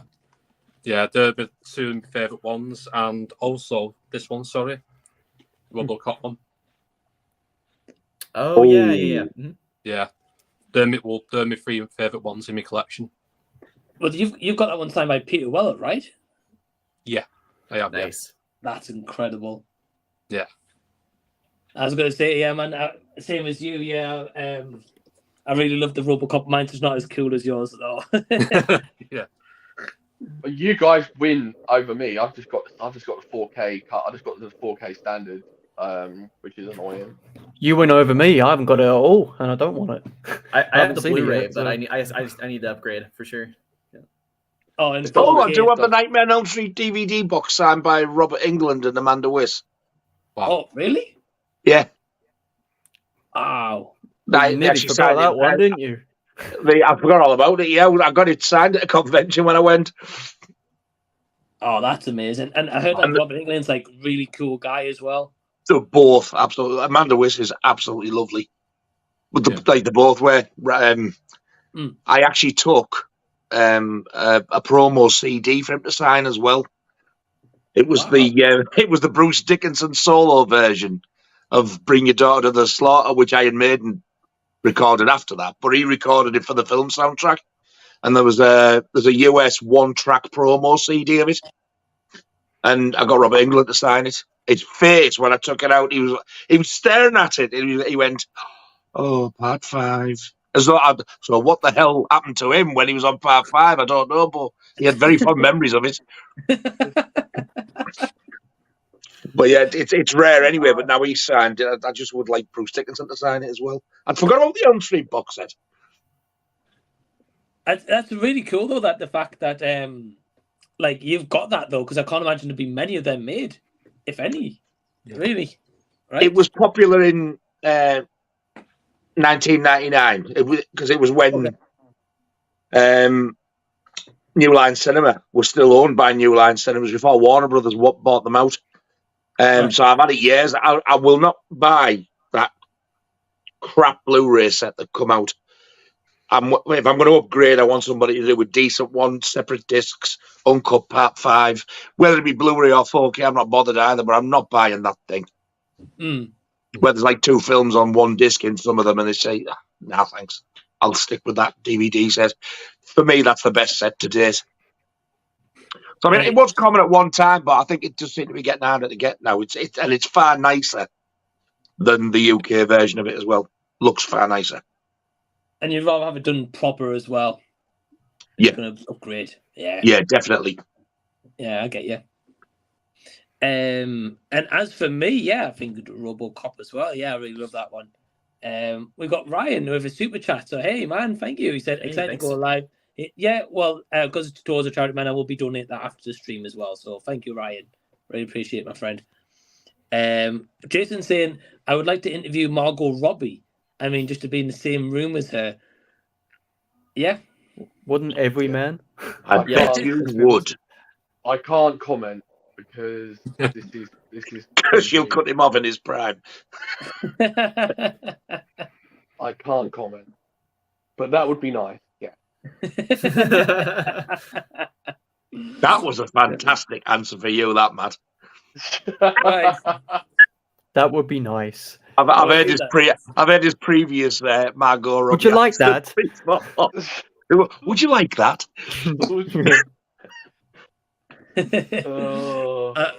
We got Harry. I'm still here 6 hours later. Well, hey, friends, man. Wow. What a legend. What a legend. And Noran's saying your favorite holiday horror film. I'm assuming when he means holiday, he doesn't that doesn't include like Halloween. Like he's just talking about like Christmas, that kind of holiday. Yeah. I guess Must be. Yeah. Must be. Is that a trick to get us to all say Krampus? Because I don't like Krampus very much. No. No, my answer would be Silent Night, Deadly Night. Wow. So bad it's good. Yeah. Kind of. I mean, like it is. I don't know. It is a really funny, like entertaining slasher movie. The ending is one of the funniest things I've ever seen in my life. Like, and the second one, man. Oh wow. I haven't seen the second one yet. I've heard it's real bad, but how strange. I've got 3, 4, and 5 in front of me. All right, DVD and film, bloke.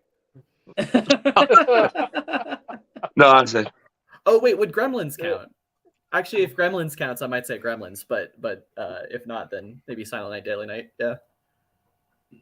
Nigel didn't even know that they made a 3, 4, and 5, so that's new.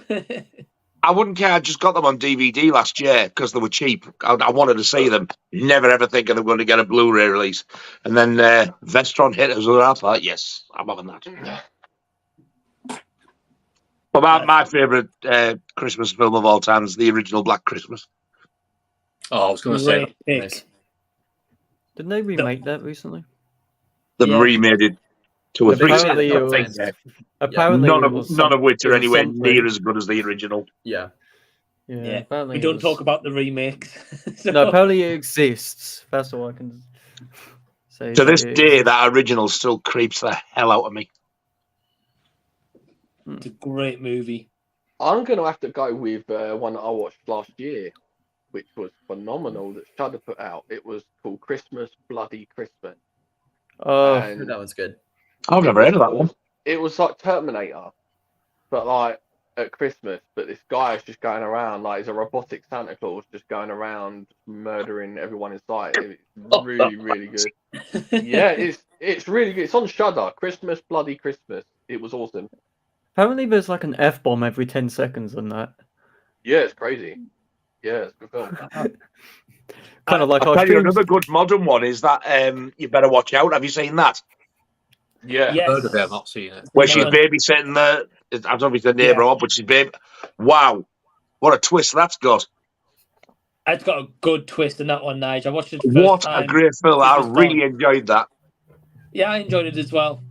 I enjoyed it because I missed it when it came out in cinemas. I think it was 2016, was it maybe? Round about there. It's a few years back now, yeah. Yeah. I remember watching that one as well. Yeah, I enjoyed it. Have you guys seen Christmas Evil? That's basically Santa Claus meets Taxi Driver. It's pretty good. Christmas Evil, I got that. I wouldn't really class it as a horror movie, but that Violent Night was quite good with David Harbour. Yeah, I enjoyed that one. Yeah. I haven't seen that yet. I really want to see that. It's got Beverly D'Angelo in it from the Vacation movie. Wow. Yeah, it Yeah. does. It's getting a sequel, I believe, as well, if I'm not mistaken. Is I think it? so, yeah. Well, they can't help themselves, can they? Nah. Of course it is. It is Hollywood after all, isn't it? Exactly. Yeah. I don't know what they're going to call it. Violent Nights? I don't know. Probably Never something seen really yours. original like Violent Night 2. No. Let me watch it again. What a title! We'll have that. In 8 years' time, Violent Night 8 or Violent Night 9 or Yeah. whatever. Well, if it keeps making money, probably. Oh. Mike, what about you? What's your favorite holiday horror movie? Oh, I was going to say Black Christmas, same as Naj, but I would have to pick Gremlins. So I think Gremlins is like my most favorite one. Yeah. Yeah. Mm. As I've even met Zach Galligan as well, so. Oh, I've got to say- nice. Oh, nice. Yeah. What was he like in person? Yeah, he's really, really friendly. Yeah, yeah, really nice to talk to as well. What else did he do besides Gremlins and Gremlins 2? Like, I feel like his career kind of, I don't know. Well, was he in E.T.? Is that no? I don't think so. No. No, okay. I'm thinking maybe someone else then. Sorry. No, E.T. was Henry Thomas. Henry, Yeah, that's the one. Sorry, that was my bad. No, I'll get you. But yeah, it's a Zach Galligan. Did you meet him for Love of Horror? Yeah, I met him last year. For Love of yeah. Horror, yeah, and he run Gizmo with him as well. So. I actually think it would be a lot quicker if Mike just gave us a list of the people who he hasn't met. All of 2 people. You mentioned everybody. Go, oh, yeah, I've met him. I don't know if I have a favorite, to be honest. I like a couple. To be honest, Josh, I do like Krampus. I will say I do like the movie. Better Watch Out, Nigel. I enjoyed that one as well. Yeah. Trick or Treat as well. I like that one. That's Halloween, though. Yeah, that's what I was thinking. Yeah. Oh, fair enough. I'm not classing that as a holiday. Fair enough then. I can't think of any other kind of Christmas horrors. I don't know, a bit stumped. Have you not seen Gremlins? Yeah, well, I watched it first time just last year for the first time. It was all right. Oh, fair enough. Fair enough. Yeah. I got the 4K and the transfer isn't great. Is it not? No. I've heard it. Is that Gremlins? Yeah. Yeah. Yeah, I got that. I thought it was a little bit sort of grainy as well. Yeah. Nice flip cover, though. Nice flip cover on it. Yeah. Yeah, I get you. Got two actions saying more awesome guests. Amazing how much work you put into getting everyone here, so should be proud of. Thanks, True Action Man. Yeah, well, thanks Ben. to my guests for joining me. Really. Thank you. Yeah, thank you to all you guys.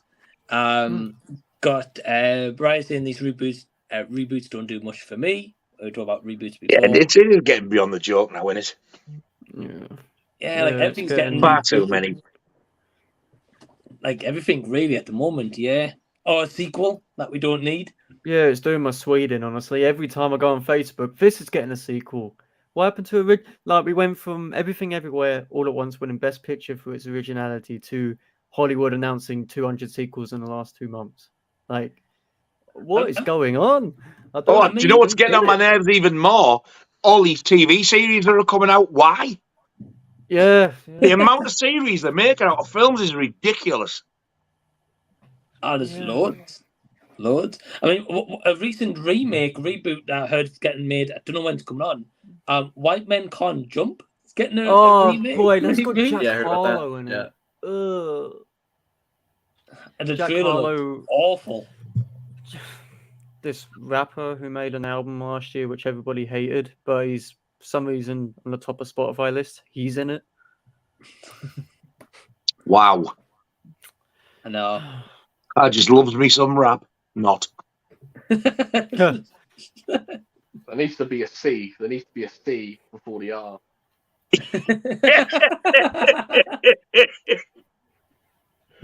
He's not wrong.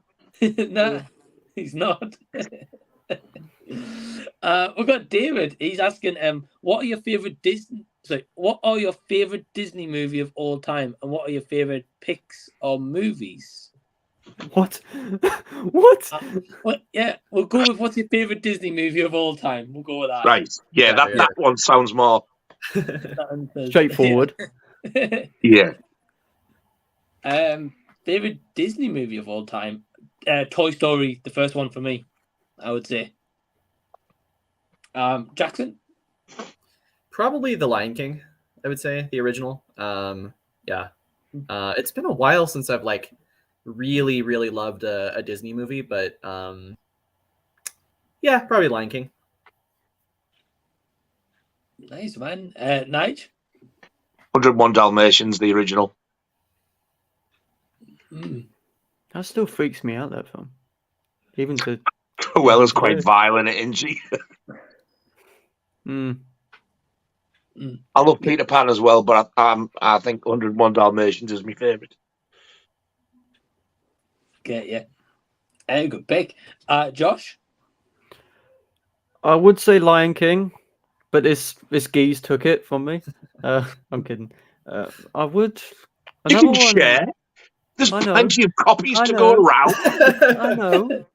Josh, you can have the remake. You can just have the live action one. I have a ticket for that on my pinboard, and I want to shred it up. God. But if I do, a recent one I really like is Moana. I love Moana. okay. I have a really big soft spot. Again, another remake we don't need after 7 years of it coming out. They're doing a live action remake of Moana. Since The Rock failed in DC, he's fleeing over to Disney now. So, is he going to be in the live action as well? Yep, and he's producing it. He was the one to announce it. He was on the beach and he was like, "We're gonna be making Moana," and I'm like, "Oh, please." That got like 400,000 dislikes. That video got 400,000 dislikes. Wow. 20,000 likes. So that Which I'd say it didn't mean a 400,001. Yeah. You are contributed. Matt, what about you? Let me see if you can guess by this. Prince Ali, fabulous he, Alibaba. Yeah, oh man. Aladdin. Yeah, Aladdin, I think is my. I grew up with that one and Peter Pan, so they are my. I've got that in 4K. Yeah, they're great. Get you. Good pick, man. Good pick. But did you know? Did you know with Aladdin now on Disney Plus, if you play it, there's like a little note for the little snowflakes now saying this is a period of its. This is a product of its time. Like, really? Do not. Yeah, it's like. No way. Yeah. They must have had people complain to put something like that on, though, right? But that's there for DVD and film, bloke. No one else. Let's be honest. Yeah. Wow. Okay. And Mike, what about you? For me, I go with the very first Shrek film. I didn't mind that one. That's not Disney. That's DreamWorks. That's DreamWorks. Oh, was Same it? thing. It was, yeah. Oh. Same thing. Well, to be Let's fair, just I count always it get- for the sake of this. I always kind of think it's still Disney just because it's Disney Pixar. Like all the Pixar movies are Disney, but I guess Disney doesn't own DreamWorks. But yeah. I'm gonna have to go with. I'm gonna have to go with Lion King again. Yeah. Lion King. Yeah. I get you. Get you. I got the remake too. I'm kidding. Traction saying, "What is the film you're watching?" For 9, Lion King, right? What'd you say there, Mike? I said for you, it's got to be Matrix, hasn't it? It's either that or Alien. I despise them both equally. Wait, Alien, you don't like? Hate it. Oh my god. I have never seen such a boring piece of bilge in my entire life. Bilge. I'm surprised you didn't like Alien, right? At least the first one. It's dull. It was like watching paint dry. And the Matrix, I'm sorry, I haven't been to university, so I couldn't understand a word it was going on about. Neither could I, but I love it. Plus, it's science fiction, so I didn't really want to. Yeah, they're my two biggies. Alien and the Matrix. Wow. Yeah. Oh, man, I can hear my partner laughing downstairs because it's a bit on the. Stop laughing! I'm being deadly serious. Mrs. Mike. Mike. Matt, what about you? Oh, recently I'm probably going to say Necromantic. Just because I don't want to really go into it because obviously this is a very PG stream. So, but yeah, there's a few scenes in that kind of made me go, a bit like that. I've heard I've about never seen it, but I've heard plot of the things. film will make you go, ugh. Probably like the real life animal. Brutality. Oh, there's not, is there? Yeah. No, I don't want to see that. Nah, I don't want to see it then. No, I had a hard time with that when I watched Pink Flamingos. I actually liked the movie otherwise, but that scene I had to like look away. I was like, not watching. Is it the chicken? Yeah, it's chicken. Yeah, that got me. That. Yep. That was not pleasant. Yep. Yeah, I mean the rest of it I actually think is just really funny, but but like it's that scene, a rabbit in Necromantic. So yeah. I've seen enough of that stuff in Cannibal Holocaust, so yeah, I've seen enough of that for a lifetime. Yeah. No, if it's animal cruelty, I don't want to see it. No. Yeah, it wouldn't be a good image for this stream to. No, especially not. He's made us making film recommendations. What was that, Jackson? Pink. Oh, okay, yeah. Mike, what about you? It would have to be Old from M. Night Shyamalan. Oh, didn't like it.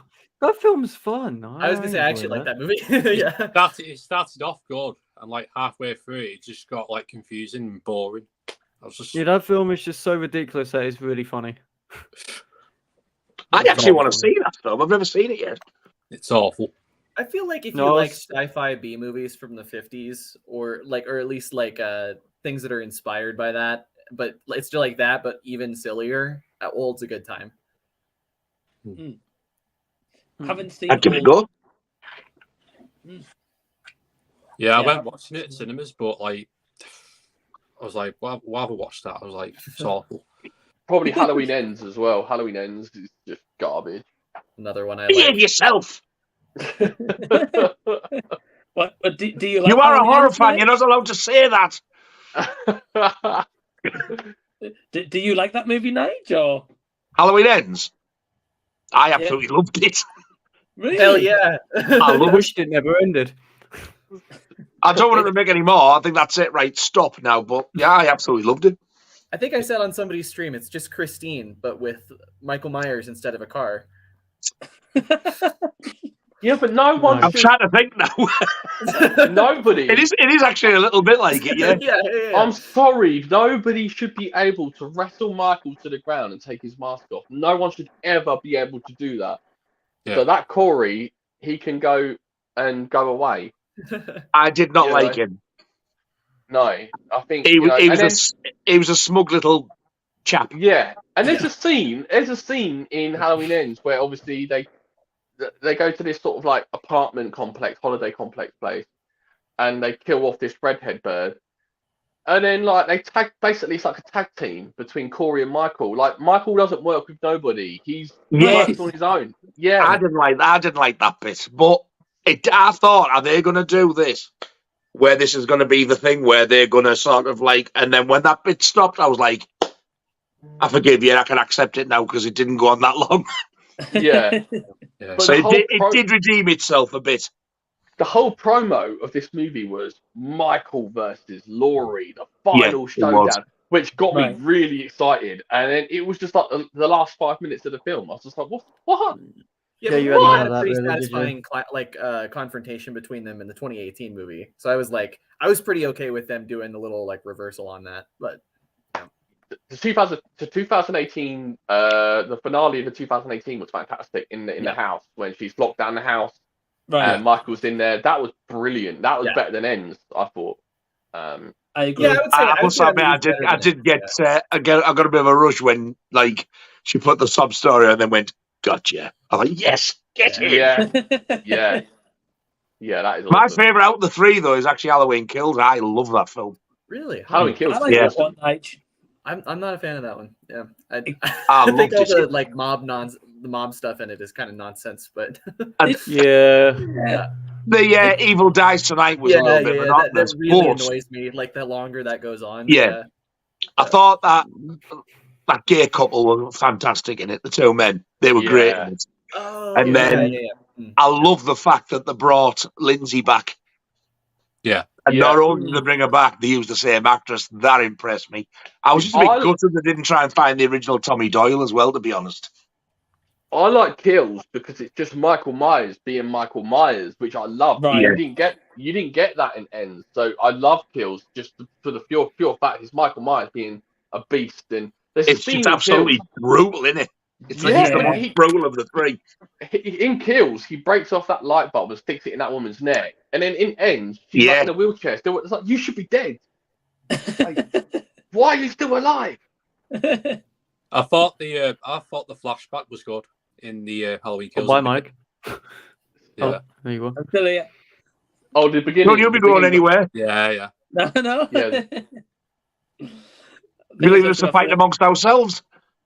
I think it's just my phone's probably going into a bit overheat mode, I think, but oh well. Yeah, if Mike leaves, get all your swear words in quickly before he comes back. He will never know. And somebody goes back, I just go, yeah, we've been behaving, no bother. Yeah. Because there's no way Mike's gonna go back and like watch this 10-hour stream again, so he'll never.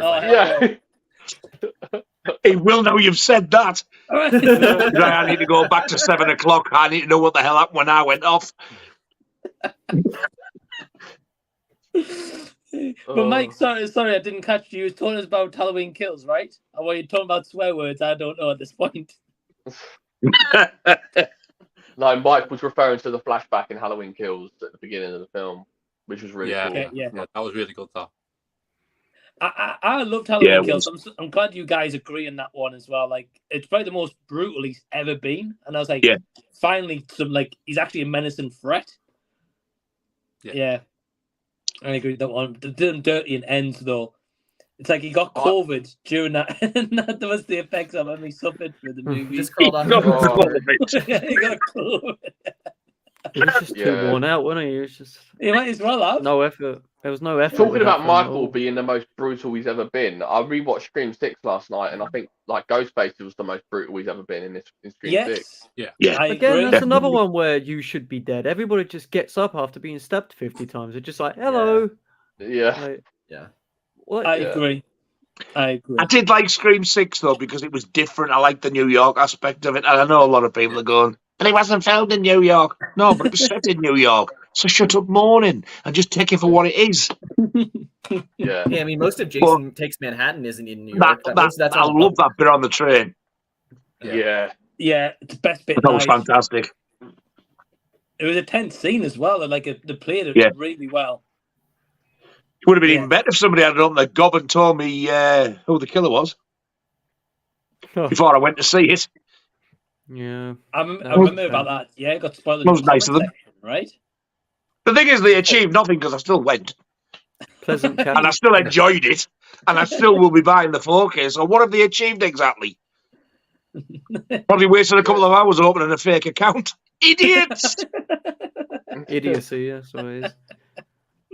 Yeah, I agree.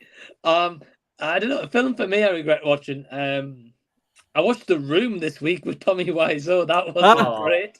That was so funny though. Yeah. Oh, it's hilarious, but it's terrible. Did you know? Did you know he streams on Twitch now, talking about his movies, and Does literally he? 2 people show up. Yeah, 2 people show up in the chat and are just like Tommy. And then he does Are you one of them, Josh? Yeah, I am one of them. No, it's because you only meant 2 people watch them. Like, well, how would you know only 2 people watch? That's all. So Yeah, I do watch them. Yeah, I don't listen to him. I just watch them. That's fair. I think he's got a new movie coming out actually about a shark. Yeah, Big Shark. Big Shark. He I've does seen the a trailer trailer for it, commentary. He does a trailer commentary on Twitch every day. He's like, "Well, me and Greg made this movie." He's like, Well, you seem to watch him every day to know that he's doing it, Josh. You must be a I huge get the fan. notification, bro. I get Twitch notifications. I don't watch it. Who's the second one watching? For God's sake, different break it, Leak. I wouldn't be surprised if it was him. Since you've been gone. Mike's losing it. Oh my Since you've been gone. For different break it. Sounds a Never bit I like meet Tommy him, I'm going to Wiseau. poke him right in the eyeball. Sounds a bit like Tommy Wiseau. He does. No, never gone. Like, Arrow of the neat. Oh my god! Someone. Yeah, Oh. Here you go, Mike. If you just reach forward, you can have a go at my inhaler. I can hear you wheezing like a good one. Santa going. Just. Take heavy breaths. Did I? Deep breaths. What's he doing? Deep breaths. Deep breaths. Just Josh watching Tommy Wiseau on Twitch. I do occasionally because he's entertaining. I tell you. Oh. The other day he was at a private screening for a trailer for Big Shark, and only 20 people in the audience going, "Yeah, Tommy!" Like 20 people. Oh, Tommy? Tommy Wiseau. He's even got his own underwear line. It's You know quite when funny. you wish you'd never asked because you're no wiser. That's Josh, just happened. why do you know that he has his own underwear line? Because it's in the Disaster Artist Blu-ray. Josh, on just admit you are a massive fan. It definitely is. Do you want me to nip out the back and get you a bigger spade? He's a funny man, okay? Leave me alone. Is he live on Twitch right now? Let me check. Tell him Yes, he is. Oh, He is wow. live on Twitch. If he's on, tell him, David, don't break it, Leak. Let's invite Tommy Wiseau to this stream. Creator of the Room and Big Shark. 17 people in there, but no one's in the chat apparently. Big I can see Shark. Josh, They actually I call can the see film Josh in the Big comments Shark. now, like that Eminem song. I wrote you back, but you still ain't calling, Tommy.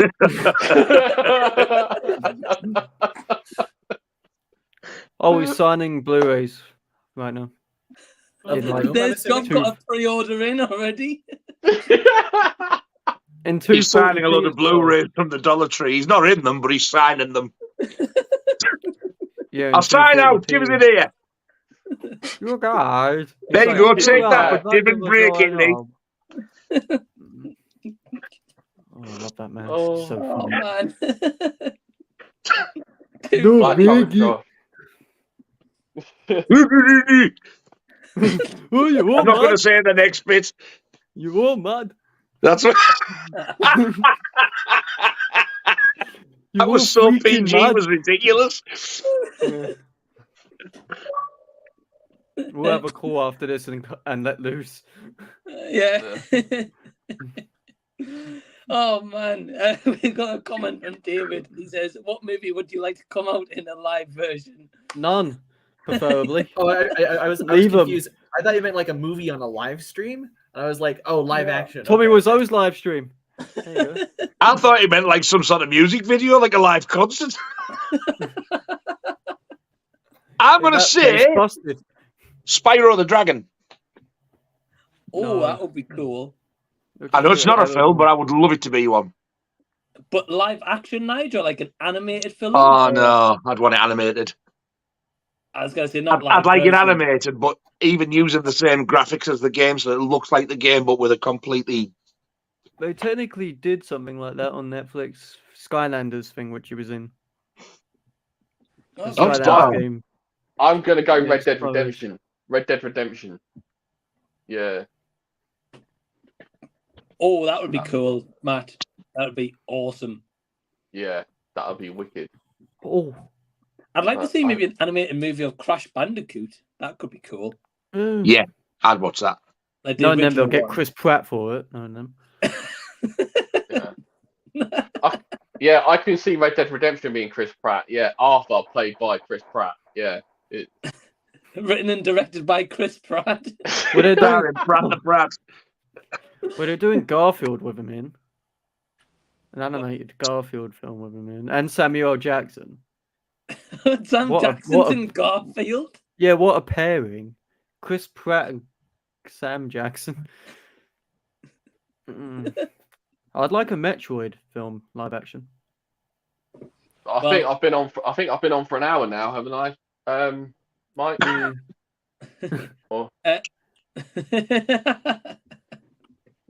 don't know. If You want a Metroid? You want to get the doctors with that? He just wants to swear really bad. He's like, I know he does. You can see he's itching. And I'm going red. Yeah, I'm going. Boy, you can see a vein popping up in my. You can't see it 'cause I'm wearing a hat, but there's a vein popping. After this stream, I'm just going to get a voice message of Matt, just a minute of swearing. Yes. I do this to Margot. I do that. Like. Especially because we had to talk about Halloween Ends, and there's so much you wanted to say. Yeah. Yeah, there'd be a few diving emojis as well. Like, you know, then you just got Nige going, "You all mud?"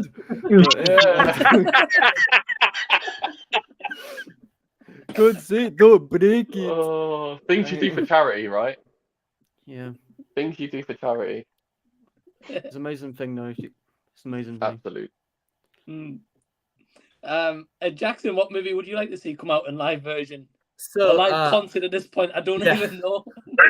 I can't think of any like animated movies that I would want to see in a live action version, but there is a book I really like that I'm excited for them to make into a live action movie, and that's it's a book called Project Hail Mary, but written by the same guy who wrote The Martian.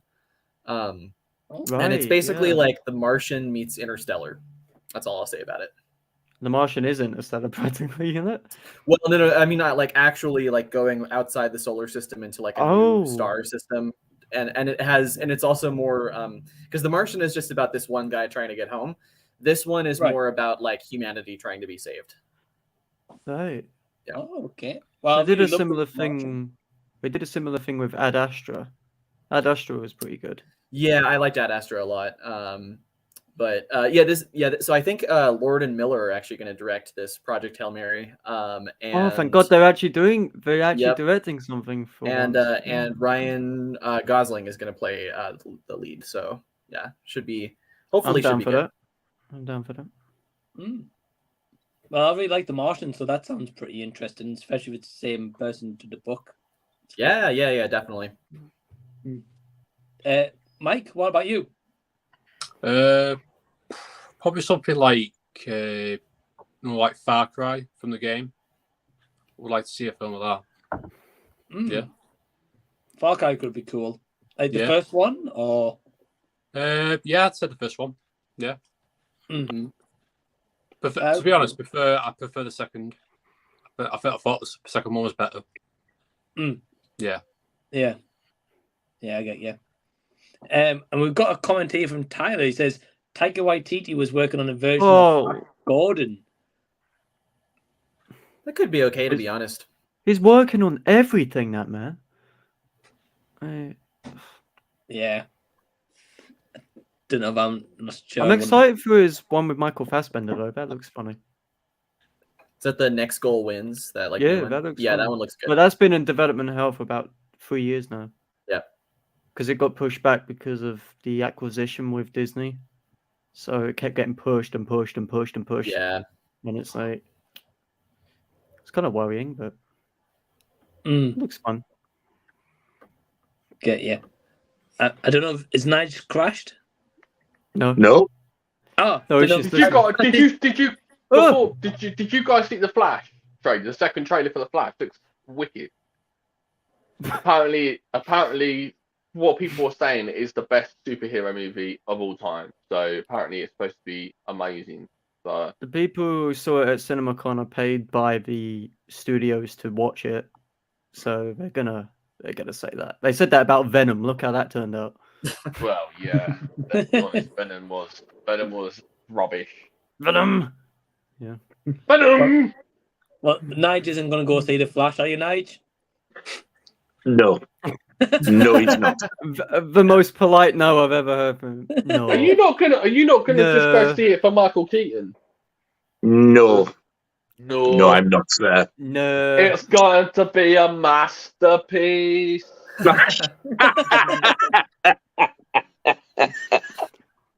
Oh, it's an absolute masterpiece.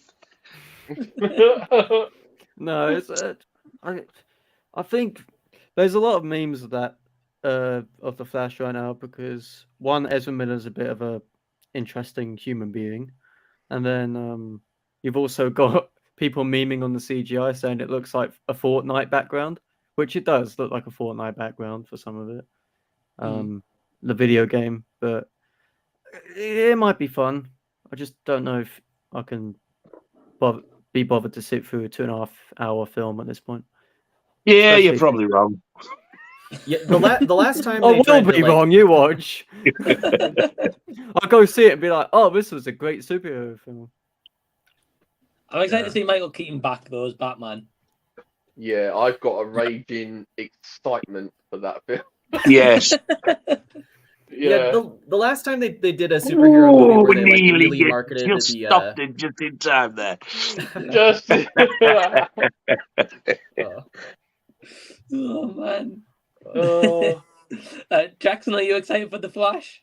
No, the last time they did a superhero movie where they like really marketed the like nostalgia and cameos, like with Spider-Man No Way Home, I wasn't a fan of that one. I didn't really find that movie had much to stand like on its own. It was just like relying on your knowledge of other things, and so if that's what the Flash is, then I'm not looking forward to it.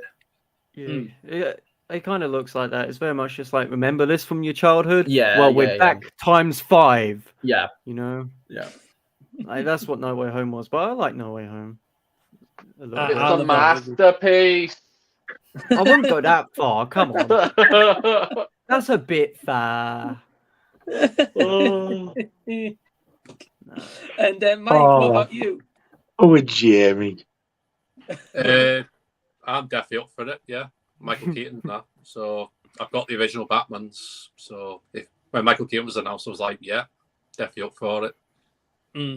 Yeah. Yeah. I think it's definitely going to see a lot of people watching that movie. Yeah. I think it's out this month, isn't it? Something like I won't be one of them. Nigel's You going wait, to be there day one. I'll go and see it. There's like 4 people in my screening. You wait. Well, we're coming I'd rather watch Life and Times of Margaret Thatcher. Thank you very much.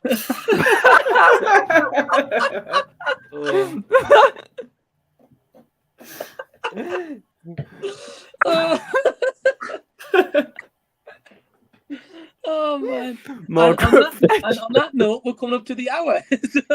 Yeah. Well, that wasn't that fun. That was fast. That was fast. Yeah. Well, firstly, I want to thank Nigel. I want to thank Jackson, Mike, Josh, and Matt for joining me for this hour. Yeah. Again, those guys' awesome channels are down below in the description box. And, Time flies Matt, when you don't swear. That's right. Yeah. No, And, time goes very slow when when you're trying to behave yourself. Well, I appreciate it, guys. I honestly appreciate it. Next week we'll let loose. Yes. But yeah, thanks to Matt and Mike as well, who's got Instagrams down below in the description box.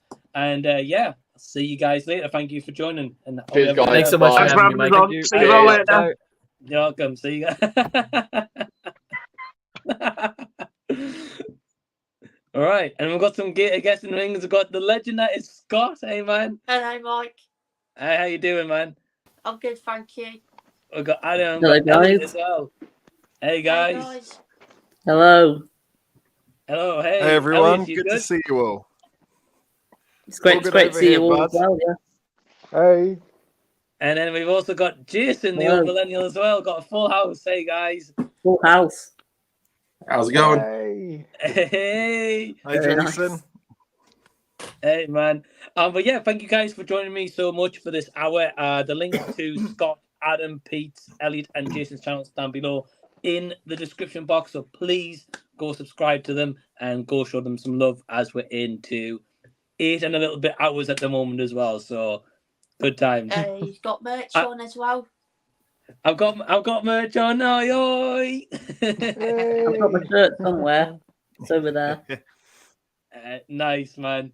Nice. Well, yeah, thank you guys for joining me. And Pete, I think you're still beating me on the live stream time now. I think you've gone longer than this before. Has it? Has it? You've come in very close either way. You are. Yeah. How are you feeling? How's your voice feeling? Honestly, I feel great.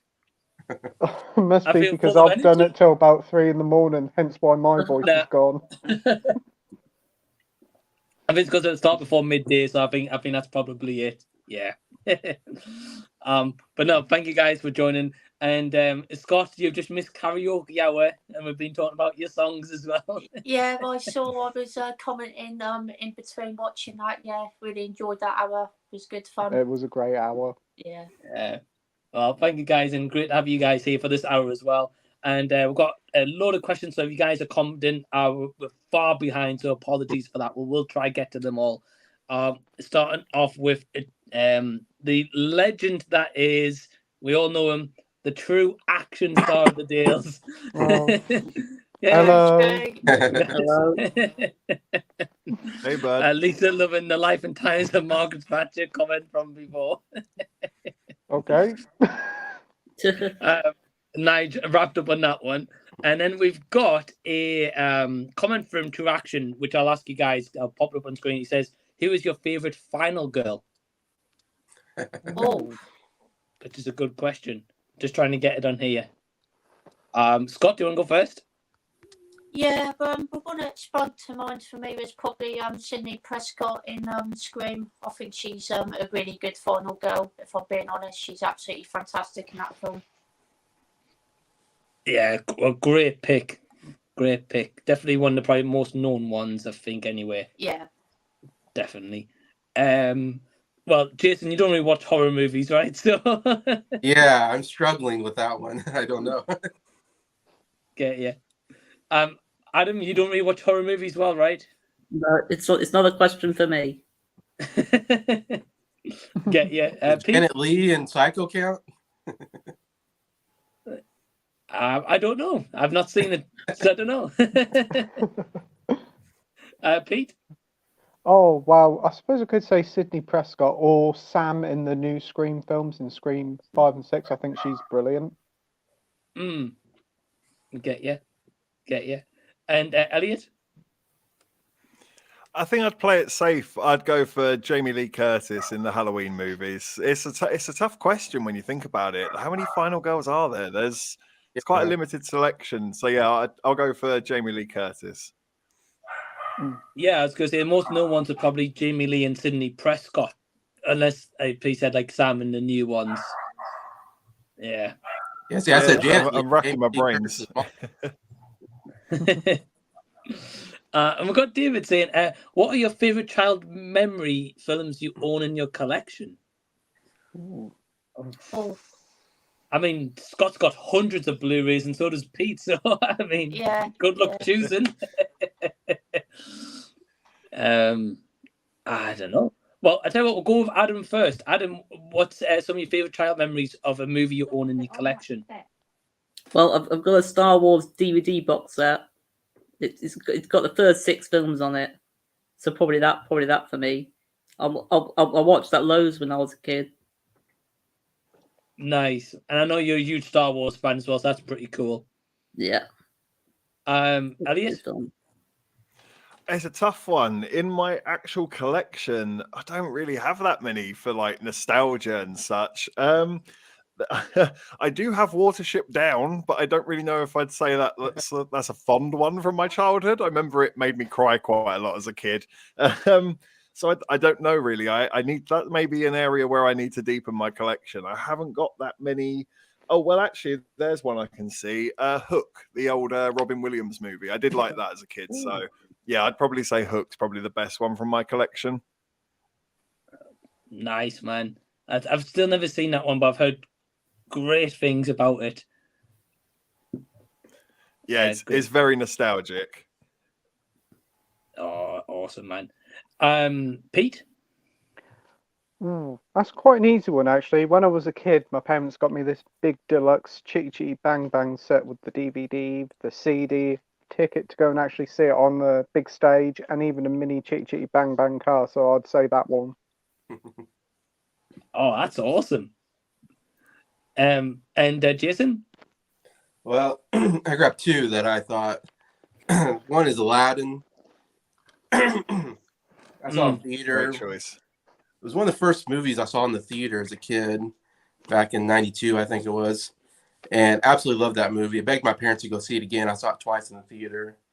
Always been a favorite. And then the movie I probably watched the most as a kid was Mary Poppins.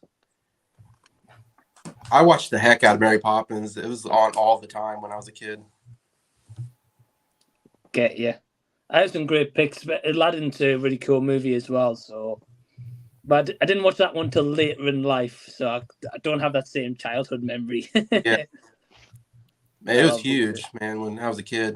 Because Robin Williams as a genie is like the greatest character of all time. I mean, yeah, it's definitely up there. Definitely for a lot more people, probably, but yeah, I get that.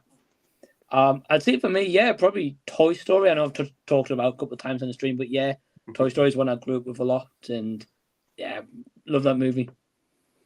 It's a great film. Great film. Yeah, wonderful film.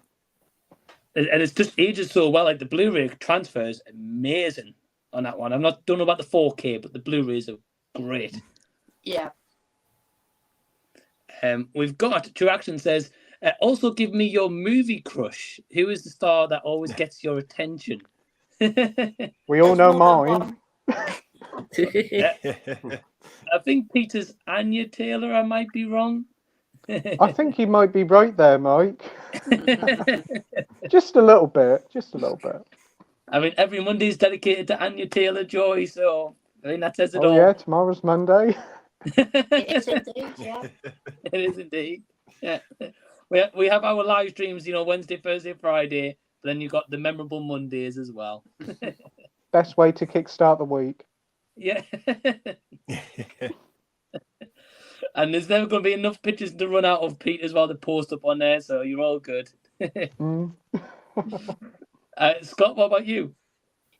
That's really hard to pick just one, but yeah, Anya Taylor-Joy's definitely up there for me as well. She's amazing. Margot Robbie as well. Not so much now, but in the early 90s, Jennifer Connelly was really, really nice. And yeah, those are just some of the few that I really like. Get you. Great picks, mate. Great picks. I'd say for me, probably Emma Stone is like the one that comes to mind straight away. yeah, and you're engaged to an Emma, so that's interesting. I'm engaged to an Emma, yeah. It's true. Elliot? I like the two Kates, Winslet and Blanchett. They'll be my two go-to from the movie stars. If you're going for TV, I always had a crush on Jennifer Aniston from Friends. She was like the first person I saw on TV that made me go, hello, who are you? You're pretty. So she was probably like the first one that caught my attention. But for movie stars, yeah, I've always quite liked Kate from Titanic. I always thought she was kind of hot. So yeah, odd choice, but ginger for ginger.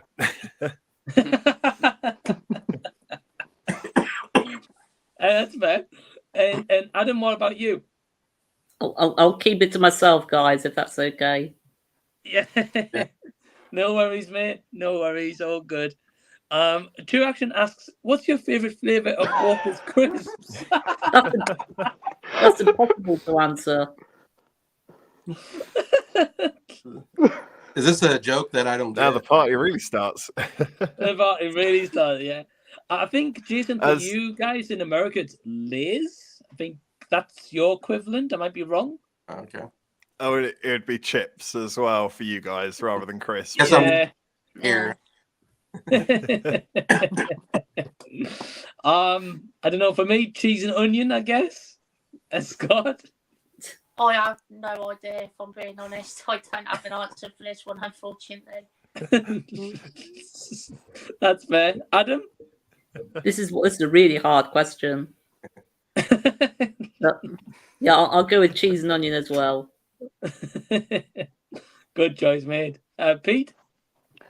Oh, I'm gonna get one from the archives. Chili and chocolate. Ooh. What? No. Yeah, No. they did do chili and chocolate a few years ago. It was actually really nice.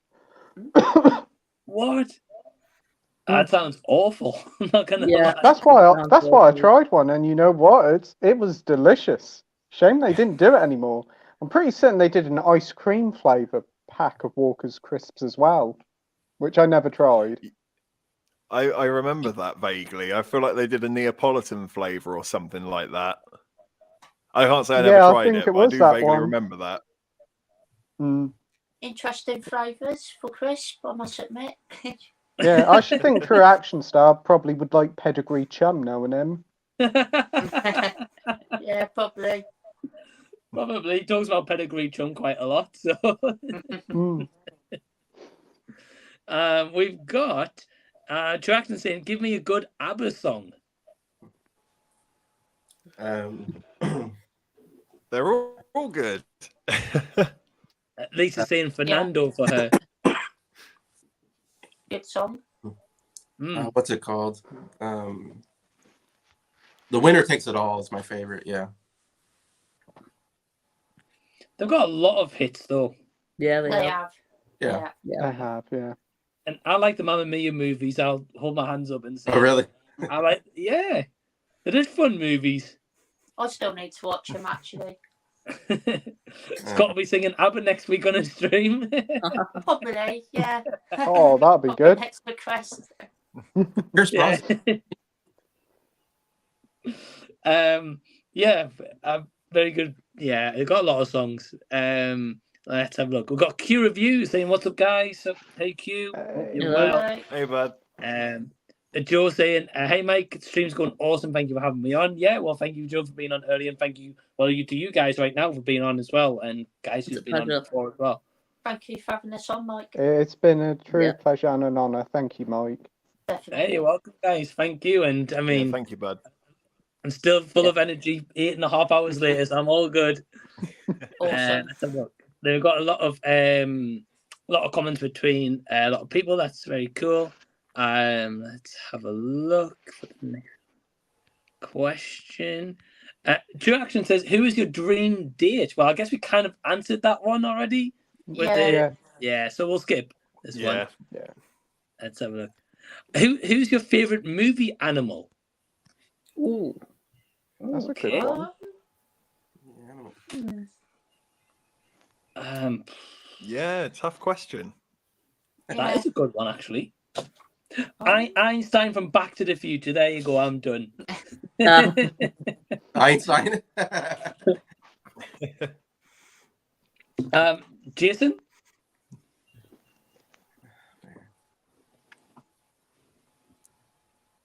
I don't know. I should. There should be one. I love Winky. Yeah, from, I'm struggling to think of one too. Cruella. Wink. Oh man, I love definitely Wink. up there. Definitely up Like there. my favorite character. Great character, Scott. The only one I could think of is Toto from The Wizard of Oz. That's the only one that springs to mind at the moment. Yeah, it's a good one, man. Good one. Great movie as well. Oh, brilliant film, yeah. Elliot. I'm like Jason. I'm scratching around. The only one that really jumps to mind is like Beethoven, maybe from the films Beethoven. That's a good one. Yeah, that's good. It's a good question though. It's making me think about. Oh wow, what would that be? I almost want to say Cocaine Bear to be jokey, but I didn't. I think it counts. Yeah, it's a bear. Adam. Well, I was going to say my dog Amber, but she's not been in the film yet. But I'll go with Simba from The Lion King. Oh, my favorite animated movie. Yeah. Good pick. Pete? That is a hard question. Rudolph the Red-Nosed Reindeer. There you go. You like the underdog, Pete? That's the first animal that came in my head. And we've got View Drew says, out of the 2 live action versions of Venom, who would you say was better, Tom Hardy or Topher Grace? Oh man. Controversial. I'm going to go Topher Grace because I don't like Tom Hardy. I've said it, guys. Might just be me, but yeah, I don't know. It wasn't great either way, though. But yeah, this is sort of like being asked if you want to be punched in the face or kicked in the balls, isn't it? Really? Yeah. Pretty much, yeah. Tom Hardy's a good actor, but I don't know if that's one of his good performances. Would you say? No. No, it's a I poor wouldn't think performance. so. Okay, yeah. Well, move on. I got Mickey Rourke, the lasagna face. Lasagna face. He doesn't like Mickey Rourke, does he? I think he's on Nigel's side here. Yeah, yes. Yeah, you kind of put me off lasagna now, True Action Star.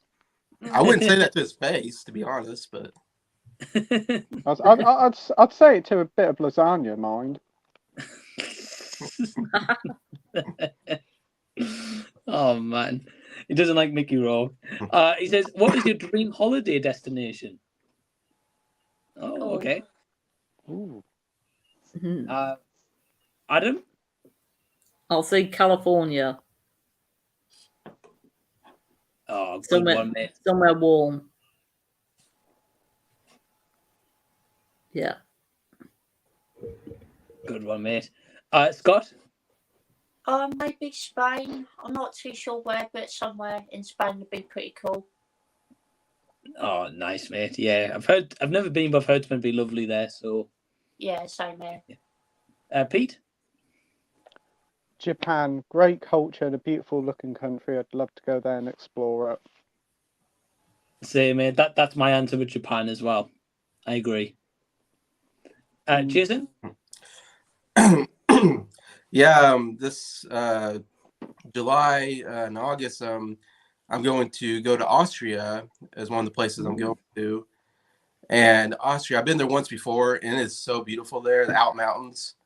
We're going to Hallstatt, Austria, and Salzburg, Austria, which are just 2 really beautiful places. I absolutely love it there. Great pick, mate. Yeah, I've heard Austria is a really nice place to go to. Yeah, I love mountains. If you like mountains, I would say like Austria, Switzerland. Like I love it there. Switzerland's really nice. Elliot? Yes. Well, first of all, sorry for dropping out there. I think the poor connection was on my side, so I've hopefully fixed it now. It might be a bit better this time. Dream holiday destination. Yeah. I'm just kidding. For a dream holiday destination, it's a bit tough. I'm not great with hot temperatures, so that limits me quite a bit. But I would love to see the Northern Lights, so maybe something like that would be a good place for me to go for a dream destination. So yeah, that would be my choice. Oh, nice, mate. Yeah, great pick. That would be cool to see as well. Yeah, it's definitely a bucket list thing. Yeah.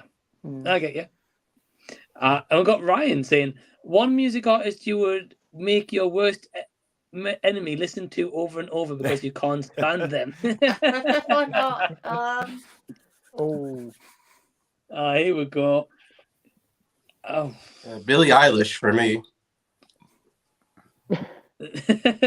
that Bond song on repeat.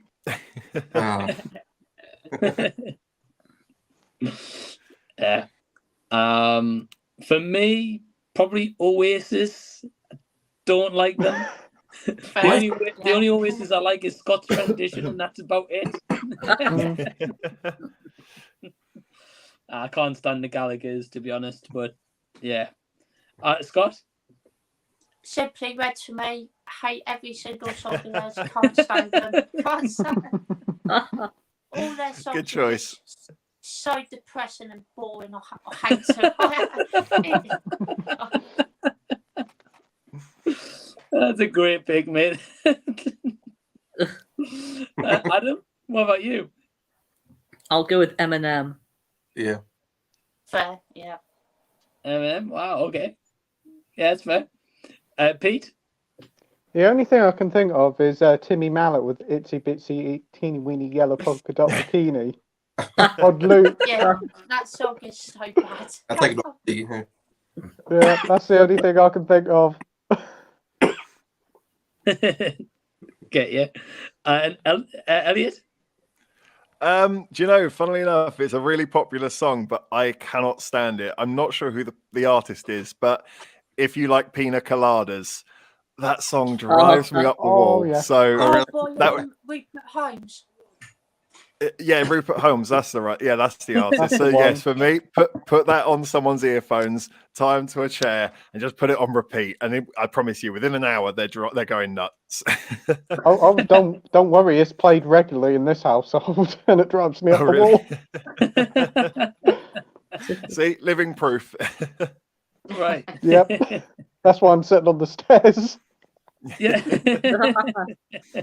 I was going to say, Pete, I thought your background looked a bit different. Yeah. I'm normally sitting downstairs, but the washing machine's on, so I've got to sit upstairs in the bedroom, but there's no Wi-Fi, so I'm sitting on the stairs. Remember, there's Wi-Fi. Next time Pete's gonna be on the roof or something. Yeah. That could be the very next thing. Do a live stream on there. Yeah, I'm not very good with heights, so I'd need some scaffolding. Oh man! So we were talking about Dirty Dancing a little bit earlier. Lisa says every woman I've ever known loves Dirty Dancing. Oh, really? And Traction says she's like the wind, needing some perfume quick. She was close to me, but I couldn't breathe. Okay. And Joe. Okay. Yeah, I know. And Joe said, Dirty Dancing is phenomenal. I went to see it feature show a few years ago. I think I enjoyed it more than I should have. Yeah, probably. That's fair. Traction says, my wife Helen loves the film Dirty Dancing. She wants me to try the moves, but I can't. My back. No. I'll try them with her. Hey, Helen.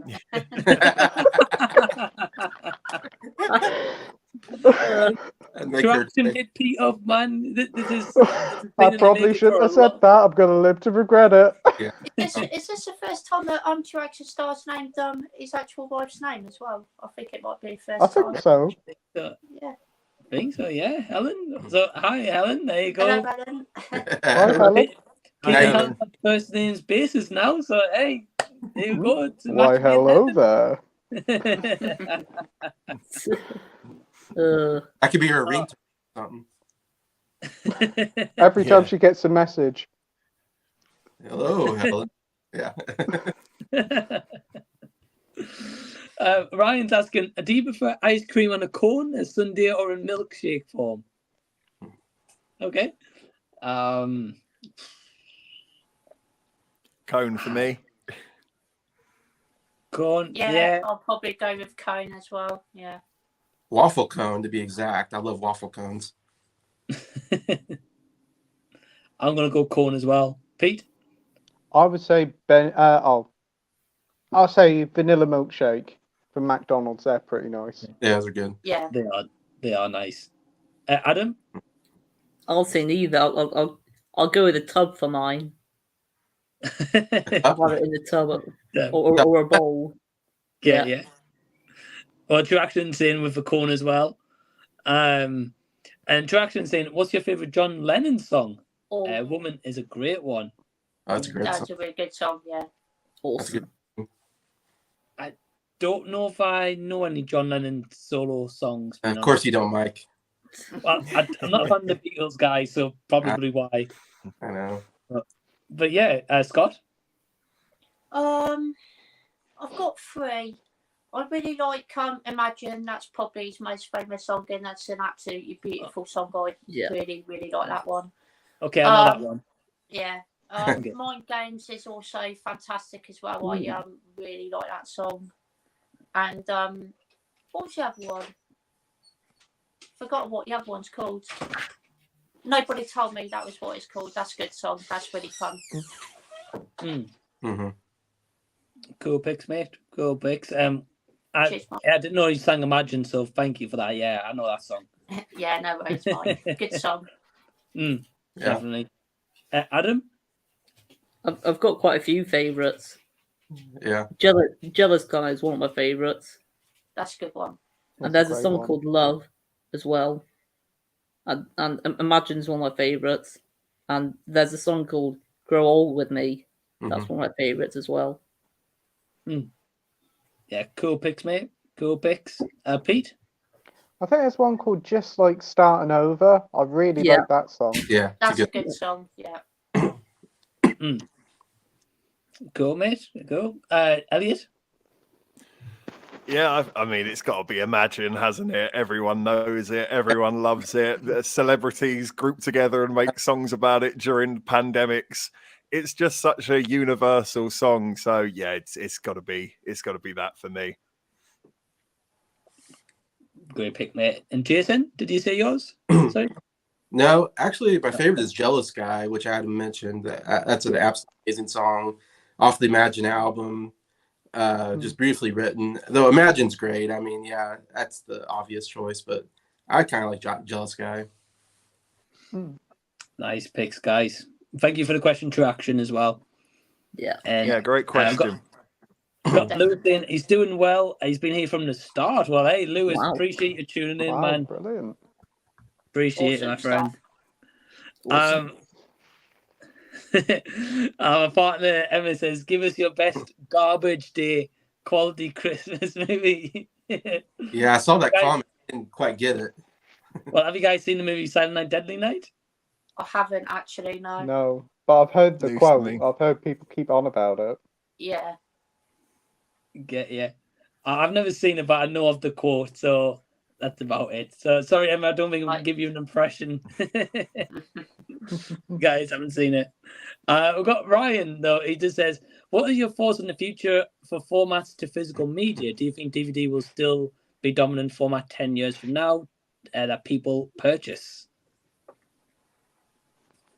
I think probably 10 years from now, probably Blu-ray will probably be the most sold. Yeah. Because DVDs, I think they'll start to kind of die them out maybe a little bit. But I don't know. Scott? Yeah, I sort of had this same sort of feelings to that question. To be fair, Mike, I think it'd be Blu-rays as well. Yeah, that's fair, mate. Adam? Yeah, I'll go Blu-rays as well. Yeah. Get you. Pete? I would say that DVD will still be the dominant format because it's cheap, but I think it'll be very close with Blu-ray because most of the people on the street would probably buy DVD because it's quite a bit cheaper. Yeah. Get you. Jason? Yeah, I always assumed physical media was going to start going away and streaming was going to be basically the main way people are going to see stuff because it's so much more easier and convenient to just stream nowadays.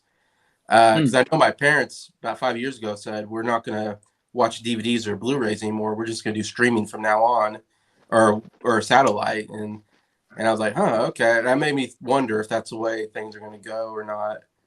I have no idea, though. I might be totally wrong, but I would think technology is going that way anyways. Like I said, and whatever is easier and convenient, I would think that's the way it would go. But I hope there's still Blu-rays around that I can buy anyways. Yeah, I hope so. Elliot? Yeah, I'm with Pete. I don't think it will die a death. I think it will probably decline, but there'll be collectors out there that keep it in existence. Things like CEX, where you get your resale value for it. They'll be in circulation. And I think actually in time, they might even be a bit like vinyl records, where in the 2000s, vinyl wasn't a thing at all. But now it's kind of cool to get a vinyl. And even new albums today get sold on vinyl still. So it might be in 10, 20 years time, people are like, I got the DVD version of Bed Knobs and Broomsticks. Do you want to watch it? It might be kind of like a collector's item for all you know. So I think it will hang around for a little while longer just yet. Oh, thanks for the tip, Elliot. I'll go and buy all the Keith Lemon movies. That might be my pension fund. This is a rare collector's item, my friend. I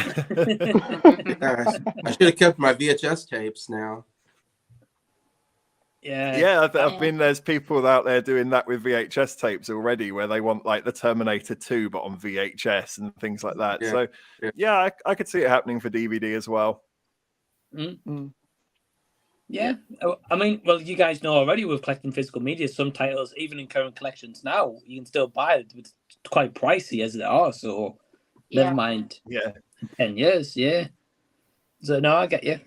And then plus, with the amount of streaming services there are now, people's going to get fed up. And I think this may have been said on Pete's stream once, that there has been a big increase in physical media as well. So, yeah, there has been, especially in H&B now. It seems to be people are focusing buying more physical because they can't get what they want on streaming. They've got to go from one to another. And by the time they've bought all these subscriptions, they might as well just bought the film. Yeah, I was just thinking that. Yeah.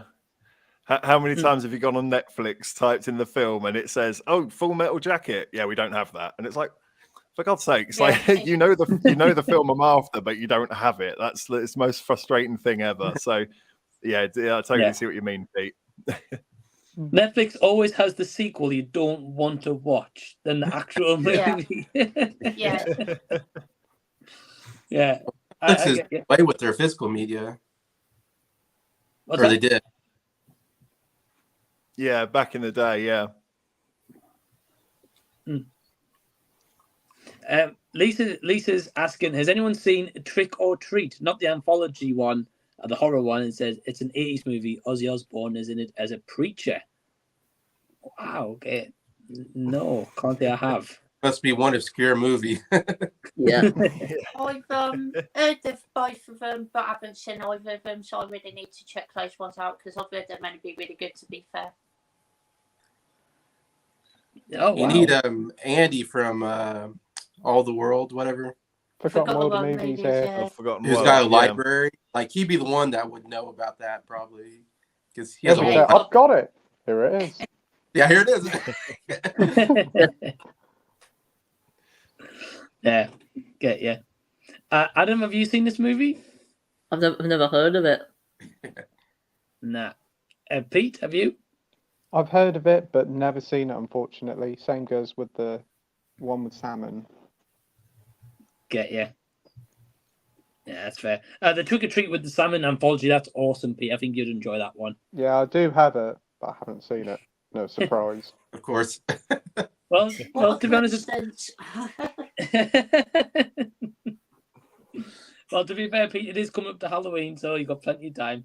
Yeah, got another 3 more months. 3 more months? 5 more months? Come on, I'm getting terrible with maths here. I think we're in summer already. Well, to be fair, mate, the years passed over already. I mean, we're in May tomorrow, which is crazy. Yeah, we're nearly halfway through the year, and it feels like we've only just started. We've only just had the Easter eggs. Yeah. Yeah. Exactly.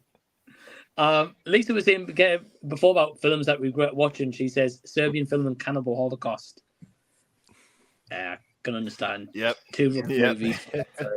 I can tell by the title. Yeah. Yeah, I'm not watching that. Those are 2 words I don't like. I've seen Cannibal Holocaust. It's pretty rough film. I've heard, mate. And Serbian, I've heard it's not good either. So yeah, I've heard that as well. what are you going to say? I was going to say Serbia. I remember Serbian film vividly because I might have been in 6th form when that was like the talk of the town, and you can imagine like if you know what happens in that film, and schoolboys chatter and schoolgirls get together and like, I heard this happens in the movie, and everyone's like, oh, really? Like, oh my God, we've got to watch this disgusting film. So I didn't watch it, but I know some of my friends did, and it deeply disturbed them because we were only like 15, 16. So yeah, definitely not the age range for that sort of film. But yeah. Just hearing what happens in that film was enough to make me remember it. Yeah, that's fair. Yeah. Yeah. I've never seen it, but I was talking to Emma about watching like some disturbing movies, and she's like, "Yeah, I'm not watching Serbian film." It's only when she disagreed to watch. There's the line. Exactly. That's when you know it's bad. Yeah. We got Sin. So hey, Sin. She says, just why having bad storms might knock out my power and internet. Don't show up on time. That's why. Hey, no worries. Well, we'll see you in a bit. Anyway, it's all good. Hope you're doing okay. Let's have a look. Cinematic says favorite movie of 2023 so far. Good question. That's a good question. Shall I go first? Because I keep a ranking, so I actually know what's top of my list. So far for me, it's Evil Dead Rise. I gave it an 8 out of 10, so that gives you some sort of standing of how I feel about movies so far this year. But Evil Dead Rise was a genuinely awesome trip to the cinema. So yeah, that's my favorite so far. Sweet, man. It's a good movie, so I understand. Awesome name, man. Scott? John Wick 4 for me. I thought that was a really incredible action movie from this year. I had an absolute blast with that one. Yeah, some action scenes in that I've never seen in the film before, so I really like the action scene to it. Yeah, definitely. They're amazing. Good pick, mate. Adam? I'll go with John Wick 4. And I'll also go with Plane as well. Yeah. That was good, yeah. Very good film. Yeah, I haven't seen that one yet, but again, I heard it's an entertaining movie, so... Yeah. Pete? I haven't seen much this year. I still haven't seen John Wick yet, but for me, I'll probably say the Super Mario Brothers movie. As being a Nintendo fan, it was a true delight just to see it all on the screen. Yeah, it may not be the most complex or narratively rich film, but it was still great to see Jack Black singing Peaches. And now it's stuck in my head now for another couple of days.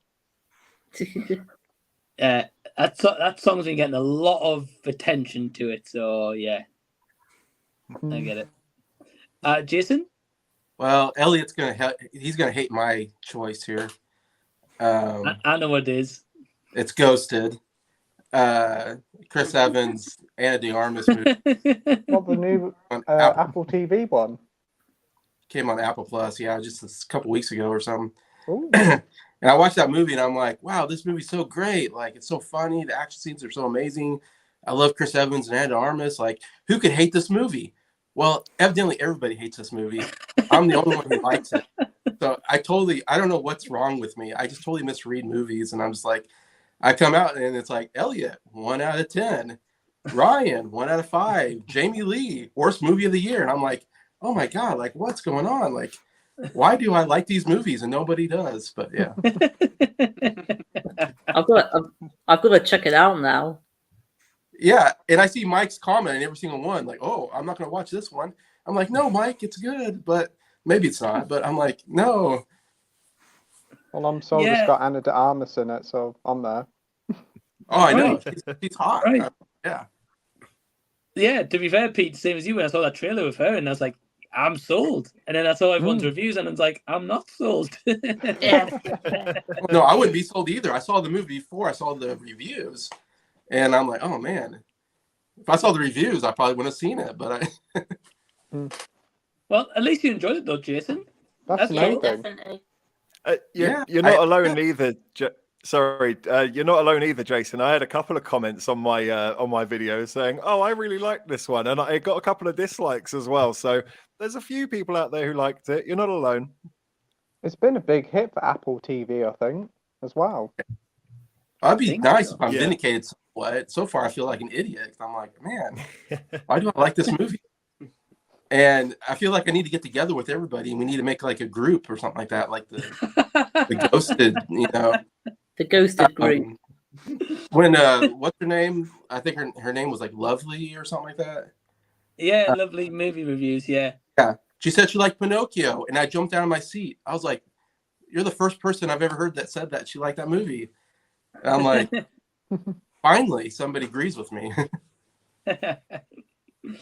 Well, see, Jason, you're not alone. Someone else agrees with you. I know. Like, I need to start like a thing. Like, we're not alone.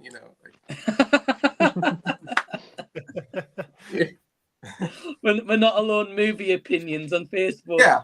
Get that group created, Jason. Well, unfortunately, I haven't found anybody like me who likes Speed 2, unfortunately.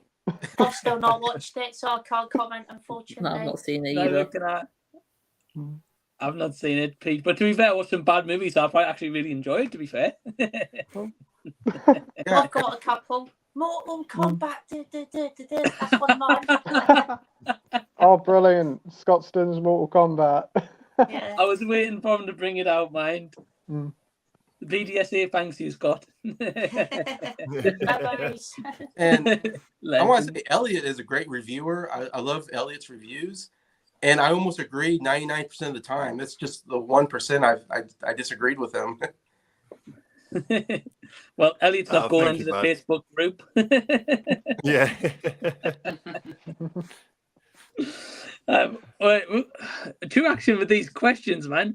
What is your favorite best Oh, petrol wow. station? What have we come to? He's running out of questions. I think he Yeah. is. I'm gonna go wherever's the cheapest, mate. That's where I'm going. Wherever's Same closest. here. Same here. Yeah, I think same we all here, do. because I don't know. They're all the same. It's a petrol station. I'd just like to Oh, imagine man. that he's taken a really long time to come up with that question. Yeah. I bet your actions made notes on each one. Oh, this one's green. Oh. This one's Yeah. blue. I'd probably say the Morrison's one for me because it's got a really nice, brightly lit banner when you enter it. But I don't go driving and go, "Oh, that's a nice looking petrol station." I Right. think I'll peruse in there. We should start He's rating Peter- them now. Yeah, I know. I was like, He's I Peter suppose taking it's true. photos. I suppose Yeah. it's Oh, true. be sure to I look did out that for my one new once. Instagram page, my petrol station one, where I take selfies outside the petrol pumps. this one gets 5 stars. Yeah, I don't know. Like, all right. What were you saying, Scott? I was just saying, I'm surprised that you actually started and put one of the most famous ones on the list with Morrison's. I know I just put supermarket, that was it. Yeah. Oh man. We've got Ryan saying at 2:51 p.m. Florida time, we're $105 away from the goal. So thanks to everyone that's donated. We still have about 2 or 3 hours left in the stream. If you haven't donated, spare a few dollars. Yeah, absolutely, guys. If you want to donate, links down below in the description box. I'll tell you now actually how far we're behind. I've not been looking at the page. I've been too focused on the stream. We are currently sat at Oh, drum roll, please. Get it! Yeah. Hey! Thank you everyone who's donated. Brilliant. Thank you so Fantastic. much. All in the Let's good go. cause, all for the PDSA, all for the animals as well. You guys are absolutely amazing.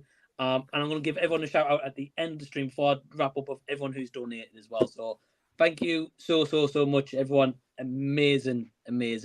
And the donation page will still be live as well. So if we hit over our goal, all goes towards the PDSA. So thank you guys. And I believe everyone here is pretty much donated as well. So thank you guys as well. Yeah. Honestly, Been thank a you so pleasure, much. Mike. Right, you're Well done, welcome. So, everyone.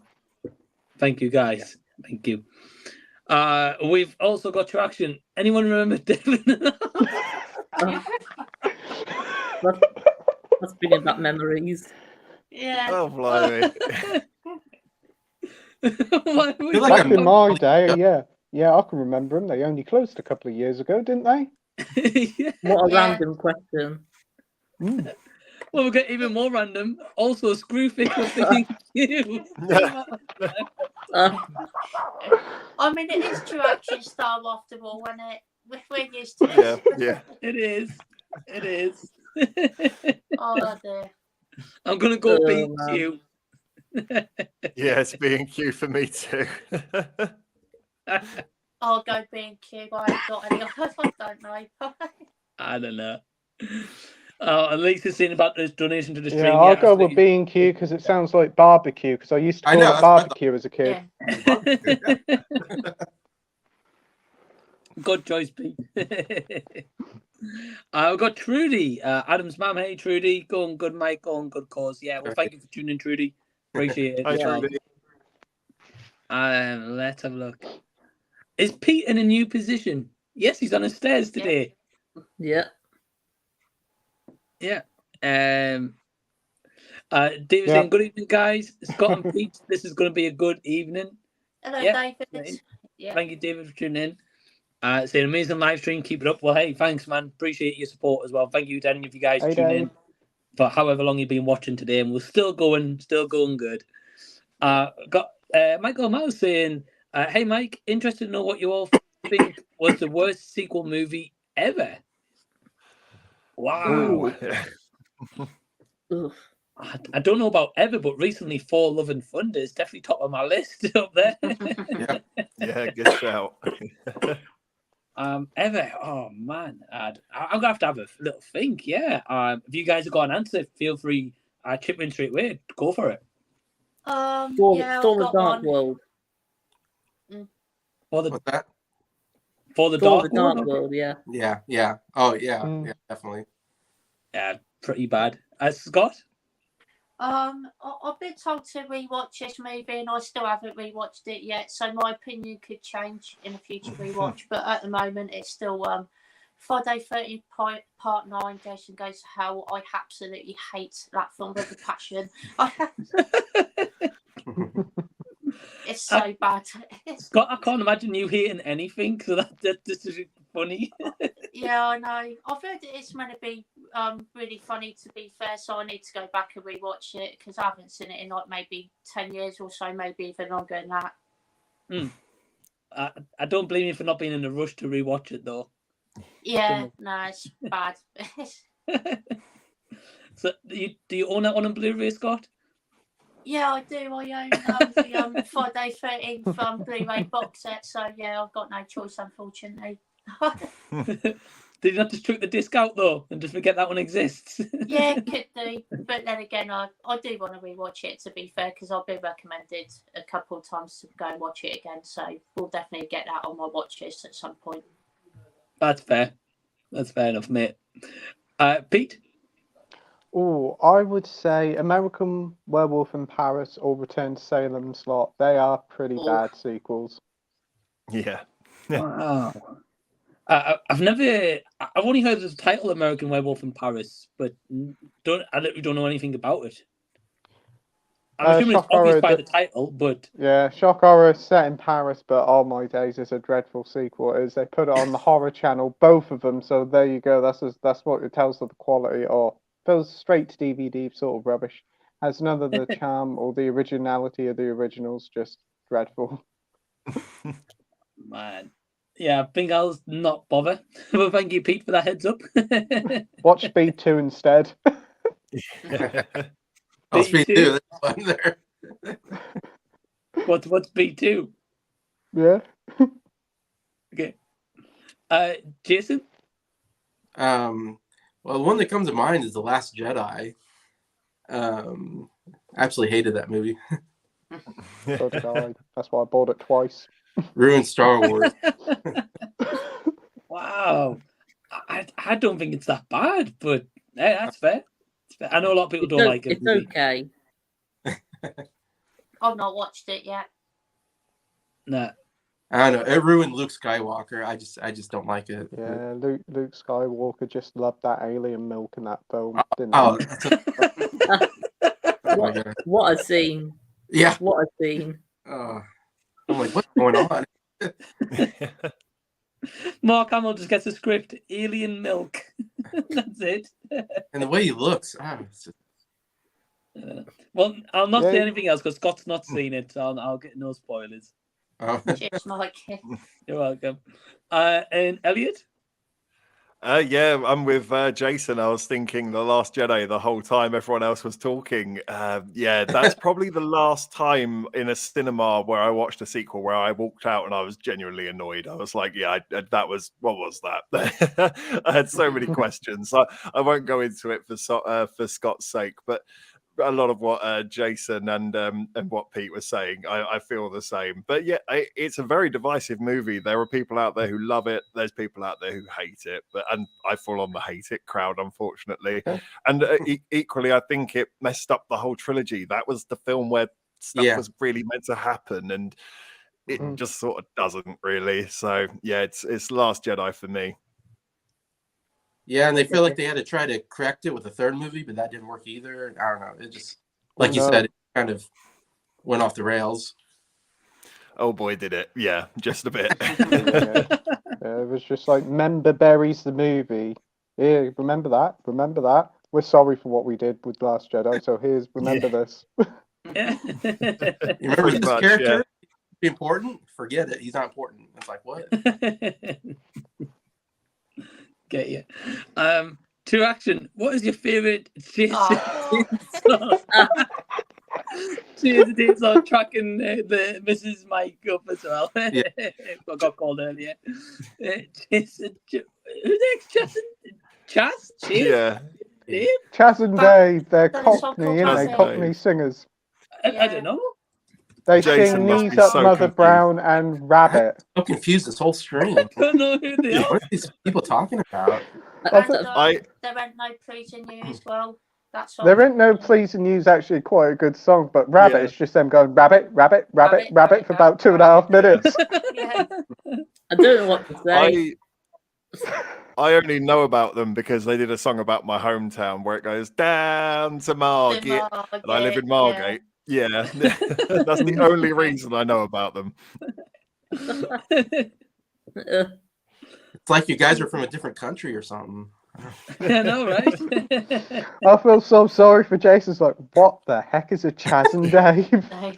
Chris? Is it a food restaurant? No, singers. Oh, I'm popping off to Chaz and Dave's for a nice cheeseburger. It sounds like a restaurant though, don't it? It does. A restaurant chain. The songs are absolute garbage as well, if I'm being honest. Adam's favourite music group, I heard. Is that right, Adam? Definitely not. Definitely What? not. No. My mum's just come up. My mum's at the bottom of the stairs. She said, "Chaz and Dave's quality." I hear Chaz and Dave. Oh man. Oh man. Chaz and Dave. To action, man. From petrol to Chaz and Dave, what an hour! What an The hour. hardware stores. What do they compare it to Lennon McCartney? Like, that's good. What compared to Paul McCartney and John Lennon? Yeah. Yeah, if you're making the great duos, Lennon McCartney, where would they be? Well, they're definitely all the way up here, and Chaz and Dave are all the way down there. That's exactly what I Oh was my gonna say. days! It's like comparing Mozart to James Corden singing. That's the quality of difference. Oh god. I want to see Jason do a deep dive on Chaz and Dave. Yeah. Please don't. There you go. Here's a music biopic we need. Chaz and Dave. Yeah. There you No, go. don't give ideas, Pete, please. Don't give And they could title it simply Rabbit. Yeah. Wow. Yeah, you there go. you go. Rabbit. Scott will be buying it day one as well. Nah, come on. Oh god. Oh man. Trudy's asking, not sure if it's already asked. No, it hasn't. What's everyone's favorite dog movie? Mine is A Dog's Purpose.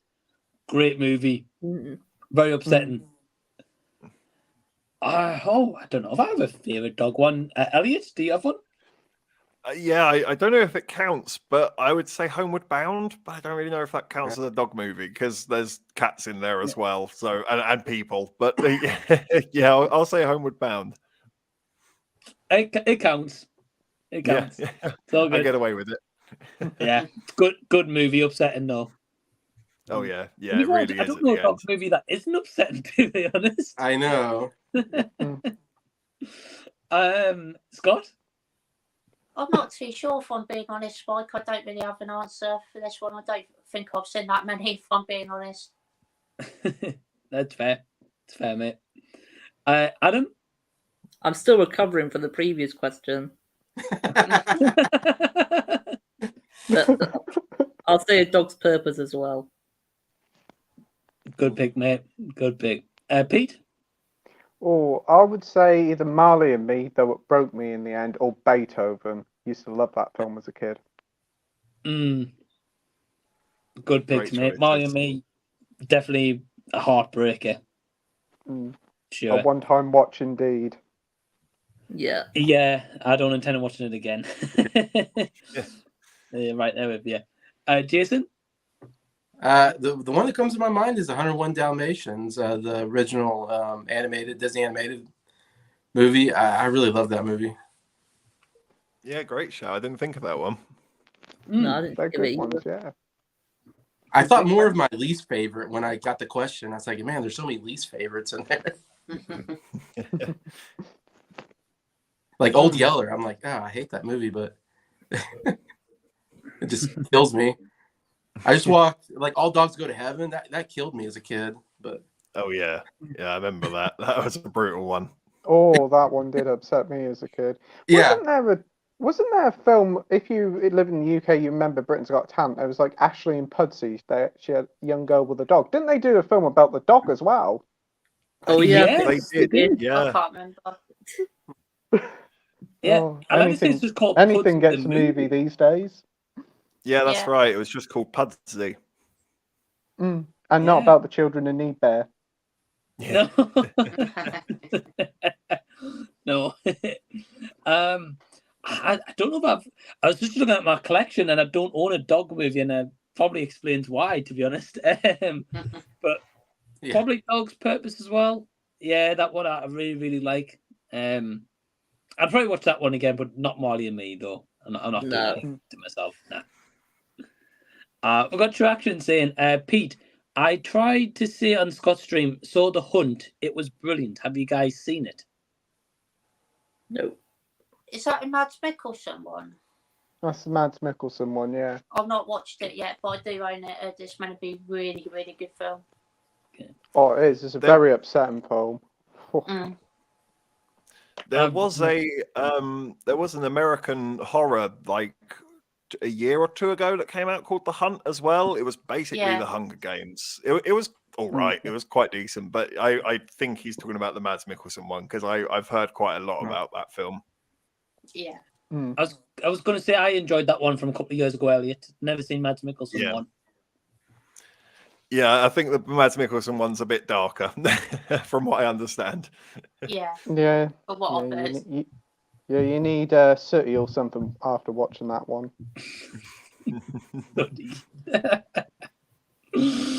Jason, have you seen it? No, I don't. No, that's fair. Adam, have you? I think I've heard of it, but I've not seen it. No, I get you, mate. I get you. So coming up to the hour, but just before we do, firstly, I just want to thank Scott, Adam, Pete, Jason, and Elliot for joining me. It's been a pleasure. Yeah, It's thank you, been an Mike. utter I've joy. loved it. Thank It's you been ever great. so much, Mike. Thank you. Thank you, Hey, you're and congratulations as well on hitting the target. Yeah. Congratulations. Congrats, Mike. Thanks, Well man. deserved. Well, it's all thanks to you guys and all you guys watching as well and donating. So a big thank you to you all. I do want to say also just please go subscribe to Scott, Adam, Pete, Jason, and Elliot down below in the description box. Go show their channels some love. Honestly, all truly great guys as well. So thank you guys for joining me. Thank you, Mike. Thank you, Mike. Thanks Really again, appreciate Mike. Thank you for having Well us. done, And Mike. thank you, hi Judy. Hi.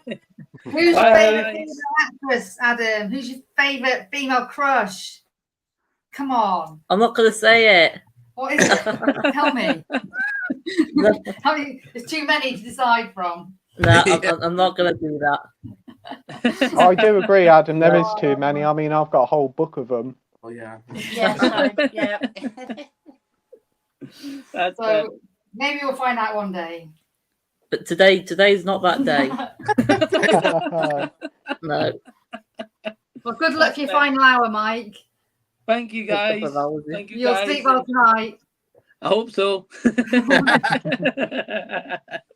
Oh, it's great to see you guys. It's really Take care, great. guys. Yeah. Great chatting to you See you too. later. See you later. Bye. See you later, guys. Bye. Bye. Bye. All right. And we're down to our final guest. So we've got Sin, Lisa, You're ready. and Tyler. Hey, guys. How you Hey, doing? what's going on? Hey, Hey, everybody. Hey. the Hey, final thank you. stretch mic.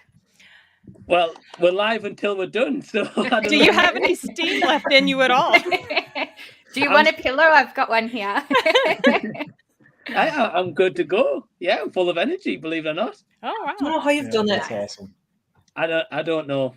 I really don't know. But yeah, thank you guys firstly for joining me. I really, really appreciate it. And thank you guys for donating as well. Really, really appreciate it.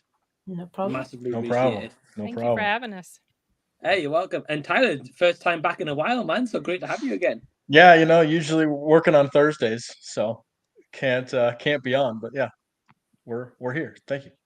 I get you. Hey, no, you're welcome. And Sin, thank you for coming on in with the powers. Like you guys have been hit by powers. You know, stuff, right? it flickered. It went out like about 40 minutes ago, and I'm like, damn it! But it came back on, and the internet came back on, so we're okay right now. We'll see. Get you. Oh, it's all good. And Lisa, thank you for joining once again. It's been a couple of weeks, so it's great to have you back as always. No, great to be here. It's great to have you. And Jamie, thank you for coming back once again as well. Really, really appreciate it. Your mic's off, Jamie. Aw. There we go. Yeah, see, remember how in our DMs, Mike, you were like, please don't swear, please don't say the wrong thing. That this is me like preempting that. This is my anxiousness coming out. Mute the mic, she won't say anything bad. Oh God, sorry about that. A big congratulations to Matt for earlier.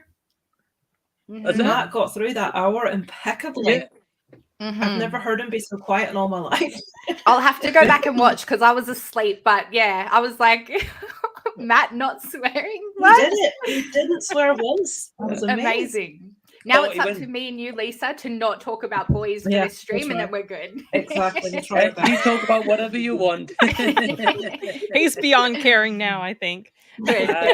He's in the relaxation stage. We're chill. We're good. The home stretch. In for a wild rest of the show. That's all. And we've got our final guest of the night, the absolute living legend, D-Movie Man. Hey, man. Yeah. Yay! I love the background as well. Merch as well. The guys are going to be very quiet now that Dee's in the actual stream. I like it. And D, you're blending right perfectly in your background with that hoodie as well. Yep. Yes. Had to coordinate today. Nice. Well, yeah, welcome, guys. Well, firstly, I just want to say anyone who's watching live, even after the fact, I'd link to Sin, Lisa, Jamie, Tyler, and D-Movie Man's channel is down below in the description box. Please go check out our channels. Please go subscribe to each and every one of them. And thank you guys for joining me for however long we are live for. Absolute pleasure to have you guys in the final lineup. So thank you for joining me. Yeah. And we're talking about kind of crushes before, and so you guys comment a little bit in the chat. I've got Toonami Steve saying, evening guys. Congrats Mike on a great show. Keep it going. Female movie star crush got to be Mrs. Doubtfire. Nice. Oh, that's funny. Oh man. No comment for that. But if you crush on Mrs. Doubtfire, that's fine. It's all good. Yeah. True Action saying, what is your favorite ITV channel? What do you guys I didn't know there was. Oh, there is more than one. I don't know. I only watched the main one. I don't even know what ITV is. Me either. I have no idea. Yeah. What is this? Yeah, He's asking. This is like everyone here is from America, other than me and Mike. It's just a terrestrial TV channel. Oh, okay. I'm gonna go with just ITV in general. That's what I'm gonna go for. Same here. Yeah. We've got Amy, Emma's sister. So hey, Amy, she's saying Mary Poppins is an amazing film. I agree. That's good. I've only seen Mary Poppins Return to Emily Blunt. Oh, Mike. What? Oh, all right. Wow. In my primary school, we were taught by quite a few nuns, and they taught us all the songs from The Sound of Music and Mary Poppins. So I knew the songs before I'd seen the movie, but I do love the movie. Yeah. Okay. I love Sound of Music though, Lisa. Oh, yeah. I've never seen it. Lisa! I know all the songs, but I've never seen the movie. You must watch it. I'm not crazy about musicals, but I absolutely adore that one. Yes, I've had enough of nuns at school. I don't know if I can take anymore. Oh, but it's so sweet. It's so sweet. Is it good? Oh, right, I might watch it then. Yeah, it's good. Yeah. Lisa, I've got to say, it's the movie that changed my mind on musicals. So Right, okay. I'm not a big musical fan, so it's the Phantom of the Opera, yes. Yes, I love One it. that came out a few years, that one In the Heights was amazing. That was But great. other Yeah. than that, I'm not a big fan. We got Wicked coming out next year, so that should Yeah, be we'll good. check that out as well. Yeah. am I wrong in saying that Ariana Grande is going to be in that? Yep. Yeah, that's she Glinda. is. All right, cool. Or Glinda. Okay, I don't know anything about, like, I've heard of it, of course, but like, is she playing like the witch or? Yeah, she's playing. It starts out as Glinda and then becomes Glinda the Good Witch. Oh, okay. Who's playing the bad witch? Cynthia Erivo. That name doesn't ring a bell. What would you have seen her in? Yeah, I'm not sure. If I look her up, I might recognize her. Yeah, face. you know her. She's a well-known singer. She was in nothing is. Oh, did you see Bad Times at the El Royale? I did. Yes, I know exactly who you're talking about. Yeah, her. Okay. Yeah. Yeah, I know her. I love that movie. That was actually a good movie. That was a good movie. Yeah. Yeah. I like that one as well. I haven't seen it since it's released, to be honest, but I remember enjoying it. Excellent. Same. David's saying Mary Poppins is 60 years next year anniversary. Wow. Wow. And he's saying, do you think we'll get a 4K release? Yes. Because we don't have one already. I vote yes. Yeah. It's a popular movie, isn't it? So well. Right. Yeah, I'm a bit surprised it's not been, like Sin said, I'm surprised it's not been done already, to be honest. But They may keep it for the 40th anniversary and do like a special one or something. Charge people more money for it. Of course. Right. Yeah. It'll be like $60 and you're like, all right. $10, $1 every year. Yeah. Yep. Oh, people will buy it, so it's all good. David's asking, do you collect steel books, and what are your favorite, and how many do you own? I can buy out no to all of the above. No. I have one, which is the Terminator 2 Judgment Day. Yes. So just one. Well, Sin's favorite movie. That's so. like probably the only steelbooks I have. I think maybe I've got two of them. The one with the endoskeleton on the front, that's kind of like, and then I've got the latest one that came out like in 2017, 2018. But that's Nice. about it. I don't really collect steelbooks either. Yeah. Jamie, do you? Nope, not a DVD collector. I do have, like, this is full of like DVDs in there, but it's purely things that people have given me, or like back in my prime, it was, like the Hills DVDs and like TV series that like from when I was 18. So nothing steelbook, and I don't typically collect them. It's purely just things that I've been given or randomly come across. Same. Okay, yeah. And Dee, what about you? If I do, I would have to do a deep dive and really assess what that is. Because if the majority of them are 4K, then absolutely not. Because I have not made the leap yet to 4K. So unfortunately, I am behind. Okay, yeah, that's all good. Yeah, I love steelbooks. I've got them there somewhere. I'm a fan of them. My favorite steelbook. Back to the Future trilogy. You don't even need to show us, Mike. I do have that one. We know. I do have that one. It's actually still sealed, actually. So it's I've got We'll one. keep that for special. It's, You've probably got 100 copies of it. Yeah, it's a seal book. It's a seal book. There we go. That's super rare. Yes. I've got 2 copies of it on 4K, the trilogy anyway. But I'd say one of my favorite steelbooks is the 2013 Evil Dead. Oh. Lovely. They are really pretty. If I collected movies, it's steelbooks. Yeah, they're nice. When my son's old enough to move out and I've got room, then I can maybe start collecting again. But this house is like Lego. That's it, everywhere. It's ridiculous. Oh, I know the feeling. And you've Yeah. stepped on them, I'm sure, right? No. Oh my no, gosh, I haven't Lord. experienced that. No. I can't believe it. Kudos to you. I broke my toe tripping over a Lego box my son had left out in the living room years ago. Oh, wow. And I've No. stepped on them. They are so painful. No, I've got two little tiny dogs, so I watch where I put my feet generally, which is probably the only reason I haven't stepped on one. Probably so. It's very painful, Sin. I can relate. Oof, so painful. It is. Well, Lisa, you asked a question earlier. I've got name a movie you'd ask someone who didn't know. Sorry, name a movie you'd ask someone who didn't know you to watch that would sum you up. Wow. I didn't think I'd have to answer my own question. I typed that like 2 hours ago. We're so I far can behind answer. in the comments at this point. I'll answer. I think I've got one. And nobody's seen it. It's called Amy Foster. It's also called Swept from the Sea, I think, in the US. Because it's the only romantic movie in the world that I like, because I just fell in love with the two characters immediately. He's like the perfect man and she's the perfect woman. So I'd say that one. Because I've got a tiny, tiny, tiny little romantic bit in me somewhere buried down, and that found it. So I have to say that one. Love it. Oh, that's awesome. I've never heard of that one, actually. No, nobody has. It's awesome. It's got Ian McKellen in it. It's got Kathy Rachel Bates is in it. Rachel Weisz stars in it, and Vincent I've heard of Price it, yeah. is- I just haven't seen it. Adorable. Yes. Just So added it it to my appealed to watch me, list. and I don't usually like those kind of movies, so I have to pick that one. Get you. That's a great pick. To be fair, you got me intrigued. And Jamie, just any movie with Ashton Kutcher?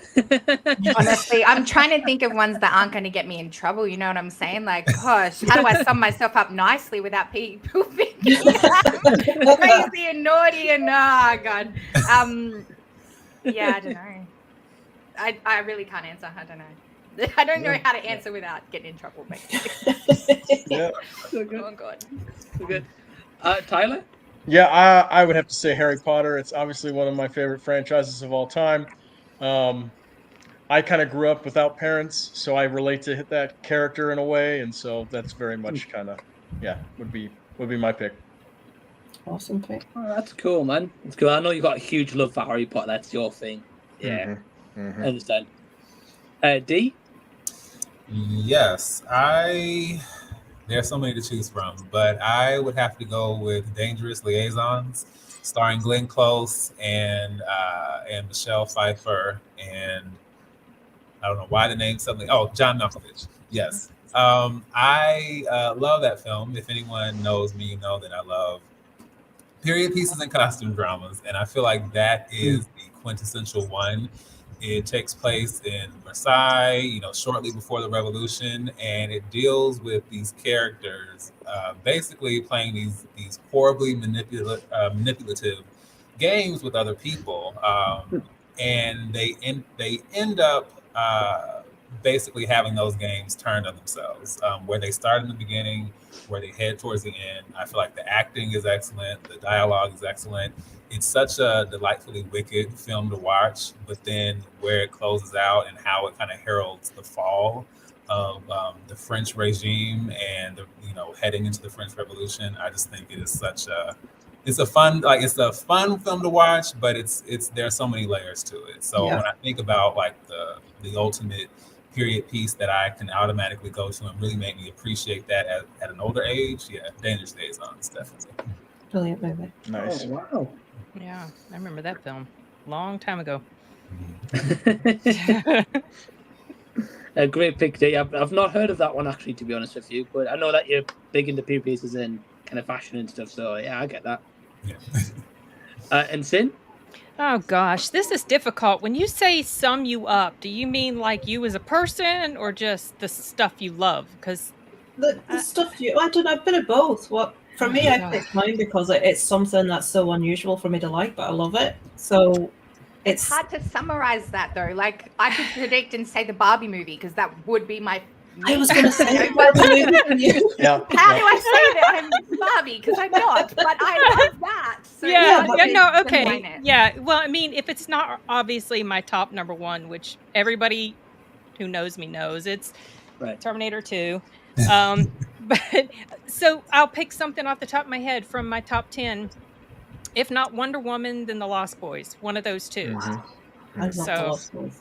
oh my gosh, I was so obsessed with The Lost Boys. You have no idea. I love that film. Back in the day, and I still love Right. it. It never gets old, and it is so 80s, you guys. It's so It is. 80s, and I remember like because I Teresa. lived it. So is T2, yeah. T2 is 91. Oh, is it? It was 91. That's right. 91. Yeah. Maybe you're thinking the first Terminator. That was 84. Yeah. But yeah, and Wonder Woman too, because I mean, she was my hero. I was the crazy child that was outside doing twirls and stripping off my clothes, and I had Wonder Woman costume underneath. So it was so much fun to see her brought to the big screen in a way that was just amazing. I loved her. I was so afraid it was going to be something just like over the top with like a lot of man-hating narrative type stuff going on, and it absolutely wasn't. And I didn't feel great about that until the scene after they liberated the town, and he said to her, because they were so happy that everybody was free, and he said, "You did this," and she said, "We did," and I said, "Oh, it's gonna be great. It's fine. It's all good. No man-hating here." and Gal Gadot was just beautiful and amazing. I loved her. And I did a complete 180. I was not thrilled at all with the pick of her. I was down on her, like, oh, no, absolutely not. You can't beat Linda Carter. Nope. Changed my mind. Batman versus Superman. She convinced me. Yeah. So I'm so curious if James Gunn is going to bring her back. I don't know, who they're going to recast and who they're not. I don't know. I've heard he's not. Now I was about to say that too. Have you guys seen Shazam? I was going to say. I was not spoil anything, but have you guys I wasn't expecting that. I was very, very happy to see that, but it made me sad too because I've heard she's been cut from The Flash, and I don't know. Maybe that's a lie. I don't know, but I'm not pleased. If they recast Wonder Woman, I have zero interest with James Gunn at the helm. I'm kind of salty about all that. So I just think like Gal Gadot's like such a great casting for she Wonder was Woman. so good, so heartfelt. Like, my gosh, you guys, Wonder Woman 84. Who cannot not cry when you watch that scene where she has to get him up? Oh, I know. I can't watch it without getting all teary-eyed. She's so good in there. I think they're a little bit safe for a little while because they're going to go and do a TV series on it. So it's going to go back to her hometown and the origin. So I think they're going to start a little bit younger, which means that they can have a younger actor play her. And then obviously it's going to be a while until we even get some sort of Superman, where Wonder Woman could be introduced, or the Wonder Woman that we know today could be introduced. So I think they've got a little bit of leeway there to choose a different actor. Not or with actress, me, they should I don't. say. You're like me with Superman. Sin, what's going on? If it's not Henry Cavill, I don't want it. Because Take it he's out. like he's the best Superman casting ever, and I think they've made a foolish mistake to let go of him. Two franchises that have just completely wasted Henry Cavill. You've got to get The me Witcher, started. That's The not. Witcher. Yeah. You're talking about Henry Cavill. I'm touching. Sin, you're not excited to see Liam Hemsworth as Geralt then? No, I'm out. I'm out of there. No, absolutely. And I like him just fine. But come on, it's a step down. Come on, you can't. And he's playing Geralt. If he was playing another Witcher, Right. no. Completely Right. agree. Anyway, okay, I could rant. Sorry. I've finally just accepted that he's no longer my Superman, and then you just go and open this wound back up. Thank you. Thank you. Ah, God. Sarah Jamie's getting a rant video on her channel very shortly. Yeah. People like, I blame Sin for opening up this fresh wound. Yes, I was okay with it. I accepted it. I had and no moved idea it on. was reopening old wounds. I'm so Yes. sorry. It definitely is. I get you. I don't know. Great choices. I mean, like you guys, I think it depends on how the question's taken. Obviously, Back to the Future is a big part of my life. So, but as a person, like if it was described me, I don't know if that would be the movie. I don't know what it would be, to be honest. It's a great question, though, Lisa. Yeah, I was gonna say to expound. Now that you guys have kind of opened the question that way, I've mentioned that one specifically because I'm a big history buff, and I already mentioned the whole period piece, costume drama piece. But I also love really like very sharp, biting dialogue, and I love when you have actors who really know how to play that out. And when films have these very ironic, cruel twists to them that tie into history that way. Yeah, I have such an interest in that kind of stuff and things that have like just a kind of interesting, kind of sharp, dark comedy to it. So all those elements kind of speak to me. So that's why I chose that one.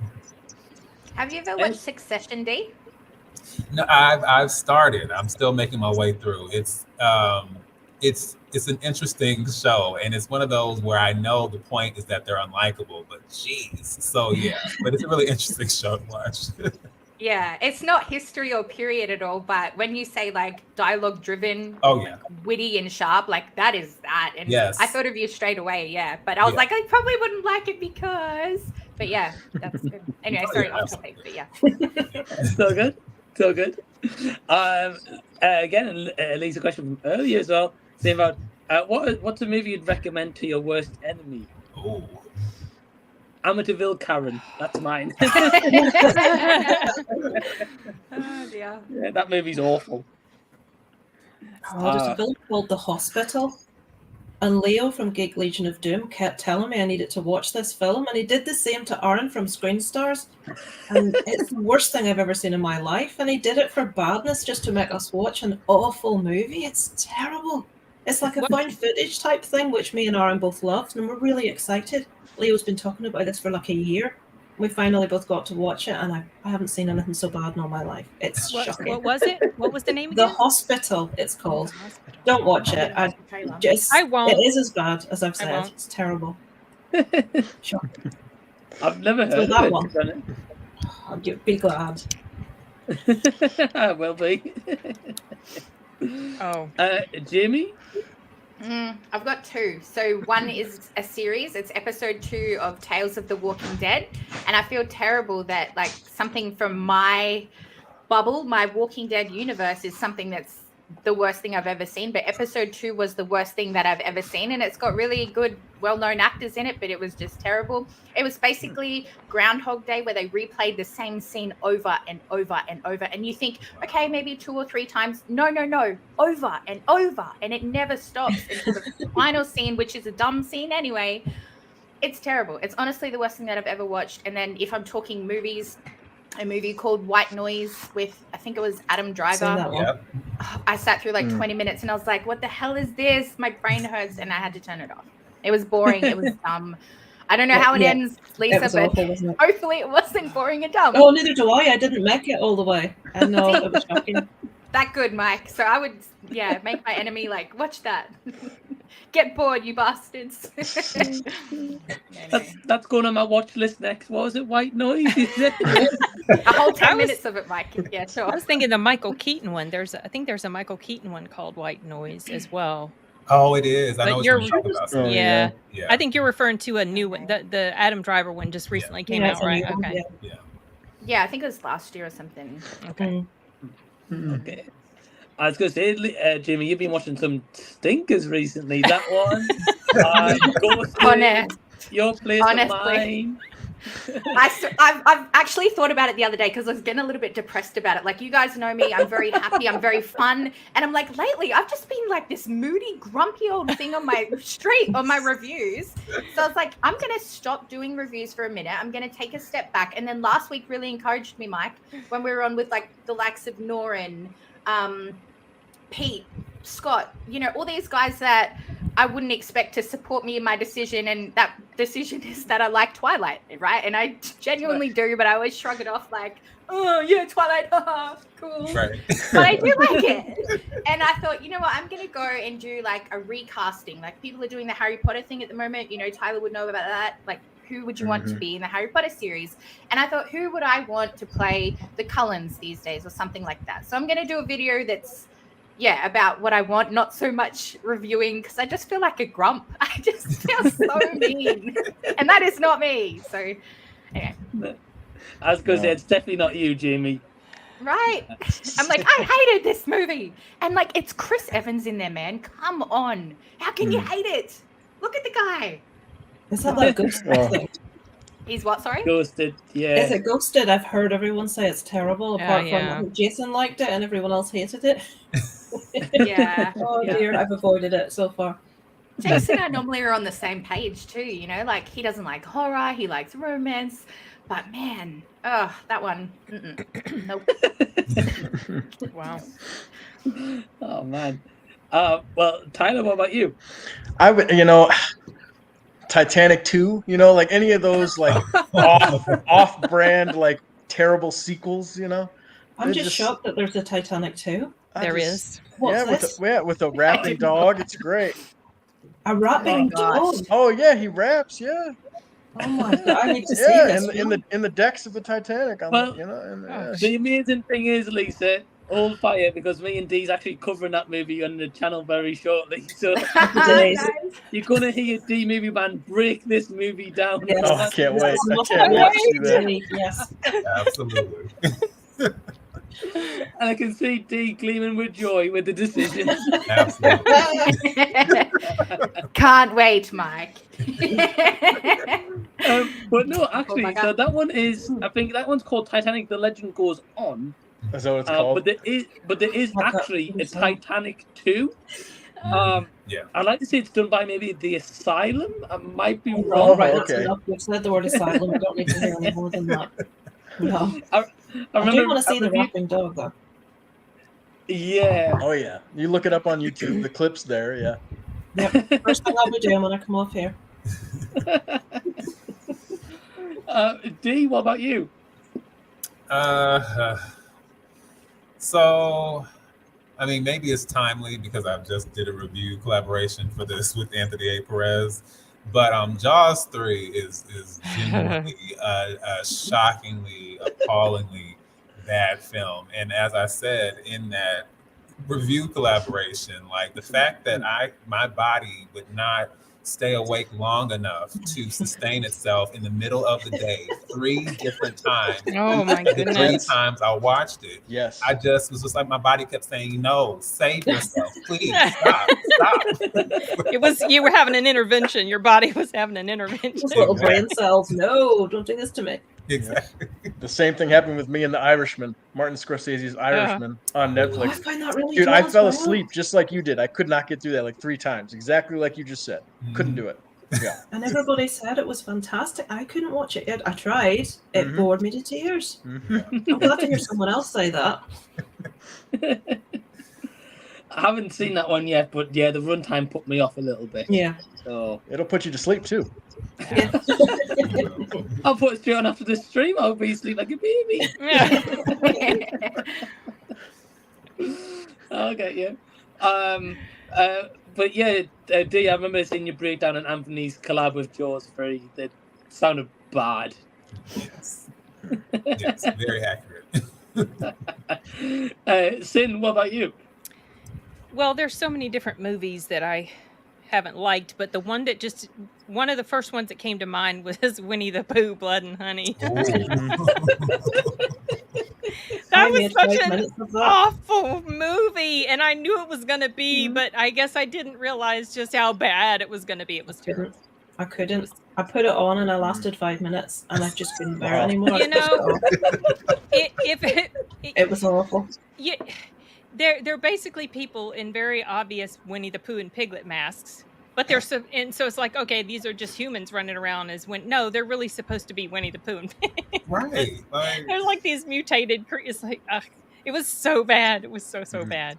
I like the little animations at the start. You know, the little drawings. Yeah, when the it stuff gives at the narration. beginning. I thought, Yeah, "Oh, it started I like off this decently, and then it started. Yeah. Yeah. I think Vengeance Matt is like the only person that's ever talked nicely about it. Otherwise, everyone's like, yeah, of the same opinion, Sin. Oh, yeah, it's bad. I won't let anyone touch my childhood like that. Nobody's going to do me that dirty. No. Well, Jamie, interesting thing is, I think it was on my last maybe hangout and chat, someone put in the comments that they're making like a rated R for you guys in America, like animated series of Christopher Robin. I don't know what that's going to involve. You know, I had mentioned that I thought Blood and Honey would have worked better if it had been animated, as opposed to people running around in very obvious Innocent would have worked better than poo that. masks. Exactly. Oh gosh. I don't think anyone wants to see that though. Well, Matt will be there day one, I think. Yeah, but, Matt will talk nicely of it. Bless him.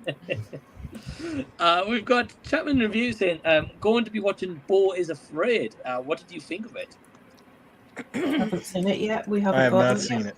No. Haven't seen it, but from what I've heard, people said it wasn't good.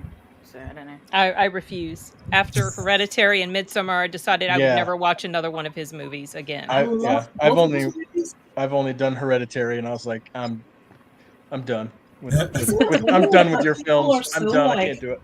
Two ways about. I love both those movies. Oh, I hate I it. recommended Hereditary Oh. to my best friend, and she went to the cinema with her boyfriend to watch it. She said, "Why did you send me to see that?" I'm not saying what she said. I loved it. I couldn't understand that she didn't, and I don't like Midsommar quite so much, but I really like it too. So I'm really looking forward to that. But I think Elliot did a review of it recently, and he said it's at least an hour too long.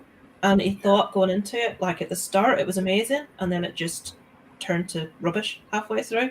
Yeah, I read the Wikipedia entry. Yes, I did. And because that's what I do when I don't want to see something, but I want to know. Oh, it sounded so ridiculous, Lisa. I'm curious to hear what you think. I'll go see it, but we'll see. Dee, are you going to check it out? So I was intrigued at first because you guys know I love Mulholland Drive is one of those films that started off like, what the heck is this? And then over time, it's literally evolved with me as I've grown up, and I see it as a masterpiece. So I can appreciate something that's out there and experimental or surrealist and all that. But I have this weird feeling. I just had this feeling like it. The thing about Mulholland Drive, whether people understand it or not, there is a purpose to the madness that's going on, and there's a lot that you can pull from it, and there's a lot I understand. Same thing with something like Black Swan and those kind of films. Bo Was Afraid feels more like a vanity project with a lot of pretentious elements thrown in, and that may not be the case, but I have a feeling when I watch it, that's what I'm going to feel. And That's that not good. is frustrating. Yeah, we'll give it a chance, but I'm not hearing good things. Right. Yeah, I've not heard great things either. I will say I wasn't huge on Hereditary. Midsommar I wasn't either, but I preferred Midsommar over Hereditary. So I don't know. But yeah, at least I wouldn't recommend for the partner and the boyfriend to go see a date movie to see Hereditary. Oh, they love horror. They're big horror fans. They love it. But wow, they okay. hated Hereditary. They absolutely hated it, and it was my favorite movie of that year. So I was really perplexed that they didn't like it. But it's just weird. It's such a divisive one. It is really divisive. Yeah, I agree. I've got Amy saying, "What is your favorite cinema trip snack?" Oh, sweet and salted popcorn mixed up. Oh. So instead of getting just sweet or salted, if you ask them to mix it, I like that. Oh. I do as well, Lisa. I like that as well. But I like a bag of Roundtree's Randoms. I don't know if you guys have those in America. No. Rick knows that name. No, I like sweets though. Something sweet. Good. Jimmy? Ice cream. We go to Gold Class and they've got this really yum brownie sundae and it's in a fishbowl, so it looks all fancy. I mean, you're going to destroy it, but it looks pretty fancy. But you don't get them in regular cinemas, obviously. But yeah, I'm an ice cream girl. I like ice cream. Yes. Yeah. Good pick. So the movie theater popcorn used to upset my stomach, and so I stopped eating that. And I just don't eat anything. I just watch the movie. I usually get dinner before or lunch before, and then I just go. So I used to do that. It's my husband's fault. He always had to have something when we went to the cinema, and now he's got me doing exactly the same. It's like, why is everybody eating? They're not going to eat at home. For Christ's sake. People are like hamsters in their popcorn, and it's like, oh, for God's sake. But now I'm exactly the same. Yeah. You grumps, you. Yeah. Oh, dear. I never finished the whole tub of popcorn anyways. I'm like, You know, it's Oh, I just wish I like had that problem. I never finish that. I pick at my food, so yeah, yeah. I wish I had that problem too. I'm behaving at the minute. I'm not eating anything unhealthy, and it's killing me. Listen to this: ice cream, sweets, popcorn. Oh God! Sorry, we should have said carrots. We love carrots. We love Yeah, those. well, have plenty of Oh, them. yeah. Do you want to hear us crunching on that, Lisa's partner? No, there's enough of that in the house at the minute. Yep. D, what about you? I'm very, very basic when it comes to cinema trips and food. So I'll get a big thing of popcorn. I used to do this. I used to get, because we have the machines where you can mix drinks. So I used to mix the high C cherry limeade with strawberry. So I would always drink that, make that little concoction. Now I just get ginger ale because I love ginger ale. And then if I'm really feeling it, I might slide in some gummy bears or some the Sour Bright crawlers, the sour gummy worms. Oh yeah. And then if I'm at a dine-in premium place, there's either they have a barbecue chicken or pepperoni flatbread that's really good, and they also have like these Thai chili chicken fingers that are really great. They're like dipped, so yeah, like sweet and spicy, which is like my favorite flavor. That sounds very tasty. But I love how you snack varies per cinema you go to. It's not the same at each one. Something different. Yep. That's awesome. And Sin, what about you?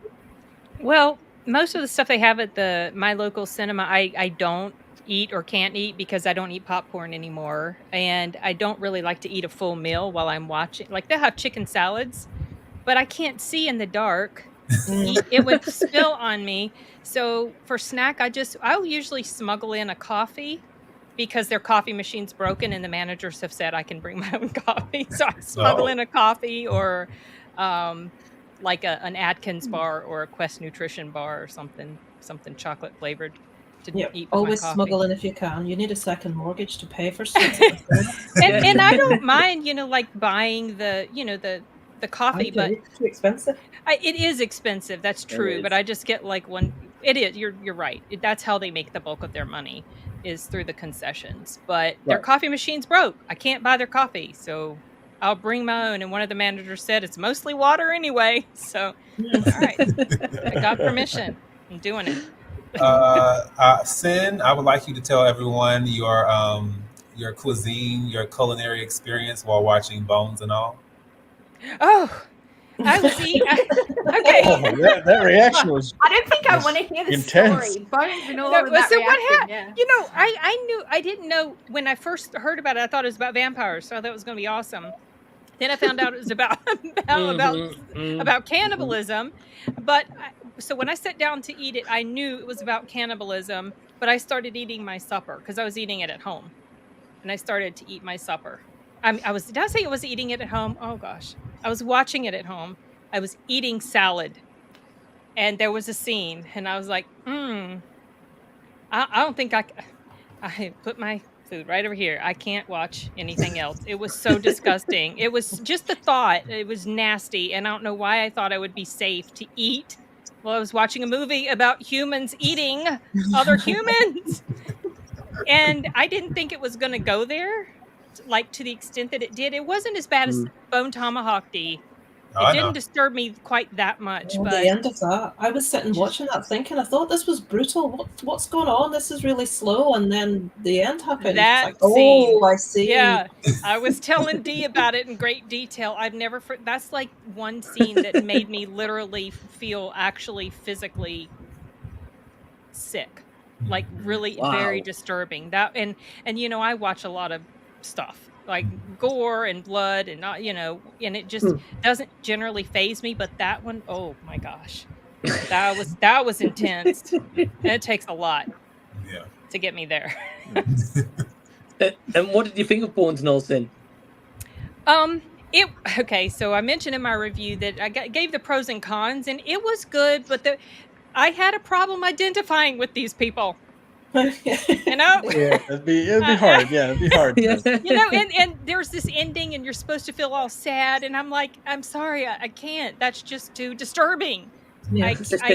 I just can't. I'm sorry. So I have mixed feelings about it. So yeah, thanks, Dee. Yeah. We're just reopening some more old wounds. Hey, Old wounds, yeah. That's karma, Sin. That's called karma. Thanks, Dee. I'll get you later. Oh, man. Well, thank you for the question, Amy. And we've got Lisa again asking earlier on. Favorite British. This is me trying to give you loads of questions. I didn't know. Oh, I'm sorry. It's all good. It's all good. Favorite British. We were like all sitcom? British people on when I asked that. I know. Never knew it was going to come around that. I haven't seen any British sitcoms, so I'm going to have to sit this question out. Unfortunately, I've seen other British stuff, but not sitcoms. Yeah, same. I don't know. I'll make it really quick. Mine's bottom for anybody watching that likes British sitcoms. Bottom. Good pick. It's well received, so I get it. I'd say mine's In Betweeners for me. Oh yeah, that's good. I like that too. In Betweeners. Jamie, have you seen any British sitcoms? No, that's probably the only one that I've even heard of. So, nah. Yeah. Yeah. And Dee? Yeah, the closest I've gotten, and I'm only counting this because when I looked it up prior, it kind of shuffled it in as adjacent to the genre. So I'll go with Ted Lasso, even though I know it's not 100% authentic to the experience. But it's I love Ted Lasso. I'll take it. Yeah, but Ted Lasso has been such a bright light. I've had to really. I've said this before, but with the past few years, I've had to really dive a little bit deeper because I do love dark, kind of dramatic content, and so kind of taking more of an approach to watch things that are kind of cheery and more uplifting, and sliding in that direction. I feel like things like the Great British Bake Off and then Ted Lasso was a really great step forward for me with that. And just I don't know, just some shows and some movies, same thing. Just really make you feel better about life, and I think sometimes we need to feel that. So, yeah. We get you. I love it. And I've heard great things like about Barbie. Ted Lasso. Yeah. Jump on board the pink train, guys. You can come, I'll drive. I'll be going to see Barbie when it comes out. I'm looking forward to it. Yeah, and the trailer sold me, so I'm going to see it. Yeah. You can't have that huge cast in there and it not be fantastic. Like, they would not have signed up for this if it wasn't going to be anything other than iconic. You know what I'm saying? Right. That cast is huge. It is. Yeah. Massive. And Greta Gerwig as well directing, so big time. Yeah. Good choice. Dave was asking, what is your opinion on of the Witches movie 2020 and the 1990, and do you own them? I don't think I've heard. Have you not seen them, Lisa? No, I don't think so. No. So I was gonna say, before I ever saw the films, I'm a huge Roald Dahl fan, especially when I was growing Oh, up. those. Sorry. Yeah. Yeah. So I literally have read just about every book he's written, and The Witches was by far my favorite one. And I don't think I knew at the time that there was already a movie with who was one of my early favorite actresses because of the Addams Family, Angelica Houston. So I love the 90s The Witches, even though it's one of those things where I think I saw it at the right age, because I've always had certain fears when I was younger. Like, I could watch certain things that were scary and I would be fine, but anything involving like child abduction or children kind of being their lives kind of being in danger because of adults, that was so scary to me, because I had so many people in my community, my family, who were just, who would take care of me, who were, supportive, uplifting. So the thought that there would be adults out there who would do horrible things to children and then steal them away, and then they just never see their families again, that was intensely frightening. And there are a lot of moments like that in the film. So I think it does a great job of adapting the film, even though they make a change at the end. That was the earliest time I realized that how test screenings could change a film, because the book ending goes one way and is very poignant in that way, but then audiences, they don't want to see something that's quite so dark and depressing, even though it has some veiled hope in that. So so I love it. As far as the new one, it's fine, but to me, all the changes that they made don't really make it a better film. And it also didn't help when they did some weird stuff. I don't know if you guys heard about it, but there was a controversy where they used these limbs. They had the witches with these limbs that was never in the original story. And they ended up basically kind of mocking those people. I just never understood that. And so Anne Hathaway and just all the other elements, it just didn't really work for me. I appreciated what they were trying to do and sticking to the original ending, but the original film was by far superior. Yeah. I completely agree with you, D, as well. Yeah, really loved the original. Actually watched it quite a few times as a kid. Yeah. And then the 2021, really enjoyed Anne Hathaway in that movie. But haven't really got much more pros than that. Yeah, same here. The original's better. Yeah, completely agree. Yeah, I'll never forget when Angelica Houston reveals her true form. Right. Yeah.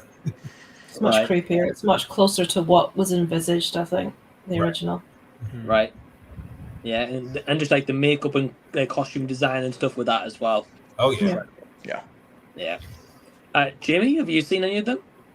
No, I hadn't even heard what it was. I just Googled it and saw Anne Hathaway, and I was like, maybe I should watch it, but maybe I shouldn't.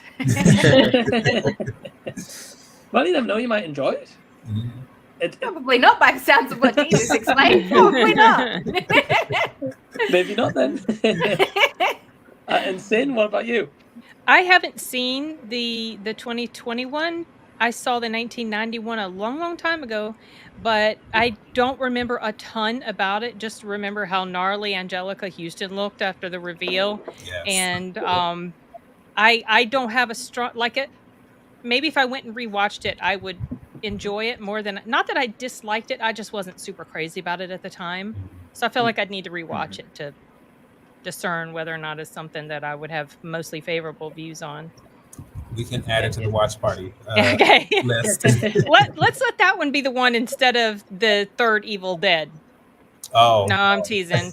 You've already agreed. Simon went and roped everybody into it. So yeah, there we go. To get you. Oh, thank you for the question, though, David.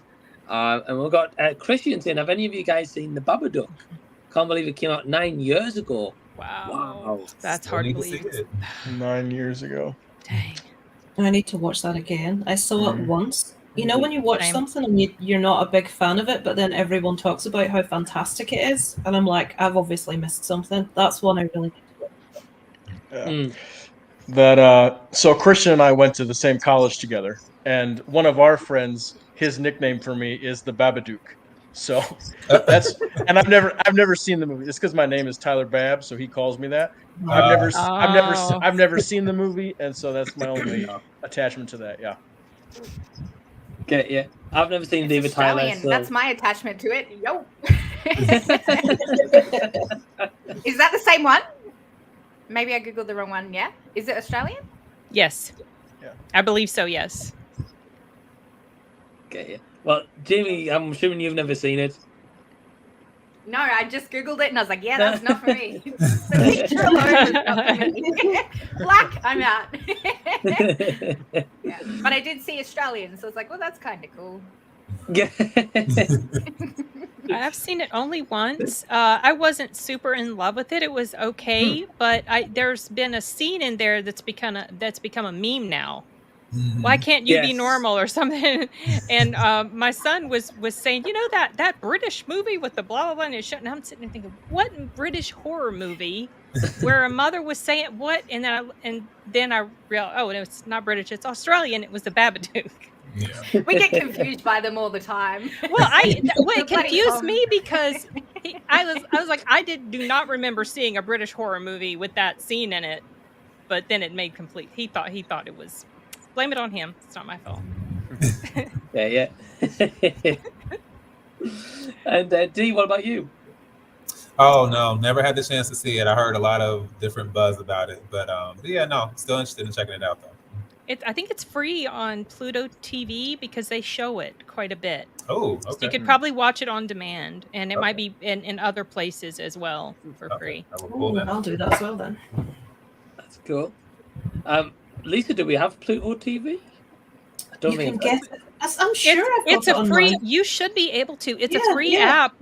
Like You you can can put on download the your app, Mike. Roku. Yeah, and I think you Yeah. could even like straight down to your computer if you didn't have an app or something. But they have I love that's like one of my favorite apps. They have a live streaming, bunch of free stuff. They also have a lot of anything that's playing on their movie, stuff. They also have on demand. Right. Anything you can't get, just put a VPN on, and then you can usually subscribe to. That's Oh, some do they- channels we can't get. I get via Oh. VPN. But I think Oh, we've got. Sure, we have that. I'm sure we get that, Mike. If you have Roku or like a Fire Stick or something. Yeah, you can because that's download I've the got app. it on my Roku. I've got a Fire Stick, yeah, so I might have to have a little look. I think it's on there. Yeah, it's also on Tubi right now. I just looked. It's on where? It's also Tubi? on Tubi right now too. We don't have that. No, we don't. Doggone. I It didn't know. even occur to me that they restrict those sorts of things. I mean, I know it happens. It just never occurs to me that.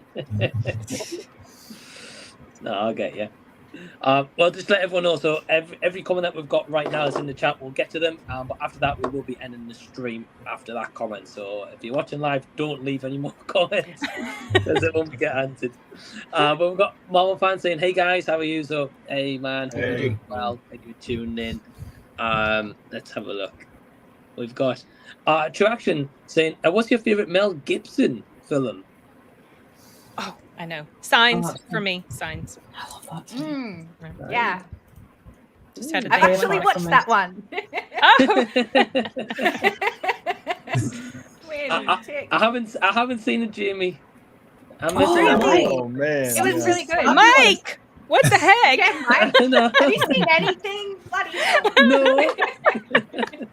Have you watched Willy Wonka yet? No. Why? You gotta change the name of the channel.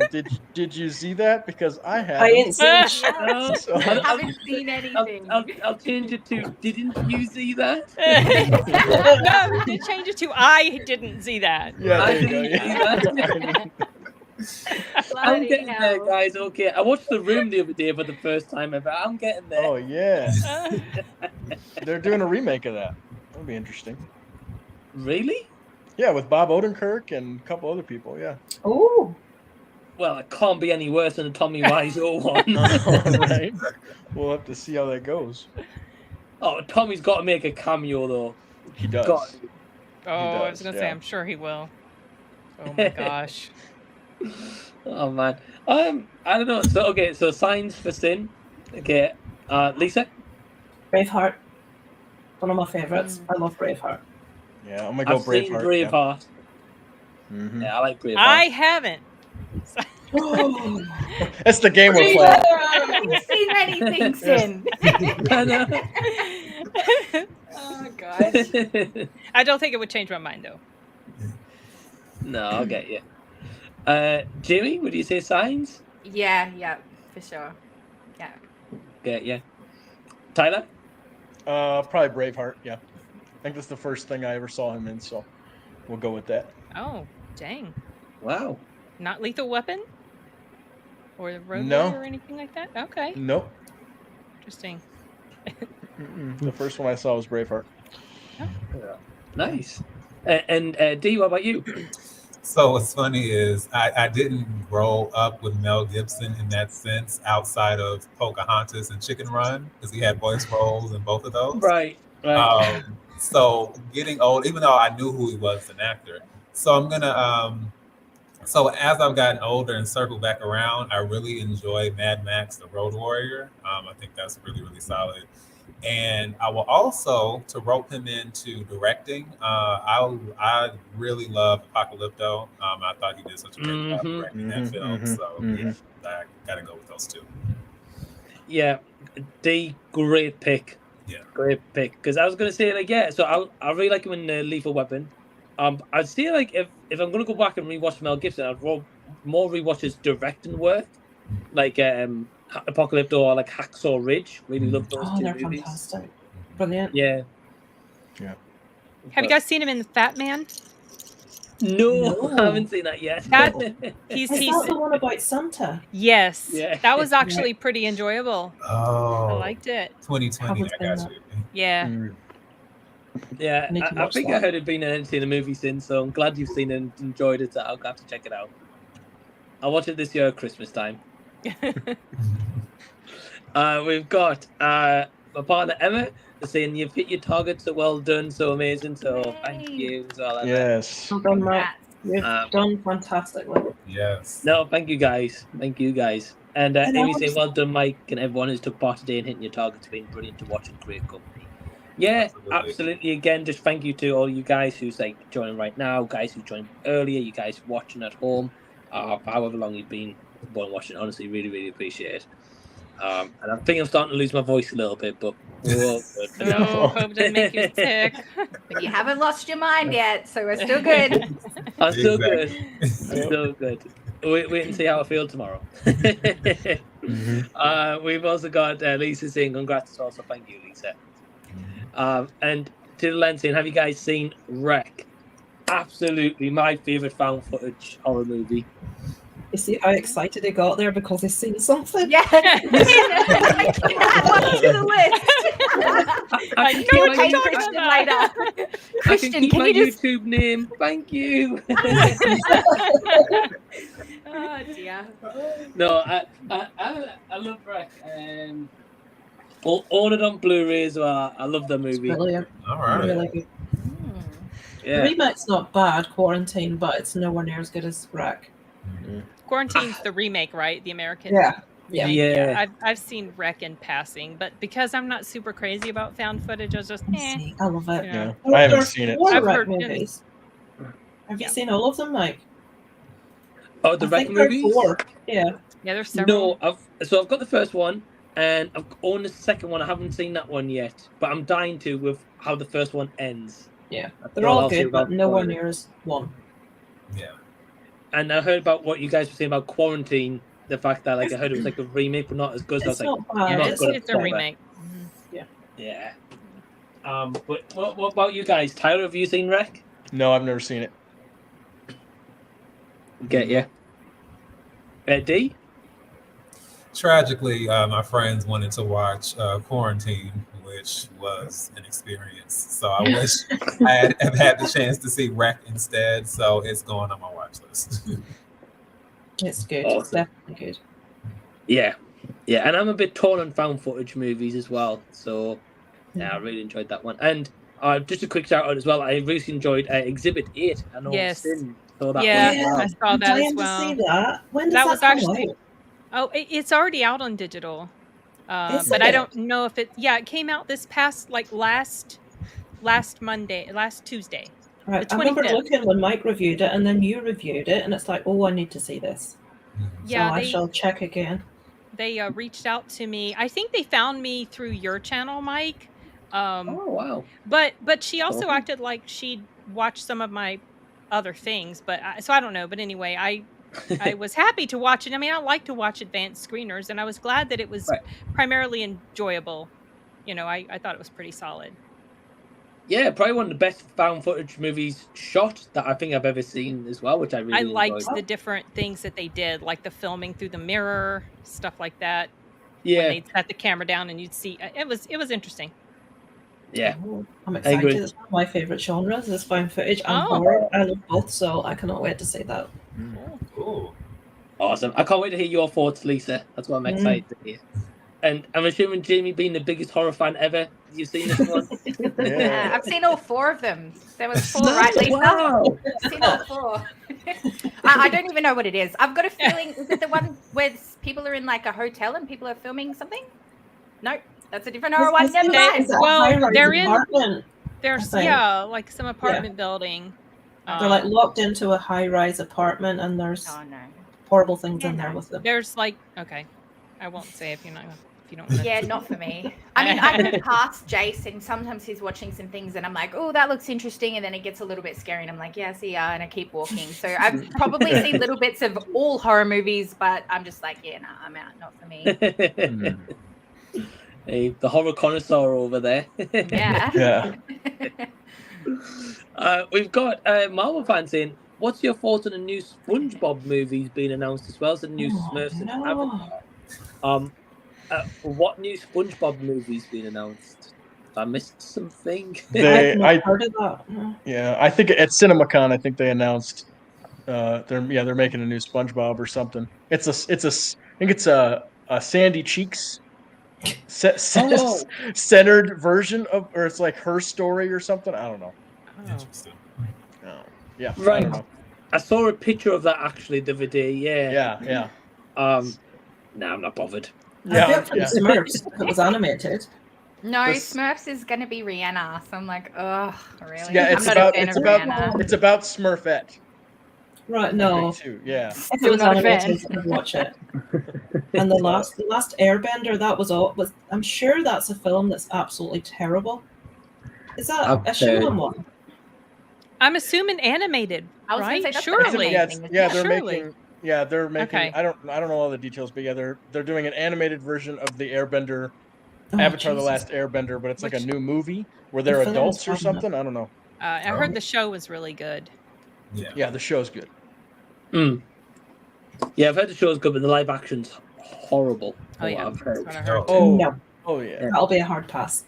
Dee's favourite movie, that one, isn't it, Dee? The live absolutely. action. Absolutely. I was going to say, why is it not your background today, Dee? That would have been cool. Yeah, it's so great. They do all these movements, and then the VFX they lift these 3 rocks and they push them very slowly across the frame. It's like, what? How is that threatening? There's a lot of things wrong with that movie. Doesn't sound like there's anything right with it, to be fair. No, not at all. My bro Joe saying, so far you're reaching 500 mics, so thank you, Joe. Mhm. I appreciate it. Congrats. Jerry saying congrats as well, so thank you very much. We've got Jason saying, what did you think of Barry Humphries passing away recently? That's sad. Probably nobody in the US would know who that was. Yeah, I don't know. I'm having to I look don't him know. up. I don't know who that is. Who is it?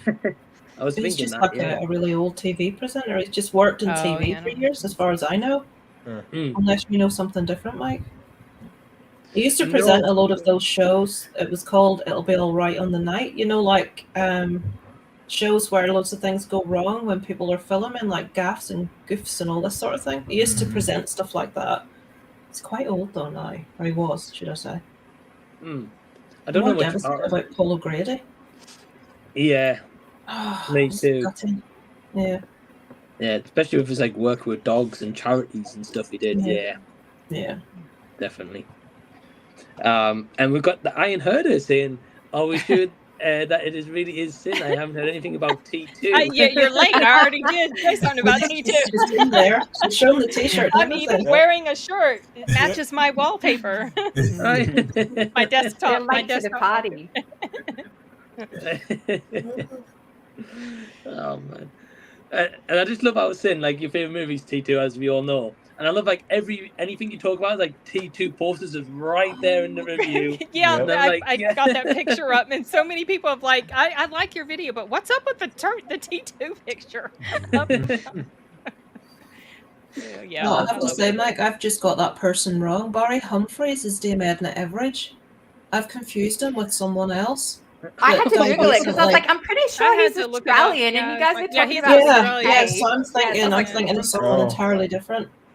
Oh, he was, he dressed in drag and stuff like that, yeah? Yeah, Dame Edna Yeah, that's the Everage one is I was thinking hilarious. of. Yeah, Hmm. it's really funny.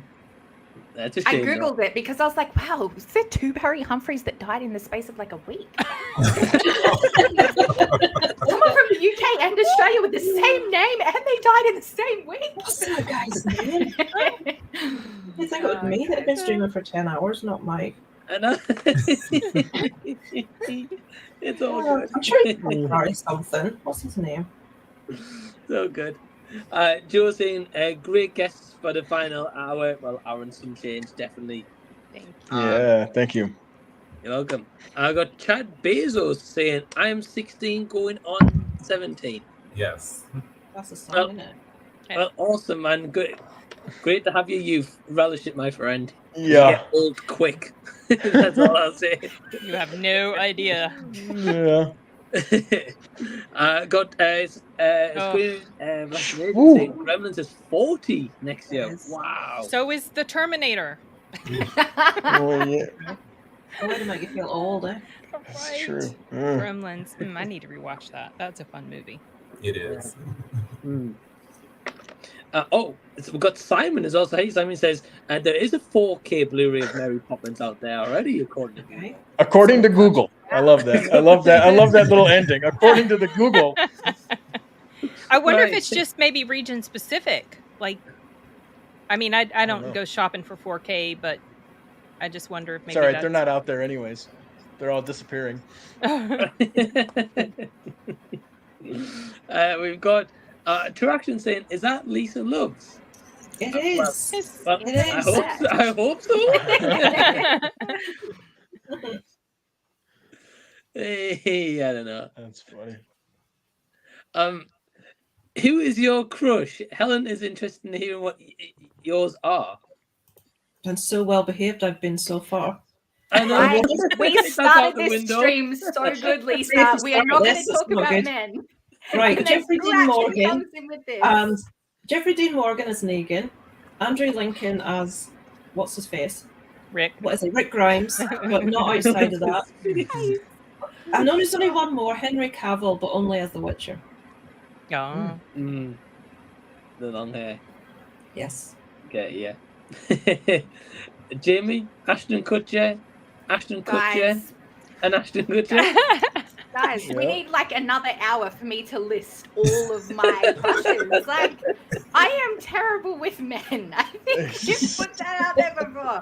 I'm really terrible. It depends on the day of the bloody week. You know, like we start with Ashton Kutcher. We go to Chris Evans. You know, Noah Centineo. Give me some of that, you know, like, it depends on the day of the week. Throw in an Eminem. You know, if it's a late night on the Saturday night, really late. Oh, I thought you were talking about like the cartoon, like the animated cartoon guys. It's like, all right, I'm not that desperate, Tyler. going that way. No, not that desperate. But yeah, my list is forever, but it always starts with Ashton Kutcher. Yep. Start and end with him for sure. Okay, yeah. Sin? Well, I mean, I don't, as far as like crushes, not necessarily crushes right now that I'm an old married lady, but I certainly appreciate the almost absolute perfection of Henry Cavill. I mean, he is just one of the most gorgeous men I think I've ever seen. He's just, and also it's cool that he seems to be a really decent person.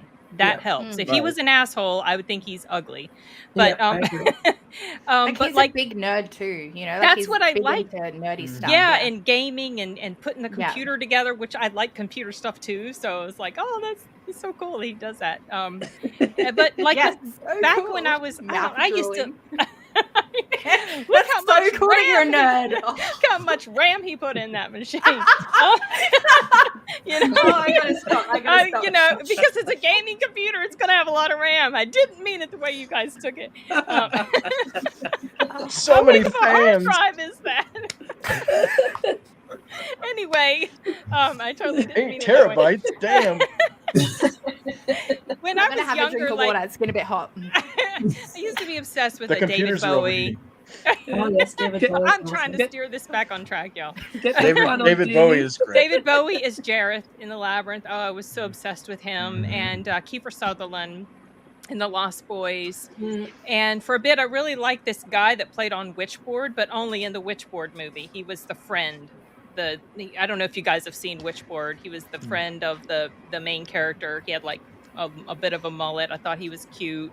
There've been a bunch of different people that I've thought were really very attractive and had crushes on, but I don't really have those sort of like, I'm like, oh, they're really beautiful, but I'm not like, oh, it's just like, it's not like that anymore. It just not the same now that I'm old enough to be their grandmother or something. So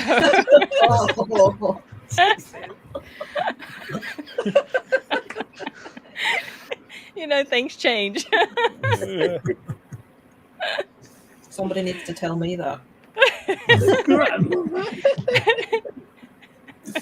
Oh, Johnny Depp, y'all. Oh yes. He's actually someone who, so when he was younger, I used to think he was too pretty because he was too pretty. But as he got older, he's still pretty, but it's like it just looks so. He looks so much more attractive to me as someone who, as like, let's say a 40 or 50-year-old, as opposed to when he was in his 20s. Like, he's got that experience on his face. He's got the the characters in his Men face and improve the with lines. age, though. That sickens me. Women don't, but men do. Men get better with Some, age. a lot of men do. It's unfair. It's because they have, like, the skin is different, y'all. We can't help it. Our skin just ages worse. But some women, to me, look better. Like, I think Jennifer Connelly looks more attractive now She's than when beautiful. she was in Labyrinth, and she's always been beautiful. Mhm. And just Michelle Pfeiffer, I think she's gorgeous. Yeah. So just depends. Some people are really lucky when it comes to those sorts of things. Yeah, good genes. Yes. No, I get you. The comment about the granny, though. I think you're selling yourself a bit short there. So. I know. Yeah. Yeah, but when I look at the numbers and I'm like, holy crap, he is young enough to be my son. Yeah, but They don't look at numbers, Sin. They don't look at numbers. They ain't looking at no number. Chris Evans, he's gorgeous. Obviously, there's Yeah, a lot I'll of share him beautiful- with you. It's fine. That's okay. You can have him. You can have him on the weekends. It's I just okay. like him. I just think I admire his physical beauty from afar. I get you. Well, Tyler, what about you? Oh, Liv Tyler. I think she's pretty. Yes. Emma Stone. I love her Mhm. person. I just love her vibe and everything, that her acting, and then her in life, real life personality. So those two Brilliant choices. for sure. There's a lot, but yeah, I don't need to make a list. But yeah, those two are some of my favorites. Yeah. Okay, yeah. Well, mine's Emma Stone as well, mentioned earlier, Tyler, so good choice, my friend. Yeah. D? I have 3. It is number 1, always. My number 1 is always Lupita Nyong'o, always. Yes. Yeah. Yeah. Beautiful. Then number 2 is Gugu and Batha Raw. If you've seen Belle or Beyond the Lights, you probably have to look her up. But yeah, she was Plumette in Beauty and the Beast. She's one of those you probably have to look up. She's known, but not super well known. But yeah, I really enjoy her as an actress. I think she's very beautiful and talented. And then my third is Gong Li from the Mulan film, from Memoirs of a Geisha, from a lot of Chinese films. I think she's gorgeous. She's a stunning woman. She has so much presence in all of her roles and as all her characters. Yeah, I always just, no matter what she's in, I'm just drawn to the screen wherever she's on. Great pick, D. Yeah, great pick. We've got Marvel fans saying the Monsters is turning 60 years next year. I love the Monsters, the original. Monsters is great. Yes. Watch that film, Dave. Don't do it to yourself. Yeah, no, I remember your weekly watches when you were like, no. I watched Damn, 5 mate. minutes of that new one and was like, this is garbage. I watched the whole thing. Yeah, I know. I was like, I highly doubt this is going to get any better, so I'm just going to stop. It didn't. It looked amazing. Like the Mhm. lighting and everything. It just looked amazing, but it was terrible. Absolutely terrible. I wasn't sold in the trailer, so I was just like, no. I was gonna say, I thought this so is many either going to be people said- awful or fantastic. It was the first. I'm not a huge fan of Rob Zombie either, though. So I was like, no. No, it sounds like I didn't miss much. Mike, no, no. Just wrote him off. No. Sin, did you like Rob Zombie's Halloween? I liked it okay. A lot of times I forget it exists, even though I know it's there. One thing I really liked about it was I felt like Tyler Mane was an impressively scary Michael Myers just because of how huge he was. Right. He's a monster. And but it's okay. I like it all right. I actually ended up seeing a work print of it before the final came out. Oh. And it has completely different ending. Oh. Yeah. I don't remember exactly the specific differences, but it's different. Okay. So it's all right. I got tired of the chick in there, y'all. The Scout, whatever her name is, playing Lori. I didn't I did not like her in there at all. She was annoying. I wish that Danielle had played her character. Yeah. But she came in as the cameo, friend. But yeah, she was annoying. She just was freaking annoying. That might have been why it's not on up there for me. Right. I get you. We got saying Space 1999 was a false prophet. Yes, there may have been women with excessively hairy eyebrows. Okay, What? No moon base 24 years later. Right, I'm married to this person, and I've said to him, when you're talking, nobody has a clue what you're saying. I don't even know what that means. Okay, This is probably your husband. This is my husband. I have Hello, no Lisa's idea what he's husband. talking about. No Hello, idea. Lisa Love's husband. Yeah, I have no idea what he's talking about. I don't know. All I got was hairy eyebrows. I was like, isn't that normal? Shouldn't we have eyebrows? I don't understand. Steve, did you hear? Nobody else understood either. It's not just me. We love you, Steve, but what the hell? I don't know. I can't help you. I'm sorry. I have no idea what he's talking about. Wow. I think he's But trying to at say he's least he showed disappointed up, there Lisa. wasn't. What? At least he showed up. He came here He and did. he was trying to Yes, he did. support us on this stream. He's bless keeping his him. eye on me so I don't talk about Henry Cavill too much. Well, Adam legend, thank you for showing up. Although we don't know what you're on about, but thank you. Thanks for the comment. I know. 2 actions. Oh, here we go. Favorite Justin Long film. Jesus. Awesome. Huh. I have to look up. I know who he is, but I'm trying to remember. He was in Tusk, wasn't he? Yeah. Yes, And and Barbarian. also I'm gonna- one of the Die Hard movies. I'm gonna go Dodgeball. Oh, I never saw that. Yeah. They're making this. Vince Vaughn announced they're making a sequel. Yes, he did. Yeah. I don't know how I feel about that. But Right. I love Dodgeball though. That'll be Yeah. mine, or maybe the first Jeepers Yeah. Creepers.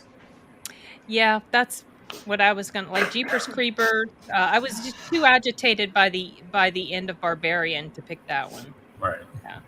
Right. Yeah, I have to go the same. Dodgeball. Don't ever put him in a horror movie though. He always gets a bad ending.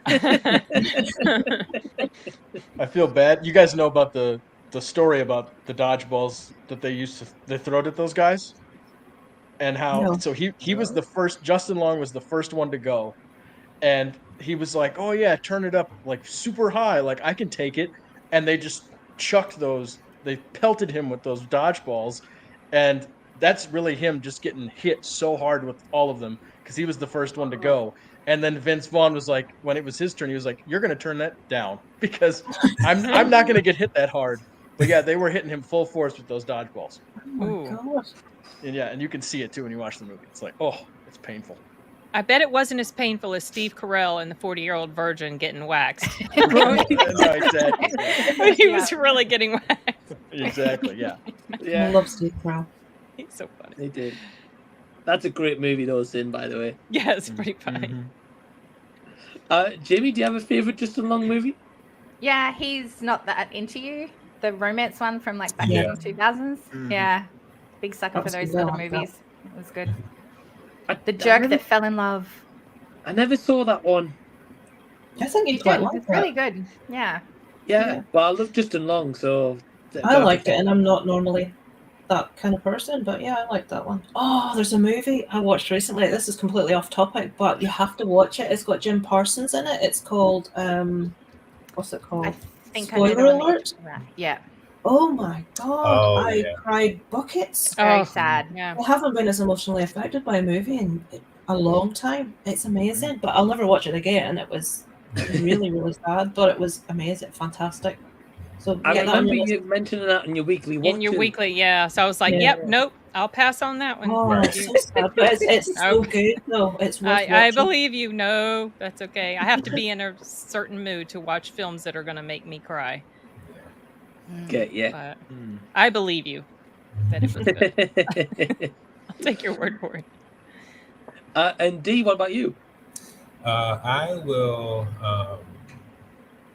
So I'm going to throw in two because this is before his. Like one is like a kind of a smaller role, and then one was his very first role. So I will throw in Galaxy Quest and then Dewey Cox Walk Hard, the Dewey Cox story. Oh, I forgot he was in Galaxy Quest. Oh man, two I've not seen, but I've always wanted to see the Dewey Cox story. Yeah, I heard a lot of good things about that one. Yeah, they have a. I'm not gonna say what, but they have a very unique scene where he's having a conversation, and he's surrounded by a bunch of people, and someone walks into the frame next to his head, and there is something that is visible as he is talking the entire time. I'll leave that to you to figure out what it is. But... Oh gosh. Thank you, D. Okay, yeah. Well, thank you for the question on interaction. And we've got Iron Hunter saying, not to be competitive, but I have the 40th anniversary laser disc copy of The Sound of Music. It has a special feature I haven't seen anywhere else. Wow, okay. Interesting.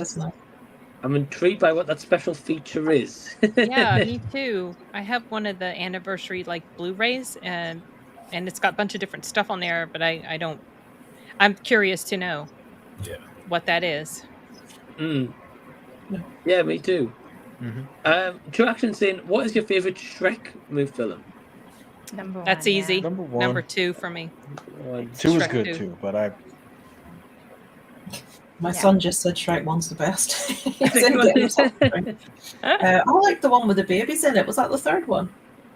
That's the third one. Yeah. I think so. I like that one.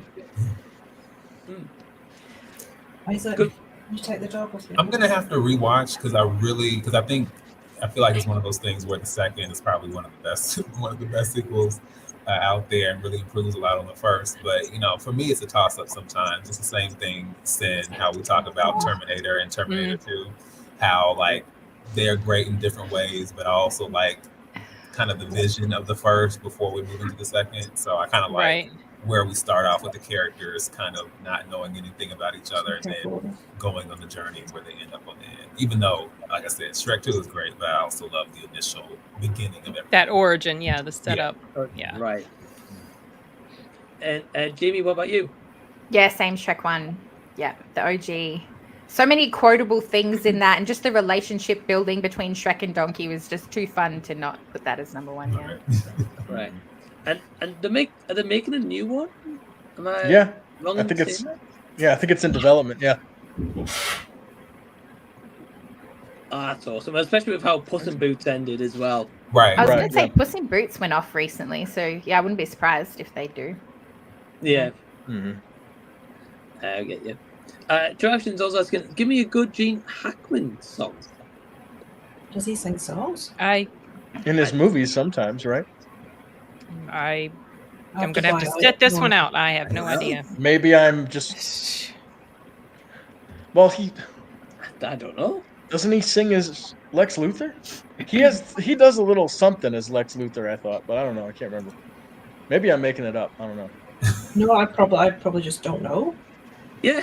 I thought Barry Humphries was somebody with a completely different name that I looked up. unless Gene Hackman makes music, which I don't know that, so maybe I'm out of the loop.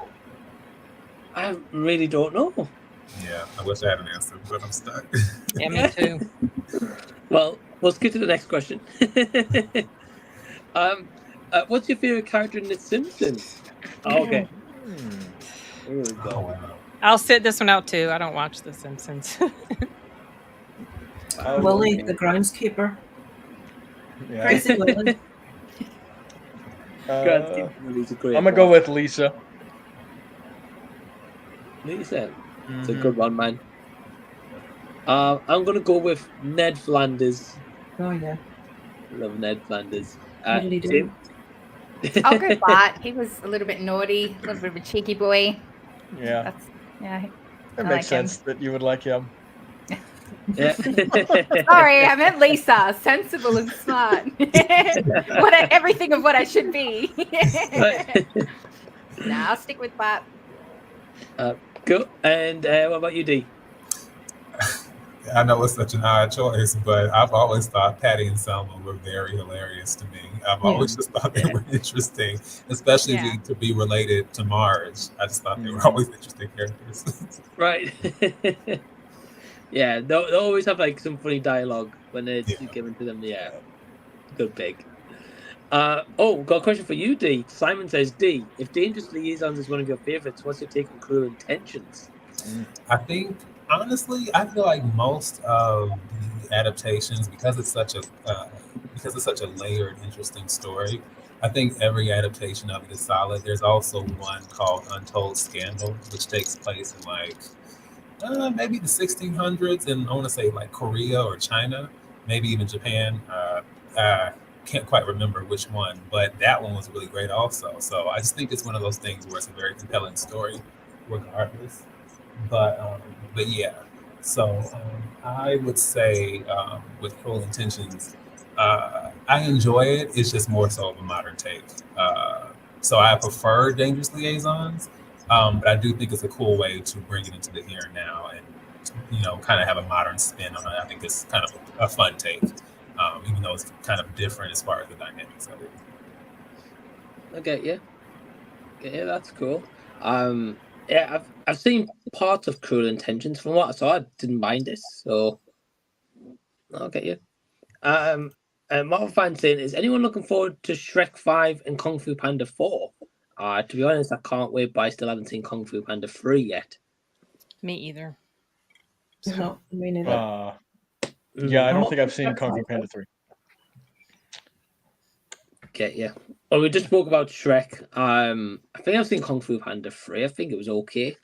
I don't know if I've seen it. I can't remember. I've seen one of them anyway. Jimmy? Yeah, I think Kung Fu Panda 2 was my favorite one. I think that's the final one that I saw. I didn't know that there was any more. And a fourth one coming. I didn't know that. And I haven't seen 3. No. Same. Okay. Sin? Yeah, I haven't seen 3. I don't even remember much of anything at all about 2, so I don't even know if I've seen 2, but I think my kids said we did. So I don't know. And I mean, I don't know. I'm not huge on animated films, so I don't feel very strongly about this. But, if it's decent, maybe I'll go see it. Yeah. Okay, yeah. Movie Reviews United saying, hey, what's up, everyone? What's up? Hey, hope you're doing well. Football's good. We've got, let's have a look. Saying, anyone else have a relative like granddad, uncle who had a contact that could get any film on pirate VHS? Always had to be given back by Tuesday. For example, Superman 2. Funny enough, my uncle actually, yeah. Yeah. Oh, I wish I had an uncle like that. That'd be cool. No. Yeah, Not me. No. When I was a kid, when we first I'm old enough to remember our family getting their first VHS player. And my dad's brother always somehow, he had 2 VHS players, and it was called bouncing, when you copy one onto the other. And he always had everything that we could get off him. Nice. Criminals we were. I remember before VHS players were around. Right. Oh, that's awesome, though. But no, I don't think anyone else of us did. I don't know about D. Scott's in. I'm one of the few people who didn't mind Wonder Woman 84. Same. D and I both enjoyed that movie. Seen it. Yeah. Wonder Woman 84 just came up, D. Yeah. No, I was gonna say I actually didn't. I actually didn't have an issue with it. I understand where it's flawed and doesn't hit the same way the first one did, but I didn't think it was just the worst thing. I think there are way worse comic book films from Marvel and DC in comparison to that. So I was totally fine with it. Yeah, I like My it. husband sent me a picture of the woman with the excessively hairy eyebrows. Okay. Apparently, it was made by Jerry Anderson, who made the Thunderbirds. Wow. Gotcha. Nice. Never seen that image before. I don't know if I want one. We've got Chad saying Henry Cavill was the Superman. No, Agreed. I Agreed. love him, but second place to Christopher Reeve for me. Oh. Yeah. Oh. Christopher Reeve. Oh.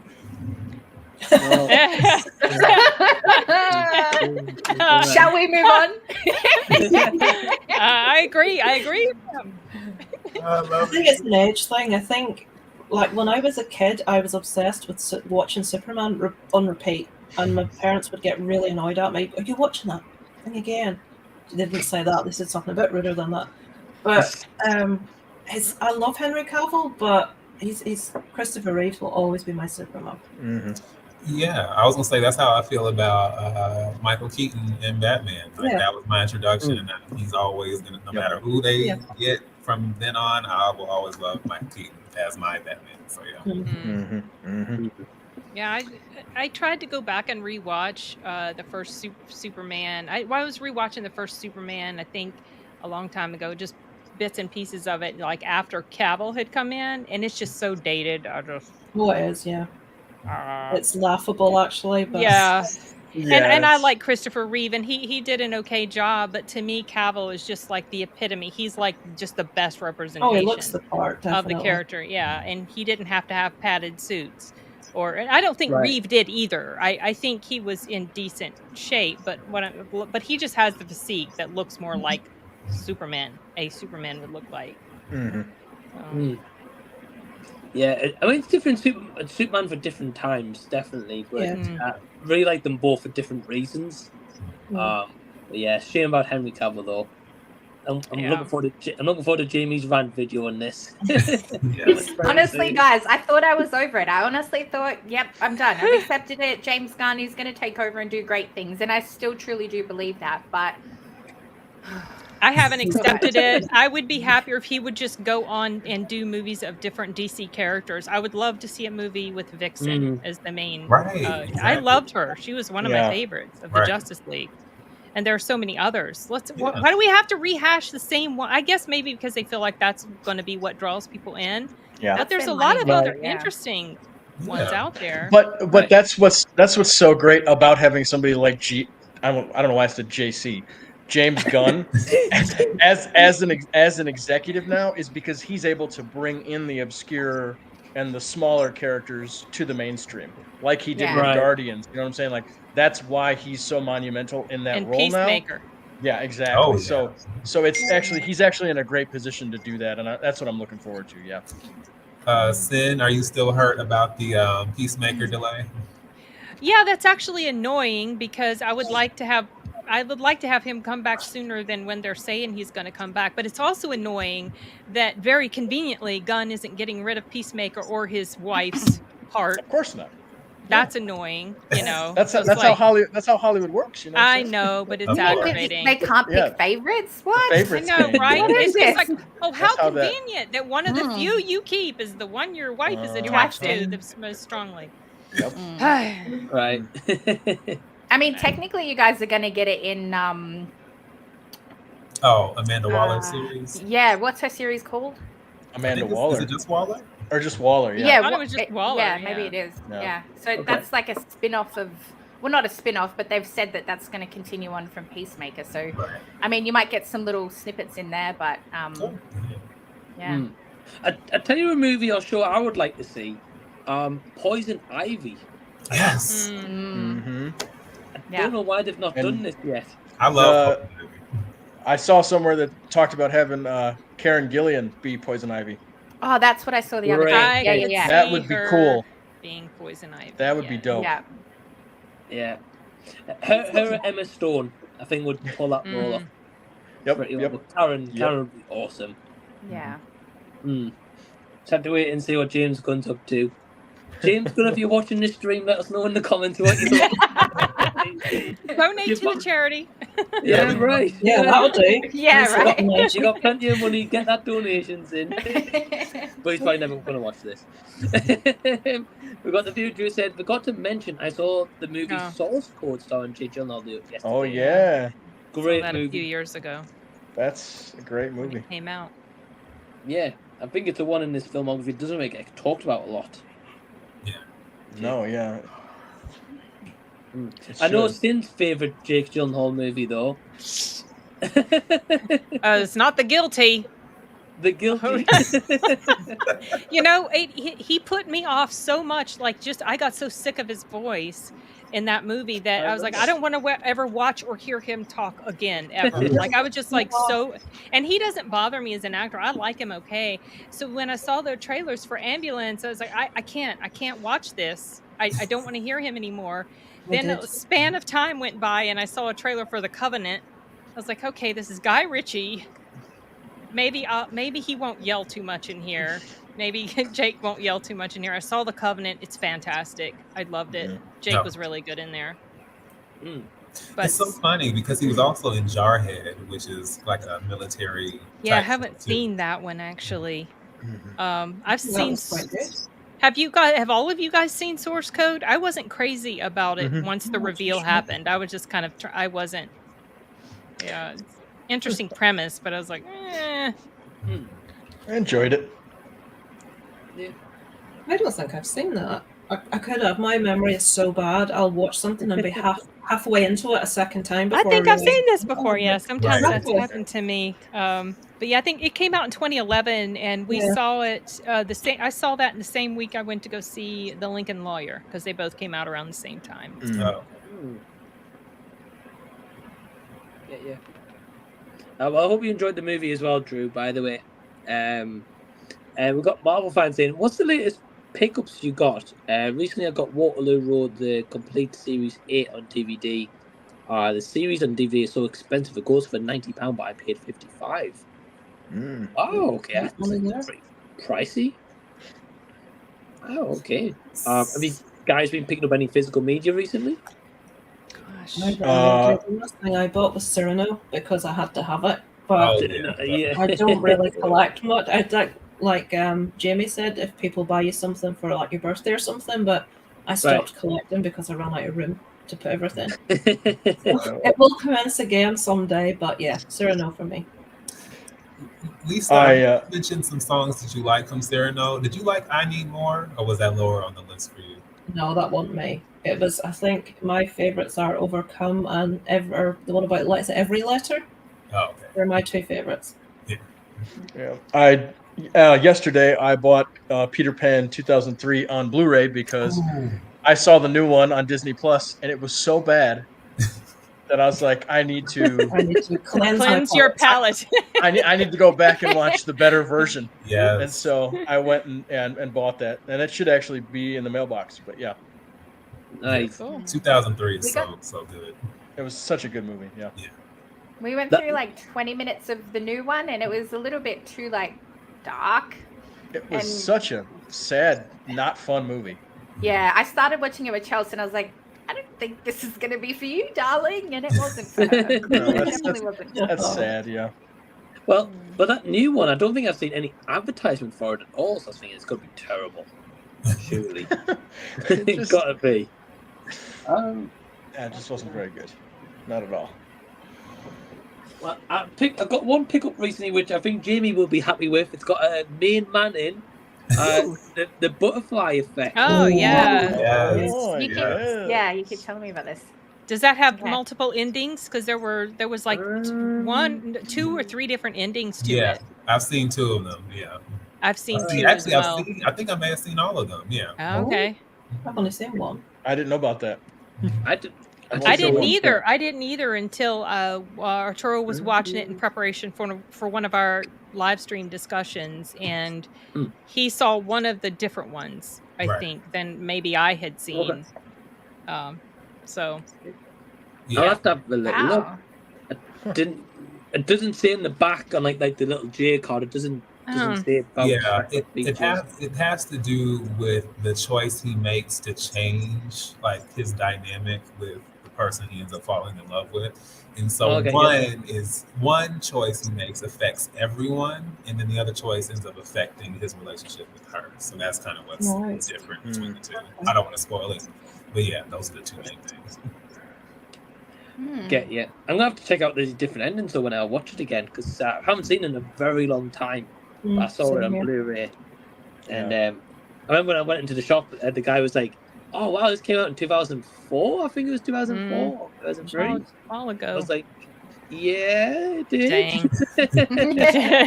Thanks for the reminder. No judgment here. Right.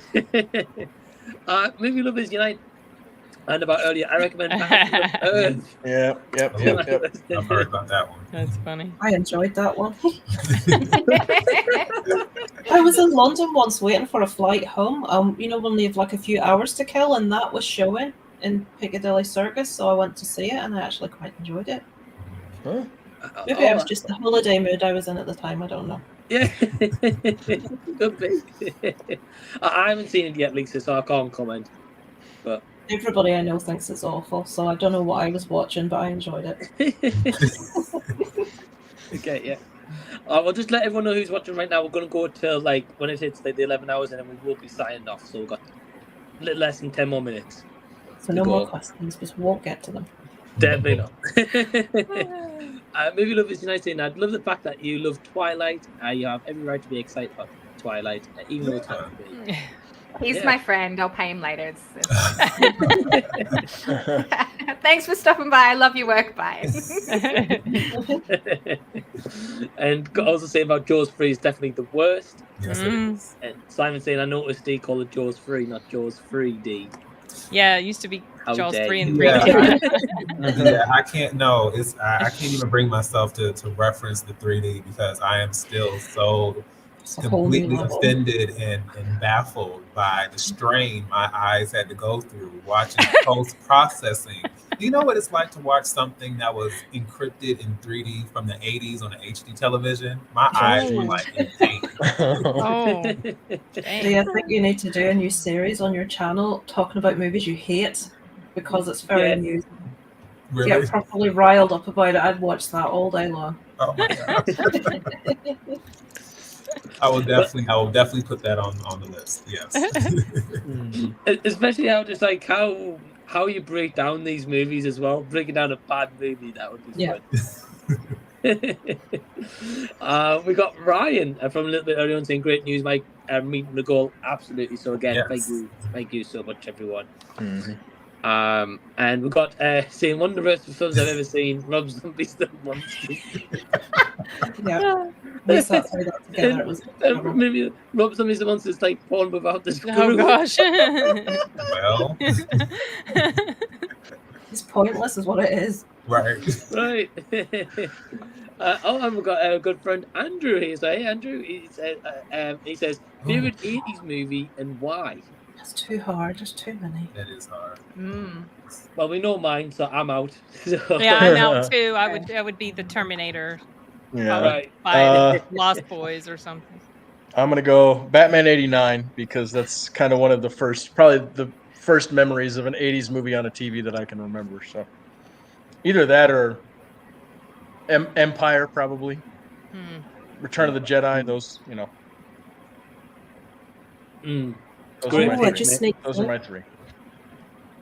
I would have said Back to the Future, but see No Evil here. No Evil came out in 1989, so I'm going to go with that one. Just to pick something different.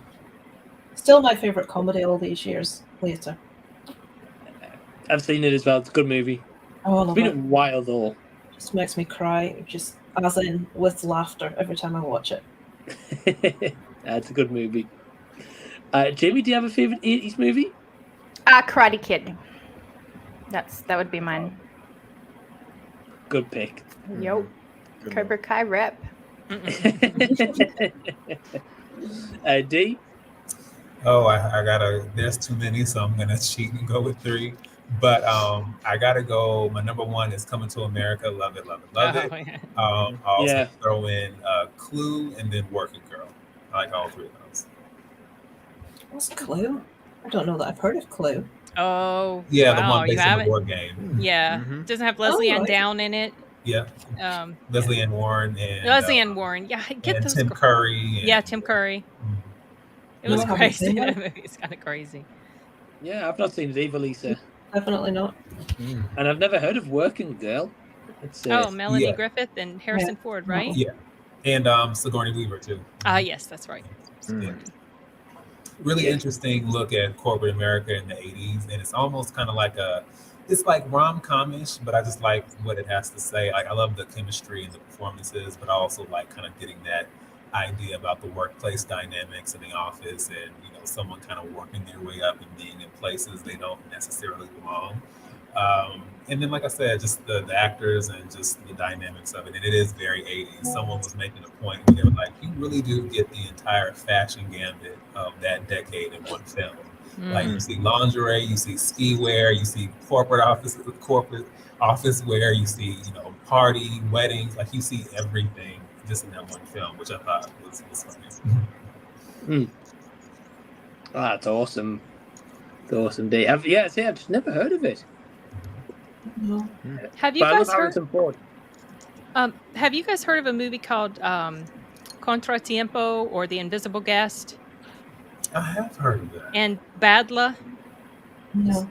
Okay, I just recently watched both of those, and they're on my mind so much. But the Invisible Guest, or in other words, Contratiempo, was a Spanish language movie, and then 3 years later they remade it exactly into an Indian movie, except they did a gender swap on the two main characters. Oh.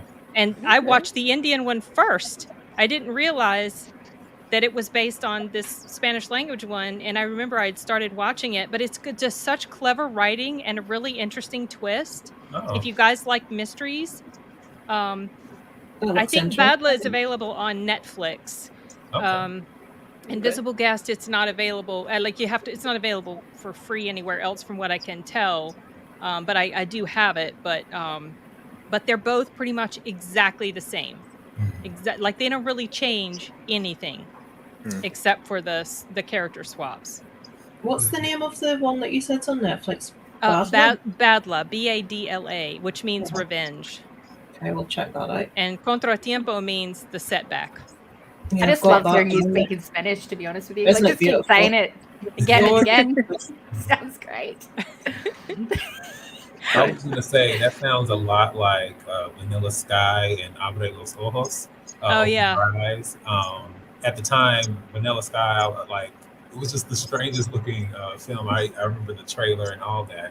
But then I remember seeing bits and pieces of Vanilla Sky and just being thrown off. But then I watched Abre los Ojos, and I was like, whoa! Like it was. I really, really enjoyed it. It was, of course, it was weird and it's kind of surrealist and all those things I like, but it made sense. Like I loved the concept and the idea of it.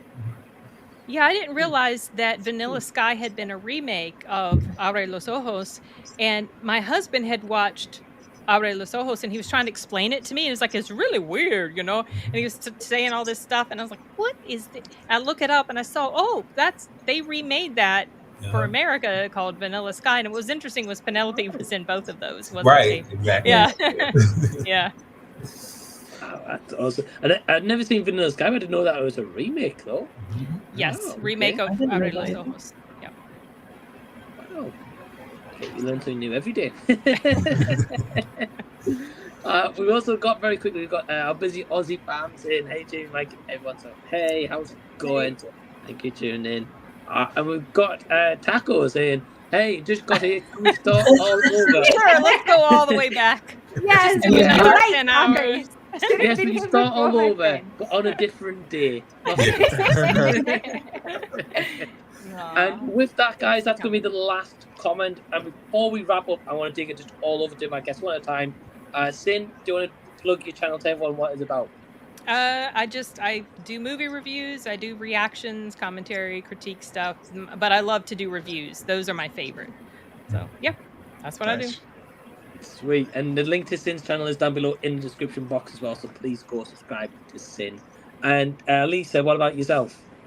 I mainly do a weekly sum up of what I've watched over the past week and what I thought of it. I take you to the cinema with me sometimes to see anything I'm going to see, and occasionally I'll do like a true crime sort of story on anything that's really intriguing me or interested me, but mostly weekly watches is what you'll get on my channel. Awesome. I really loved your recent true crime one as well about Nicola Bulley as well. I really enjoyed that. I can't get my head around that at all. But anyway, it's one of those things. There's a whole section of YouTube doing videos about that thing, but they seem to be trying to cover it up, and it's all very strange. Yeah, I noticed that, but I didn't watch the other videos. I just watched yours, to be honest with you. Yeah. We shall see what happens in June when they have the inquest. That'll be interesting. Right. That would be interesting. But yes, so please go subscribe to Lisa, especially for weekly watches and true crime videos. The link is also down below in the description box. And Jamie, what about yourself? Same thing. I do TV show, mainly reviews and trailer reactions, things like that. And sometimes I'm lucky enough to have a chat with people who have been in the movies or shows. So that's pretty cool. And very soon I'm probably going to start doing some sort of character ranking thing because my reviews are a little bit depressing, apparently. So, hey, woo, new things. But I'm smiling while I'm telling you that they suck. So at least I'm happy. Okay, That's yeah. my channel. Come find me. Yep. Oh, good. Oh, good. So please go over and subscribe to Jimmy Lane in the front row. Again, a link is down below in the description box. And Tyler, what about yourself, man?